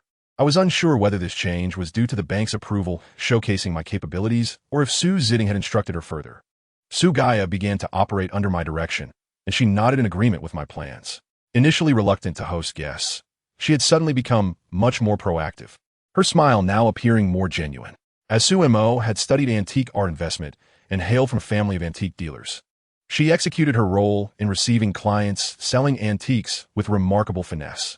In contrast, Xiao Wu and I found ourselves somewhat idle, simply sipping tea like 2 elderly gentlemen. I was indifferent to this, but Xiao Wu was growing restless.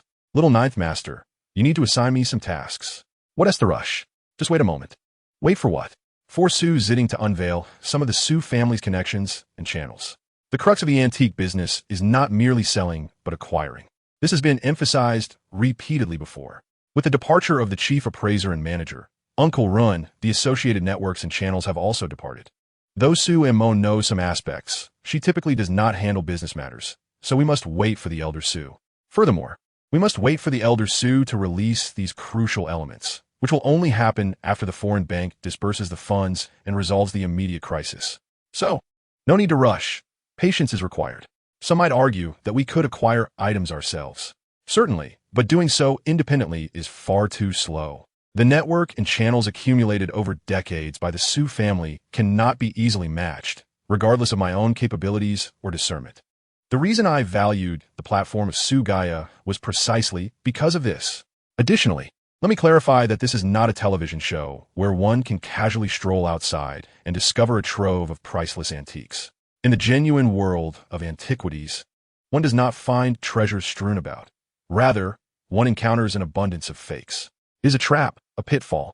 Consequently, the influx of individuals selling antiques at Sugaya has increased. Moreover, the items delivered over the past few days have all been replicas. From the previous props, resembling imperial edicts, to exquisite pieces like the Yongzheng jade pot spring vase. It appeared to be a series of assessments aimed at evaluating me as the new appraiser of Sugaya. In truth, the arrival of the imperial edict and the bronze guet had already raised my suspicions, and the subsequent delivery of numerous replicas seemed decidedly abnormal. Not only did I find it peculiar, but both Su Mo and Xiao Wu also expressed their concerns. Could it be that the elder Su has dispatched someone to assess little ninth master? Xiao Wu jested, glancing at Su Mo. However, Su Mo denied this with a serious expression. Impossible. My grandfather has always trusted his judgment. Since he could grant half of the shares to ninth master, he undoubtedly trusts ninth master's discernment. I similarly doubted that Su Ziding was behind this, as the items sent clearly indicated that whoever was assessing me did not have an accurate understanding of my capabilities. While I believe Su Ziding did not know me extensively, it was unlikely he would send a prop like Imperial Edict. Moreover, in business, one cannot refuse items simply because they are sent. After all, who could discern their authenticity? It was only when a fine piece was delivered to the shop that I suddenly suspected who was orchestrating this. That afternoon, a middle-aged man entered, cradling a brocade box. The gentleman before me, with his attire, epitomized the quintessential antique enthusiast. Clad in a traditional Chinese tunic and slippers, he donned spectacles and nonchalantly settled at the tea table, gently placing a brocade box before him. He offered me a slight smile. Inside lay an authentic Ming Xuanda bronze statue, which I had previously consulted several experts about. In urgent need of funds, he quoted a price of 3.8 million, stating that its condition was rather commendable. Without delay, he presented his offer, not allowing me a moment to inspect the item. "Let me first examine your goods," I replied. "Of course, but there's not much to see. Several experts have already appraised it," he said, casually opening the brocade box. I sat across from him, with Xiao Wu beside me, as the gentleman slowly unveiled the contents. I was yet to catch a glimpse of the prized object when Xiao Wu unexpectedly burst into laughter. I glanced at him. He remained silent, but subtly gestured for me to focus on the statue rather than him. My curiosity was piqued. What could possibly be so amusing about this antique? Turning my attention back, I discovered a bronze statue peacefully resting within the box. At first glance, I too felt the urge to laugh, but I restrained myself. The statue inside was the very Buddha figure I had encountered on the day of my interview at Suguyaji. What a small world it was for it to have found its way back to me. "Boss, this Buddha statue seems familiar," I remarked casually, pretending to examine it as I extracted it from the box. "Really?" The gentleman paused, then chuckled. "Similar Buddha statues tend to look alike. But mine is an authentic Ming Xuanda. Where did you acquire this statue?" I thought to myself, you must be trying to deceive me. I held back my inquiry, but Xiao Wu could not contain himself. The man appeared taken aback, but quickly regained composure. He lied without a hint of embarrassment, showing no signs of discomfort when questioned. In the antique trade, the unspoken rule is to see through lies without exposing them. "Boss, I don't see the Xuanda mark on this Buddha. To be frank, I believe it's merely a fine imitation. If you wish to sell it, I can offer you 30,000. I was reluctant to engage in further discourse with this gentleman and directly conveyed my assessment and price. "Ridiculous. This statue is not an imitation." I shook my head, recalling that recently too many fakes had been brought in, and I had no desire for idle chatter. "Perhaps you should check with other shops." Honestly, my offer was quite generous, and I doubted others would even make an offer. You young people should have a certified appraiser in your shop. Operating without one is unwise. He had the audacity to lecture us. Xiao Wu instantly began to retort, but I raised my hand to silence him. I understood his intent. He likely wanted to point out that this Buddha statue originated from our shop, yet he dared to return and swindle us. "If you wish to sell, the price is 30,000. The middle-aged man, incensed, turned on his heel and departed with the brocade box. Watching him leave, Su Mo pouted in bewilderment. "Nine Master, could this man also be here for an assessment? Have we now progressed from modern replicas to Qing imitations?" Her words startled me, and I suddenly had a revelation. Chapter 65, The Assessment concludes. Sumo's remark caught me off guard. I turned to Xiao Wu. Could it be that the Hua family was behind this? The Hua family? How does this connect to them? Do you recall the day I interviewed at Su Guyaji? Someone came to sell a Buddhist statue, which Uncle Ren rejected. Su Mo pondered for a moment before shaking her head. I don't remember. Are you suggesting it was this very statue? I nodded affirmatively. How coincidental. But how does this relate to the Hua family? Oh, no wonder Song Jingang refers to you as Boss Mei. Su Mo suddenly recalled the crux of the matter. Are you implying that the recent fakes were sent by the Hua family? That seems unlikely. Impossible. Xiao Wu interjected before I could explain. I grasped his reasoning. Since we had sold this statue to the Hua family, it would be illogical for them to return with it for a ruse. True, that would be a self-incrimination.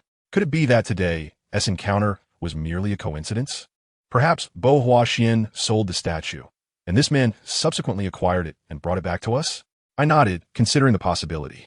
But who orchestrated this? I initially thought I had grasped the answer, yet I remained in the dark. However, after 3 consecutive days of counterfeit goods, the 4th day arrived with an abrupt halt. Not a single individual entered the shop to sell anything, leaving the 3 of us feeling quite out of sorts. It seemed the assessment conducted by Xiao Jiu had concluded. As the afternoon approached, and with no one else entering, Xiao Wu chuckled. I suppose, Master, you must have failed. Not a single antique was collected during these days. Suamo chimed in with a jest.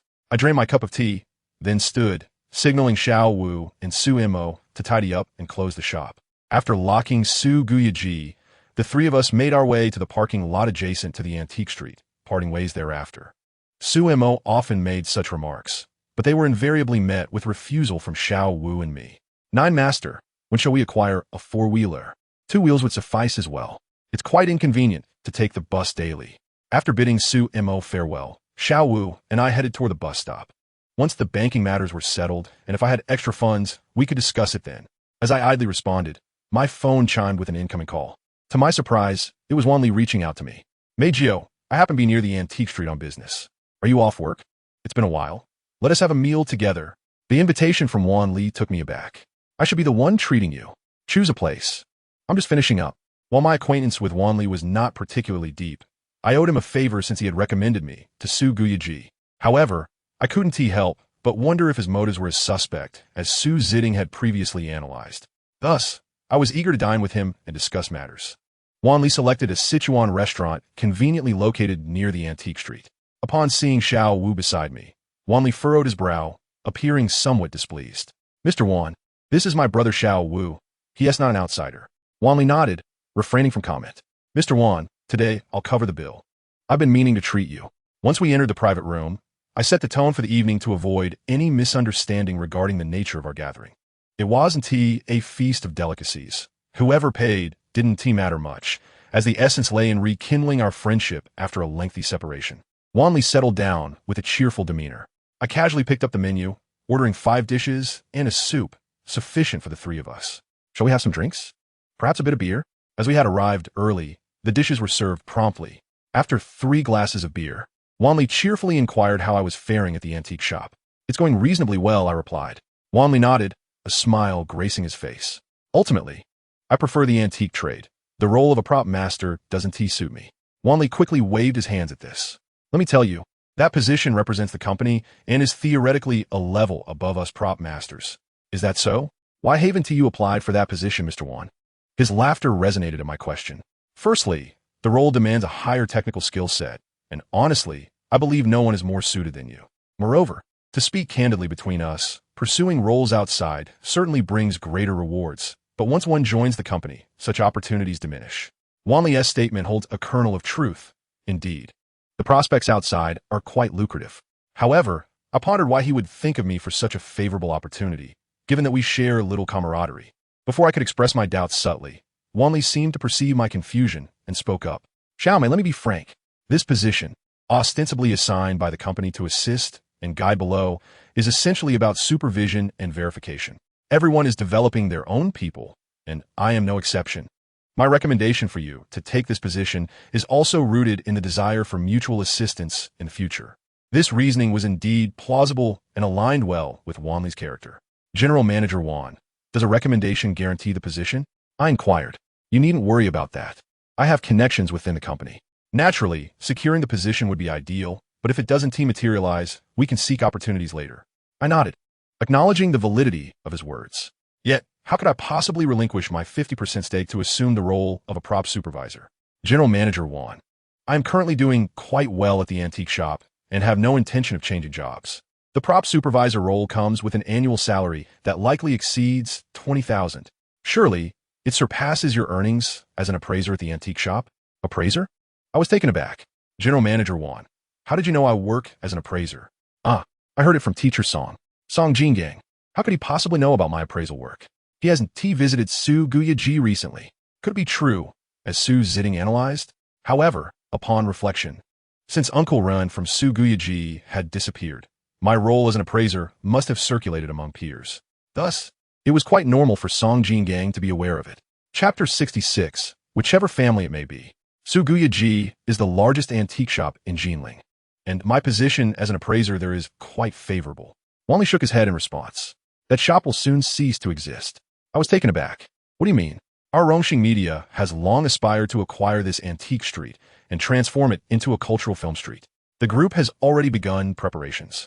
With the strength of our Rongguang group, purchasing this establishment is merely a matter of time. You should leave while you still can. General Manager Wan, you're not here specifically to pry into Su Guyaji on behalf of Rongxing, are you? I jested lightly. Is it necessary? With a conglomerate as vast as Rongguang Group, do we require such tactics to acquire Su Guyaji? Wanli scoffed. I sensed that Wanli did not appear to be lying. However, it was also possible that he was unaware of being used as a pawn.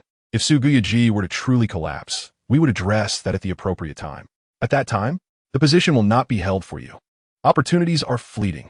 If you choose not to pursue this, I may recommend someone else. Thank you, General Manager, but I prefer the antique industry. Wanli shook his head, his expression one of frustration. He then proceeded to enumerate the advantages of becoming the props supervisor, but upon noticing my continued indifference, he casually drank a few beers and found an excuse to leave early. I found it rather coincidental that Wanli would recommend me to Rongxing at this juncture. I accepted a bottle of beer from Xiaowu and casually remarked, indeed, it is quite the coincidence. However, I did not detect any deceit in his micro-expressions or actions. Oh, you can read micro-expressions now. I learned a bit during my time in the military.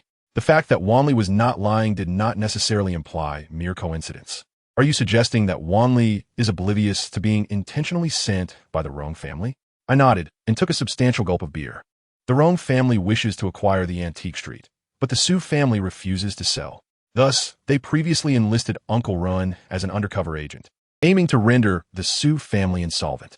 Now, that Uncle Run has been discovered by the Su family and removed, with me overseeing Su Guyaji. The Rong family has been persistently sending people to test me in recent days. Yet, my keen eye has left them disappointed. I confiscated a counterfeit. Consequently, they devised a secondary plan, sending Wanli to attempt to lure me away from Su Guyaji. However, I felt the Rong family had no need to resort to such measures. Xiaowu frowned, truly excelling in intelligence analysis compared to me. I was momentarily taken aback. Xiaowu's analysis made sense. Moreover, Wanli's recommendation for me to take that supervisory role aligns with his self-interest. As he stated, developing his own people ensures future collaboration. Ultimately, it boils down to turning a blind eye during inspections. I found Xiaowu's analysis reasonable, yet something felt amiss, though I could not articulate it. So, the individuals stirring trouble these days are neither the Hua family nor the Rong family. Could it truly be the Su family themselves? I was utterly perplexed, feeling increasingly bewildered. Xiaojiu, you are overthinking it. Whichever family it may be, with your discerning eye, even if the royal family comes, what of it? Indeed, Xiao was correct. Regardless of their origins, as long as the goods can evade my scrutiny, they can be sold as genuine, even if they are counterfeit. I possess the capability, and I must maintain that confidence. The approval process at the foreign bank was far more precise than I had anticipated, when they said 7 days. They indeed completed the approval in precisely 7 days. Su Mo informed me that the loan had been approved, with the amount being exactly what we had applied for, no less. Su Mo mentioned that once the loan from Jinling Commercial Bank matured in a few weeks, we would proceed with repayment settlement procedures. Can we repay early? Why must we wait a few weeks? Recent events made me feel as though the night was long and dreams were many. Waiting another few weeks could lead to unforeseen complications. Of course, early repayment is possible, but is it necessary? So moluk passive. If it can be done early, let us settle it then. Also, does the foreign bank impose any transfer restrictions on the released funds? We are dealing with a mortgage loan, and the amount isn't substantial, so there should be no restrictions. Why do you ask? If there are no restrictions, let us transfer the funds to another bank account, making several transfers, and then return them to the commercial bank. Why go through all that trouble? Su Mo was bewildered, not grasping my intent. Do you remember that lawyer from the Rong family who came last time? Sumonadiv. The Rong family has connections at Jinling Commercial Bank. If we transfer directly from the foreign bank, should they suspect we have taken out a loan with them and realize we're using counterfeits as collateral, they could alert the foreign bank. Oh, Xiaojiu, I understand your reasoning now. Before I could finish, Suemo seemed to have an epiphany. Good. Just ensure this matter is resolved promptly to avoid prolonged complications. I will go to the commercial bank today to apply for the loan settlement. However, before Suemo could reach the commercial bank, representatives from the bank arrived to seek her out. Two individuals entered Su Guyaji, and I immediately recognized one. The lawyer, the same Zhao lawyer from before, representing Rongwang Group. How'd I tell you last time? You dare return? I pointed at lawyer Zhao, my tone menacing. Yet Zhao merely chuckled coldly, ignoring me entirely and turning his attention to Su Mo. Miss Su, I am not the main party today. I am accompanying Manager Wang. As soon as Zhao finished speaking, a man in his 40s who had been examining antiques approached. Manager Wang? What brings you here today? Su Mo recognized him instantly as the credit department manager from Jinling Commercial Bank she intended to meet. Hello, Miss Su. I am here to assess the condition of the collateral assets and to discuss a matter with you. Please, have a seat. Let us enjoy some tea and discuss. I cannot stay. I have several other places to attend to. What matter do you wish to discuss? Can you arrange to repay the loan ahead of schedule? What? Su Mo was taken aback, her brows knitting together before she cast a sidelong glance at me. It was evident that this was the Rome family-esque scheme at play. I couldn't help but glance at the lawyer, Zhao Cho, who, despite his impassive demeanor, exuded an unmistakable air of cunning satisfaction. Chapter 67, Early Repayment. Why? Su Mo asked, her expression one of confusion as she looked at Manager Wang. He seemed to falter for a moment, caught off guard. You see, our bank has assessed that the mortgage property carries a risk of damage and depreciation. Hence, we require early repayment. Risk of damage and depreciation? What risk? You cannot expect me to repay early without substantial justification. This is not a mere 10,000. It's 100 million. Risks abound, particularly concerning fire safety. Properties are most vulnerable to such threats. Should a fire occur, Manager Wang remained silent, but Zhao Cho interjected on his behalf. Manager Wang, surely you must provide a legitimate reason for demanding early repayment? Su Mo disregarded Zhao Cho and continued to press Manager Wang for justification. Frankly, this decision comes from the bank. I am merely here to inform you. Miss Su, let us be honest, seeking justification is rather simple. As Zhao lawyer stated, there's a fire risk. The loan contract stipulates that if the bank perceives a depreciation risk concerning the mortgaged asset, it may demand early repayment or additional collateral at any time. But you cannot simply state that without providing an official written justification. That would be tantamount to fabricating claims. Miss Su, if you require a risk assessment report, we can certainly provide one. Su Mo nodded in acknowledgement, a smile breaking across her face. In truth, I had intended to proceed with early repayment today, but now I shall reconsider. Huh, as if the Su family could afford early repayment. Zhao Cho sneered from aside. Outrageous. Who invited you to speak here? Get out, you're not welcome. I could no longer tolerate this man as presence and glared at him, shouting. Enough of your bravado. Zhao Cho stood there, observing Su Mo with a sinister smile. Xiao Wu, throw this trespasser out. He has ignored multiple warnings. Without hesitation, Xiao Wu lunged from the tea table, grabbed Zhao Cho by his collar, and unceremoniously dragged him out. The lawyer, taken aback by Xiao Wu's audacity, was astonished to find himself lifted effortlessly by one hand. Hey, what are you doing? Let me go, I can walk myself. Xiao Wu, indifferent to his protests, expelled him from the exhibition hall and unceremoniously dumped him onto the antique street. Get lost. I couldn't ascertain how the passers-by on the antique street reacted to the sight of a lawyer sprawled on the ground, but inside the exhibition hall, Manager Wang was utterly dumbfounded by the spectacle. He's been thrown out. If he dares to return, I'll break his legs. Xiao Wu efficiently disposed of Zhao Cho, which astonished Su Mo, but also helped her regain her composure. Manager Wang, if you insist on requiring early repayment, You must provide a legitimate and lawful written assessment report in accordance with the contract. Otherwise, it will be deemed a breach on your part, and you shall owe us compensation. Su Mo remained unperturbed by manager Wang's words.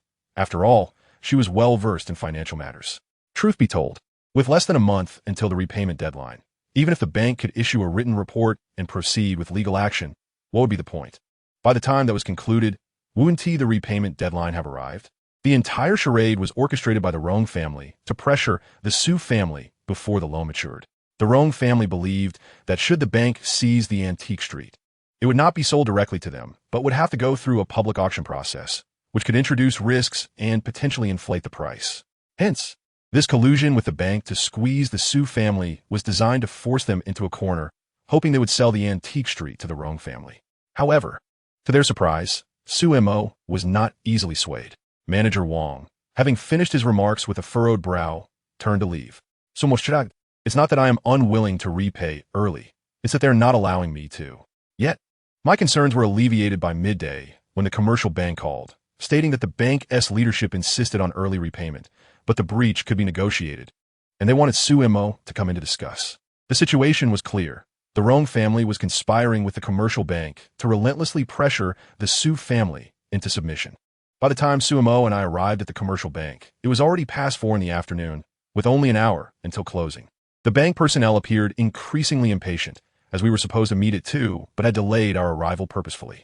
To my astonishment, however, Lawyer Zhao Cho was lounging in the VIP room, sipping tea with an air of arrogance. I was tempted to confront him, but given the setting, I restrained myself. The bank wasted no time, directly demanding repayment within 3 days. Very well, let us proceed according to the proper channels, Su Mo replied nonchalantly. No, as previously stated, early repayment is to mitigate risks. Present your conditions, but let us refrain from discussing procedures for now. We have no conditions. 100 million is no trifling sum. Even with less than a month until the loan's maturity, this period is neither too short nor too long. Gathering such a sum within 3 days incurs significant costs. Cost of funds. Zhao Cho laughed mockingly from the side, emboldened by his presence in the bank. As long as your Su family can muster 100 million within 3 days, the bank will cover the cost of funds. Who do you think you are to speak here? I shot back, glaring at him. Apologies, but Lawyer Zhao is also a consulting attorney for our Jinling commercial bank. A bank representative interjected. Zhao Cho's expression grew increasingly smug as he regarded me with a triumphant grin. Provided your family can repay the 100 million within 3 days, the bank will shoulder the cost of funds. Is that not a fair proposition? Do you truly believe you can dictate terms? Su Mo retorted, a hint of provocation in her tone. Miss Su, you may not be aware, but our Rongwang Group is a major shareholder in Jinling Commercial Bank. Does that not give me the authority to make such claims? Su Mo's surprise was palpable. It seemed she genuinely hadn't known this. Had she been aware that the Rong family held shares in the bank, she likely wouldn't have sought the loan here at all. Perhaps the 100 million loan extended to the Su family was a trap meticulously laid by the Rong family from the outset. Chapter 68. Do you have the authority to decide? Seeing Su Mo's astonishment, Zhao Cho's satisfaction only grew. I'm amused that this man's name should be changed to provocation personified. Listen, as long as your Su family can promptly repay the bank loan and mitigate our risks, we are willing to bear reasonable costs. What a farce. 100 million is no small amount. Even high-interest loans are hard to come by. Su Mo, suddenly disinterested in discussing costs, shook her head in refusal. While you may not be able to borrow funds, your Su family possesses assets. Why not sell the antique street outright? On what grounds? Let us discuss the loan upon its maturity. If not, we shall see you in court. Su Mo dismissed him with a wave of her hand, turning to leave. The bank personnel grew anxious, and Zhao Cho was even more frantic. Miss Su, please do not rush off. With under a month until maturity, your Su family will inevitably need to repay. Wouldn't it be wiser to do so sooner rather than later to gain more? Gain more? What more could we possibly gain? Her gaze fixed on Zhao Cho. Within 3 days, repayment will exempt 1/4 of interest. A loan of 100 million incurs over 400,000 in interest monthly. For a quarter, that amounts to over 1,200,000. I had already repaid a month in advance, so I should not owe interest for that month. By my calculations, you are merely exempting me from 2 months of interest. If I can procure 100 million within 3 days, It is solely for the sake of 2 months' interest. Does the Su family lack money? We shall discuss this upon maturity. With that, Su Mo turned to leave. Half a year's interest waived. Zhao Cho exclaimed. Su Mo's declaration left the bank representatives astonished. First, they were taken aback by Su Mo's audacity. She boldly sought to eliminate all interest, seeking to utilize the bank's 100 million without cost. Secondly, they were impressed by her understanding of the bank's internal risk controls. Safeguarding the principal is the bank's foremost concern. Should the principal be lost, internal reviews become exceedingly stringent. However, if the principal is secured, losses on interest are relatively easier to justify and pass through internal risk controls. Before the bank representatives could respond, Zhao Cho spoke on their behalf. If you repay 100 million today, all interest will be waived. His words were starkly clear, with just an hour remaining until closing time. Acquiring 100 million in an hour presented a singular option for the Su family: to sign a contract selling the antique street to the Rong family. If the repayment were postponed until tomorrow, only half a year's interest could be waived, and if delayed until the day after tomorrow, only 1/4 could be exempted. Miss Su, is this offer not generous enough? Su Mo could not help but scoff. Do you have the authority to decide? After posing the question, she turned her gaze toward the bank's leadership. Do you have the authority to decide? The bank's leaders exchanged uncertain glances, momentarily at a loss for words, clearly embarrassed. Do you have the authority to decide? Su Mo pressed again. Zhao this. The bank's vice president in charge of loans glanced at Zhao Cho, his brow furrowed, struggling to articulate a response given the presence of others. Waiving all interest equates to 5 million. For a commercial bank, 5 million is not significant. Any bad debt loss typically exceeds that amount. However, casually waiving such a sum is not a simple matter. The procedural checks can be quite cumbersome. Seeing the bank's reluctance, Zhao Cho's demeanor darkened. Zhou, I will take full responsibility for this. Any cost you cannot justify will be covered by Rong Wang. Or would you prefer to confirm this with President Rong? Zhao Cho's expression soured noticeably, but before he could react, a voice unexpectedly emerged from outside the VIP room. No need. He has the authority to decide. The statement sounded somewhat odd, akin to a bone caught in one's throat. Accompanying the words was a young man in his 20s, impeccably dressed in a suit with polished shoes, exuding an air of a domineering CEO. President Rong has arrived unexpectedly. Everyone except Su Mo rose to greet him. Rong Xiaodong, responsible for the Rong family's non-antique business. Sumoriman Sitif, murmuring an introduction beside me. Rong Xiaodong, I recall now. I had previously researched some news and gossip regarding the antique scene in Jinling. He is the 3rd generation of the Rong family, not yet 30, with limited formal education, yet he has early on assisted his family in managing business affairs, amassing considerable experience. He oversees ventures beyond the Rong family's auction house, including film and media, cultural tourism, hospitality, and investments. Due to his connections and the Rong family's influence in Jinling, he has successfully navigated these businesses. However, his most notable headlines stem from various romantic entanglements with female celebrities. Rong Xiaodong is notoriously known as a playboy in Jinling, and I also recall that he once pursued the eldest daughter of the Su family. Surely this is the very Su Mo beside me. Rong Xiaodong exchanged nods with several bank executives before striding directly toward Su Mo. Miss Su, long time no see. I had just remarked on the peculiar sound from outside the VIP room, only to discover that Rong Xiaodong appeared formidable in demeanor, yet spoke with an effeminate tone. His voice was somewhat high-pitched, lacking the robust timbre one might expect. I found myself questioning the veracity of the rumors surrounding his romantic exploits. Su Mo did not extend a warm welcome. You arrived just in time. Does Zhao's statement hold any weight? Indeed, Rong Xiaodong replied, a sly grin spreading across his face. That is quite ruthless. He was far more formidable than the lawyer. Without further ado, Su Mo turned to the bank's vice president. With the young master of the Rong family present, bolstered by his assurance, the bank had no grounds to refuse. Agreed, the vice president nodded. Very well. Actions speak louder than words. Let us draft a prepayment agreement. The vice president remained silent, directing his gaze toward Rong Xiaodong. Miss Su, may I inquire where the Su family intends to secure 100 million? That is not your concern. The Su family's antique street has half its frontage available for sale. Rong Xiaodong appeared internally pleased. This was the statement he had been anticipating. Once the Su family offered the antique street for sale, it would soon belong to the Rong family in no time. Additionally, let it be noted that it is not 100 million. After deducting the 11 months of interest we have already repaid, The remaining amount is 95,512,000. Su Mo interjected unexpectedly. This woman astutely calculated the interest deductions in an instant. Zhou, time is of the essence. Let's expedite the signing of the agreement, as repayment today is still feasible. Rong Xiaodong instructed the vice president, who promptly nodded and dispatched staff to facilitate the process. Remarkably swift, within 5 minutes, the agreement was drafted and printed. Everyone present, excluding me, appeared quite dumbfounded. Under the pressure of Rong Xiaodong, the bank acted decisively, completing their procedures in under 10 minutes. The bank's vice president handed a signed agreement to Su Mo, Chapter 69, a profitable venture.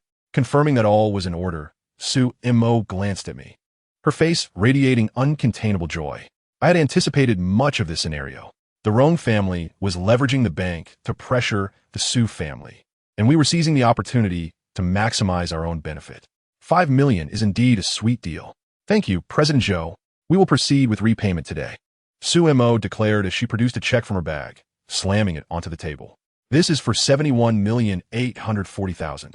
The remaining 23,672,000 can be directly deducted from my account with your bank, which is 30 million available, ample funds. What? Everyone in the VIP room was taken aback, astonished by our preparedness. Do you have the authority to review this? Zhou, please have a staff come in to verify the check and process the transaction, and also transfer the remaining funds from my account. Su Mo addressed the vice president, who exchanged a glance with Rong Xiaodong. Rong Xiaodong appeared somewhat bewildered. He clearly did not anticipate Su Mo presenting a check for 70 million on the spot. Verify it. Checks can be forged. The Su family has expertise in such matters. The vice president nodded and promptly called for the staff to verify the check. As the staff received the vice president's nod, Zhao Chou wore a disgruntled expression, furrowing his brows at Rong Xiaodong, who appeared utterly flustered. Before the procedures could be completed, Rong Xiaodong stood abruptly, coldly huffing. Even if you can temporarily maneuver through today, the 100 million will ultimately need to be repaid. The street will eventually belong to the Rong family. Rong Xiaodong uttered this statement before turning to leave. Zhao Chou hurriedly followed him out of the VIP room. Damn it, Zhao Chou, can you not come up with some sensible ideas? You only serve up pretentious nonsense. Rong Xiaodong's exceedingly unpleasant voice faintly echoed from outside the VIP room. I couldn't help but chuckle at Su Mo's expression. As Su Mo and I exited the commercial bank, twilight was fast approaching. The weather was dreary, and the darkness fell quickly, yet my spirits remained high. Ninth Master, I didn't expect you to predict this. Your scheme has saved me 5 million. When Su Mo received the bank's call at noon, requesting her presence for discussions on early repayment, I suggested she first secure the loan from the foreign bank. Naturally, Su Mo was reluctant about early repayment, but I explained to her that if there were profits to be gained, why not pursue it? As for what those profits entailed, I could only advise her to remain flexible and adapt to the circumstances. I outlined a few scenarios for her and advised her to show weakness, provoking the Rong family to raise their offer significantly. Therefore, we transferred over 70 million to another bank and obtained a check, which we carried with us. To my surprise, we ended up settling the payment right then and there, thanks to Lawyer Zhao's remarkably favorable terms. Let me treat you to a meal. I'm starving. That's hardly the same. Su Mo shot me an incredulous glance. We'll eat tomorrow instead. Xiao Wu isn't here, and he must be home by now. I won't be treating tomorrow. If I invite you to dinner, why would I also have to bring Xiao Wu? What exactly is your relationship with him? Su Mo muttered under her breath. Don't be ridiculous. I burst into laughter. Xiao Wu and I are brothers. We are both straight. Get lost. Su Mo blushed and retorted. The bond between Xiao Wu and me was something that Su Mo, with her privileged upbringing, could not grasp. With all my relatives in Meixi gone, I felt like a stranger in my own land. Xiao Wu, having grown up alongside me, represented a familial connection, a bond that transcended mere brotherhood. This feeling was a reflection of my nostalgia and attachment to Meixi, a sentiment only those who have left their homeland can comprehend. However, I was dismayed when, after taking 2 buses and spending over an hour, I received another call from Su Mo just 2 stops from my destination. Su Jiling wanted to see me and requested that I come right away, if convenient. Naturally, it was not convenient.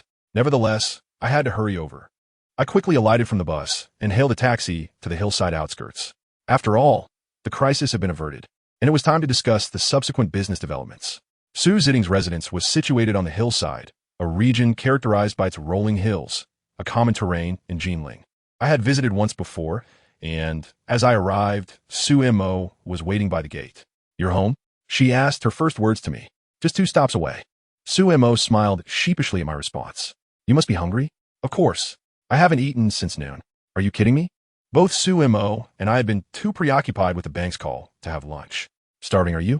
I invite you to dinner, and you don't even want to eat? I thought you'd want to report to the old man sooner." "Couldn't I just make a call?" "Fine." I was overthinking it. My good intentions turned into foolishness. Su Jiting was still in his wheelchair, and when I entered, he greeted me with a broad smile. "Little Ninth Master, good to see you again." "Master Ting, I knew I wouldn't mistake you." "Thanks to you, Little Ninth Master." "Grandfather, can we chat later?" "Both the Ninth Master and I haven't eaten all day. Our stomachs are growling." "All right then, let us eat first and chat while we dine." "Shall see. Quickly tell Aunt Chun to start the meal." "Why not wait until we finish eating to chat?" I had anticipated a lavish dinner, only to find that we were having fried sauce noodles. Su Mo looked bewildered as Aunt Chun served the noodles and toppings, having not expected this for dinner. "Oh, is this what we're having tonight?" "Little Ninth Master, I didn't know you would be coming for dinner today, so I didn't prepare anything special." Su Jiting said apologetically. "Fried sauce noodles are fine. I actually enjoy them, and it's been a while since I last had some." I spoke sincerely, not out of false politeness. Having lived in Kyoto for 7 years, I had grown accustomed to and fond of fried sauce noodles. To my surprise, a native of Jinling like Su Jiting also had a taste for it.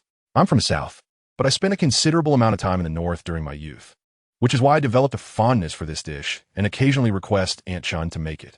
You should try it. Aunt Chun's fried sauce noodles are quite good, no less than those from any noodle shop. Chapter 70. No Choice. Aunt Chun's fried sauce noodles were indeed delicious. Shredded cucumber, shredded carrots, yellow beans, and cilantro made for simple yet fresh toppings. The meat sauce was rich and flavorful, with substantial chunks of meat that provided a gratifying bite. Most importantly, the sauce was not greasy, unlike those found in noodle shops, which are often swimming in oil. Aunt Chun's version was savory and refreshing, not at all heavy. Perhaps due to my hunger, I polished off a large bowl in no time. As Su Jiting had been reminded by Su Mo earlier, he did not engage in conversation during the meal, only occasionally urging me to add more meat sauce. In truth, fried sauce noodles were perfect, simple, and quick. If we had been served 7 or 8 dishes tonight while drinking and dining, I would have felt immensely constrained. Nothing compared to the satisfaction of finishing a large bowl in just a few minutes. My hunger was genuine, so I didn't hold back. After finishing one bowl, I went for a second. By the time I set down my chopsticks, Su Jiting had also finished his meal. Though he chewed slowly, he ate less. Let them eat at their leisure. Let us go have some tea. The old man maneuvered his wheelchair toward the reception area, and I promptly assisted him. I observed a commendable aspect of the Su family. During meals, Aunt Chun, Uncle C, and others all dined together at the table. Unlike many wealthy families where diners are separated by social status, I took the initiative to fetch the tea set and began to brew tea.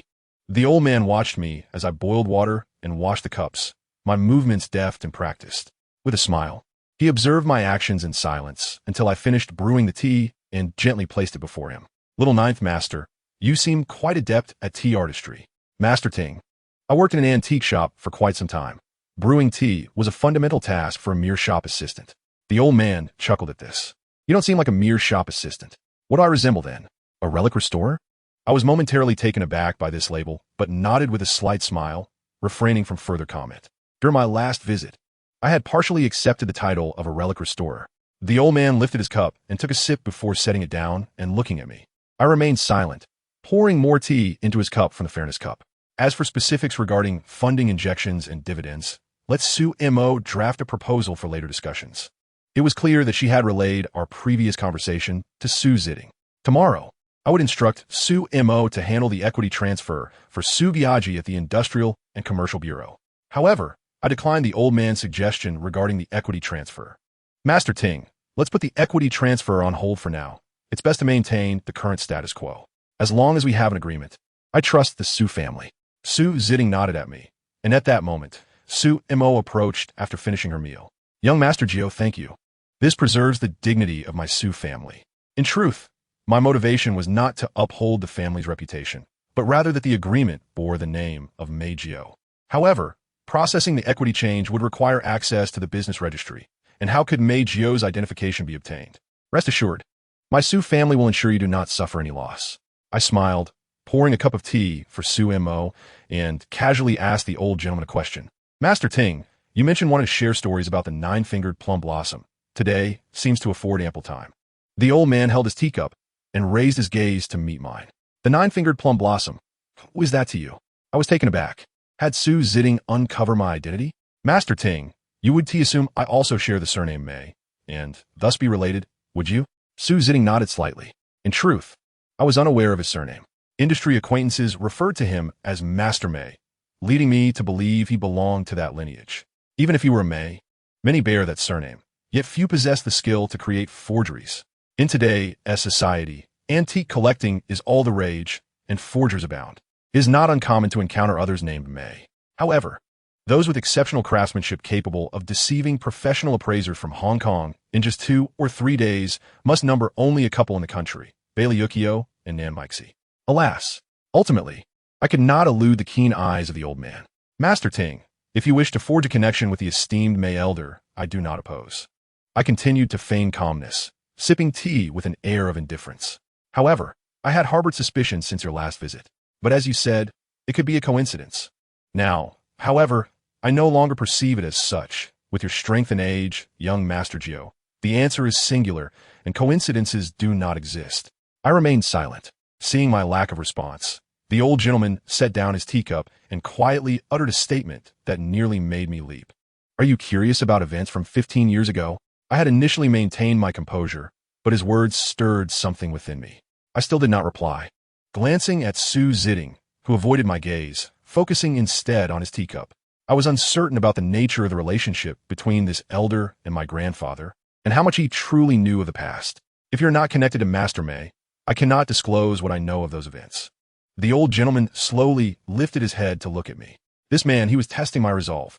To learn more, I would have to honestly reveal my identity. I had no other choice. After working so hard to draw closer to the truth, how could I relinquish this opportunity? What is but a name? What significance does it hold? I am from Meixi, which has 21 households and nearly 100 individuals. Must we all conceal our identities? What era is this? In an instant, I waged an internal battle, striving to convince myself. The nine-fingered plum blossom is my grandfather. In truth, I could discern that Su Jiting had nearly deduced the answer. Yet upon hearing my words, he remained agape, astonished.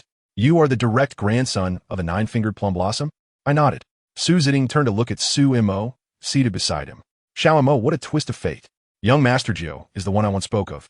Su Jiting's words trailed off, but Su Mo's cheeks flushed with a hint of embarrassment. I haven't seen your grandfather in 15 years. How is he now? He passed away a few months ago. Oh, what a pity. Su Jiting sighed deeply, his expression tinged with sadness, though not overwhelmingly so. We missed the chance to meet again in life. We can only reunite after death. Chapter 71, The Route. Su Jiting fell silent for a couple of seconds before lifting his gaze to me. It appears you do bear some resemblance to your grandfather. In his day, my grandfather and Su Jiting were considered old friends. Many of the techniques I learned about antique appraisal came from him. Your grandfather was a remarkably humble man, never flaunting his skills or engaging in discussions about them, and I was perhaps the only one who could seek knowledge from him. In truth, those from Meixi are all quite unassuming, with the exception of your father, who is comparatively more active, though that is a relative statement. I nodded, acknowledging that my father was indeed somewhat more open-minded. Do you know which of your grandfather's fingers was lost, and for whom it was sacrificed? I was perplexed. Wasn't that little finger lost for my father? It was for your father, but also for me, because back then, your father sold me some forged items. To be honest, that was during the peak of my discernment, yet I still could not see through the forgeries from Meixi. Subsequently, your grandfather came to apologize with your father and that little finger. I was utterly astonished upon seeing that decayed digit, and thus we became friends. How fortuitous that this coincidence existed. Moreover, Su Jiting said with a smile, you are a year older than Xiao Mo. Back in the day, your grandfather saw Xiao Mo's mother with a prominent belly and promised me that if she bore a girl, they would arrange a betrothal with his grandson. You two are betrothed since childhood. No wonder Su Mo blushed and became bashful earlier. The origin of this connection was revealed. Is this for real? I couldn't help but exclaim in disbelief. The truth of the matter had become secondary. The times have changed, and childhood betrothals hold no weight anymore. Now, you two may pursue your own romance. Grandfather, what are you saying? Sumo's face turned even redder at Su Jiting's words. Who would have thought this well-traveled beauty would have such conservative views? Am I mistaken? If you two do not pursue it yourselves, should I take the lead? You shouldn't speak frivolously, Su Mo interjected, stealing a glance at me. I caught her glance, raising my eyebrows in playful provocation. All right, we shall take our time to discuss it. Upon hearing this, Su Mo shot me a disapproving look. Who said I wanted to talk to you? You two can take your time. I will help Aunt Shun tidy up. Su Mo left in a fluster. I refilled Su Zitting's tea. Master Ting, did my grandfather come to Jinling to find you 15 years ago? Su Zitting nodded. Indeed, your grandfather sought me out 15 years ago and even stayed the night. However, he departed the following day.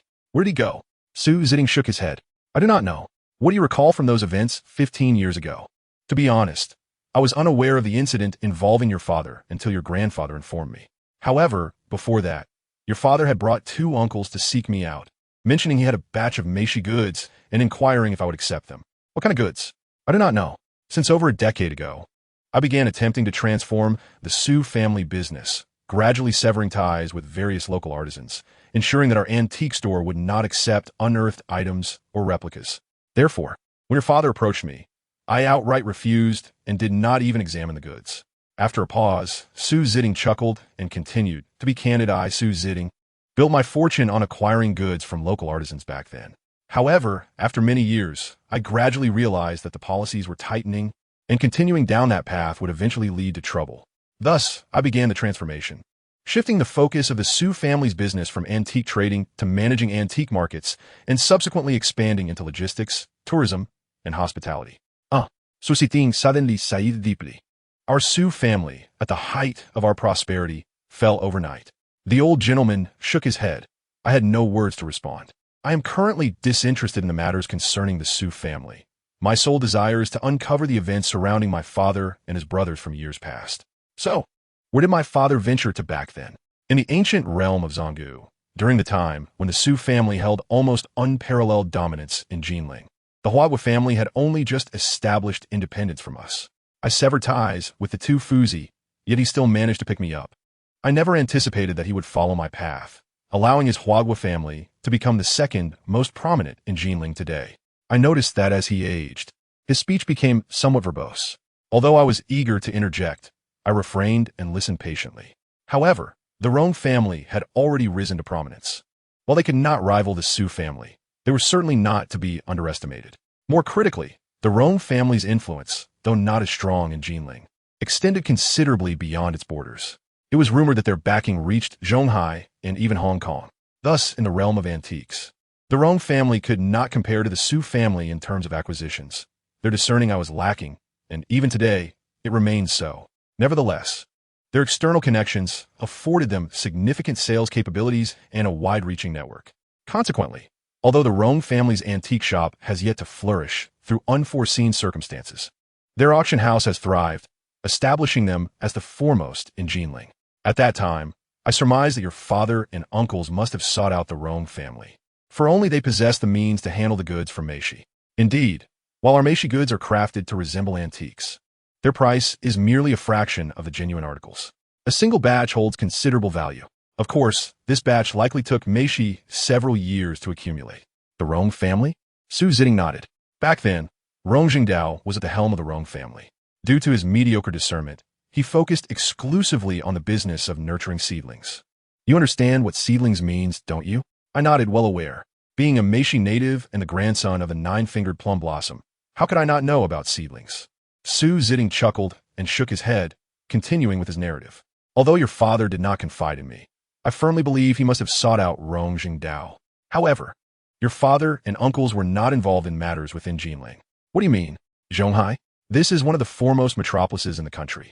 Although it lacks significant historical depth, it serves as a hub for antique trade due to the abundance of wealthy collectors. Precisely, Zhonghai. I suspect your grandfather likely ventured there as well. Must I also journey to Zhonghai? But it is so vast, and I am utterly unfamiliar with it. Who would I seek out? You aren't contemplating a trip to Zhonghai, are you? Su Zitting seemed to discern my thoughts. If you wish to uncover the answers from years past, you should follow the path your grandfather once traversed, for he walked in the footsteps of your father. When he departed from here, he too sought out Rong Jingdao. I nodded in understanding. Chapter 72, The Master. I realized my next course of action was to find Rong Jingdao. Subsequently, I gathered additional information about the Rong family from Su Ziding and Su Mo. The elder Rong Jingdao, is of similar age to Su Ziding and has long since retired from active involvement due to health concerns. He has two sons, the eldest, Rong Ziming, and the younger, Rong Zizai. Rong Ziming and Su Mo's father, Su Qingshan, were once sworn brothers. However, it was this very bond that led Su Qingshan down a path of ruin, succumbing to gambling and drugs. This caused the Su family to almost entirely lose their fortune overnight. Rong Ziming himself harbors numerous vices, hence he has long since neglected the family business. Currently, the Rong family's affairs are primarily overseen by two individuals. Rong Zizai manages the antique shop, primarily the Rong Guzhai auction house, while Rong Ziming's son, Rong Xiaodong, oversees non-antique ventures such as film and media, hospitality, and financial investments. I had just encountered Rong Xiaodong at the Jinling commercial bank. He is the somewhat flamboyant CEO with a rather effeminate manner of speaking. The Rong family is now managed by the second and third generations, and like all prominent families, internal strife persists, elders dismissing the youth, and the youth rebelling against the elders. Su Ziding chuckled as he recounted this. However, Rong Jingdao is a formidable character. Although he does not manage the family's day-to-day affairs, he turns a blind eye to the internal disputes. Yet, when it comes to external matters, the Rong family operates in unison, which is a significant factor in their ascendancy as the foremost family in Jinling.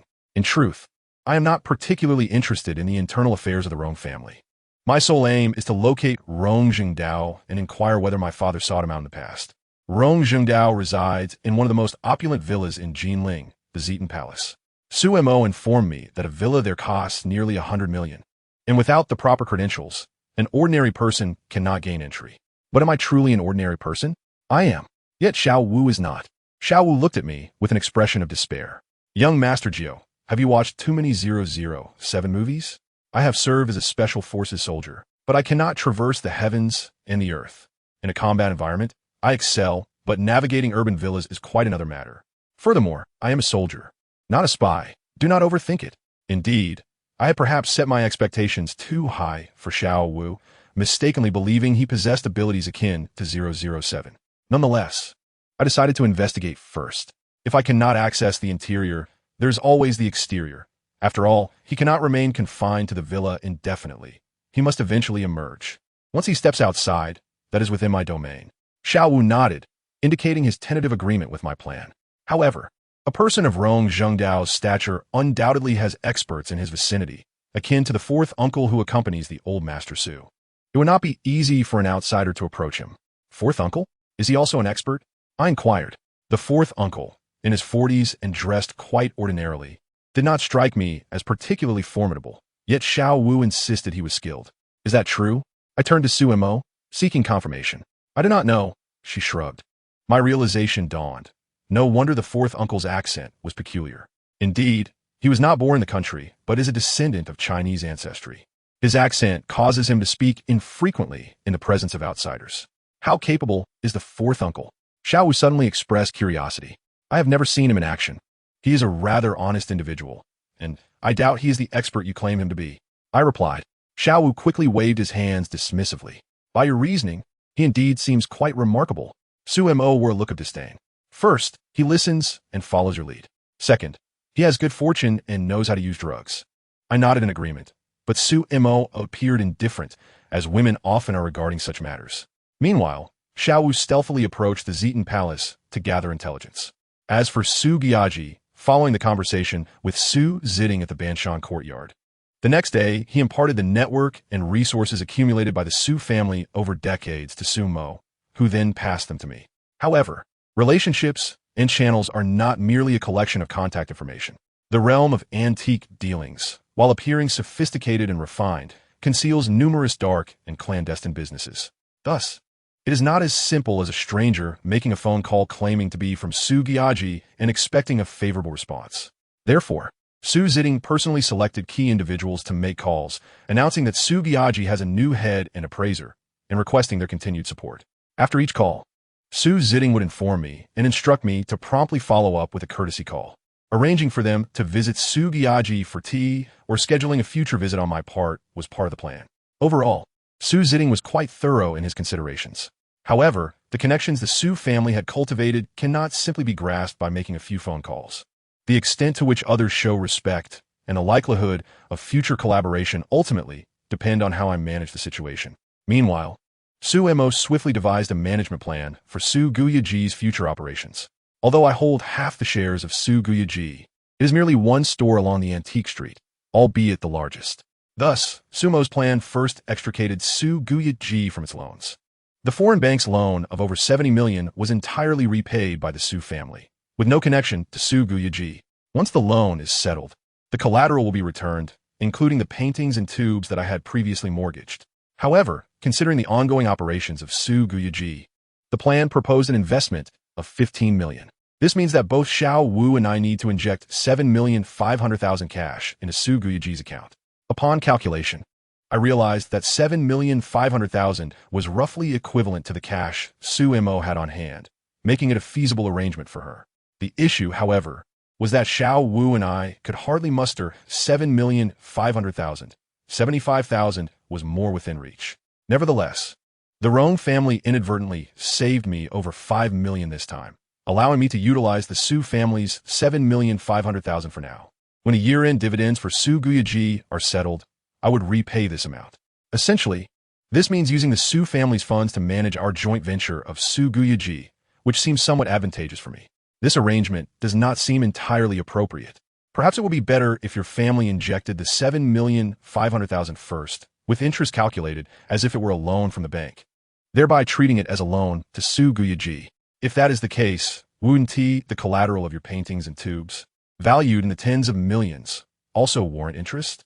As Su Mo articulated this, I realized I had not truly gained any advantage. Very well, let us proceed with this proposal. Chapter 73, The Truth. Particularly after I dispatched Xiao Wu to investigate the situation at Zieten Palace. Leaving only Su Mo and me in the store, the graceful beauty seemed unable to meet my gaze. It wasn't that she was afraid, but rather slightly embarrassed. Each time I spoke to her, she no longer looked directly into my eyes as she had before. Occasionally, when she did glance at me, a hint of unnatural color crept onto her cheeks. What is going on with you? Why do you seem so shy? I couldn't help but tease Su Mo playfully. Mind your own business. Are you embarrassed because your grandfather mentioned that we are betrothed as children? Her cheeks surprisingly tinged with a hint of red. Surely, you are an overseas returnee who has received Western education. How can your mindset be so conservative? What of it? Does that make me a Westerner? No, I merely meant that those who return from studying abroad often flaunt their cosmopolitan ideas and express themselves freely. Some even adopt a London accent and sprinkle foreign words into their speech to distinguish themselves from us local bumpkins. They might as well tattoo fool on their foreheads. I'm not one of those people, although I studied abroad in high school. I come from a family of antique collectors and have been steeped in traditional education since childhood. I'm not like those overseas returnees you speak of. I nodded in agreement. Indeed, Su Mo disdains her identity as an overseas returnee. She never brings up her studies abroad in conversation and rarely interjects foreign phrases. Only when she encounters such overseas classmates does she mention foreign languages to fit the context. In truth, I believe Su Mo beautifully embodies both traditional cultural refinement and Western education's modernity, elegant and gentle, yet fiercely independent. Even if you are not one of those ostentatious overseas returnees, you need not feel embarrassed. It is merely a childhood betrothal. You cannot be serious. Leave. You are the one who wishes to take it seriously. I have high standards. Frankly speaking, who wouldn't want to take someone as refined, gentle, and independent as Su Mo seriously? Naturally, I desire the same. However, I currently lack the energy for romance. I wish to clear up the events of the past before I can entertain thoughts of love and passion. Thus, I simply smiled and said, perhaps it is best to leave it be. I certainly do not measure up to your criteria, especially in terms of educational background. Su Mo paused, then murmured something under her breath. At least you have some self-awareness. The world of the wealthy is beyond our comprehension. Xiao Wu, having consumed 2 cups of tea, began with a profound observation. Zieten Palace. Is it truly a palace? Look at you, such a coward. I dismissed Xiao Wu's musings with disdain. While it may not be as grand as a royal palace, it is indeed lavish. It is entirely normal for the wealthy to have their homes adorned as if they were palatial. Su Mo echoed my sentiment with a similar tone of disdain. No, I am not referring to the interior decoration. Xiao Wu hastily waved his hands. I mean in terms of security. Zeton Palace has 2 imported German shepherds at the entrance. And within the villa area, there are 2 more patrolling around the clock. Those 4 large dogs are fed fresh raw beef. I witnessed it myself. Wealthy individuals have guard dogs to intimidate others. It is quite common, but it's not merely about dogs. The security guard at the entrance are all from the Kyoto Honor Guard. They stand as straight as a telephone pole, and the patrolling personnel are all ex-military. Judging by their movements and reactions, they must come from elite combat units. Additionally, the security measures are exceptionally advanced.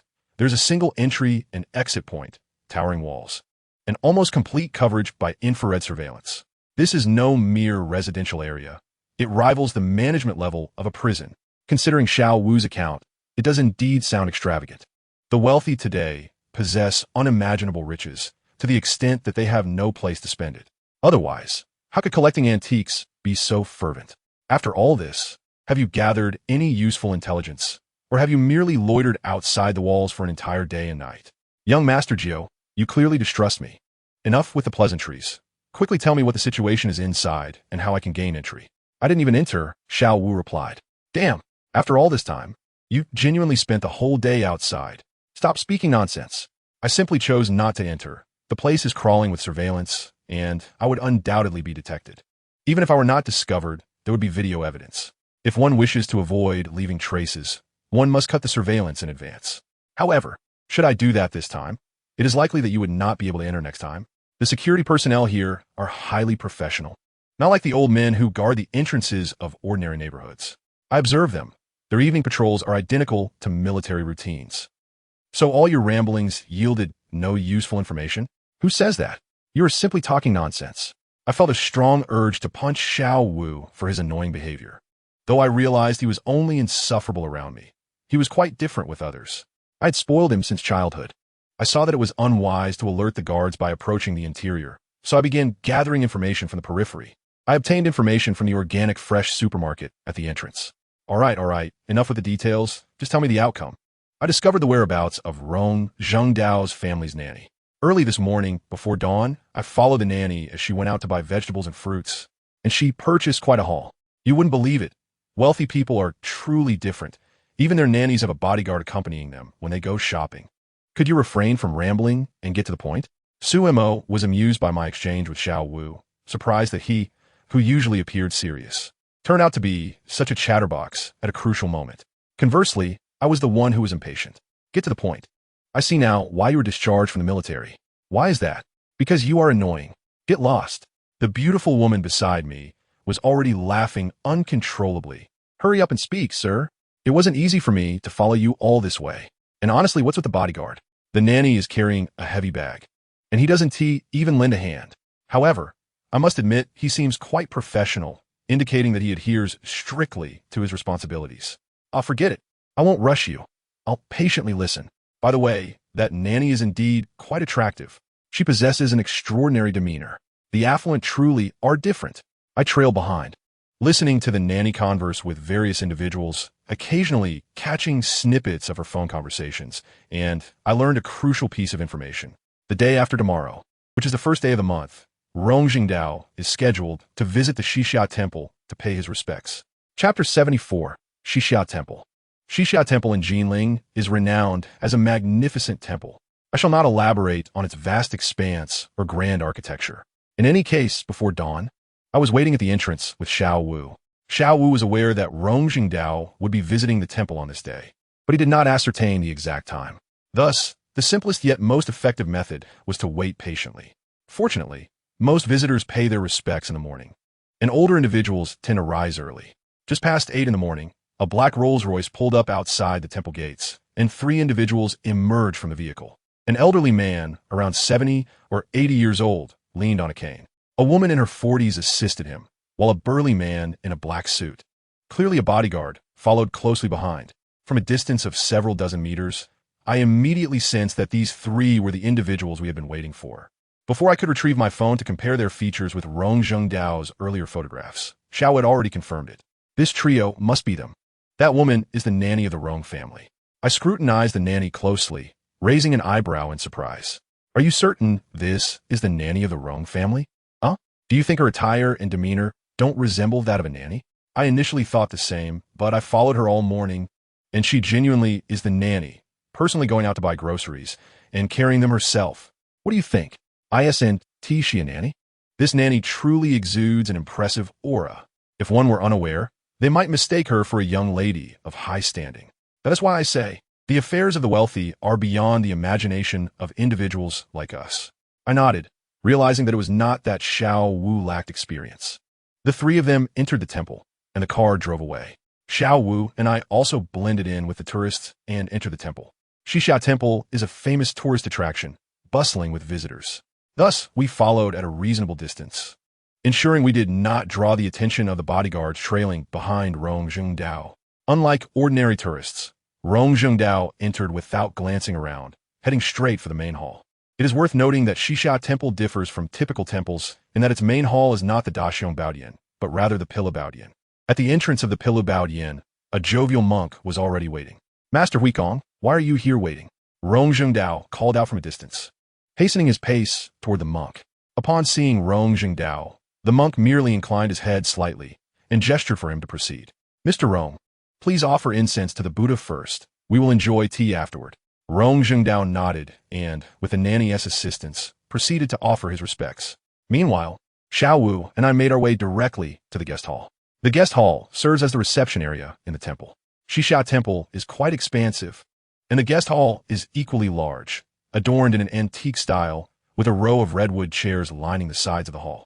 Within the guest hall, there is also a tea room, which, although lacking signage, is clearly designated for distinguished guests. Today being the first day of the month, many people were visiting the temple to pay their respects. Moreover, Xixia Temple has a tradition of providing free vegetarian meals on the 1st and 15th days of the month, so the place was teeming with visitors. However, when Xiao Wu and I entered the guest hall, it was eerily quiet, devoid of any presence. They were likely all in the dining hall. Why are we here? Xiao Wu asked, puzzled. We are waiting here in advance. They'll come by shortly. How do you know that? Did you not hear what the monk just said? After offering incense, they will have tea. True, but that doesn't guarantee they will come here. Generally, tea is served in two main locations within the temple, the Zen room and the guest hall. The Zen room is where the monks reside, and unless there's a close relationship, one typically wouldn't tea visit. The guest hall is where receptions usually take place. Are you certain it will be here? I can't say for certain. However, we have no access to the Zen room, so we'll have to wait here and hope for the best. Besides, judging by the monk's demeanor, he likely wouldn't take Rong Zhengdao to his Zen room, but would most likely come here. As anticipated, after we sat for about 10 minutes, we began to hear voices approaching. It was evident that the monk was engaging in conversation with Rong Zhengdao as they walked. Upon reaching the entrance, I heard Rong Zhengdao speaking. Jinxiu, go explore the temple. Let Xiao Yang accompany you. I will have tea with the monk and call you afterward. All right, I'll head to the dining hall for some vegetarian food. Master Huikong entered, and upon seeing Xiao Wu and me seated in the hall, he did not appear surprised. After all, this was the designated area for receiving guests, and it was not uncommon for visitors to rest here. As the monk passed by, he nodded in acknowledgement, and Xiao Wu and I returned the gesture. The two of them entered the tea room, gently closing the door behind them. And then, Xiao Wu looked at me, bewildered. What do you mean, and then? We will wait and see how things unfold. Xiao Wu and I deliberately positioned ourselves close to the tea room, but with the door closed and the two elderly individuals speaking in hushed tones, it was impossible to overhear their conversation. Fortunately, they chatted for about 20 minutes before the door opened once more. Master Huikong stepped out slowly and made his way toward the guest hall. The opportunity had arrived. I stepped into the tea room. Rong Zhengdao was seated, head bowed, sipping tea. Hello, Mr. Rong. My gentle greeting prompted him to look up and scrutinize me. Do you know me? In the antique community of Jinling, who doesn't recognize you, Mr. Rong? I immediately lavished him with compliments. His face brightened with a smile. After all, who doesn't enjoy hearing flattering words? Young man, do you also dabble in antiques? To be honest, I own an antique shop. Oh, you run an antique shop at such a young age? Today's youth are truly remarkable. I must learn from esteemed elders like you. As I continued to flatter Rong Zhengdao, I took a seat uninvited. Rong Zhengdao, seeing me sit down, was indifferent. After all, this was not his territory, and someone would eventually come to usher me out. With no one around, it was a perfect opportunity for him to engage in a casual conversation to alleviate the monotony.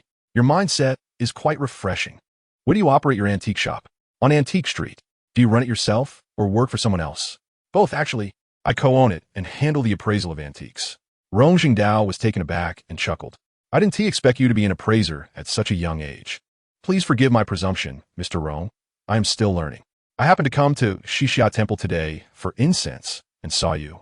There are a couple of stories from the antique community from years ago that I'd like to consult with you about. They say that, aside from Old Master Su, you are the most knowledgeable in the Jinling antique world, with an unparalleled eye. Rong Jingdao chuckled heartily. As the saying goes, flattery will get you everywhere. To be honest, my discerning eye pales in comparison to Su Zitting's. However, I know quite a few stories from the past. Chapter 75. The Third Encounter with the Buddha Statue. I have been entangled in a dilemma. What is this dilemma? It concerns how to broach the subject. If I were to directly inquire of Rong Jingdao, did the antiquities forgers from Meixi visit you 15 years ago? I suspect I would glean nothing in return. Yet, time is of the essence, and opportunities are rare. I can no longer afford to weave tales or meander around the subject, waiting for him to spontaneously divulge the answer.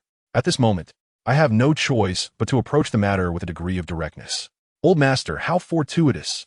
Just yesterday, I was conversing with an old collector in the antique street, discussing the proliferation of forgeries in today's market. I recounted. We reminisced about the forgers of yore and exchanged several stories, the veracity of which remains uncertain. It seems only you and the esteemed Su could truly enlighten us. How serendipitous it is to encounter you today.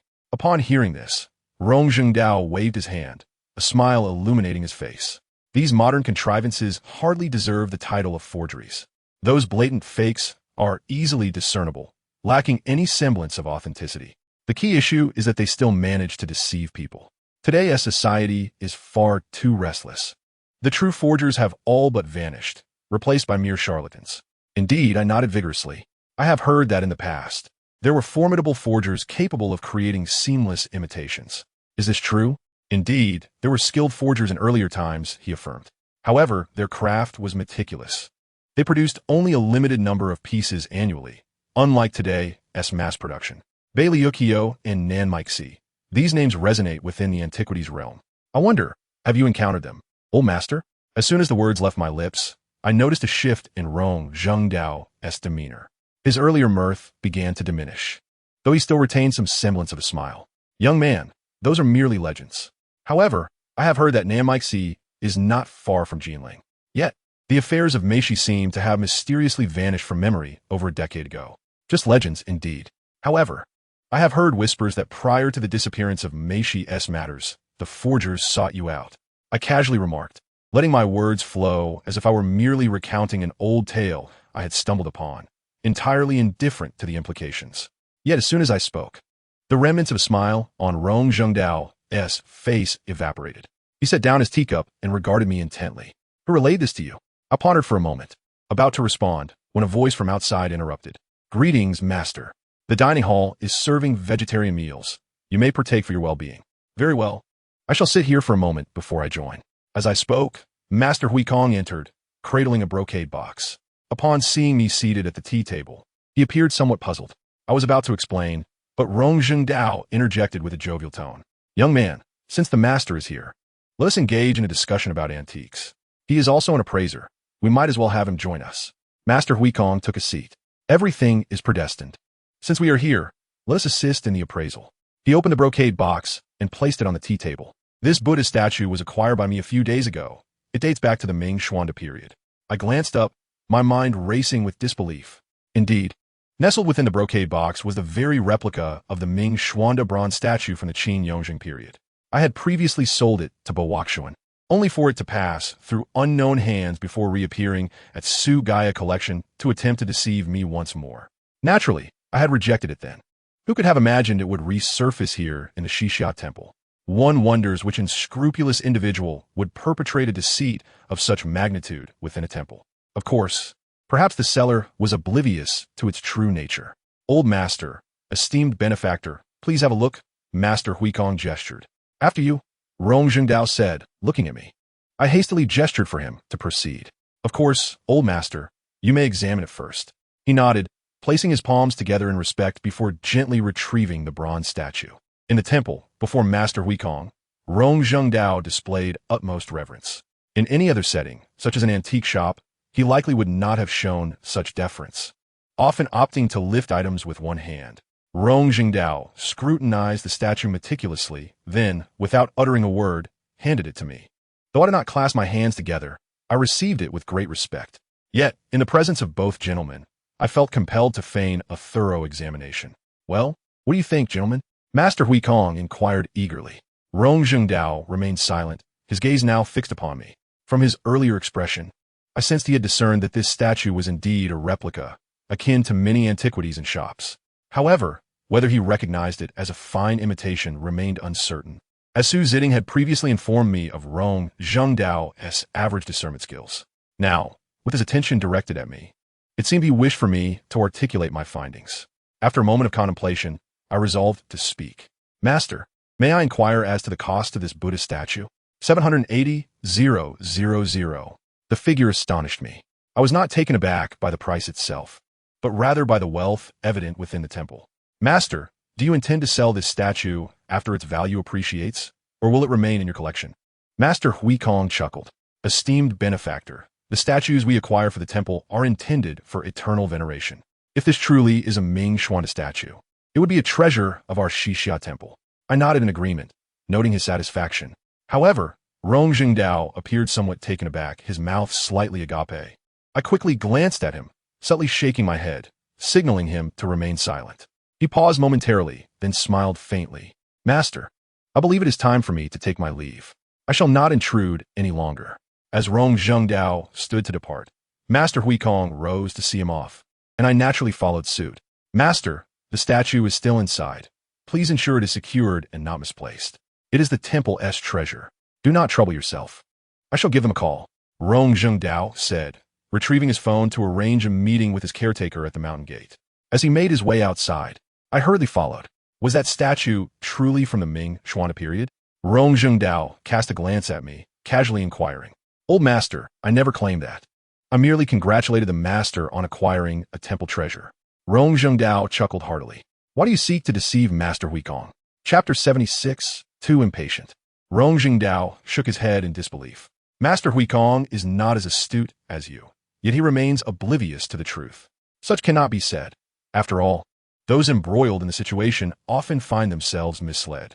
Monks, too, are human, and as such, possess human nature, even if they are esteemed monks." Rong Jingdao nodded, appearing to find my reasoning compelling. "Young man, I believe you would make an excellent abbot at Xixia Temple." "You flatter me, old master," I replied with a smile, eager to seize the moment. "Might I inquire if you have ever encountered the nine-fingered plum blossom?"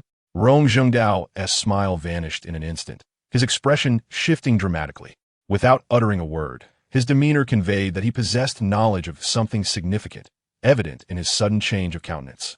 "Do you know anyone from Meixi?" "Of course not. Is it not said that the people and affairs of Meixi abruptly disappeared from the antiquities realm over a decade ago? How could I possibly know anyone?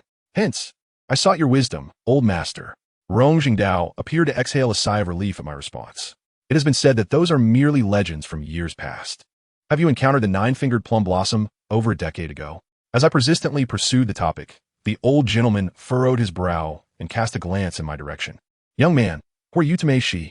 Why are you inquiring about such matters?" "I'm not anyone of Meixi, but rather an aficionado of stories from our antiquities community. I aspire to pen a novel about the early days of our antiquities realm, hence my quest for material. In a moment of desperation, I concocted this excuse.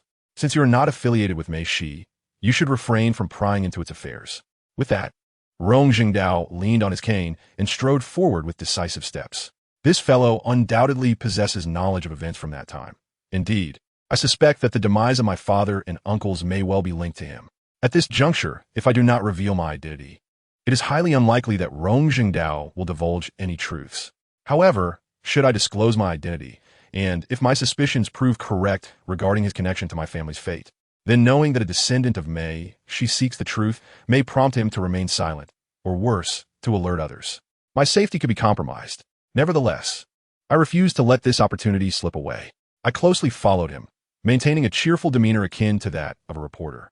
"Old Master Rong, I am preparing to write a book on the legends of the antiquities seen in Jinling. I have interviewed many seasoned collectors and learned numerous intriguing anecdotes from yesteryears. However, regarding Meixi, knowledge is scarce, with only a select few truly knowledgeable individuals aware of the details. Therefore, esteemed elder, I would greatly appreciate your insights on the remarkable disappearance of Meixi. You a reporter? No, I run an antique shop, and I have a passion for writing. I wish to chronicle our antiquities community. Young man, I advise you to cease your inquiries. You are still young. The antiquities realm is far more profound than you perceive, intertwined with many more individuals than you can imagine. Some matters are best kept in the shadows. You wish to write about them? As Rongjung Dao quickened his pace, he shook his head with a sardonic smile, as if I were courting disaster. Not at all. I merely seek material and will not publish anything factual. Young man, I see that your recent interaction with Master Huikong indicates you possess both kindness and wisdom. Thus, I offer you this advice. If you are indeed part of the antiquities realm, you should understand its rules. Do not inquire about what ought to remain undisclosed. Focus on learning and expanding your knowledge. That is the essence. I contemplated pursuing the topic further, but Rongjung Dao's caretaker and bodyguard were hastening toward us, especially the bodyguard, who seemed alarmed at the sight of a stranger accompanying Rongjung Dao, hurried over. It's nothing, just asking for directions. I shared a couple of anecdotes about Shisha Temple. Taoist. The vehicle is waiting outside the mountain gate. I stood in a daze at the mountain gate, watching the black Rolls-Royce speed away. So what did you discover? Xiao Wu approached slowly, gazing at the taillights. I shook my head. Am I too impatient? A bit. Indeed, I was overly eager. Who would reveal secrets from the past to a stranger, suddenly inquiring? If it is unrelated to them, that is one thing. However, if it is, it becomes even less likely. Young Master Jiu, some matters will not yield answers simply because you ask. Even if you do receive an answer, it may not be complete. Instead, it would be wiser to engage in actions that encourage others to share willingly. I was momentarily taken aback. Xiao Wu, a rough individual, had spoken with surprising profundity. Don't look at me. It's what I learned in the Special Forces. With an expression of calmness, Xiao Wu strolled down the mountain, resembling a philosopher. Have you seen Rongjung Dao? I nodded. Did you manage to learn anything? I nodded again. Indeed. My grandfather had anticipated that I would be unable to extract any information from Rongjung Dao. I could not help but glance up at Suemo. What else did grandfather say? He mentioned that he understands Rongjung Dao. This man will not reveal what you seek unless he chooses to do so. It seems great minds think alike. Xiao Wu chuckled. Why didn't the old man tell you sooner? If he had, you would have gone directly to Rongjung Dao regardless. Wouldn't you? I was momentarily stunned and then nodded. Indeed, no one could deter me from seeking out Rongjung Dao to inquire about the past. In truth, even I knew beforehand that it was highly probable I would not uncover much. However, no one, including myself, could prevent my fervent quest for Rongjung Dao. Young Master Jiu, grandfather has instructed me to convey that you are still young and may pursue anything you desire, but do not rush. Just as with aging artifacts, things will unfold in due time, and that will be far more rewarding. In due time, it sounds simple, yet the execution proved challenging. Just as I settled down to lift the teacup Xiao Wu had placed before me, I heard a gentle voice from the entrance. Is Mr. Mei here? The individual appeared to be a typical old collector, cradling a small purple clay teapot. Mr. Ku, it has been quite some time since you visited our Su Guyaji. Su Mo recognized him and promptly rose to greet him. I also stood to welcome him. Did not Mr. Su call me a few days ago, mentioning that you have new management at Su Guyaji? He specifically asked me to stop by when convenient for an introduction. Where's your new Mr. Mei? Greetings, Mr. Ku. I am the newly appointed manager of Su Guyaji. I am Mei Jiu. We have spoken on the phone. As I spoke, I casually retrieved a business card from the tea table and offered it to Ko Hongbing with both hands. You? The appraiser from Su Guyaji? Ko Hongbing looked at me with disbelief. I could understand his expression. After all, the antiquities realm is much like traditional Chinese medicine. The older, the more esteemed. Much like visiting a traditional Chinese doctor, one cannot ascertain the true skill of the physician without considering their age. A young doctor may seem unreliable, for this field is one of experiential knowledge that requires time to accumulate. So young? Mr. Ku, my youth is insignificant. What matters is that the items in our shop are not young. I lightheartedly remarked, alleviating my slight embarrassment. Indeed, Ku Hongbing realized he had perhaps overstepped. For questioning others is never wise, particularly in the antiquities realm, where one must discern without declaring. In this era, young people are indeed impressive, far more mature than our generation. It is true, we live in an age of information overload. where knowledge once required hands-on instruction and scarce books can now be accessed through a single smartphone. I chatted momentarily, and then urged Ku Hongbing to sit down for tea. Mr. Ku, it has been a long time since you visited the antique street. Is your home overflowing with collectibles? If you have too much, feel free to bring some to Su Guya for sale. We have a new appraiser who might help you find a gem. Sumotist. Misu. Those words are yours. I hold no disrespect towards Mr. Mei. There are always prodigies in every era. Whether or not Ku Hongbing spoke sincerely, his words carried weight. Mr. Ku, what brings you here today? Is there anything specific you wish to see? I am open to anything, as long as it is of quality. I am not picky. Have you received any new items lately? Ku Hongbing's question left me feeling awkward, as Su Guya had received numerous deliveries recently. Yet not a single item had been acquired. You haven't visited in ages. Everything in our shop is new to you. Sumo's remark dispelled my discomfort. Ku Hongbing casually remarked, let's take a look at the porcelain. Do you have anything like famille rose or dotsai? Recently, I had spotted a famille rose plate at someone else's place and was quite tempted to acquire it, but the owner was unwilling to part with it, leaving me quite intrigued. Indeed, the shop did have a piece of famille rose, but it had a slight issue. It had previously been locked away in a safe by Uncle Run. Mr. Ku, I do have a rather exquisite piece of famille rose here. Would you like to take a look? Certainly, I must see it, he replied. Sumo glanced at me, likely having guessed my intentions. I retrieved a brocade box from the second-floor safe and gently placed it before Ku Hongbing. This piece has been in my possession for no more than 3 months. I wonder if you've seen it before. Please have a look. As I spoke, I opened the brocade box to reveal a double-handled vase. Yes, it was the Qing Dynasty Jinling famille rose vase depicting 100 birds facing the phoenix, which I had previously noted had an issue with one of its handles. I carefully lifted the vase from the box and set it upon the tea table. The reasoning behind this gesture was simple. It was our first exchange, and by personally presenting it, I aimed to assure my counterpart that the porcelain was intact and would not shatter at the slightest touch. This was a mark of respect and a means of instilling confidence in the other party. Ku Hongbing nodded in appreciation, likely recognizing that I, as a young dealer, understood the etiquette. It is worth mentioning that in today's antique market, many individuals are oblivious to such customs. Even if they are aware, they often neglect to observe them. However, for seasoned collectors, particularly those of advanced age, these nuances remain of great importance. I deliberately performed this act for Ku Hongbing, knowing he was a genuine, seasoned collector. Wealthy and passionate about his pursuits, he was the type who collected prolifically without intent to sell. This type of collector is highly coveted among antique dealers. Previously, Mr. Su had mentioned to me that Ku Hongbing was indeed a true connoisseur. In the realm of antique collectors, while many exist, over 90% purchase antiques solely for investment purposes, seeking profit rather than genuine appreciation. In contrast, those who truly collect for love and enjoyment constitute less than 10%. This minority buys more than they sell, driven by passion rather than financial gain. However, such collectors may not always possess exceptional discerning skills. Ku Hongbing glanced at the double-handled vase and frowned. I've seen this vase before. It is not one of your new acquisitions from Sugaya, is it? Is that so?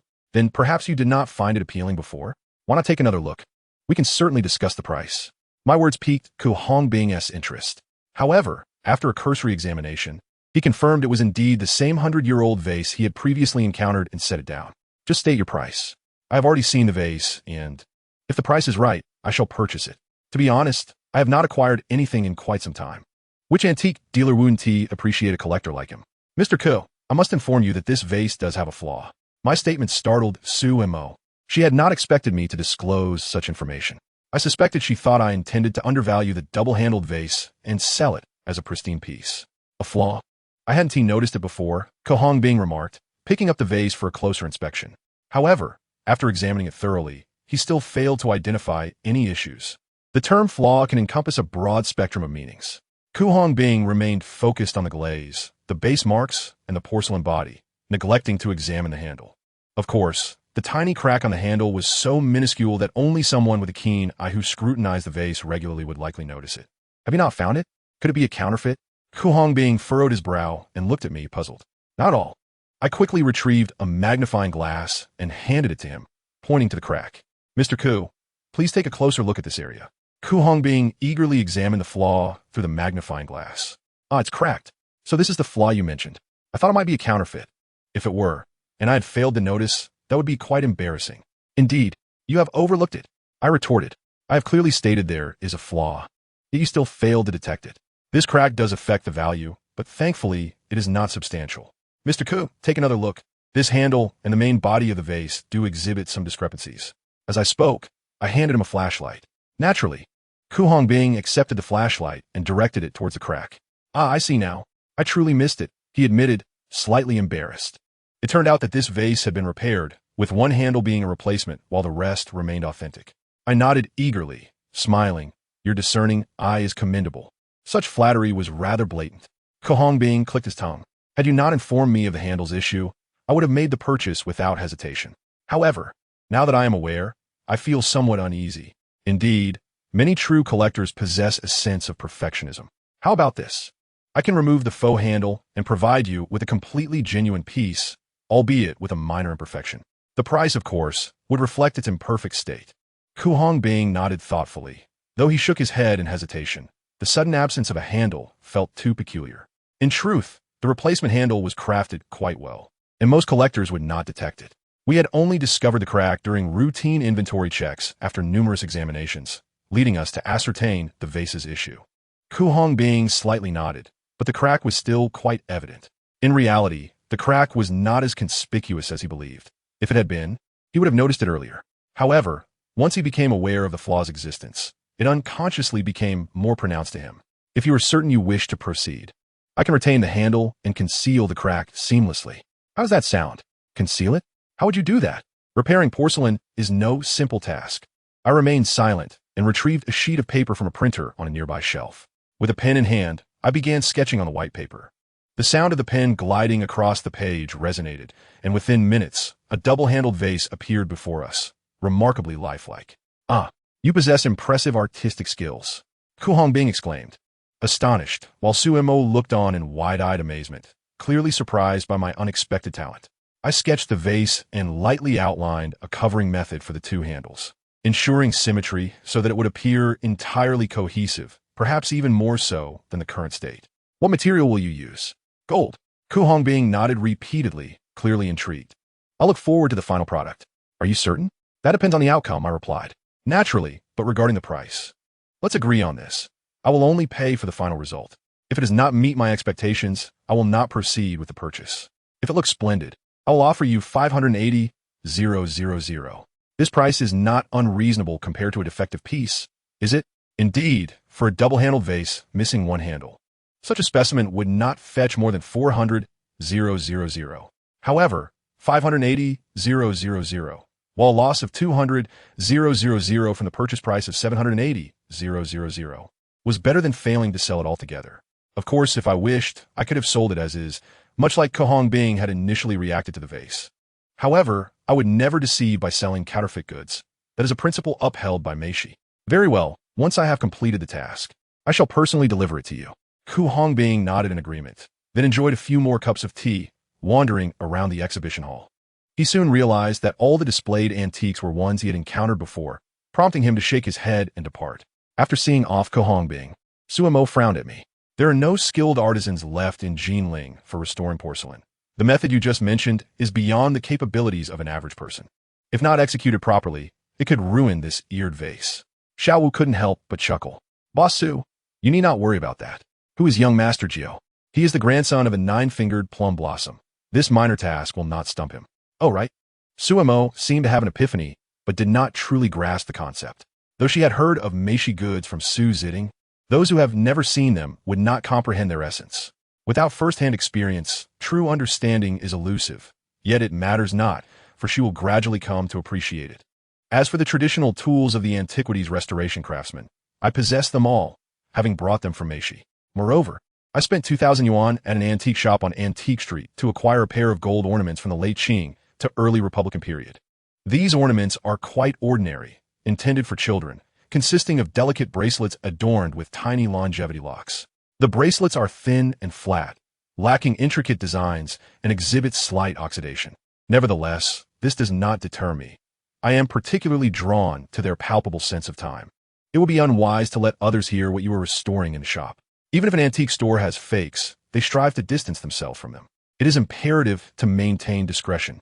I immersed the eared vase in a large water basin and utilized a miniature waterproof cutting machine to carve a fine groove along the ears. This incision required meticulous precision. One misstep could result in the ears being severed. The ears must remain intact, connected to the vase. Furthermore, the groove must be half on the body of the vase and half on the ears. The body is relatively flat, making it manageable, but the ears present a challenge due to their uneven contours. Nevertheless, this is child's play for me. I first carved the groove on the body of the vase, then employed an electric carving pen to gradually refine the groove on the ears. Shaping the groove requires immense patience, as porcelain is far more fragile than jade. A moment's carelessness could result in disaster. Thus, I must proceed with utmost caution, which demands considerable patience.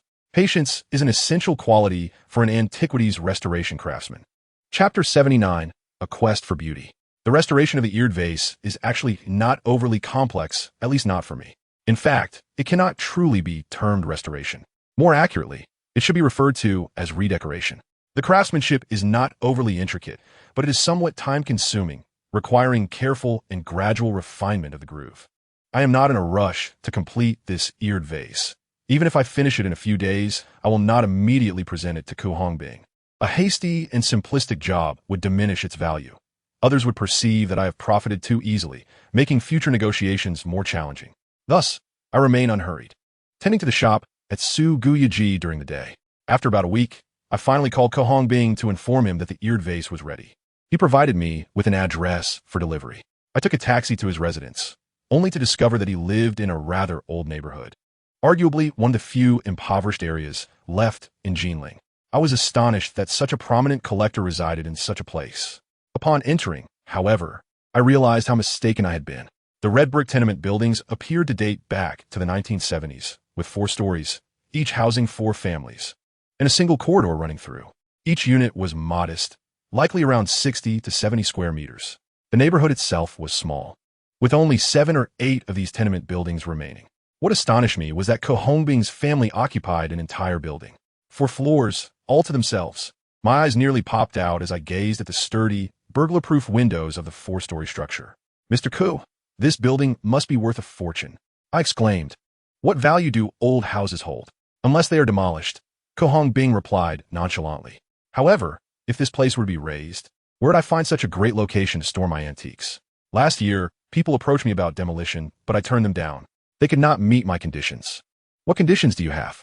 I inquired. "In the city, grant me a piece of land to establish a museum for my collection." "Oh, your demands are indeed unreasonable," I thought, considering it a rather audacious request. Yet, many great collectors aspire to open their private museums to showcase their collections. "Come now, let me see that eared vase." Kiskiviko Vongping Urget. He poured me a cup of tea, and we sat in the courtyard on the first floor to examine the antiques. I opened the brocade box and presented the eared vase before him. With just one glance, Ku Hongbing exclaimed, "Oh, it is truly exquisite." The first sight must be stunning, for it incites a desire for possession. This indicates that my efforts over the past few days have not been in vain. The original ears of the vase remain untouched, showing no signs of alteration. The only difference is that a band of gold adorns the circle where the ears connect to the body. This gold band, approximately 3 to 4 millimeters wide, completely conceals the groove, leaving no trace visible. Moreover, the band, while slightly hammered and extended, retains an aged, oxidized effect, giving the impression that this eared vase has been expertly restored for centuries. Wow, Master Mei, not only have you made this vase beautiful, but the antiquing is remarkably well done. Such craftsmanship is rare to find nowadays. Ku Hongbing could not help but express his admiration. There is no doubt. I must keep this vase. 580,000. You surely will not lose out. Whether I profit or not is of little concern. I simply seek beauty. However, considering this craftsmanship, I do not feel at a loss. May I inquire who you had undertake this work? Yet, given the inquiry, I felt compelled to respond. Someone challenged, suggesting I might fabricate a story to cover it up. In truth, I had considered casually claiming that I had found an artisan. However, I realized that with such exquisite work on the eared vase, should Ku Hongbing ask who did it, and I had a piece that needed repair, I would be caught in a bind. Therefore, I resolved to speak the truth. I did not enlist anyone. I completed it myself. You possess such skill?" Ku Hongbing gazed at me in astonishment. "Mr. Ku, to be candid, I studied this craft for a few years. You have seen my paintings before. I have always enjoyed working with my hands. Ku Hongbing nodded appreciatively. Young people are indeed remarkable. With your porcelain restoration skills, you could easily make a fortune. It is not so exaggerated. Who repairs porcelain nowadays? If it breaks, one simply discards it. I was referring to antiques. Who would throw away a broken antique? Moreover, with your skills, restoring damaged porcelain and selling it would yield significant profits. Upon hearing this, I became somewhat anxious. Oh, Mr. Ku, please do not misunderstand. Our Suguyaji is entirely legitimate. We would never engage in such practices. This double-eared vase, whether it is incomplete or intact, we have clearly communicated to you beforehand. There was no intent to conceal anything. Upon hearing my earnestness, Ku Hongbing couldn't help but chuckle. Ms. Mei, please do not misunderstand. I merely mention it casually. I have complete trust in Suguyaji. In fact, the entire antique community in Jinling is aware that many years ago, Old Master Su declared that Suguyaji would not accept inferior goods or forgeries. Who doesn't know that? Therefore, I am reluctant to expose my antiquing techniques, as it inevitably raises suspicions about whether the antiques you sell might be altered. Henceforth, I shall refrain from such practices. However, I sensed a subtle shift in Ku Hongbing's demeanor. From the moment I entered until now, he had addressed me informally, but in that last sentence, he referred to me with a more respectful you. Although it was a mere words difference, it reflected a change in his perception of me. To be candid, the antique world relies on individual discernment, yet one must be wary of misunderstandings. Especially for those of us in the business of selling antiques, we tread cautiously. Subsequently, Ku Hongbing and I signed a standard sales contract, which is typically only executed for significant transactions in the antique trade. Of course, different antique shops define large, medium, and small items differently. Nevertheless, as previously mentioned, the vast majority of antique transactions occur below 100,000. In fact, many small antique dealers go through their entire careers without handling items valued above that threshold. Believe me, this statement is no exaggeration. In reality, many antique shops do not bother with contracts unless it involves particularly large items or if the buyer insists. This is due to the unnecessary hassle, tax evasion, and the reluctance of clients to sign. Most transactions involve a straightforward exchange of cash for goods. Many individuals prefer to keep their antique dealings discreet. Moreover, in the antique business, contracts hold little significance, as once an item is out the door, the seller bears no responsibility. Private individuals rarely sign contracts. However, Ku Hongbing has a peculiar habit of requiring contracts for items valued over 100,000. Why? This is primarily to mitigate risk, especially as many significant collectors insist on contracts to verify that the provenance of the antiques is not illicit. Chapter 80. Tuition Exhibition Hall. Another advantage of signing a contract is that it alleviates the need for immediate cash exchange upon delivery. Large antiques can be valued in the hundreds of thousands, or even millions, making immediate payment quite cumbersome.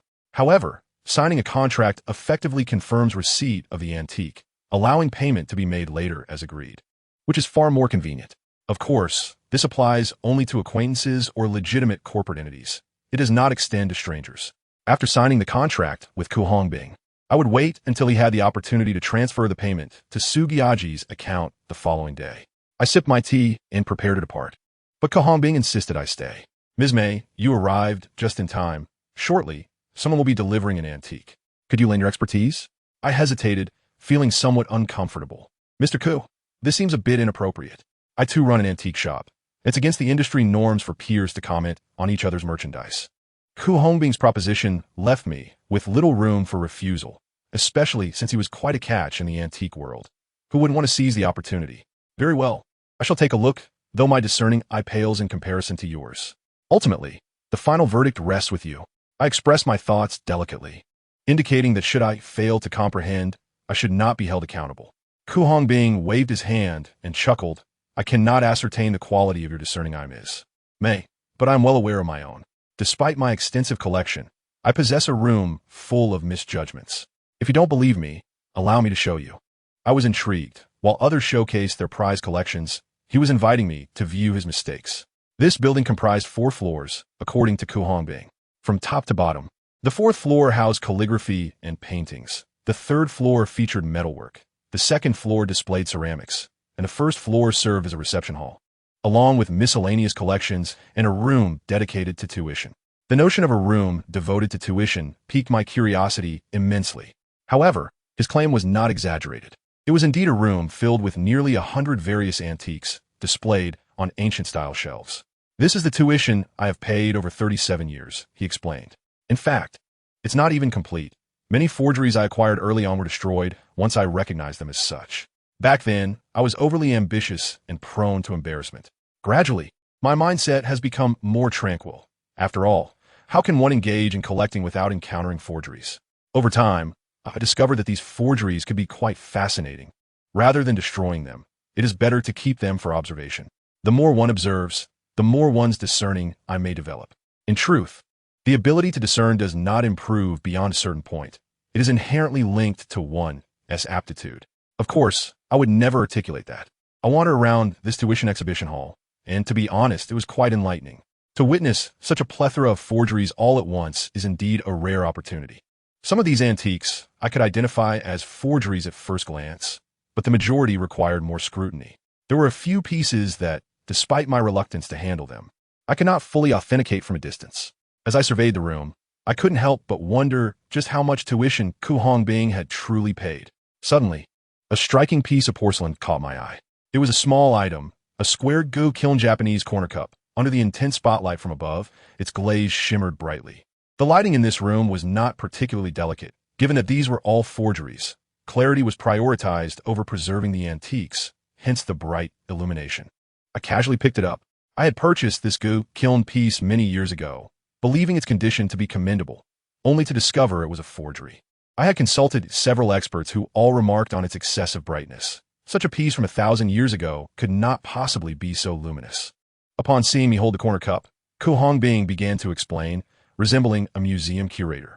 Perhaps it was because the room was filled with forgeries that all the antiques were openly displayed on the shelves, unlike genuine museums where items are encased in glass. Consequently, this cup had amassed a light layer of dust, indicating it had likely not been handled for some time. Despite the dust, it continued to glisten under the lights. No wonder the experts deemed it a forgery. However, I sensed something was amiss with this cup. As I brushed my fingers against the dust, it lacked the smoothness typically associated with porcelain. Instead, it felt somewhat gritty. This was peculiar. Regardless of authenticity, porcelain should always have a smooth glaze. As I lightly wiped my finger across the surface, the dust should have gathered, leaving a clean area behind. However, to my surprise, this was not the case. I turned to speak with Ku Hongbing, only to find he had stepped outside due to someone's arrival at the gate. Is Mr. Kian? I quickly set the cup down and followed him out. A man in his 30s entered, cradling a large brocade box. This must be the antique that Ku Hongbing had mentioned would be delivered. Xiaoli, is it? Come in and take a seat. Ku Hongbing invited as he welcomed the newcomer. We three settled around the tea table. How did you obtain my contact information? Are you also involved in the antique business? Ku Hongbing inquired casually while pouring tea for Xiaoli. I am not in the antique trade and know little of it. I attempted to sell this porcelain piece at an antique shop, but the offered price was too low. I was advised that it would be better to bring it to you, as your offer would be more reasonable, Xiaoli replied, eliciting a pleased reaction from Ku Hongbing. That is to be expected. Antique shops must also earn a living. Indeed, that is what they said. A relative of mine mentioned that a friend had previously sold antiques to you and provided me with your contact details. I called you yesterday. What is your name? To be honest, I do not know. Ku Hongbing nodded, noting that I had encountered numerous individuals selling antiques. In truth, even if you were to mention their names, I might not remember them all, as many transactions are one-off sales. Come on, let me see what you have, he urged. Xiaoli casually opened his brocade box, revealing a jade spring vase nestled inside. Oh, it's an imperial kiln piece, Ku Hongbing exclaimed at first sight, for the vase bore the five-clawed dragon motif, typically found only on imperial wares. My astonishment mirrored his, as I too couldn't help but exclaim. Isn't Nanjing a tad too small? It hasn't been long, and here we are again. You guessed correctly. The brocade box contained the coveted Qing Yongzheng Imperial Kiln glazed red cloud dragon jade, spring vase. I didn't even need to lift it to confirm, as the small crumpled papers inside the box were arranged like a gift, unmistakably indicating its identity. Indeed, when Ku Hongbing lifted the vase, he was taken aback. The base has been repaired, he noted. Precisely because of this, the antique shop is adamantly reducing the price. I have inquired, and without this repair, the vase could be valued at over 10 million. Ku Hongbing nodded in agreement. An intact Yongzheng imperial kiln glazed red piece could indeed fetch such a sum. In Chapter 81, The Old Routine, Ko Hongbing meticulously examined the jade whose spring vase. To be honest, I doubted his ability to identify any flaws in the vase, or else he wouldn't have amassed an entire room filled with educational exhibits. While Ko Hongbing scrutinized the porcelain vase, I turned my attention to the seemingly unremarkable Xiao Li. In just a few short months, I had inadvertently encountered the same counterfeit 3 times. The first was a Ming Xuanda Buddha statue, which I had stumbled upon thrice. Eventually sold to the abbot of Xixia Temple, ensuring it would no longer circulate. In a brief span, that Ming Xuanda Buddha statue had fulfilled its role as a decoy, ultimately becoming a treasured possession. Who knows when or by whom it might be unearthed again in the future.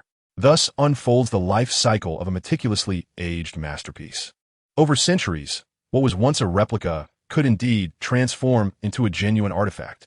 Returning to the subject at hand, today, jade whose spring vase. I had previously encountered it at Suguyaji, where I discerned its flaws and was subsequently rejected. However, on that occasion, it was a middle-aged woman who presented it, whereas this time, it was a young man in his 30s. I sensed a recurring theme, not merely that the world is too small, but perhaps there exists an organization dedicated to the craft of counterfeit antiques. Though I encountered different individuals each time, they appeared oblivious to any discrepancies. Take Xiao Li, for instance, who observed Ko Hongbing intently as he appraised the porcelain vase, his demeanor exuding calmness and sincerity, devoid of even the slightest hint of anxiety typical of a seller of fake goods. "Mr. Li, where did this vase come from?" I casually inquired. "To be honest, it's not mine. A client of mine traded it to settle a debt last week. He owed me for goods and used this vase as collateral," Xiao Li replied, leaving me even more perplexed. Had he claimed it was a family heirloom or purchased for a hefty sum years ago, I would have been less surprised. It would have aligned with my suspicions that he, like the woman before him, was part of a specialized counterfeit ring. However, his words seemed genuine, devoid of deceit. "And how much was this vase worth in terms of collateral?" I pressed. Upon hearing the question, Xiao Li frowned, reluctant to divulge. "It's quite a bit," he murmured. "Kiskiviko Hongbing diaklet. Rest assured, I will offer you a fair price for this vase, regardless of its collateral value. Even if it were worth only 10,000. If it's truly valued at 1,000,000, I will pay you 1,000,000. Xiao Li awkwardly smiled in response. "It's not just 10,000. It's closer to 1,000,000. 1,000,000.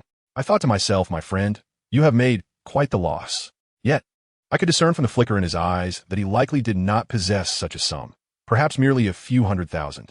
Ko Hongbing said nothing, instead placing the jade whose spring vase down and gesturing to me. I took the vase for show, examining it for 2 or 3 minutes before setting it down. Observing my swift decision to relinquish the vase, Ko Hongbing frowned. Typically, a prolonged examination suggests one has not discovered any flaws, while a quick glance indicates a swift recognition of discrepancies. Sometimes, a mere glance suffices to discern a counterfeit. "Mr. Mei, what do you think?" I shook my head, unable to discern clearly. Ko Hongbing appeared momentarily taken aback, then smiled faintly. "Mr. Mei, this is not an antique shop. I prefer directness. Here, you may speak plainly. If it's genuine, it's genuine. If it's fake, it's fake. No need for niceties, am I right, Xiao Li?" Yes. Not being able to see clearly is quite normal. I also don't know much about it. If you let me look, I wouldn't know its authenticity. Xiaolio guarli chocolat.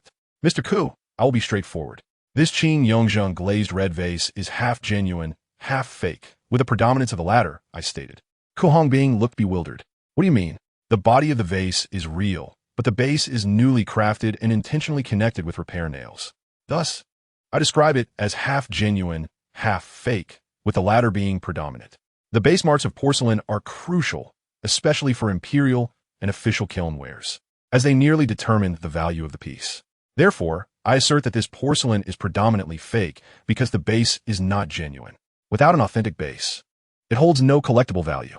This contrasts with the double-handled vase I brought today, where aside from the false handles, the rest is authentic. Even if the handles were removed, it would still possess significant collectible value. However, without a base, this piece is devoid of value altogether." Ko Hongbing appeared incredulous, lifting the jade whose spring vase once more. "Mr. Mei, how did you discern that?" The tea table in Ko Hongbing's courtyard was nearly akin to that of an antique shop, equipped with magnifying glasses and flashlights aplenty. I casually handed him a magnifying glass and recounted what I had previously explained to Su Ziding, albeit in a more succinct manner, particularly emphasizing the repair nails. The repair nails were indeed old, yet under the magnifying glass, I noted discrepancies in the porcelain marks on both the upper and lower sections. The repair holes on the vase body exhibited a noticeably darker hue, while the base, although aged, appeared comparatively lighter. Moreover, if one were to probe with a needle, the holes on the vase body would reveal a deeper color, while the base would expose the white porcelain hue. Following my guidance, Ku Hongbing took a toothpick to probe and examined it under the magnifying glass. Indeed, the truth was laid bare. These observations did not originate from my initial encounter, but rather emerged as I reflected upon the blue and white vase I had seen earlier. What a pity! This glazed red vase is indeed beautiful. If only the base were genuine, I lamented. Could I be mistaken? My client claimed to have purchased it for $3 million. Shaoli gazed at Ku Hongbing and me. Disbelief etched across his face. Would it be wrong? The marks are inconsistent. It's so evidently fake. Ku Hongbing waved his hand dismissively. The rule of buying antiques is to prefer not to purchase rather than acquire uncertain items. I cannot accept this vase. Shaoli appeared disheartened as he clutched his brocade box. No worries. The antique business is fraught with peril. Those lacking discernment should steer clear. Be particularly wary of inexpensive items. One must never succumb to the allure of a bargain. A few remarks from Ku Hongbing left the young Li visibly embarrassed. His face flushed as he nodded awkwardly and departed with the ornate box in hand. Watching the young man's retreating figure, Ku Hongbing couldn't help but lament. This is a classic case of being deceived by the temptation of low prices. Excuses about lacking funds to settle accounts are a well-worn ruse. Yet, I do not wish to cast judgment. In my youth, I too fell prey to similar traps. I couldn't help but chuckle at this recollection. Is it not somewhat exaggerated? Mr. Ku, for such a significant antique, would you not consider having it appraised by an expert? As for me, I possess a rather flawed trait. If I feel confident in an item's authenticity, I will collect it without a second thought. Only items I am uncertain of compel me to seek assistance. Goodness, with your discerning eye, it is clear why you have accumulated such a hefty tuition fee. Ms. Mei, I am immensely grateful to you today. Since I have called upon you for an appraisal at the last minute, I shall not charge you a fee. I quickly waved my hand. You are a longtime patron of Su Guya Ji. It is merely a favor, and I cannot accept payment from you. It is simply a matter of principle. In that case, if you refuse payment, allow me to gift you something instead. In my exhibition hall, there are various antiques of modest value. Please feel free to select any piece as my gift to you. Chapter 82. Feel free to choose. The term various items typically refers to antiques that fall outside the traditional categories of gold, stone, ceramics, and calligraphy. Naturally, this is a general classification. Each collector or institution may adopt its own method of categorization. However, Ku Hongbing adheres to a more conventional classification, with various items encompassing antiques beyond the three main categories. Generally, high-value antiques are ranked among the traditional categories, while the average value of miscellaneous antiques is lower, with high-value pieces being relatively scarce. However, do not assume that miscellaneous items are devoid of worth. For instance, a Ming Xuandebrand statue or a Song Dynasty Duan inkstone can easily fetch millions. Yet, these two belong to the category of miscellaneous items. Despite the scarcity of high-value antiques, it was surprising that Ku Hongbing offered me a gift. Not only did he propose the notion, but he also encouraged me to select freely. Was he questioning my expertise, or did he harbor ulterior motives? Given the scale of his collection, even with a modest eye for detail, it would be trivial for me to casually select a miscellaneous antique valued in the hundreds of thousands. However, considering that I appraised the jade vase today, even at market rates, the appraisal fee would barely reach $400,000 to $500,000 if I were to enlist a renowned expert from Kyoto. Yet, such an expert would certainly appraise more than just one vase in a single visit. Realistically, given my current standing, a fee of $5,000 would be a fair market price, and $2,000 to $3,000 would be the utmost. This is not a matter of discernment, but rather of status and reputation. As I have mentioned before, the antique community places great faith in authority. Status and reputation equate to authority. Thus, when Ku Hongbing invited me to select an antique from his miscellaneous collection, I remained uncertain of his intentions. Perhaps he was indeed generous, or perhaps he genuinely wished to cultivate our friendship. Regardless, I could not accept the offer. Mr. Ku, please do not be so courteous. I have only spent a few minutes of my time. Let us consider ourselves friends. If you wish to befriend me, let the selection be set aside.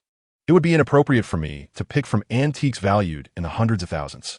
While my words were polite, They conveyed my genuine feelings. If I were to choose something inexpensive, one might mistakenly believe I lack discernment. Moreover, selecting something merely worth a few thousand would not satisfy me, as sometimes the value of relationships outweighs that of antiques. Conversely, should I choose something too extravagant, it would reflect poorly on my taste. Thus, it is best not to select anything, allowing Ko Hongbing to owe me a favor, one that is invaluable. However, Ko Hongbing remained adamant. Ms. Mei, I must confess, I am quite peculiar. I never owe anyone anything, whether it be money or favors. If you do not select something, I shall simply consider the appraisal fee as due. I will not allow you to be a loss. Upon hearing this, I relented. Very well, let us choose something after all. Ko Hongbing, elated by my agreement, led me toward the exhibition hall for miscellaneous items. In truth, for a collector like Ko Hongbing, who only acquires and never partakes, allowing an informed individual to select an antique from his collection could be a source of enjoyment, akin to flaunting wealth but through a different means. We traversed the reception area, passed through a relatively small gallery of replicas, and soon arrived at the display of miscellaneous items. However, as we approached the gallery of educational expenses, the bright lights reminded me of that recent Gu Kiln cup. I found myself halting in my tracks. Mr. Ku, did you not say that I could select freely from this floor? Noticing my pause at the entrance of the replicas gallery, Ko Hongbing chuckled, seemingly intuiting my thoughts. Ms. Mei, you truly need not. Mr. Ku, I am unconcerned with value. I only wish to choose what I like. Very well, you may select from the entire floor, save for private items. I nodded, then turned and entered the replicas gallery, retrieving the Gu Kiln cup. Ms. Mei, you have chosen it yourself. I consider it as you taking an antique from me, and I shall not hold it against you. Ko Hongbing laughed heartily. I too joined in his mirth. This cup represents a favor between us, and we are even now. However, is it truly possible to settle such a favor? I selected this replica, and while Ko Hongbing claimed he would not take offense, he surely retained the impression that I had not taken advantage of him. This, in its own subtle manner, is also a favor. Of course, my intentions extend beyond merely establishing such a favor. I sensed something amiss with the Gu Kiln cup, though I had yet to ascertain what exactly was wrong. It seems that in the future, when seeking your services for appraisals, it is best to agree upon a price in advance or pay outright. Upon hearing Ko Hongbing's words, I finally grasped the reason for his exceptional courtesy towards me. This man had keenly recognized my discerning eye and was likely considering me as his personal appraiser for the future. It is unexpected that while his knowledge of antiques may be average, his understanding of people is quite astute. Helping a friend is merely a courtesy. Do not constantly mention money. I hope you will frequently visit Su Guyaji. My patronage of Su Guyaji is contingent upon the quality of your offerings, not on whether you assist me with appraisals. Furthermore, it is precisely because I desire to befriend you that I must mention money. In close relationships, it is wise to keep accounts clear. For friendships that aspire to endure, financial matters must be delineated. I nodded in agreement, recognizing the wisdom in his words. Very well, I shall heed your advice. If you are generous, then I shall not be remiss. Both of us chuckled with genuine delight. I spent a few more moments at Ko Hongbing's place, sipping tea and discussing our respective experiences, deepening our understanding of one another. Naturally, I share my previous experiences in the antique trade in Kyoto, touching upon my studies in painting and sculpture. Ko Hongbing listened attentively, nodding in recognition. No wonder, Ms. Mei. With your youth, your discernment is remarkable. It seems you have quite the rich experience. Alas, one is often compelled by the demands of life. I have even repaired props for theatrical productions. However, as I exited Ko Hongbing's residence and turned into a narrow alley of the old neighborhood, I was suddenly struck by a familiar voice. You filthy liar, this is the most obvious fake. Anyone can see the discrepancies. How dare you claim it is worth millions? I do not care how you acquired it. Return the vase. Not a single cent less than 380,000 for the goods. 380,000, not a penny less. That is the payment for the goods, and I still owe my suppliers. I must pay my workers too. You say you have no money. Who do you expect me to tell? Mr. Zheng. Mr. Zheng. Zheng Huiran, I curse you. Chapter 83. Assistance. I could tell that the other party had hung up the phone. Although I hadn't seen anyone, I knew that it was the young Li who had been speaking at the corner. To my surprise, he had indeed fallen into a trap. I slowed my pace and slowly approached the corner, wishing to allow young Li to leave first, not wanting him to realize that I had overheard his recent conversation. However, another phone rang at the corner. Hello, what's the matter? You tell them that the salary will definitely be paid. The payment of 380. 000 is confirmed and will arrive tomorrow. We'll distribute the salaries then. Tuition fees? I'll call the teacher after the workers receive their wages and explain the situation. After hanging up, he sighed deeply. I guess that phone call must have been from Young Li's wife. Hello, President Shun. After a sigh, Young Li began another call. President Shun, I'll bring that BMW 320 over to you shortly. The price remains the same, right? What? Why has it dropped by another 10,000? It's only been a few days. Sell it, sell it. I'll bring it over now. There was silence, followed by what seemed to be a long restrained sound of weeping. I stepped out of the alley to see a man in his 30s crouched in the corner, cradling his head and stifling his sobs. This inconspicuous man, who had just been sitting at the tea table, was now crying, in front of his wife and children, and in front of his subordinates. He had to maintain a facade of composure. Money would arrive tomorrow. Everything was supposed to be fine. In front of clients, he had to argue vigorously, even resorting to curses. Yet, when alone, he could only weep silently in the corner, suppressing his voice. Life had rendered this man so fragmented and humble. I stared at the man in the corner for 2 seconds, then gently called out, "Hey, brother," hearing my voice. Young Li hastily wiped his tears, lifting his head to meet my gaze. "Hello, Mr. Mei. I'm sorry. Something happened at home. I'm embarrassed. Every family encounters issues. Don't be too upset. We'll all get through this."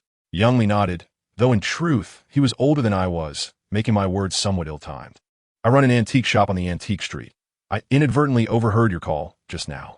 Brother, you've been deceived. I know. So I'm going to find that guy, return the vase, and demand the payment. To be honest, antiques are special. Once they change hands, it's generally impossible to return them. Although yours is pledged for payment, the principle remains." Young Li shook his head vigorously. They said the same. Moreover, I even signed a receipt at that time. Then, how will you raise the money? Young Li slapped himself in frustration. I was too greedy, believing his lies. If I had known, I might as well have taken his car. I glanced at the man, whose eyes were still red, filled with regret and remorse, and spoke. "How much was the pledged amount?" "Huh?" Young Li looked up at me, unsure of my meaning. 380,000. "In that case, sell me that vase. I'll give you 380,000. "Huh?" Young Li appeared bewildered, looking at me in confusion. "Mr. Mei, I just lost my composure earlier. It's really nothing. Once the car is sold, I'll be fine. You really don't need to buy this counterfeit at high price." To be honest, I too had been affected by Young Li's emotions and felt compelled to help him. This vase held little value for an ordinary collector, but it was useful to me. Certainly, under normal circumstances, I would only offer around 10,000 for it. There was no way I would pay 380,000. Rest assured, I have a purpose for it, but once I acquire it, you must not speak of it to anyone. Young Li did not understand what I meant, yet my words seemed to cast a spell upon him. "Mr. Mei, I cannot thank you enough." Young Li drove me to the antique street in his BMW, and upon entering Su Guyaji, he discovered that I was the manager of such a large antique store, which left him utterly astonished. After receiving the money, Young Li expressed his gratitude profusely, handing me a business card as he left, stating that he operated an advertising media company primarily focused on advertisements. And if I ever needed anything, I could contact him directly. I felt a sense of joy in my heart, believing I had done a good deed, and it felt particularly refreshing. "Old Nine, what treasures have you discovered?" I asked cheerfully upon entering. I instructed Su Mo to transfer the 380,000, and without a question, she proceeded with the transaction. To this day, she remains unaware of what I spent 380,000 on.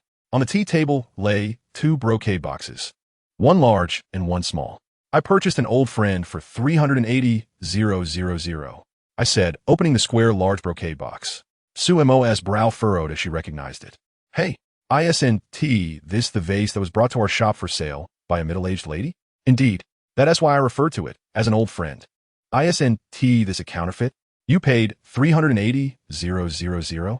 While the price for this vase was indeed steep, I cannot explain to Su Mo that I was merely trying to assist Young Li. I had to briefly recount how Young Li had given this vase to Ko Hongbing, which led to my acquiring it. The vase may lack collectible value, but for our Su Guyaji, it held immense potential. If handled well, it could at least multiply in value several times over. Su Mo appeared confused by my intentions, so I pointed to the second floor. "Oh, you mean that blue and white vase in the safe. Como suddenly understood.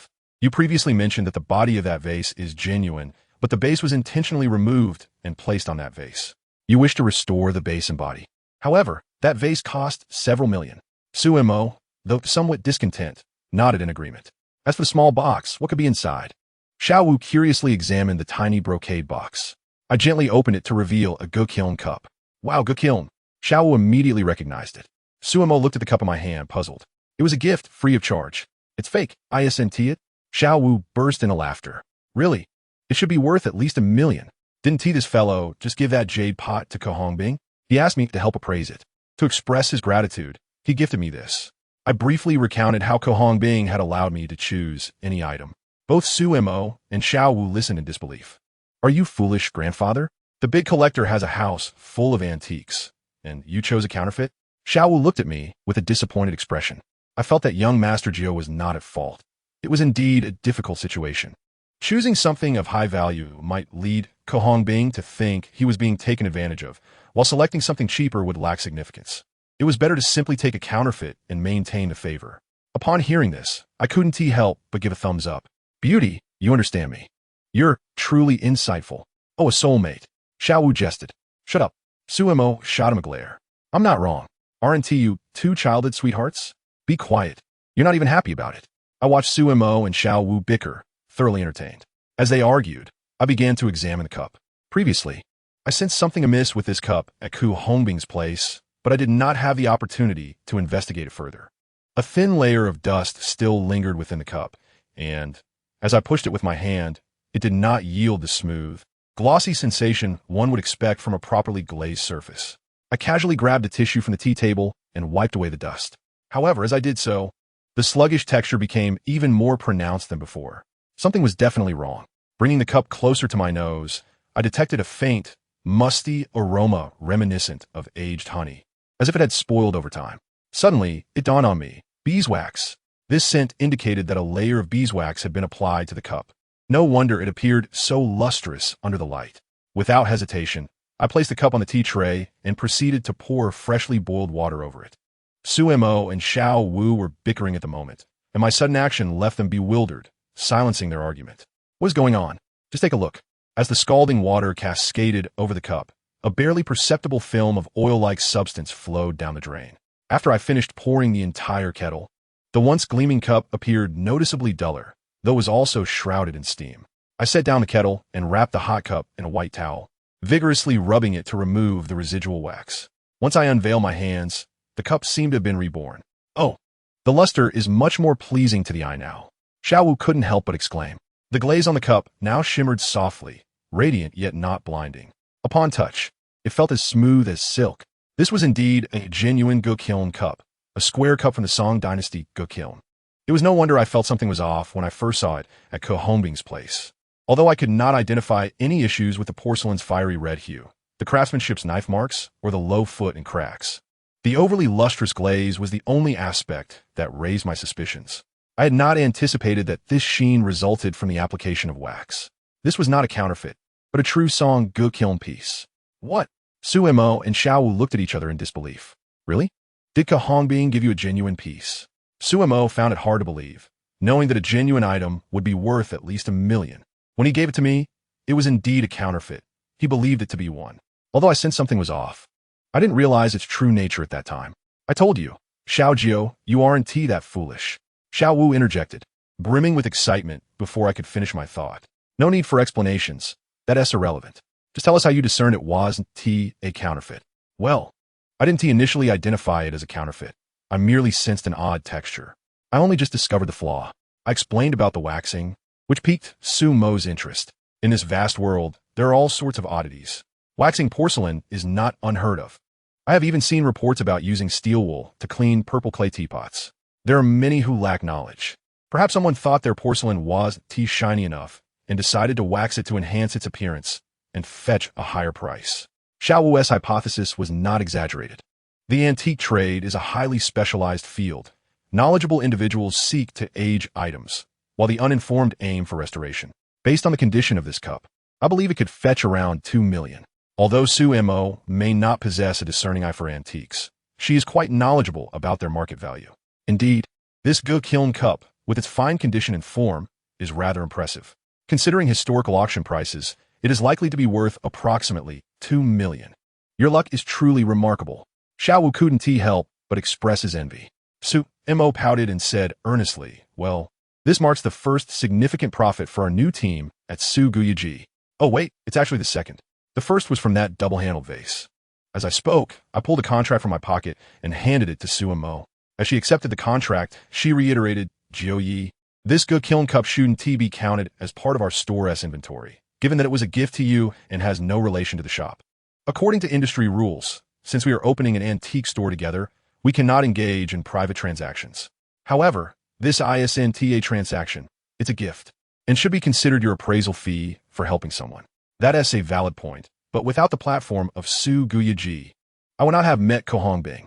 Therefore, let us not be overly meticulous. We will account for everything under Su Guyaji in the future. Su Mo, hearing this, did not protest further, simply nodding while pouting. Jiu Yi, you said it yourself. When it comes time to settle accounts, don't think I'm taking advantage of you. I performed some maintenance on the good kiln cup before placing it in a brocade box and storing it in the safe. This cup is not suitable for display, as I fear that if Ku Hongbing were to visit one day and see it, it could lead to complications. Although it was a gift from him, I did not recognize its authenticity at the time. However, should he discover that this cup is genuine, it would be difficult to explain. He might even mistakenly believe that I deceived him. Therefore, it is better to avoid unnecessary trouble, and I shall wait for an opportune moment to sell it later. Chapter 85, Direction. Ever since my last visit to Xixia Temple, I have been pondering how to get Rong Jingdao to speak. Yet, despite racking my brain, I could not devise a suitable method. I wished I had a golden finger or some kind of long-distance mind-reading ability so that I could discern what Rong Jingdao was thinking. Unfortunately, I do not possess such gifts. Perhaps, as Su Ziding suggested, allowing things to unfold naturally is more appropriate. While I can afford to wait for the right moment, I fear that Rong Jingdao may not have the luxury of time. He is quite advanced in age. Who knows when he might depart this world? Therefore, if I am to wait for things to come to fruition, I must accelerate the process. But how to hasten this? I found myself at a loss. Xiao Wu noticed my furrowed brow and took on a serious demeanor. Xiaojiu, I believe there isn't much for you to ponder. Sometimes, the simplest and most direct methods are the best. How so? How can it be simple? Your military mindset is rather naive. Just do it. No matter how much you think, you will eventually have to take action. Have you lost your mind? P.S. an old man. Am I supposed to beat him up? How could I possibly get him to speak? I said, you are still a PhD. How can your comprehension be so poor? If you can't beat up the old man, then you can target his son or grandson. Xiao Wu's words suddenly illuminated my understanding. I had misunderstood his intent. He was suggesting that I should take down the entire Rong family, overpower Rong Zhengdao's son and grandson, and bring the Rong family, which he had painstakingly built, to its knees. At that point, we would see whether Rong Jingdao would still remain silent. Wow, who would have thought that beneath your brawny exterior, your mind is quite astute? I remarked, my friend, do you think a simple-minded person could make it into the special forces? You've been watching too much of Su Sanduo. Xiao Wu's remark inspired me and clarified my next course of action, to strengthen myself and seek opportunities to bring down the Rong family, compelling Rong Jingdao to come to me for help. With this newfound clarity, I felt invigorated, my mind racing with thoughts on how to elevate Su Guyaji. My goal is to reclaim a significant share of the antique market in Jinling, thus creating the opportunity to confront the Rong family. However, relying solely on Su Guyaji to take down the Rong family is no small feat to begin with. Su Guyaji itself is struggling. We haven't brought in any new inventory in quite some time. Without new items, one would be left to slowly sell the existing stock in the store, which could lead to dire consequences. In fact, the essence of an antique shop's business does not primarily lie in the sales made within the store itself. The storefront serves merely as a showcase, a platform for connection.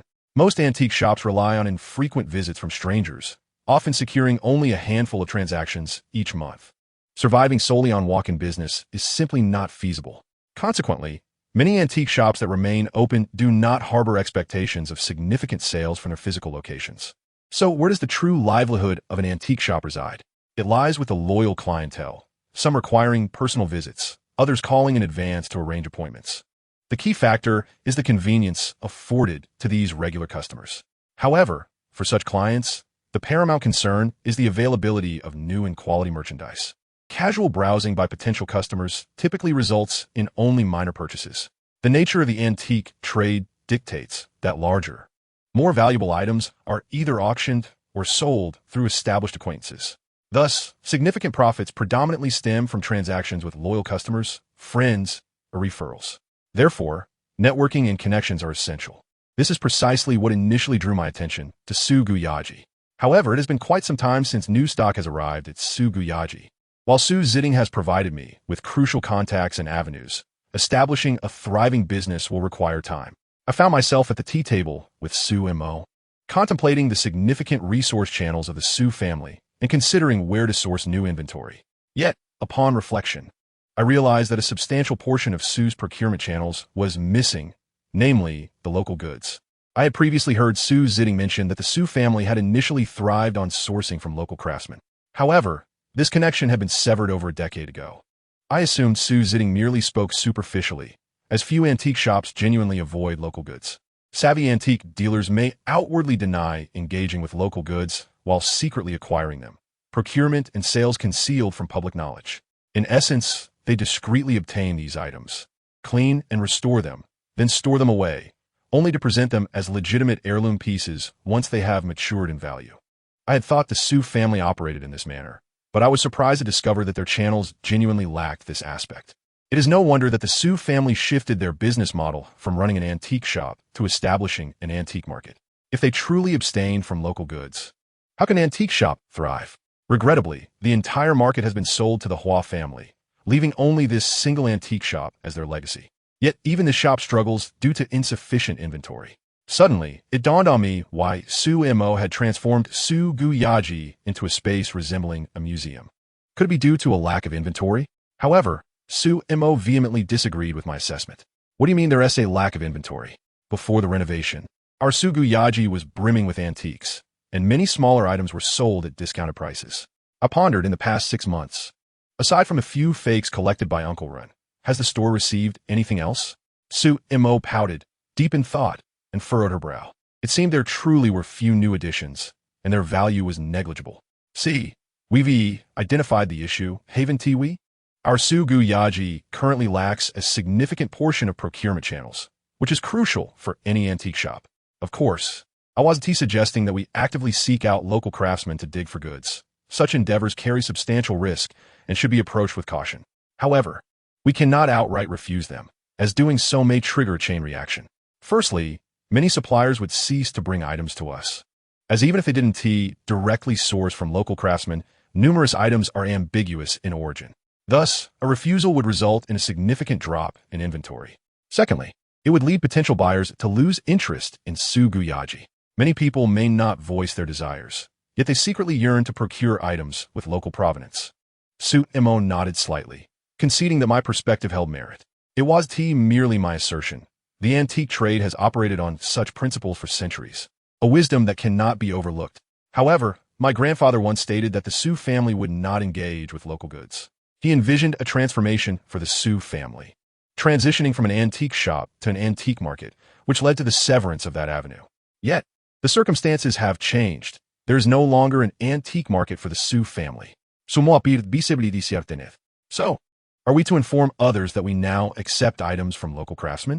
Just then, I heard someone calling from the entrance. Su Mo quickly stood to greet the newcomer. Chapter 86. Chen Shouha. Good day, sir.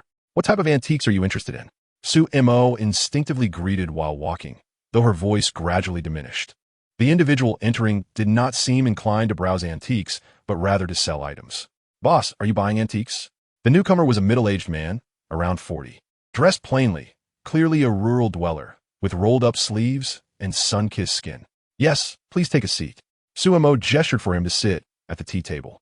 Xiao Wu poured him a cup of tea, which he eagerly gulped down. I noticed he was clutching a snakeskin bag, caked with yellowish soil, and my suspicions were piqued.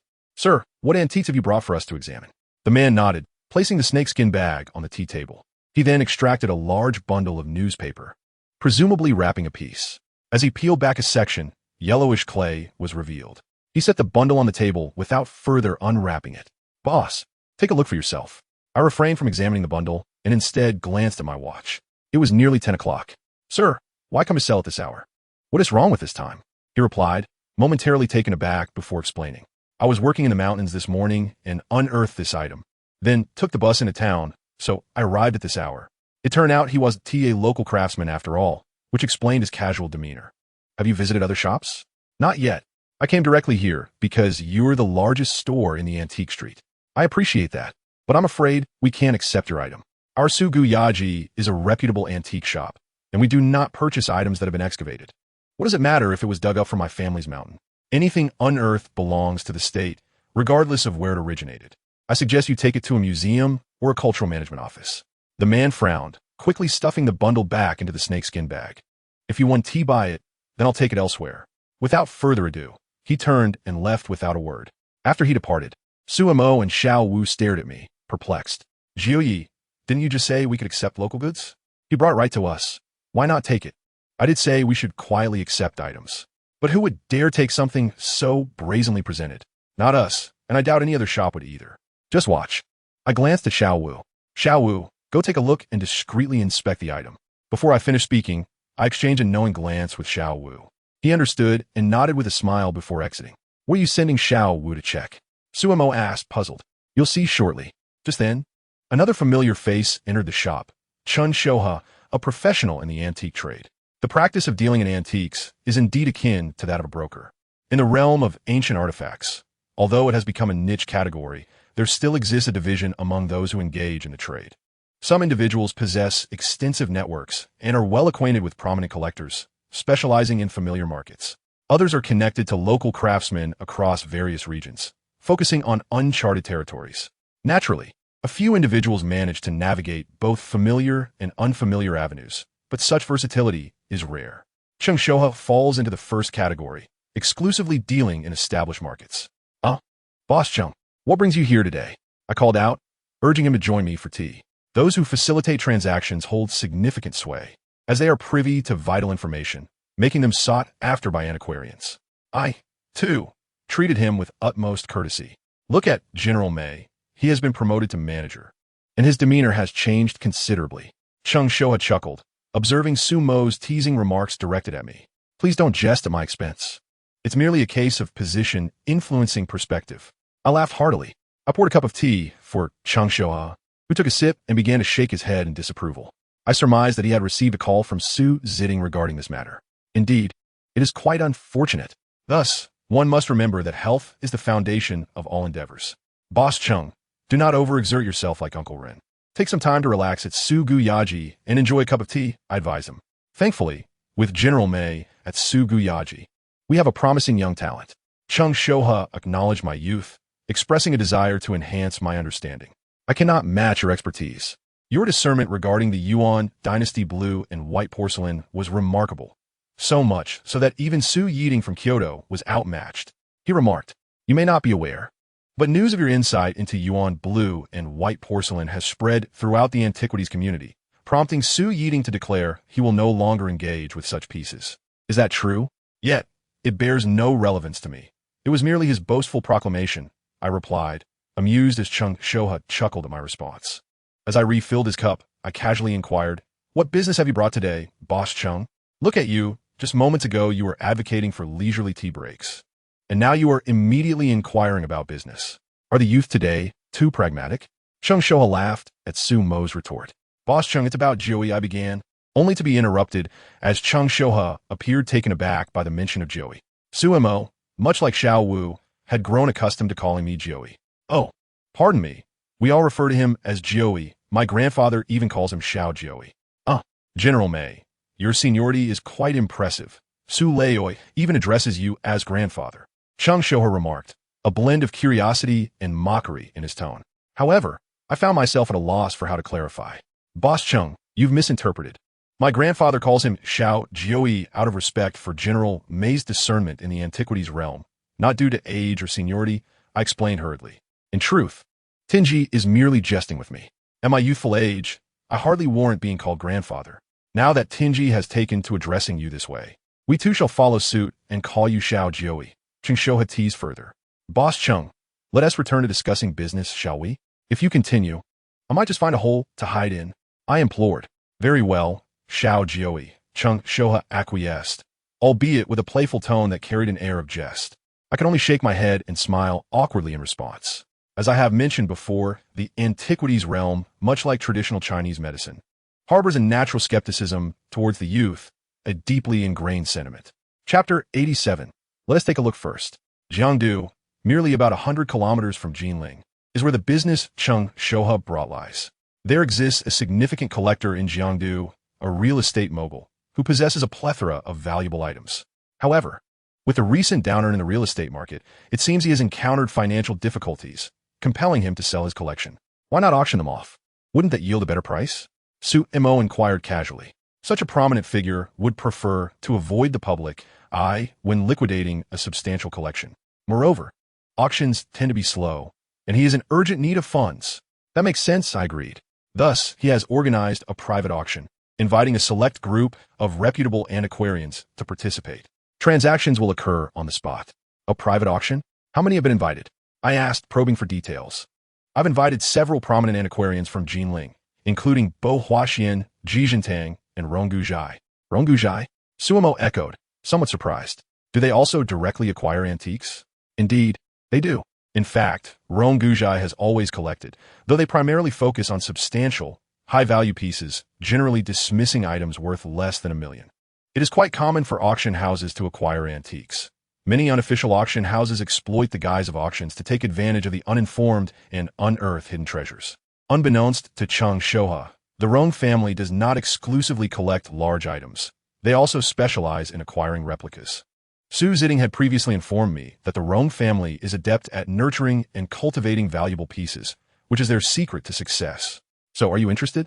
Absolutely. We shall attend. I affirmed. As per tradition, I will send you the details shortly. The event is in 2 days, and we shall meet in Jiangdu. The term tradition referred to the arrangement Su Ziding had previously mentioned. In this region, intermediaries receive a fee of 5 of the transaction amount from both buyers and sellers. Akin to a brokerage fee, this structure mirrors that of auction houses, albeit with a higher rate of 15 charged by many auction houses. Cheng Shouhe finished his cup of tea and prepared to take his leave. As I bid him farewell, I noticed Su Mo's expression turn sour. Jiu, finally an excellent opportunity has arisen, yet we have scant funds. I just remembered. After settling the bank loan, Su Guyaji currently has only 7 million in cash. 7 million may suffice for the ordinary operations of an antique shop, but participating in a prominent collector's auction poses a significant challenge. A single piece may exceed 7 million in value. Furthermore, the higher the value of the antique, the greater the potential profit. Thus, to truly thrive in the antiquities trade, a robust cash flow is essential. Unfortunately, we are constrained by our available funds. We shall have to observe the auction. If we cannot secure larger items, we will have to scavenge for lesser ones. What is going on? I inquired, noticing Xiao Wu's cheerful demeanor, which hinted at the unfolding situation. Xiao Jiu, you were spot on. This fellow, armed with a dirt-laden snakeskin bag, has been ejected from several antique shops. At this hour, who would dare accept him? Moreover, he is far too blatant. I shook my head, pouring Xiao Wu a cup of tea. And then, Xiao Wu smiled. I took him to the nearby parking lot, ensuring no one was around, and explained that no one would dare to buy such items in broad daylight. I expressed my interest, but insisted on a nighttime visit. Upon hearing this, he became excited, revealing that he had unearthed more than one item during his excavation and suspected several treasures lay buried. Goodness, could he have stumbled upon an ancient tomb? I gasped in surprise. Unlikely, Xiao Wu replied, shaking his head. From his description, didn't he dig too deep just beneath an old tree? It's likely a cache. Then let us obtain the address. We should check it out tonight. It's only about 30 kilometers away. Upon hearing this, Su Mo furrowed her brow in concern. Jiu, is that wise? I understood her predicament. The Su family had transformed their business over a decade ago, focusing solely on modest dealings, making it difficult for her to accept my sudden foray into something more substantial. How about this? Xiao Wu and I will first scout the site tonight. If it turns out to be an ancient tomb or a significant cache of valuable items, we will refrain from proceeding. The risks are too great. If it is merely a collection of common folk artifacts, we can take them without harm. Upon reaching this point, it is certain that many may feel quite displeased, pondering whether anything, regardless of its scale, is permissible. Indeed, it is not permissible, it is illegal, and I strongly advise those who have not entered this field to refrain from doing so. However, I speak only the truth. In the realm of antiquities, if you were to gather all the artifacts and line them up, counting back 3 generations, how many would genuinely be inherited? Most are excavated from the earth. As previously mentioned, this is the modus operandi within the antiques trade, albeit more overtly or covertly, directly or indirectly. Well, I suggested we first take a look. Su Mo could only nod in agreement. Little Mo, please withdraw 200,000 in cash for us this afternoon. Such transactions are always conducted in cash. 200,000? Is that not too little? Xiao Wu looked at me with some confusion. For such items, we cannot offer high prices. We dare not accept anything exorbitant. The first half of this statement is indeed true. The prices for on-site excavated goods are quite low due to the substantial risk involved. However, the latter half was intended to comfort Su Mo. All right, I will go withdraw it this afternoon. But how shall we get there? Xiao Wu casually inquired. Is that not obvious? Over 30 kilometers at night. Of course, we shall drive. The issue is, we do not have a vehicle. We lack even a bicycle. Why don't you drive my car? Su Mo said, handing over her car keys. Before I could respond, Xiao Wu waved his hand in refusal. Your car? A pink Maserati? What's wrong? Is it unworthy of you? We are the ones unworthy of it. Sister, such a handsome car. If we drive it to collect excavated goods, do you wish for us to meet an early demise? Oh, right. Never mind. Xiao Wu, please rent a car. Rent it for a couple more days, as we will need to leave the day after tomorrow. Suddenly, I remembered that we also needed to go to Jiangdu the day after tomorrow. All right then. Xiao Wu agreed without inquiring about the destination.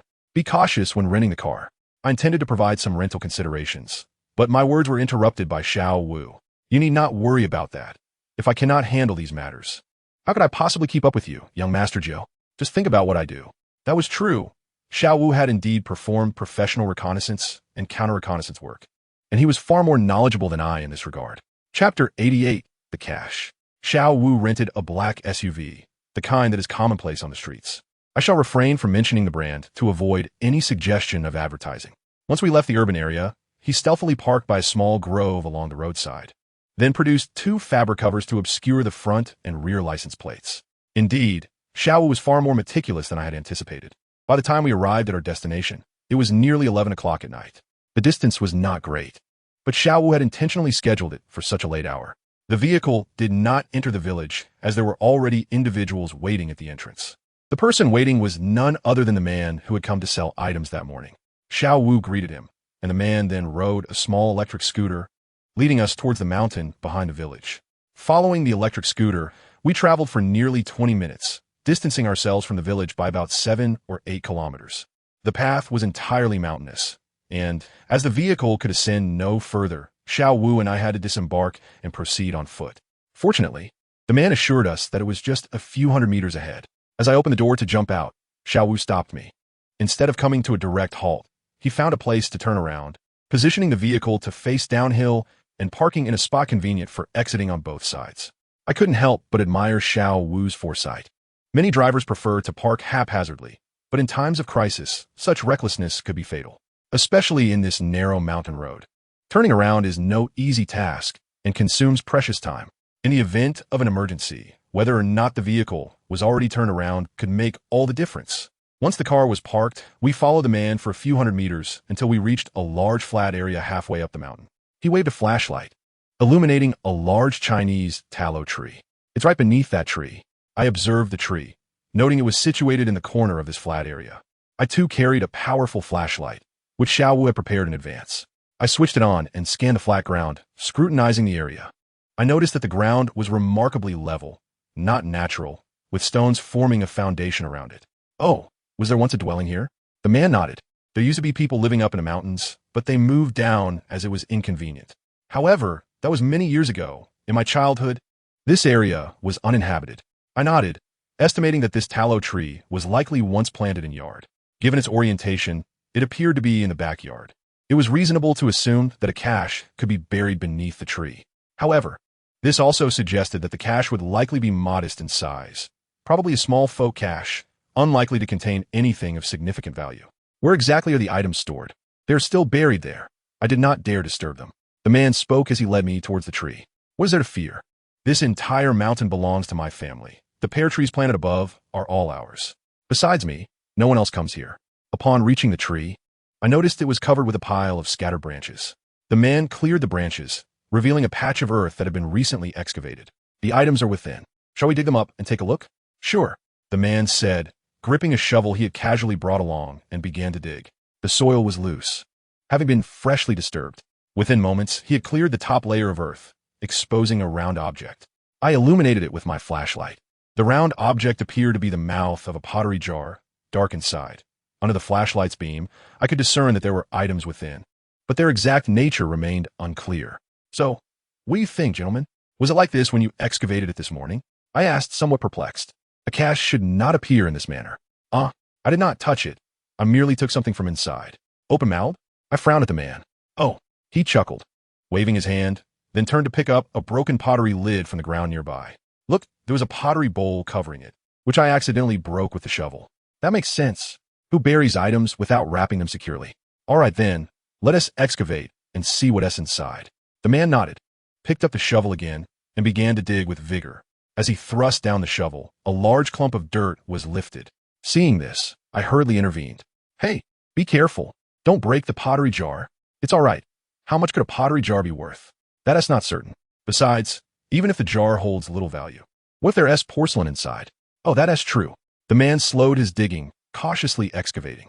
Yet, as I feared, the moment the shovel struck, it became clear that the pottery jar was already broken.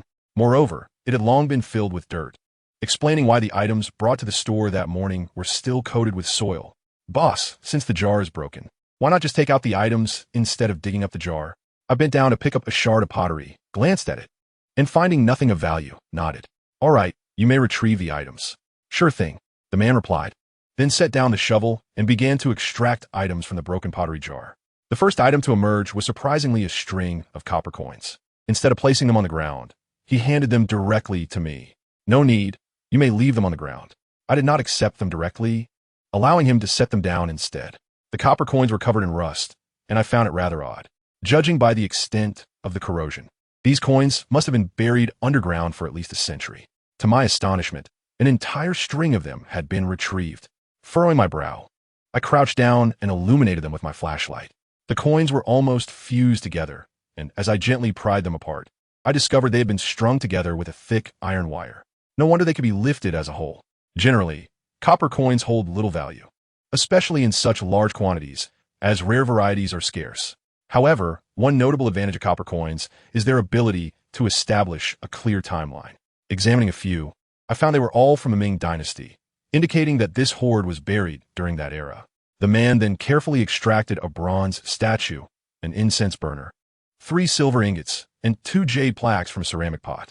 There weren't many items, and it indeed resembled a modest folk hoard.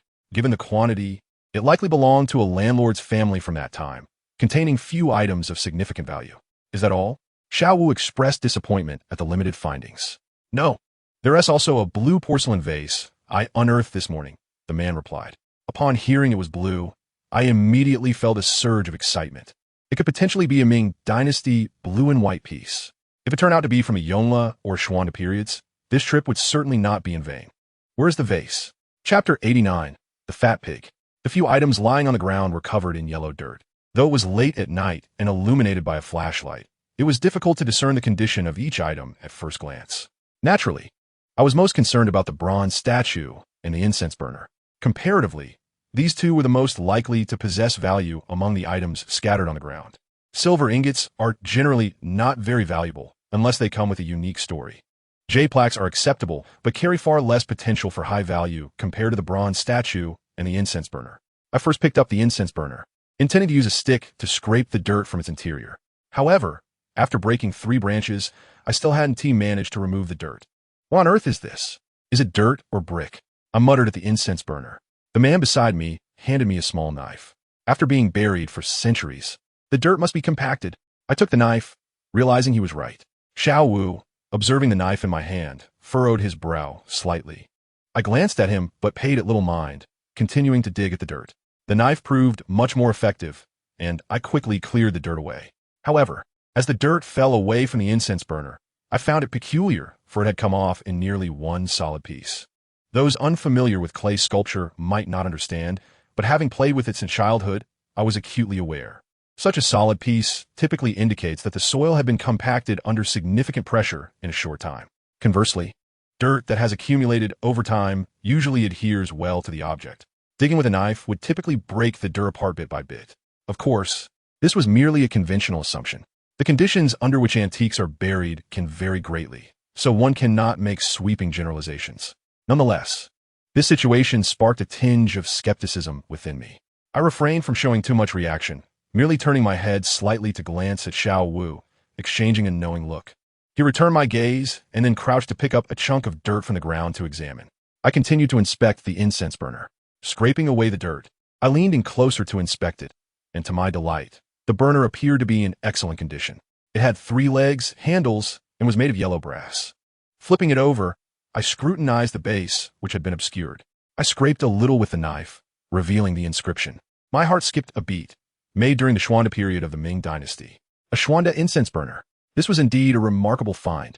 Yet, the earlier experience of digging through the dirt had instilled a sense of caution regarding this hoard. Thus, while I felt thrilled at discovering the Xuande burner, I couldn't shake the feeling of wariness. In this dim light, despite the flashlight's beam, the incense burner was still cloaked in yellow dirt, obscuring my view. At that moment, I realized my mindset mirrored that of a seasoned antique dealer, a perspective I often pondered when assessing the psyche of antique buyers. Initially, upon seeing something beautiful, one might feel a rush of excitement and an overwhelming desire to possess it, followed by a quest for authenticity to justify the purchase. With my identity shifted to that of an antique dealer, my mindset had inevitably changed as well. I was now preoccupied with acquiring fine items, leading to a subconscious shift away from the calm objectivity I once maintained as a shop assistant. My thoughts were now dominated by a sense of ownership. I gently set down the Xuande burner to regain my composure, urging myself to reassess the antiques from a fresh perspective. Was this hoard legitimate? Was it a true find? Or was I being misled? I picked up the bronze statue, which was equally encrusted with dirt. Grabbing a nearby leaf, I attempted to wipe the dirt away from the statue. However, my action startled the man. "Boss, one tea that damaged the antique." I paused, then chuckled. "Surprisingly, you seem quite knowledgeable." "Huh? Where did you learn that?" "I heard on television that antiques need to be treated with care. It's not that delicate, really. But with all this dirt, I can't see anything without cleaning it." He nodded in agreement and refrained from saying more. After a few wipes, I flashed my flashlight over the statue and was astonished to see it was gilded. It was a gilded guanine statue, and upon first glance, its craftsmanship, form, and preservation appeared to be remarkably good. Generally, items from a hoard are well preserved because if they weren't of value, they wouldn't have been buried as treasures. Flipping it over, I examined the base, which read, "Made during the Yongle period of the Ming dynasty." Wow, this is even more precious.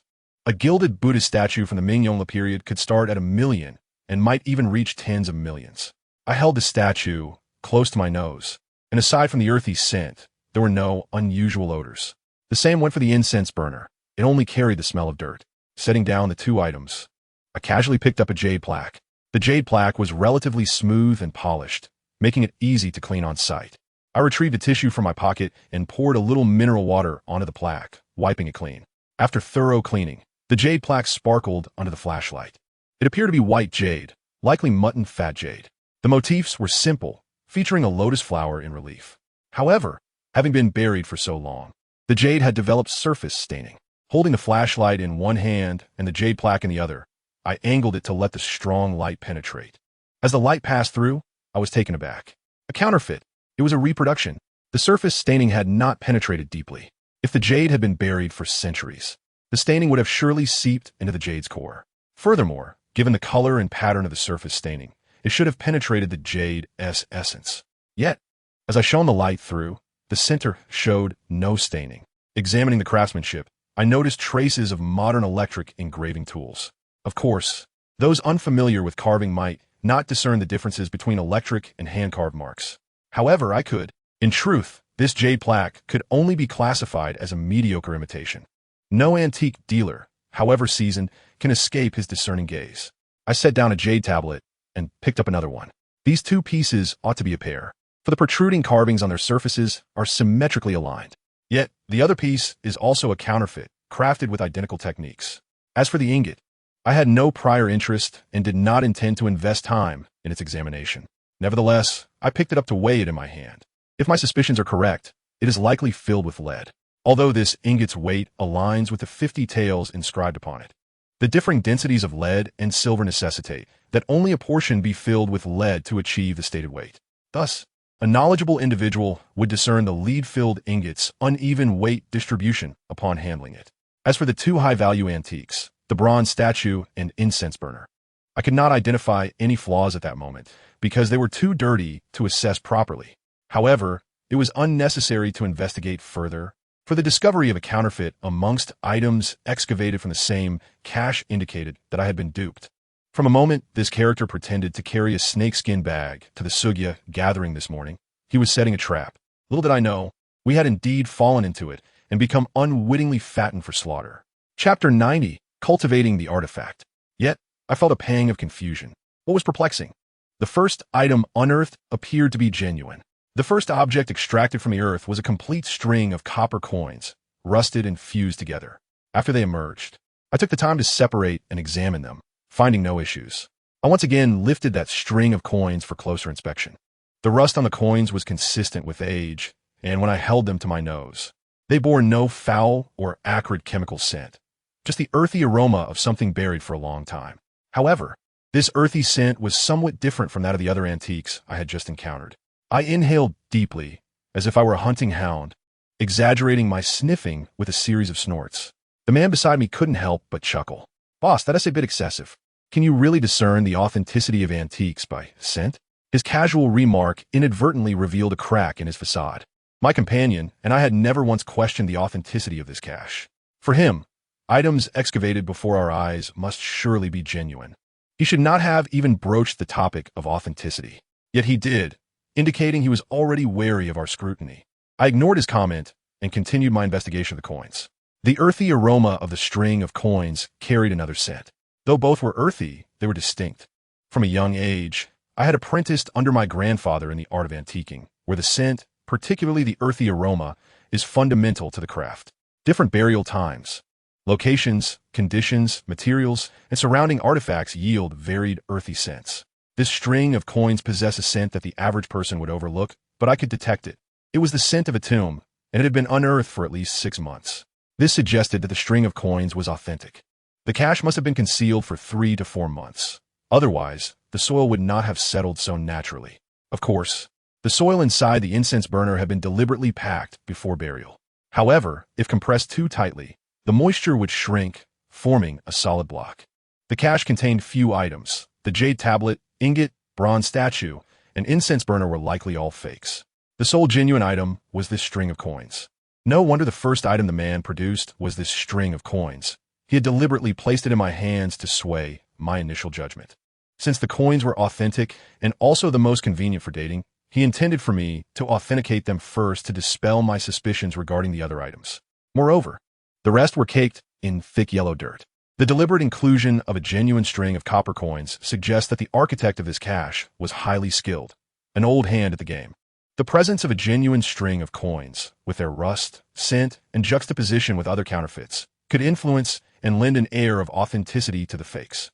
This method of cultivating artifacts is not common knowledge. Cultivating artifacts is a technique employed by antiquarians, yet they only replicate objects and do not engage in deception. However, this counterfeit cache and its design extend far beyond the realm of mere antiquing. The architect of this scheme is an expert. Cultivating artifacts requires investment. One must place a genuine item within. The more pronounced the historical traces, like rust and scent, the better. Yet, the genuine item placed within the scheme is also likely to be sold. Thus, the selection of the genuine item is crucial.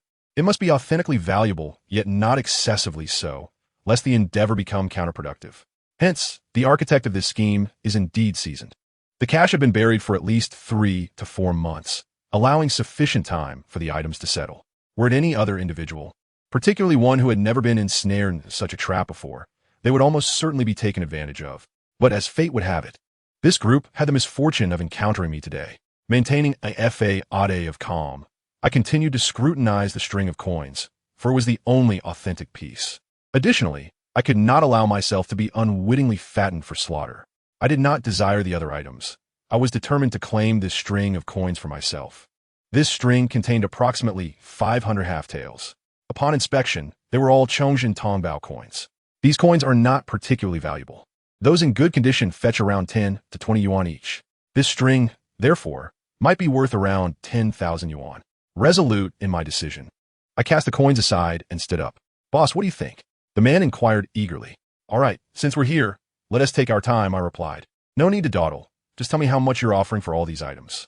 I remained silent and exchanged a glance with my companion, who casually handed me a bottle of mineral water. Hold this for me. I need to step away for a moment, he said before disappearing into the shadows. Together? I'll give you 1,000 yuan. What do you think? The man exclaimed. Are you jesting with me, boss? For all these treasures, you offer just 1,000?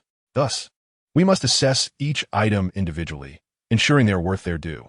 Offer low for the lesser items and generous for the valuable ones. I'll 1T shortchange you, and you shouldn't try to deceive me. Understood? Agreed. As long as you are willing, you may proceed as you wish. The man regarded me with a look of confusion. Brother, you've never excavated other caches before, have you? Upon hearing this, he immediately feigned a laugh. I'm not that fortunate to excavate treasures every day. This is indeed my first time. It seems you lack experience. In the antique trade, transactions of this nature can lead to unforeseen circumstances, such as theft or police intervention. Therefore, we conduct our business with utmost clarity, always prepared for a swift exit. Is that so? The man's brow furrowed.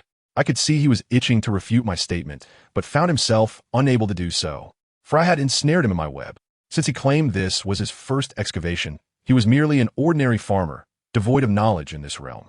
Thus, whatever I asserted would stand unchallenged. Furthermore, what I had stated was not entirely devoid of merit.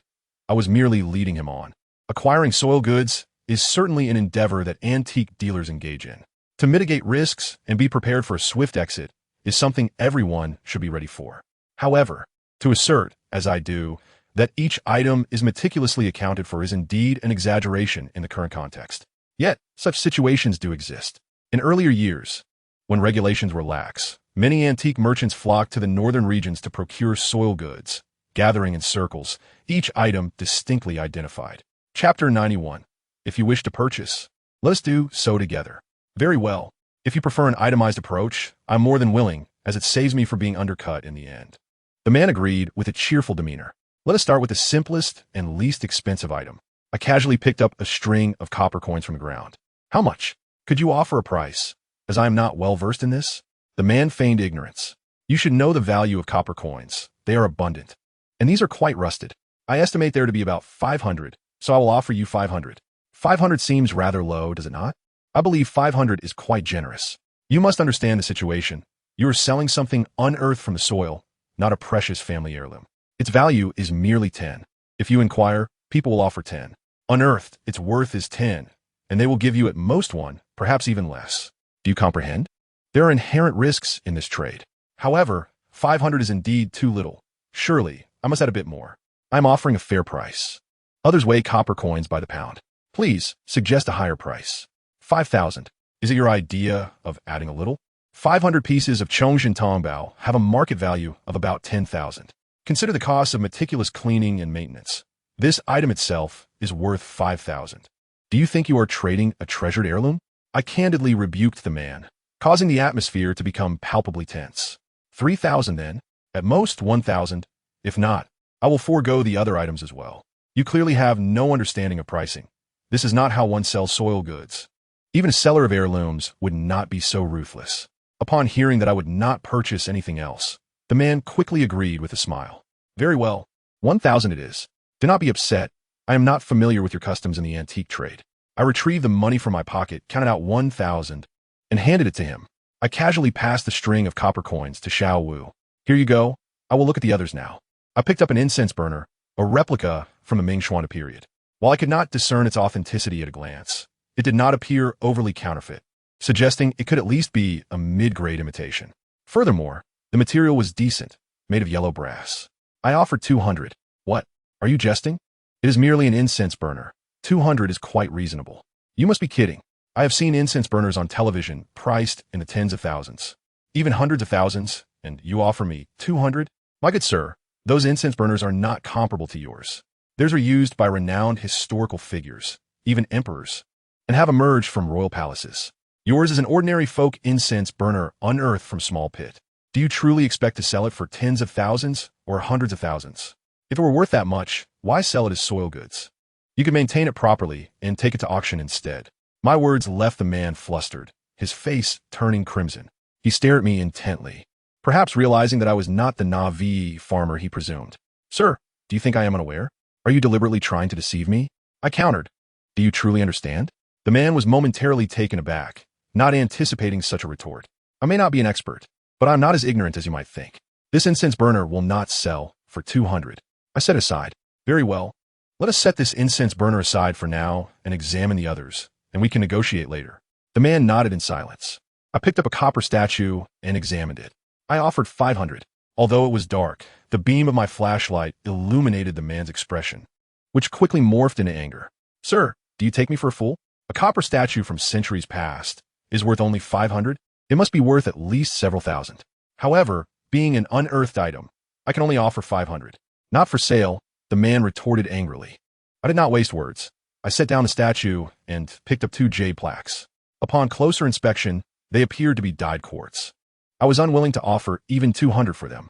However, not placing a bid would be rude. For the 2 pieces of jade, I propose 100. I will not take the silver ingot. The man erupted with fury, furrowing his brow and glaring at me, his voice low and filled with ire. Are you jesting? Is this how you conduct business? My good sir, you truly do not understand. In the antique trade, items that are unclear in authenticity are either not purchased or assumed to be counterfeit. These antiques are covered in dirt, making them indistinguishable. Is my pricing not reasonable?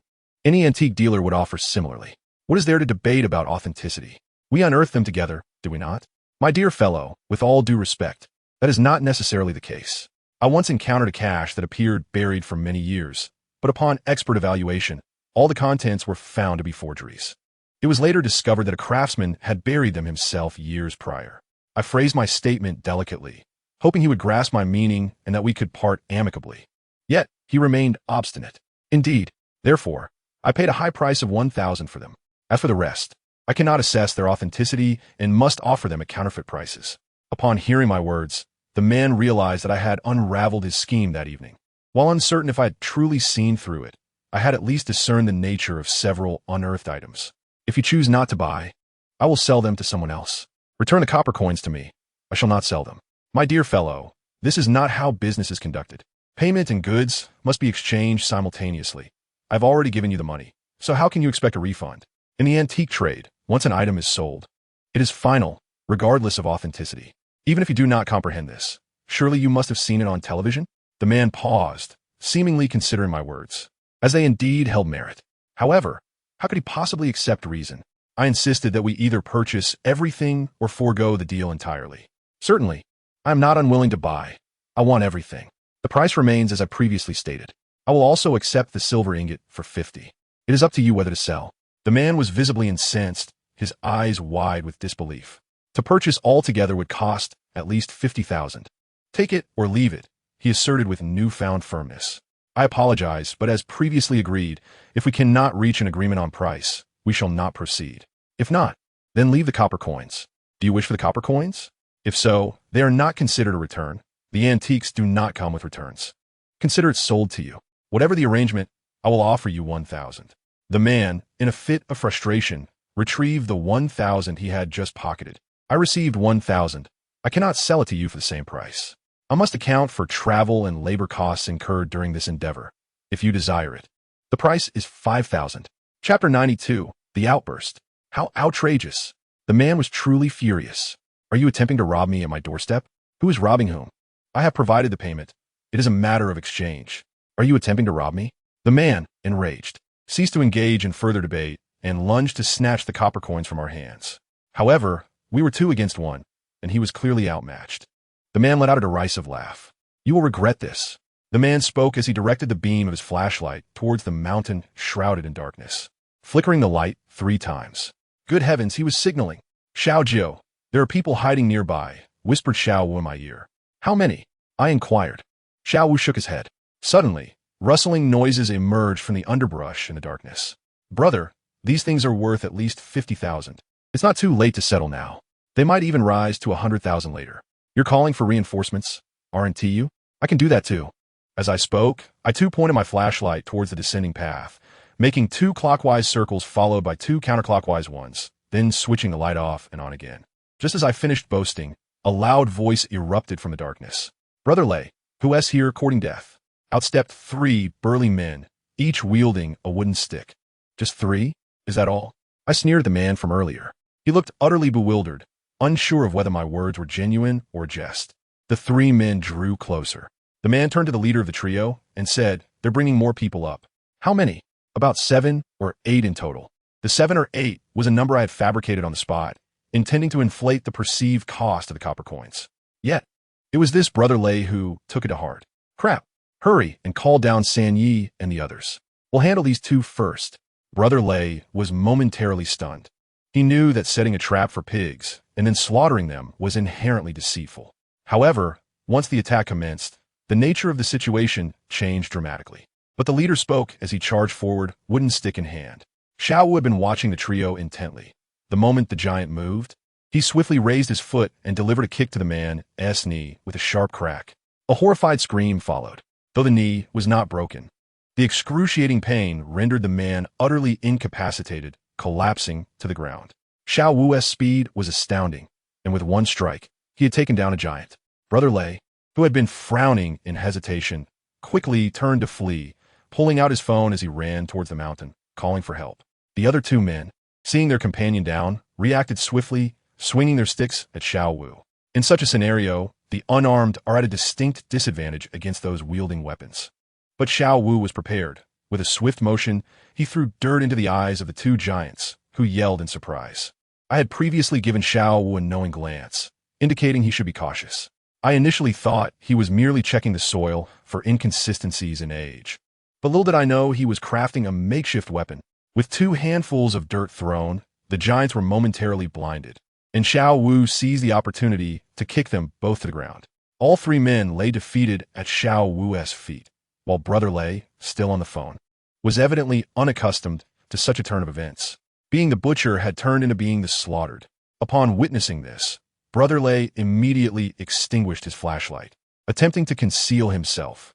However, I mischievously directed my flashlight towards him, illuminating him like a spotlight on a stage. As the light focused, he panicked, darting left and right as if evading the beam could grant him invisibility. Seeing that my flashlight moved faster than he could, he shouted in his phone, "San Yi, hurry! Everyone down here, bring weapons, bring guns. Someone's stealing the goods." "Guns?" Xiao Wu, previously eager as he approached the illuminated stage, suddenly exclaimed, "Xiao Jiu, we need to retreat." "What's the matter? Just a few people are coming down. Are you afraid?" "I cannot be afraid. They have guns." "Guns? Oh no, let us move quickly." I suddenly realized the severity of the situation and turned to run down the mountain. This was no longer a game. These individuals were far more dangerous than I had anticipated. They possessed firearms. I had previously thought Brother Lei might have a few accomplices, akin to the typical antique dealers who swindle by selling fake relics. But to discover they had guns meant they were not mere fraudsters. Had I known they were armed, I would never have acted so recklessly. Realizing the trap was compromised, I could have simply walked away. After all, Brother Lei had previously scouted our location during the day. Xiao Wu and I sprinted towards the off-road vehicle, and fortunately, we were swift. The commotion on the mountain was palpable. "Where are they?" "Chase them down. They're heading down the mountain, and they've injured Lao He and the others. If we catch these 2, I'll give each of you 2 packs of cigarettes." It was clear that the one who had been taken down first by Xiao Wu was now being referred to as Lao He. "Lazy. Take your men and cut them off in the front." "Damn it. Where's your crew?" "Xiao Jiu." "Crew? I just improvised those 7 or 8 phantom giants. That's not improvisation. That's pure showboating. Let us hurry. We can't wait around to be caught. When fleeing for one's life, speed is of the essence." Yet, despite our haste, we could see flashes of 3 or 4 flashlights bobbing up and down a few dozen meters away. This was Lei Zi's other group taking a shortcut. Behind us, the sound of footsteps grew increasingly closer. This was their territory. They were far more familiar with the terrain than Xiao Wu and I. Moreover, it was the dead of night, and despite our rapid pace, the distance between us and the gang behind us continued to dwindle. Chapter 93, A Gamble. Beep. From a distance, Xiao Wu pressed the car key. As the pursuers closed in, we quickly jumped into the off-road vehicle. Thankfully, Xiao Wu had parked it well, facing the right direction, allowing us to open the doors swiftly. The moment we were inside, we locked the doors and Xiao Wu started the engine, flooring the accelerator as we sped downhill.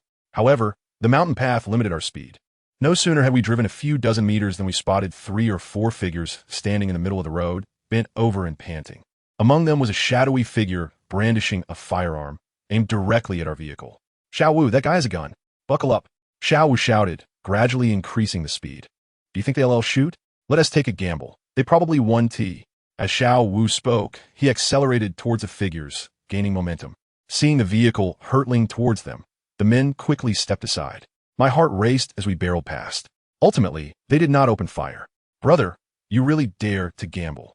If they had shot, we would have been in serious trouble. All this for a handful of copper coins. It's hardly worth it." In hindsight, I felt a surge of anxiety. However, I lacked the foresight to predict the outcome.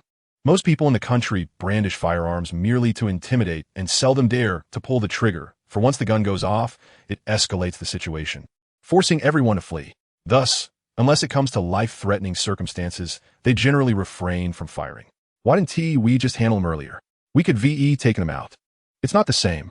If we didn't T-run, they would have had their guns pointed at our heads. With a heavy head, how could I possibly deal with others? Was T the one who wasn't T-firing? Nonsense. If you're set on confronting someone, can you expect them to stand by with a shotgun? Push them to the brink, and they might just pull the trigger. I certainly knew I had to flee if they had a firearm. I was merely trying to lighten Xiao Wu's mood. I was 2 tense moments ago and needed to unwind. Fortunately, I managed to escape in the end. "Xiao Jiu, is that string of coins really valuable?" "About 10,000 or so, just enough for some travel expenses." 10,000 for a single coin? "No, for the whole string." "Wow, thank goodness I got out. If I had met my end here, it wouldn't just be death. It would be the ridicule that would haunt me. To die for a string of worthless coins. I'd be the laughingstock." We both couldn't help but burst into laughter, a blend of relief and self-deprecation for our foolishness. Indeed, our actions tonight had been reckless and not worth it. However, I had a nagging worry. This fellow had visited our shop earlier that morning. Xiao Wu casually mentioned the very concern I had been mulling over. But as I calmed down and reflected, I felt that this group wouldn't blatantly trace us back to our shop. If they were mere petty swindlers, they might indeed come looking for trouble. But these individuals had firearms and were numerous, likely a professional outfit. They wouldn't carry weapons into the city. That would be suicidal. Moreover, they wouldn't stir up chaos over a trivial matter. Xiao Wu nodded in agreement. "You're right. Firearms are meant for the wilderness. Let us avoid this area in the future." "You don't need to tell me. I wouldn't dare return. I wasn't keen on cleaning either. I planned to sleep instead." However, before sleeping, I sorted the string of coins and placed them in a basin, filling it with purified water to soak. Most purified water is essentially distilled, devoid of any minerals or additives, making it neutral. Antiquities can only be cleaned with such pure water, never with any other liquid. This is a scholarly approach to artifact conservation. In reality, antique dealers rarely adhere to such meticulous standards, often opting for tap water over a bottle of purified water costing $1. After pouring in 4 bottles of purified water to soak, I went to bed.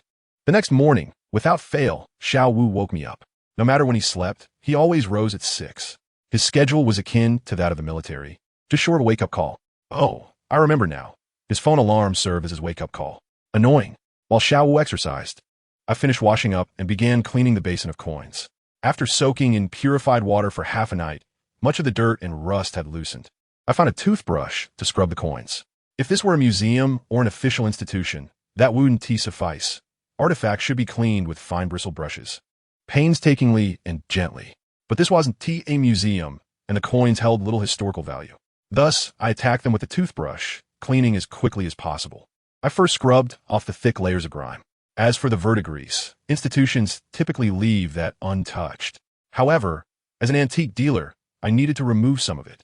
It enhances the appearance and increases the selling price. Additionally, it gives the impression of authenticity. So, once I finished scrubbing the coins, I used a cotton swab dipped in oxalic acid to clean off the verdigris. Afterward, I soaked them again in purified water to neutralize the acid. Once soaked, I polished them. For a quick finish, I used grease. For a more refined approach, I used my hands until a patina formed. Of course, given the coin's minimal value, it hardly warranted such effort. A thorough cleaning would usually suffice. I rose early to scrub the coins, and my speed was commendable. In less than half an hour, I had cleaned nearly 100 coins. After finishing each one, I tossed it into a large bowl beside me. As I approached the 5th of the batch, I suddenly noticed a coin that stood out. Picking it up for a closer examination, I found it was a Hongguang Tongbao. Oh, this coin was indeed rare. The Hongguang Tongbao was minted during the reign of the southern Ming's Emperor Fuang Zhuyuzong, and few existed today, generally valued at several hundred each. Some special variants can even fetch thousands. As I pondered this, I flipped it over for a more detailed inspection. To my astonishment, this coin was the rare back 2 version of the Hongguang Tongbao. While the Hongguang Tongbao itself is scarce, its variants are numerous, with the back 2 being particularly rare, worth at least 30 to 40,000. I quickly turned the basin over and began examining each coin, neglecting the scrubbing for the moment. Finally, I meticulously inspected all the coins. Estimating around 500 coins, I was thrilled to find 6 of the back 2 Hongguang Tongbao. That was all. I also discovered 2 Jia-Jing Tongbao. While Jia-Jing Tongbao coins are not particularly unusual, the 2 I found were exceptional. They bore the inscription 11 tails on their reverse. Only about 30,000 of these 11 tails Jia-Jing Tongbao were minted historically. 30,000 may sound like a lot, but in ancient times, 1,000 coins comprised a single string, meaning 30,000 amounted to merely 30 strings or about 30 taels of silver. Given that ancient coin production often reached several million strings annually, 30 strings are exceedingly rare. In today's market, each 11 taels Jia-Jing Tongbao is valued around 200,000, totaling 400,000 for the 2. Adding the 6 Hongguang Tongbao, valued at 30,000 each, brings an additional 180,000. Altogether, that's nearly 600,000. Wow, what a fruitful endeavor. I couldn't contain my excitement and called Xiao Wu over to share this thrilling news. See, these guys went to such lengths for a string of worthless coins. They even brandished firearms. No. They probably had no idea that among those coins were these valuable pieces. They're not ignorant. They simply assumed, after seeing a few ordinary coins, that the entire string lacked value. So they brought it along to trade for other fakes. That's even better. Otherwise, they might have caused us trouble. Thankfully, I had held back last night and didn't shatter the kneecaps of those 3 fellows. I nodded in agreement, realizing it was a fortunate twist of fate. For these individuals, trading 1,000 for a string of coins wasn't a significant loss, and the 3 of them weren't seriously injured. It was merely a moment of anger. They would likely calm down afterward. I selected the valuable coins to take to Su Guyaji for thorough cleaning and restoration to enhance their appearance before selling. As for the ordinary coins, I scrubbed them, dried them with a towel, and while I didn't entirely agree with Su Guyaji only selling high-value items, I felt there was no need to waste effort on these low-value pieces. Thus, I bagged them up, intending to sell them in bulk to the antique shops on Antique Street. As soon as Su Guyaji opened, I handed a large bag of coins to Su Mo, instructing her to find a familiar antique shop to sell them. So how'd it go last night?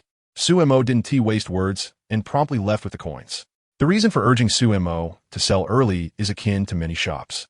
During the initial business hours, most people prefer to have a stroke of good fortune. In principle, everyone wishes to open their doors promptly, and the first transaction is often accepted, even if it results in a smaller profit. Naturally, Su Mo, the young lady of the Su family, is the landlord of this antique street, who doesn't recognize her in the antique shops.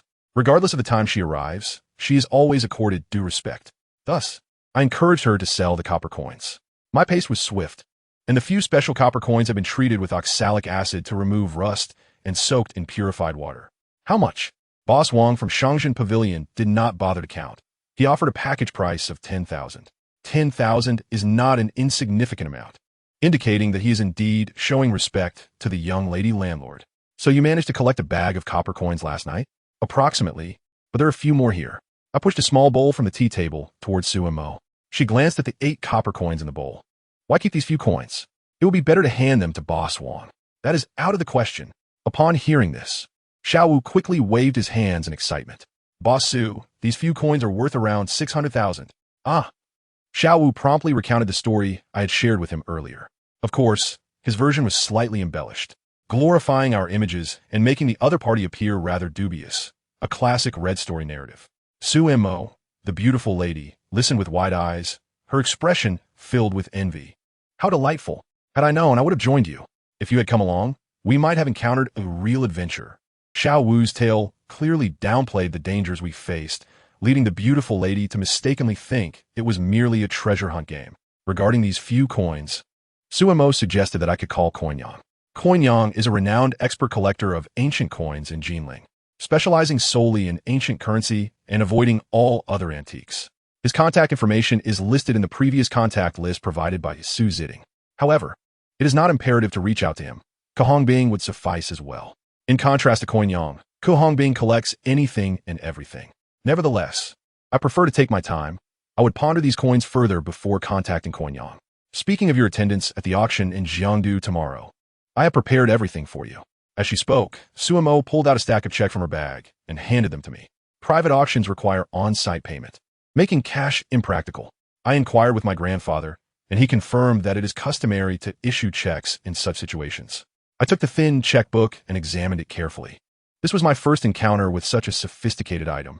Previously, I had only seen it in films and television, where the wealthy would casually sign away billions with a mere slip of paper. Each check in the book was already stamped, awaiting only the date, amount, and payee to be filled in. Please do not lose this. It represents real money, Su Mo earnestly advised me, though her final remark left me somewhat disheartened. Ninth Master, you must remember, we can only disburse 7,700,000, accounting for the 58,000 that Ke Hongbing transferred yesterday. 7,700,000 is a considerable sum for most businesses, yet for an antique shop, especially when attending an auction featuring the collections of affluent magnates, is woefully inadequate. I wonder if we might be dismissed as country bumpkins tomorrow. Chapter 95, Encountering Peers. Jiangdu is merely 100 kilometers from Jinling, reachable in just over an hour via the highway. Jinling is considered a major metropolis, while it may not rival the likes of Shanghai. It certainly ranks within the top 10. If Jinling is a first-tier city, then Jiangdu can only be classified as a second-tier city, and at the lower end of that spectrum. Despite its modest size, Jiangdu boasts a rich history, comparable to that of Jinling. Thus, the culture of antique collecting thrives here. Though Jiangdu harbors hidden treasures, the antique world has always belonged to the realm of capital, and this is even more pronounced in the present era. Consequently, when Xiao Wu and I arrived at the villa designated by Qinshoa, we found 11 antique dealers present. Yet, only 3 were local to Jiangdu, one of which was a branch of Jinling's Baowaxuan. The remaining 8 came from Jinling, Zhonghai, Hangzhou, and Suzhou, all locations not too far from Jiangdu, with even Hangzhou being a mere 250 kilometers away. Although there were supposedly 11 antique dealers, it could only be counted as 10, as Baowaxuan would only send 1 representative to the auction. However, with 10 antique dealers present, over 30 individuals were in attendance. Some even brought 2 or 3 appraisers. The most extravagant was the Zhonghai Antiquities store, which brought 4 specialists covering calligraphy and painting, stone artifacts, porcelain, and miscellaneous items. True professionalism. Zhonghai is indeed a leading metropolis in the country. In contrast, Xiao Wu and I appeared rather sparse, not just in personnel, but also in available funds, which felt paper-thin. Upon casual inquiry, I discovered that these 10 antique dealers were not arbitrarily invited. They were among the top antique merchants in their respective cities, with financial capabilities starting in the billions. For instance, the Zhonghai Antiquities store, Hangzhou's Wushan Jitsue, and Suzhou's Wanbeilu, to name a few. I should mention that many might find the name Zhonghai Antiquities store peculiar, thinking it lacks the grandeur of a prominent antique shop. In truth, this establishment has a long history, having been called an antiquities store since the Republic era, and it has never changed its name. While the name may seem unrefined, it possesses substantial strength and has dealt in numerous national treasures. Among antique shops in China, Zhonghai Antiquities store ranks within the top 5, though the exact position remains unclear. This time, 4 antique shops from Jinling attended, the most represented, as Jinling is the closest major city to Jiangdu. As I reflected, I realized that among the 10 antique dealers, our Sugaya collection likely ranked the weakest. Even compared to the local Jiangdu shops, we were not in the same league. I was genuinely unsure why Qinshoa invited Sugaya collection. Perhaps he was unaware that our reputation was more fa-ade than substance. Alternatively, he might not have regarded our strength, but merely valued the brand itself. After all, Sugaya collection is the foremost antique shop in Jinling. Its presence at the auction could exert some pressure on other antique dealers, prompting them to bid more aggressively. Yet, this aspect would indeed be validated in the upcoming auction. This was my first time participating in such an auction, and naturally, acquiring items was my primary objective. However, familiarizing myself with more peers was also part of my mission. At the very least, I needed to make a name for myself. In Jinling, Baowaxuan was represented by 2 owners, Hua Yi, and accompanied by Sun Wenshi and Zheng Zishir. I had met all three before, and I approached them to extend my greetings. Mr. Mei, it seems you have indeed become the general manager of Su Gaia Collection. I couldn't believe it when I heard. Sun Wenshe remarked, his tone lacking any flattery. Boss, do you remember Mr. Mei?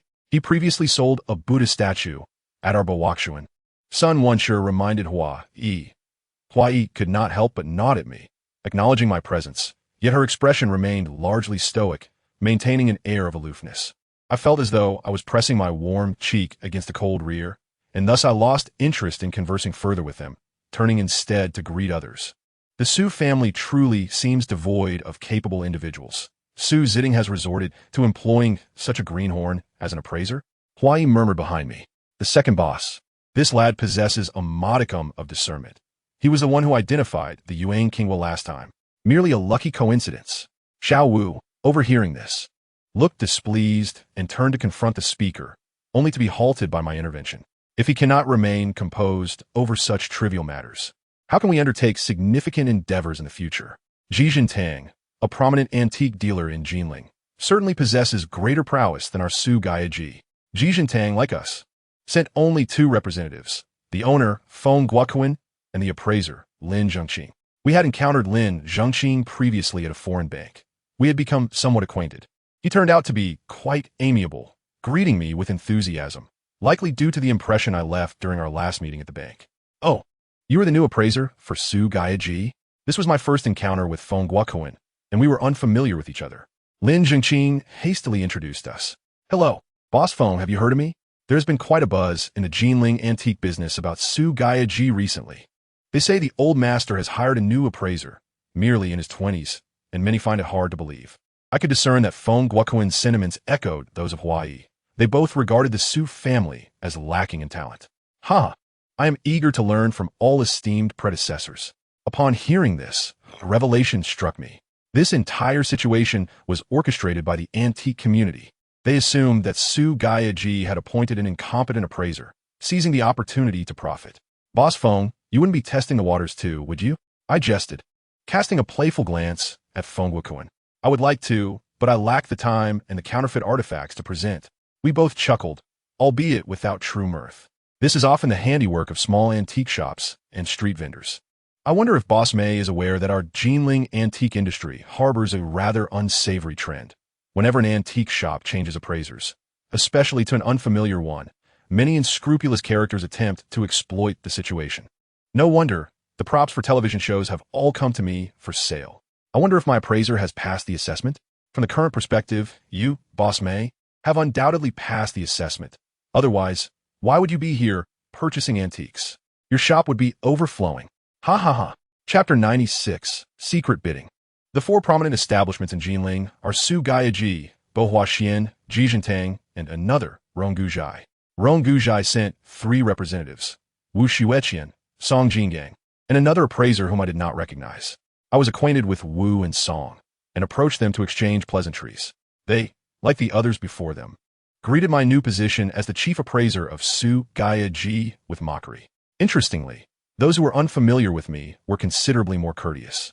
I took the initiative to introduce myself to all the antique dealers present, exchanging business cards, particularly with prominent dealers from Zhonghai and Hangshan. It seems that Su Gaia Ji maintains a certain reputation domestically. Upon encountering the chief appraiser, everyone still shows a degree of respect. However, the surprise of my appointment as the chief appraiser was palpable.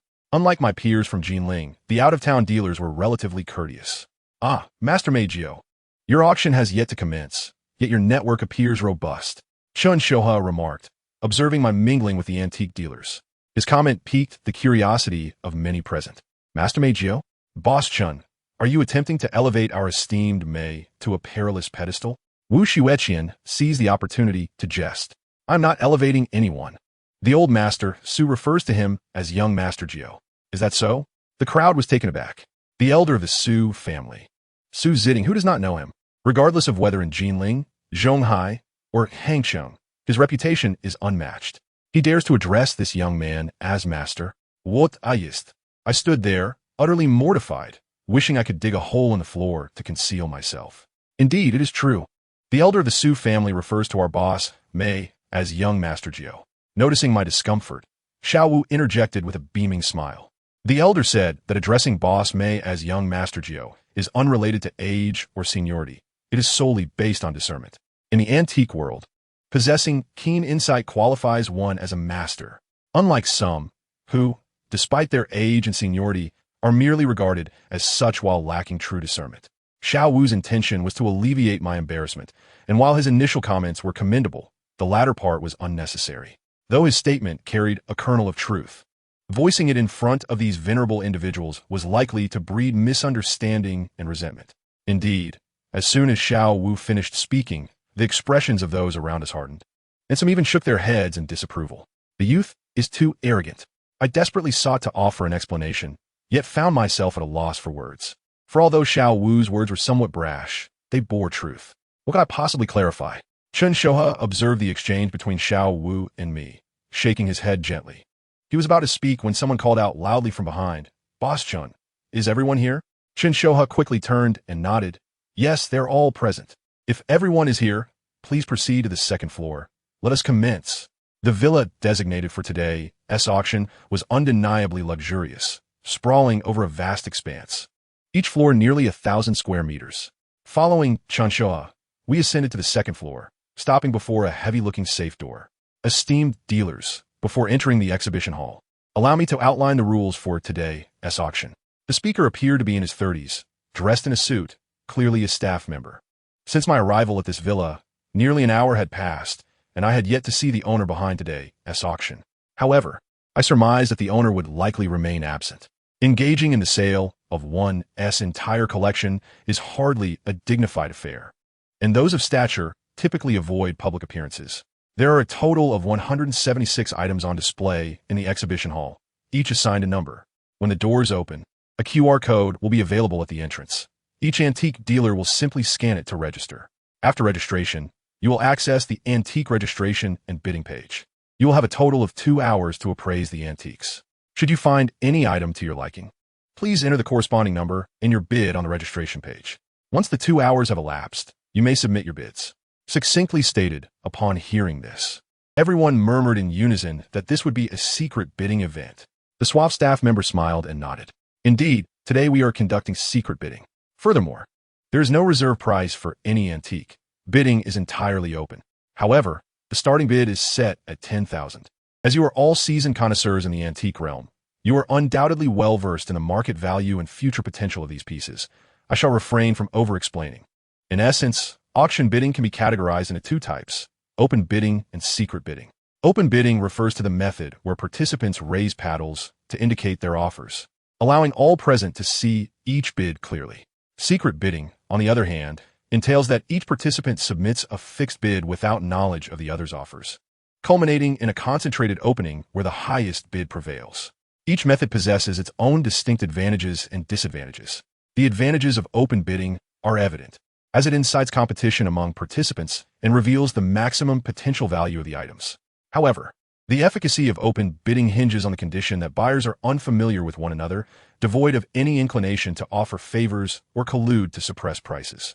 Particularly in today's scenario, where all participating antique dealers are distinguished figures within the industry and are well acquainted with one another, the use of open bidding becomes less appropriate. Thus, sealed bidding is far more suitable for this occasion. Firstly, the items up for auction are likely unknown to all participants beforehand, even if there were a desire to conspire. Doing so openly in front of the host would be quite inappropriate. This is a live appraisal, with immediate bidding and results.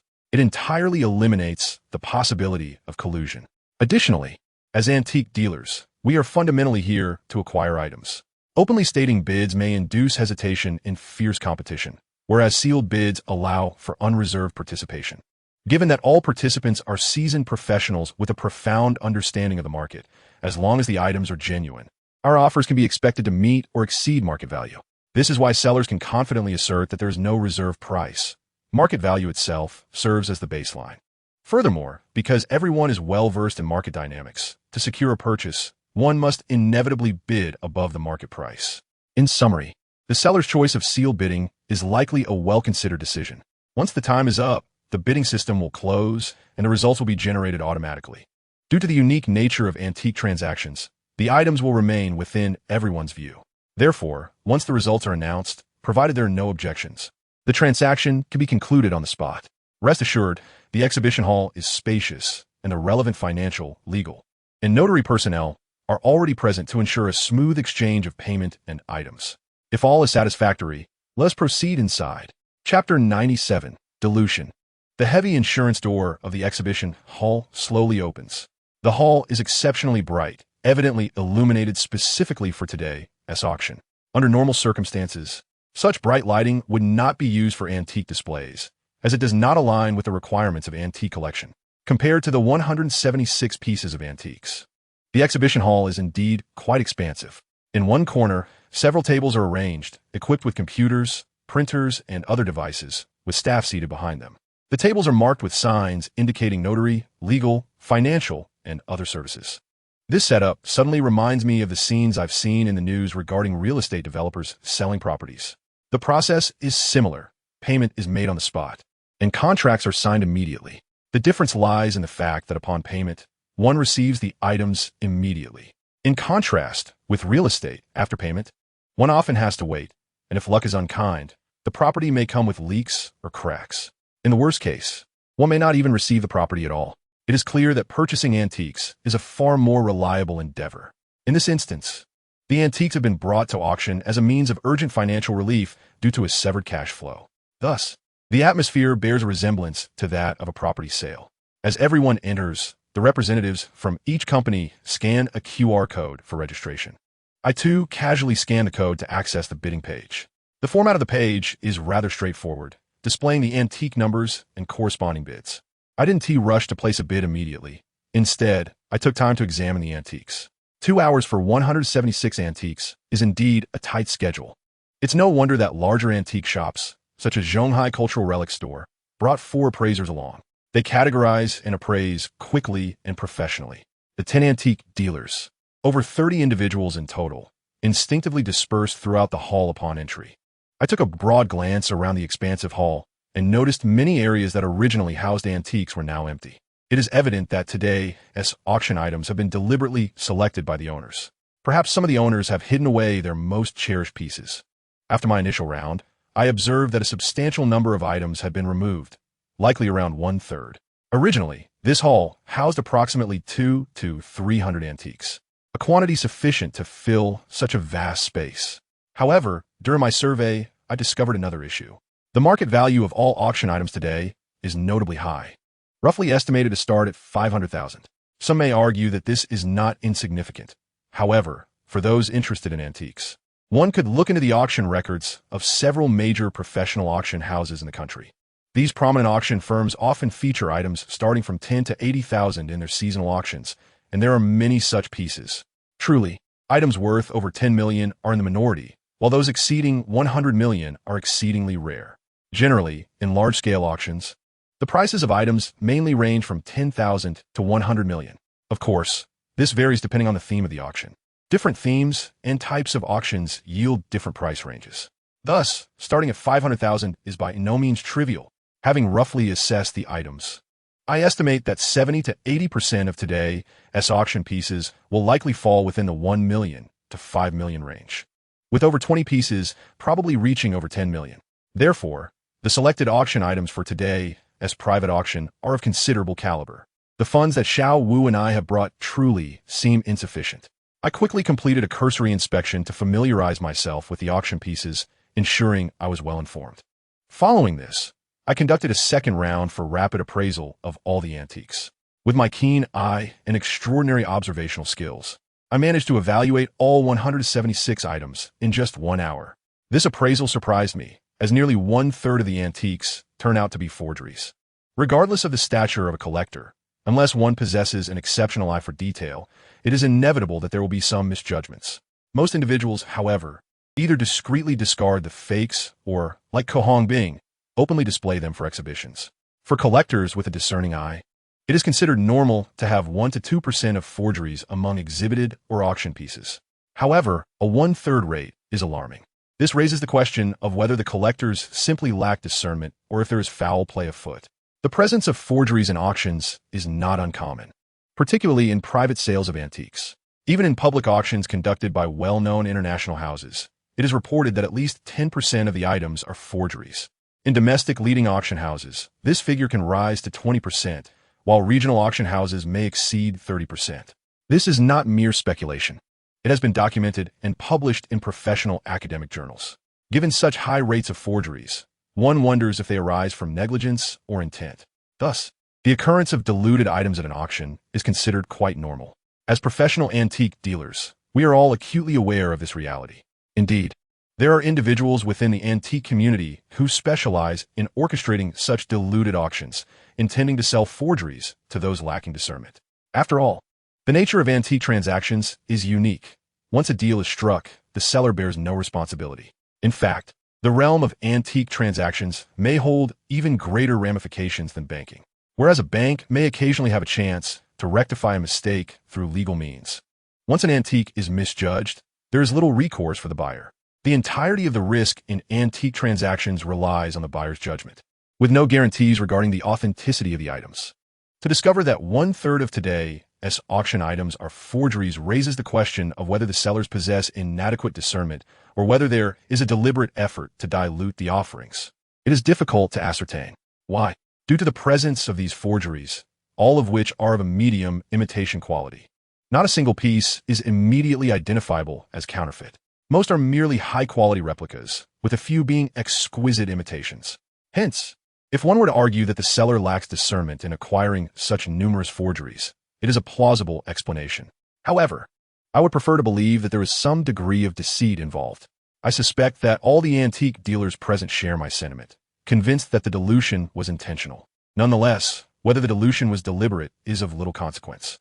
After all, no one compels you to make a purchase, nor does anyone provide assurances. Ultimately, it is a matter of one's own judgment in assessing value and placing bids. Authentic pieces may not necessarily appeal to every collector, as individual preferences and collecting ranges vary. Conversely, for antique dealers, as long as an item is genuine, it is unlikely to be disregarded. Yet, the 1/3 of forgeries, oscillating between authenticity and counterfeit, are discernible to some, while others may struggle to determine their true nature, remaining uncertain. If all auction items had a reserve price set, the likelihood of these forgeries going unsold would significantly increase. In contrast, without a reserve price, there may be individuals willing to take a gamble, placing lower bids in hopes of acquiring a piece. However, even at a reduced price, there remains a profit to be made relative to the forgeries. After all, although it is claimed there is no reserve price, the starting bid of $10,000 effectively serves as a minimum price.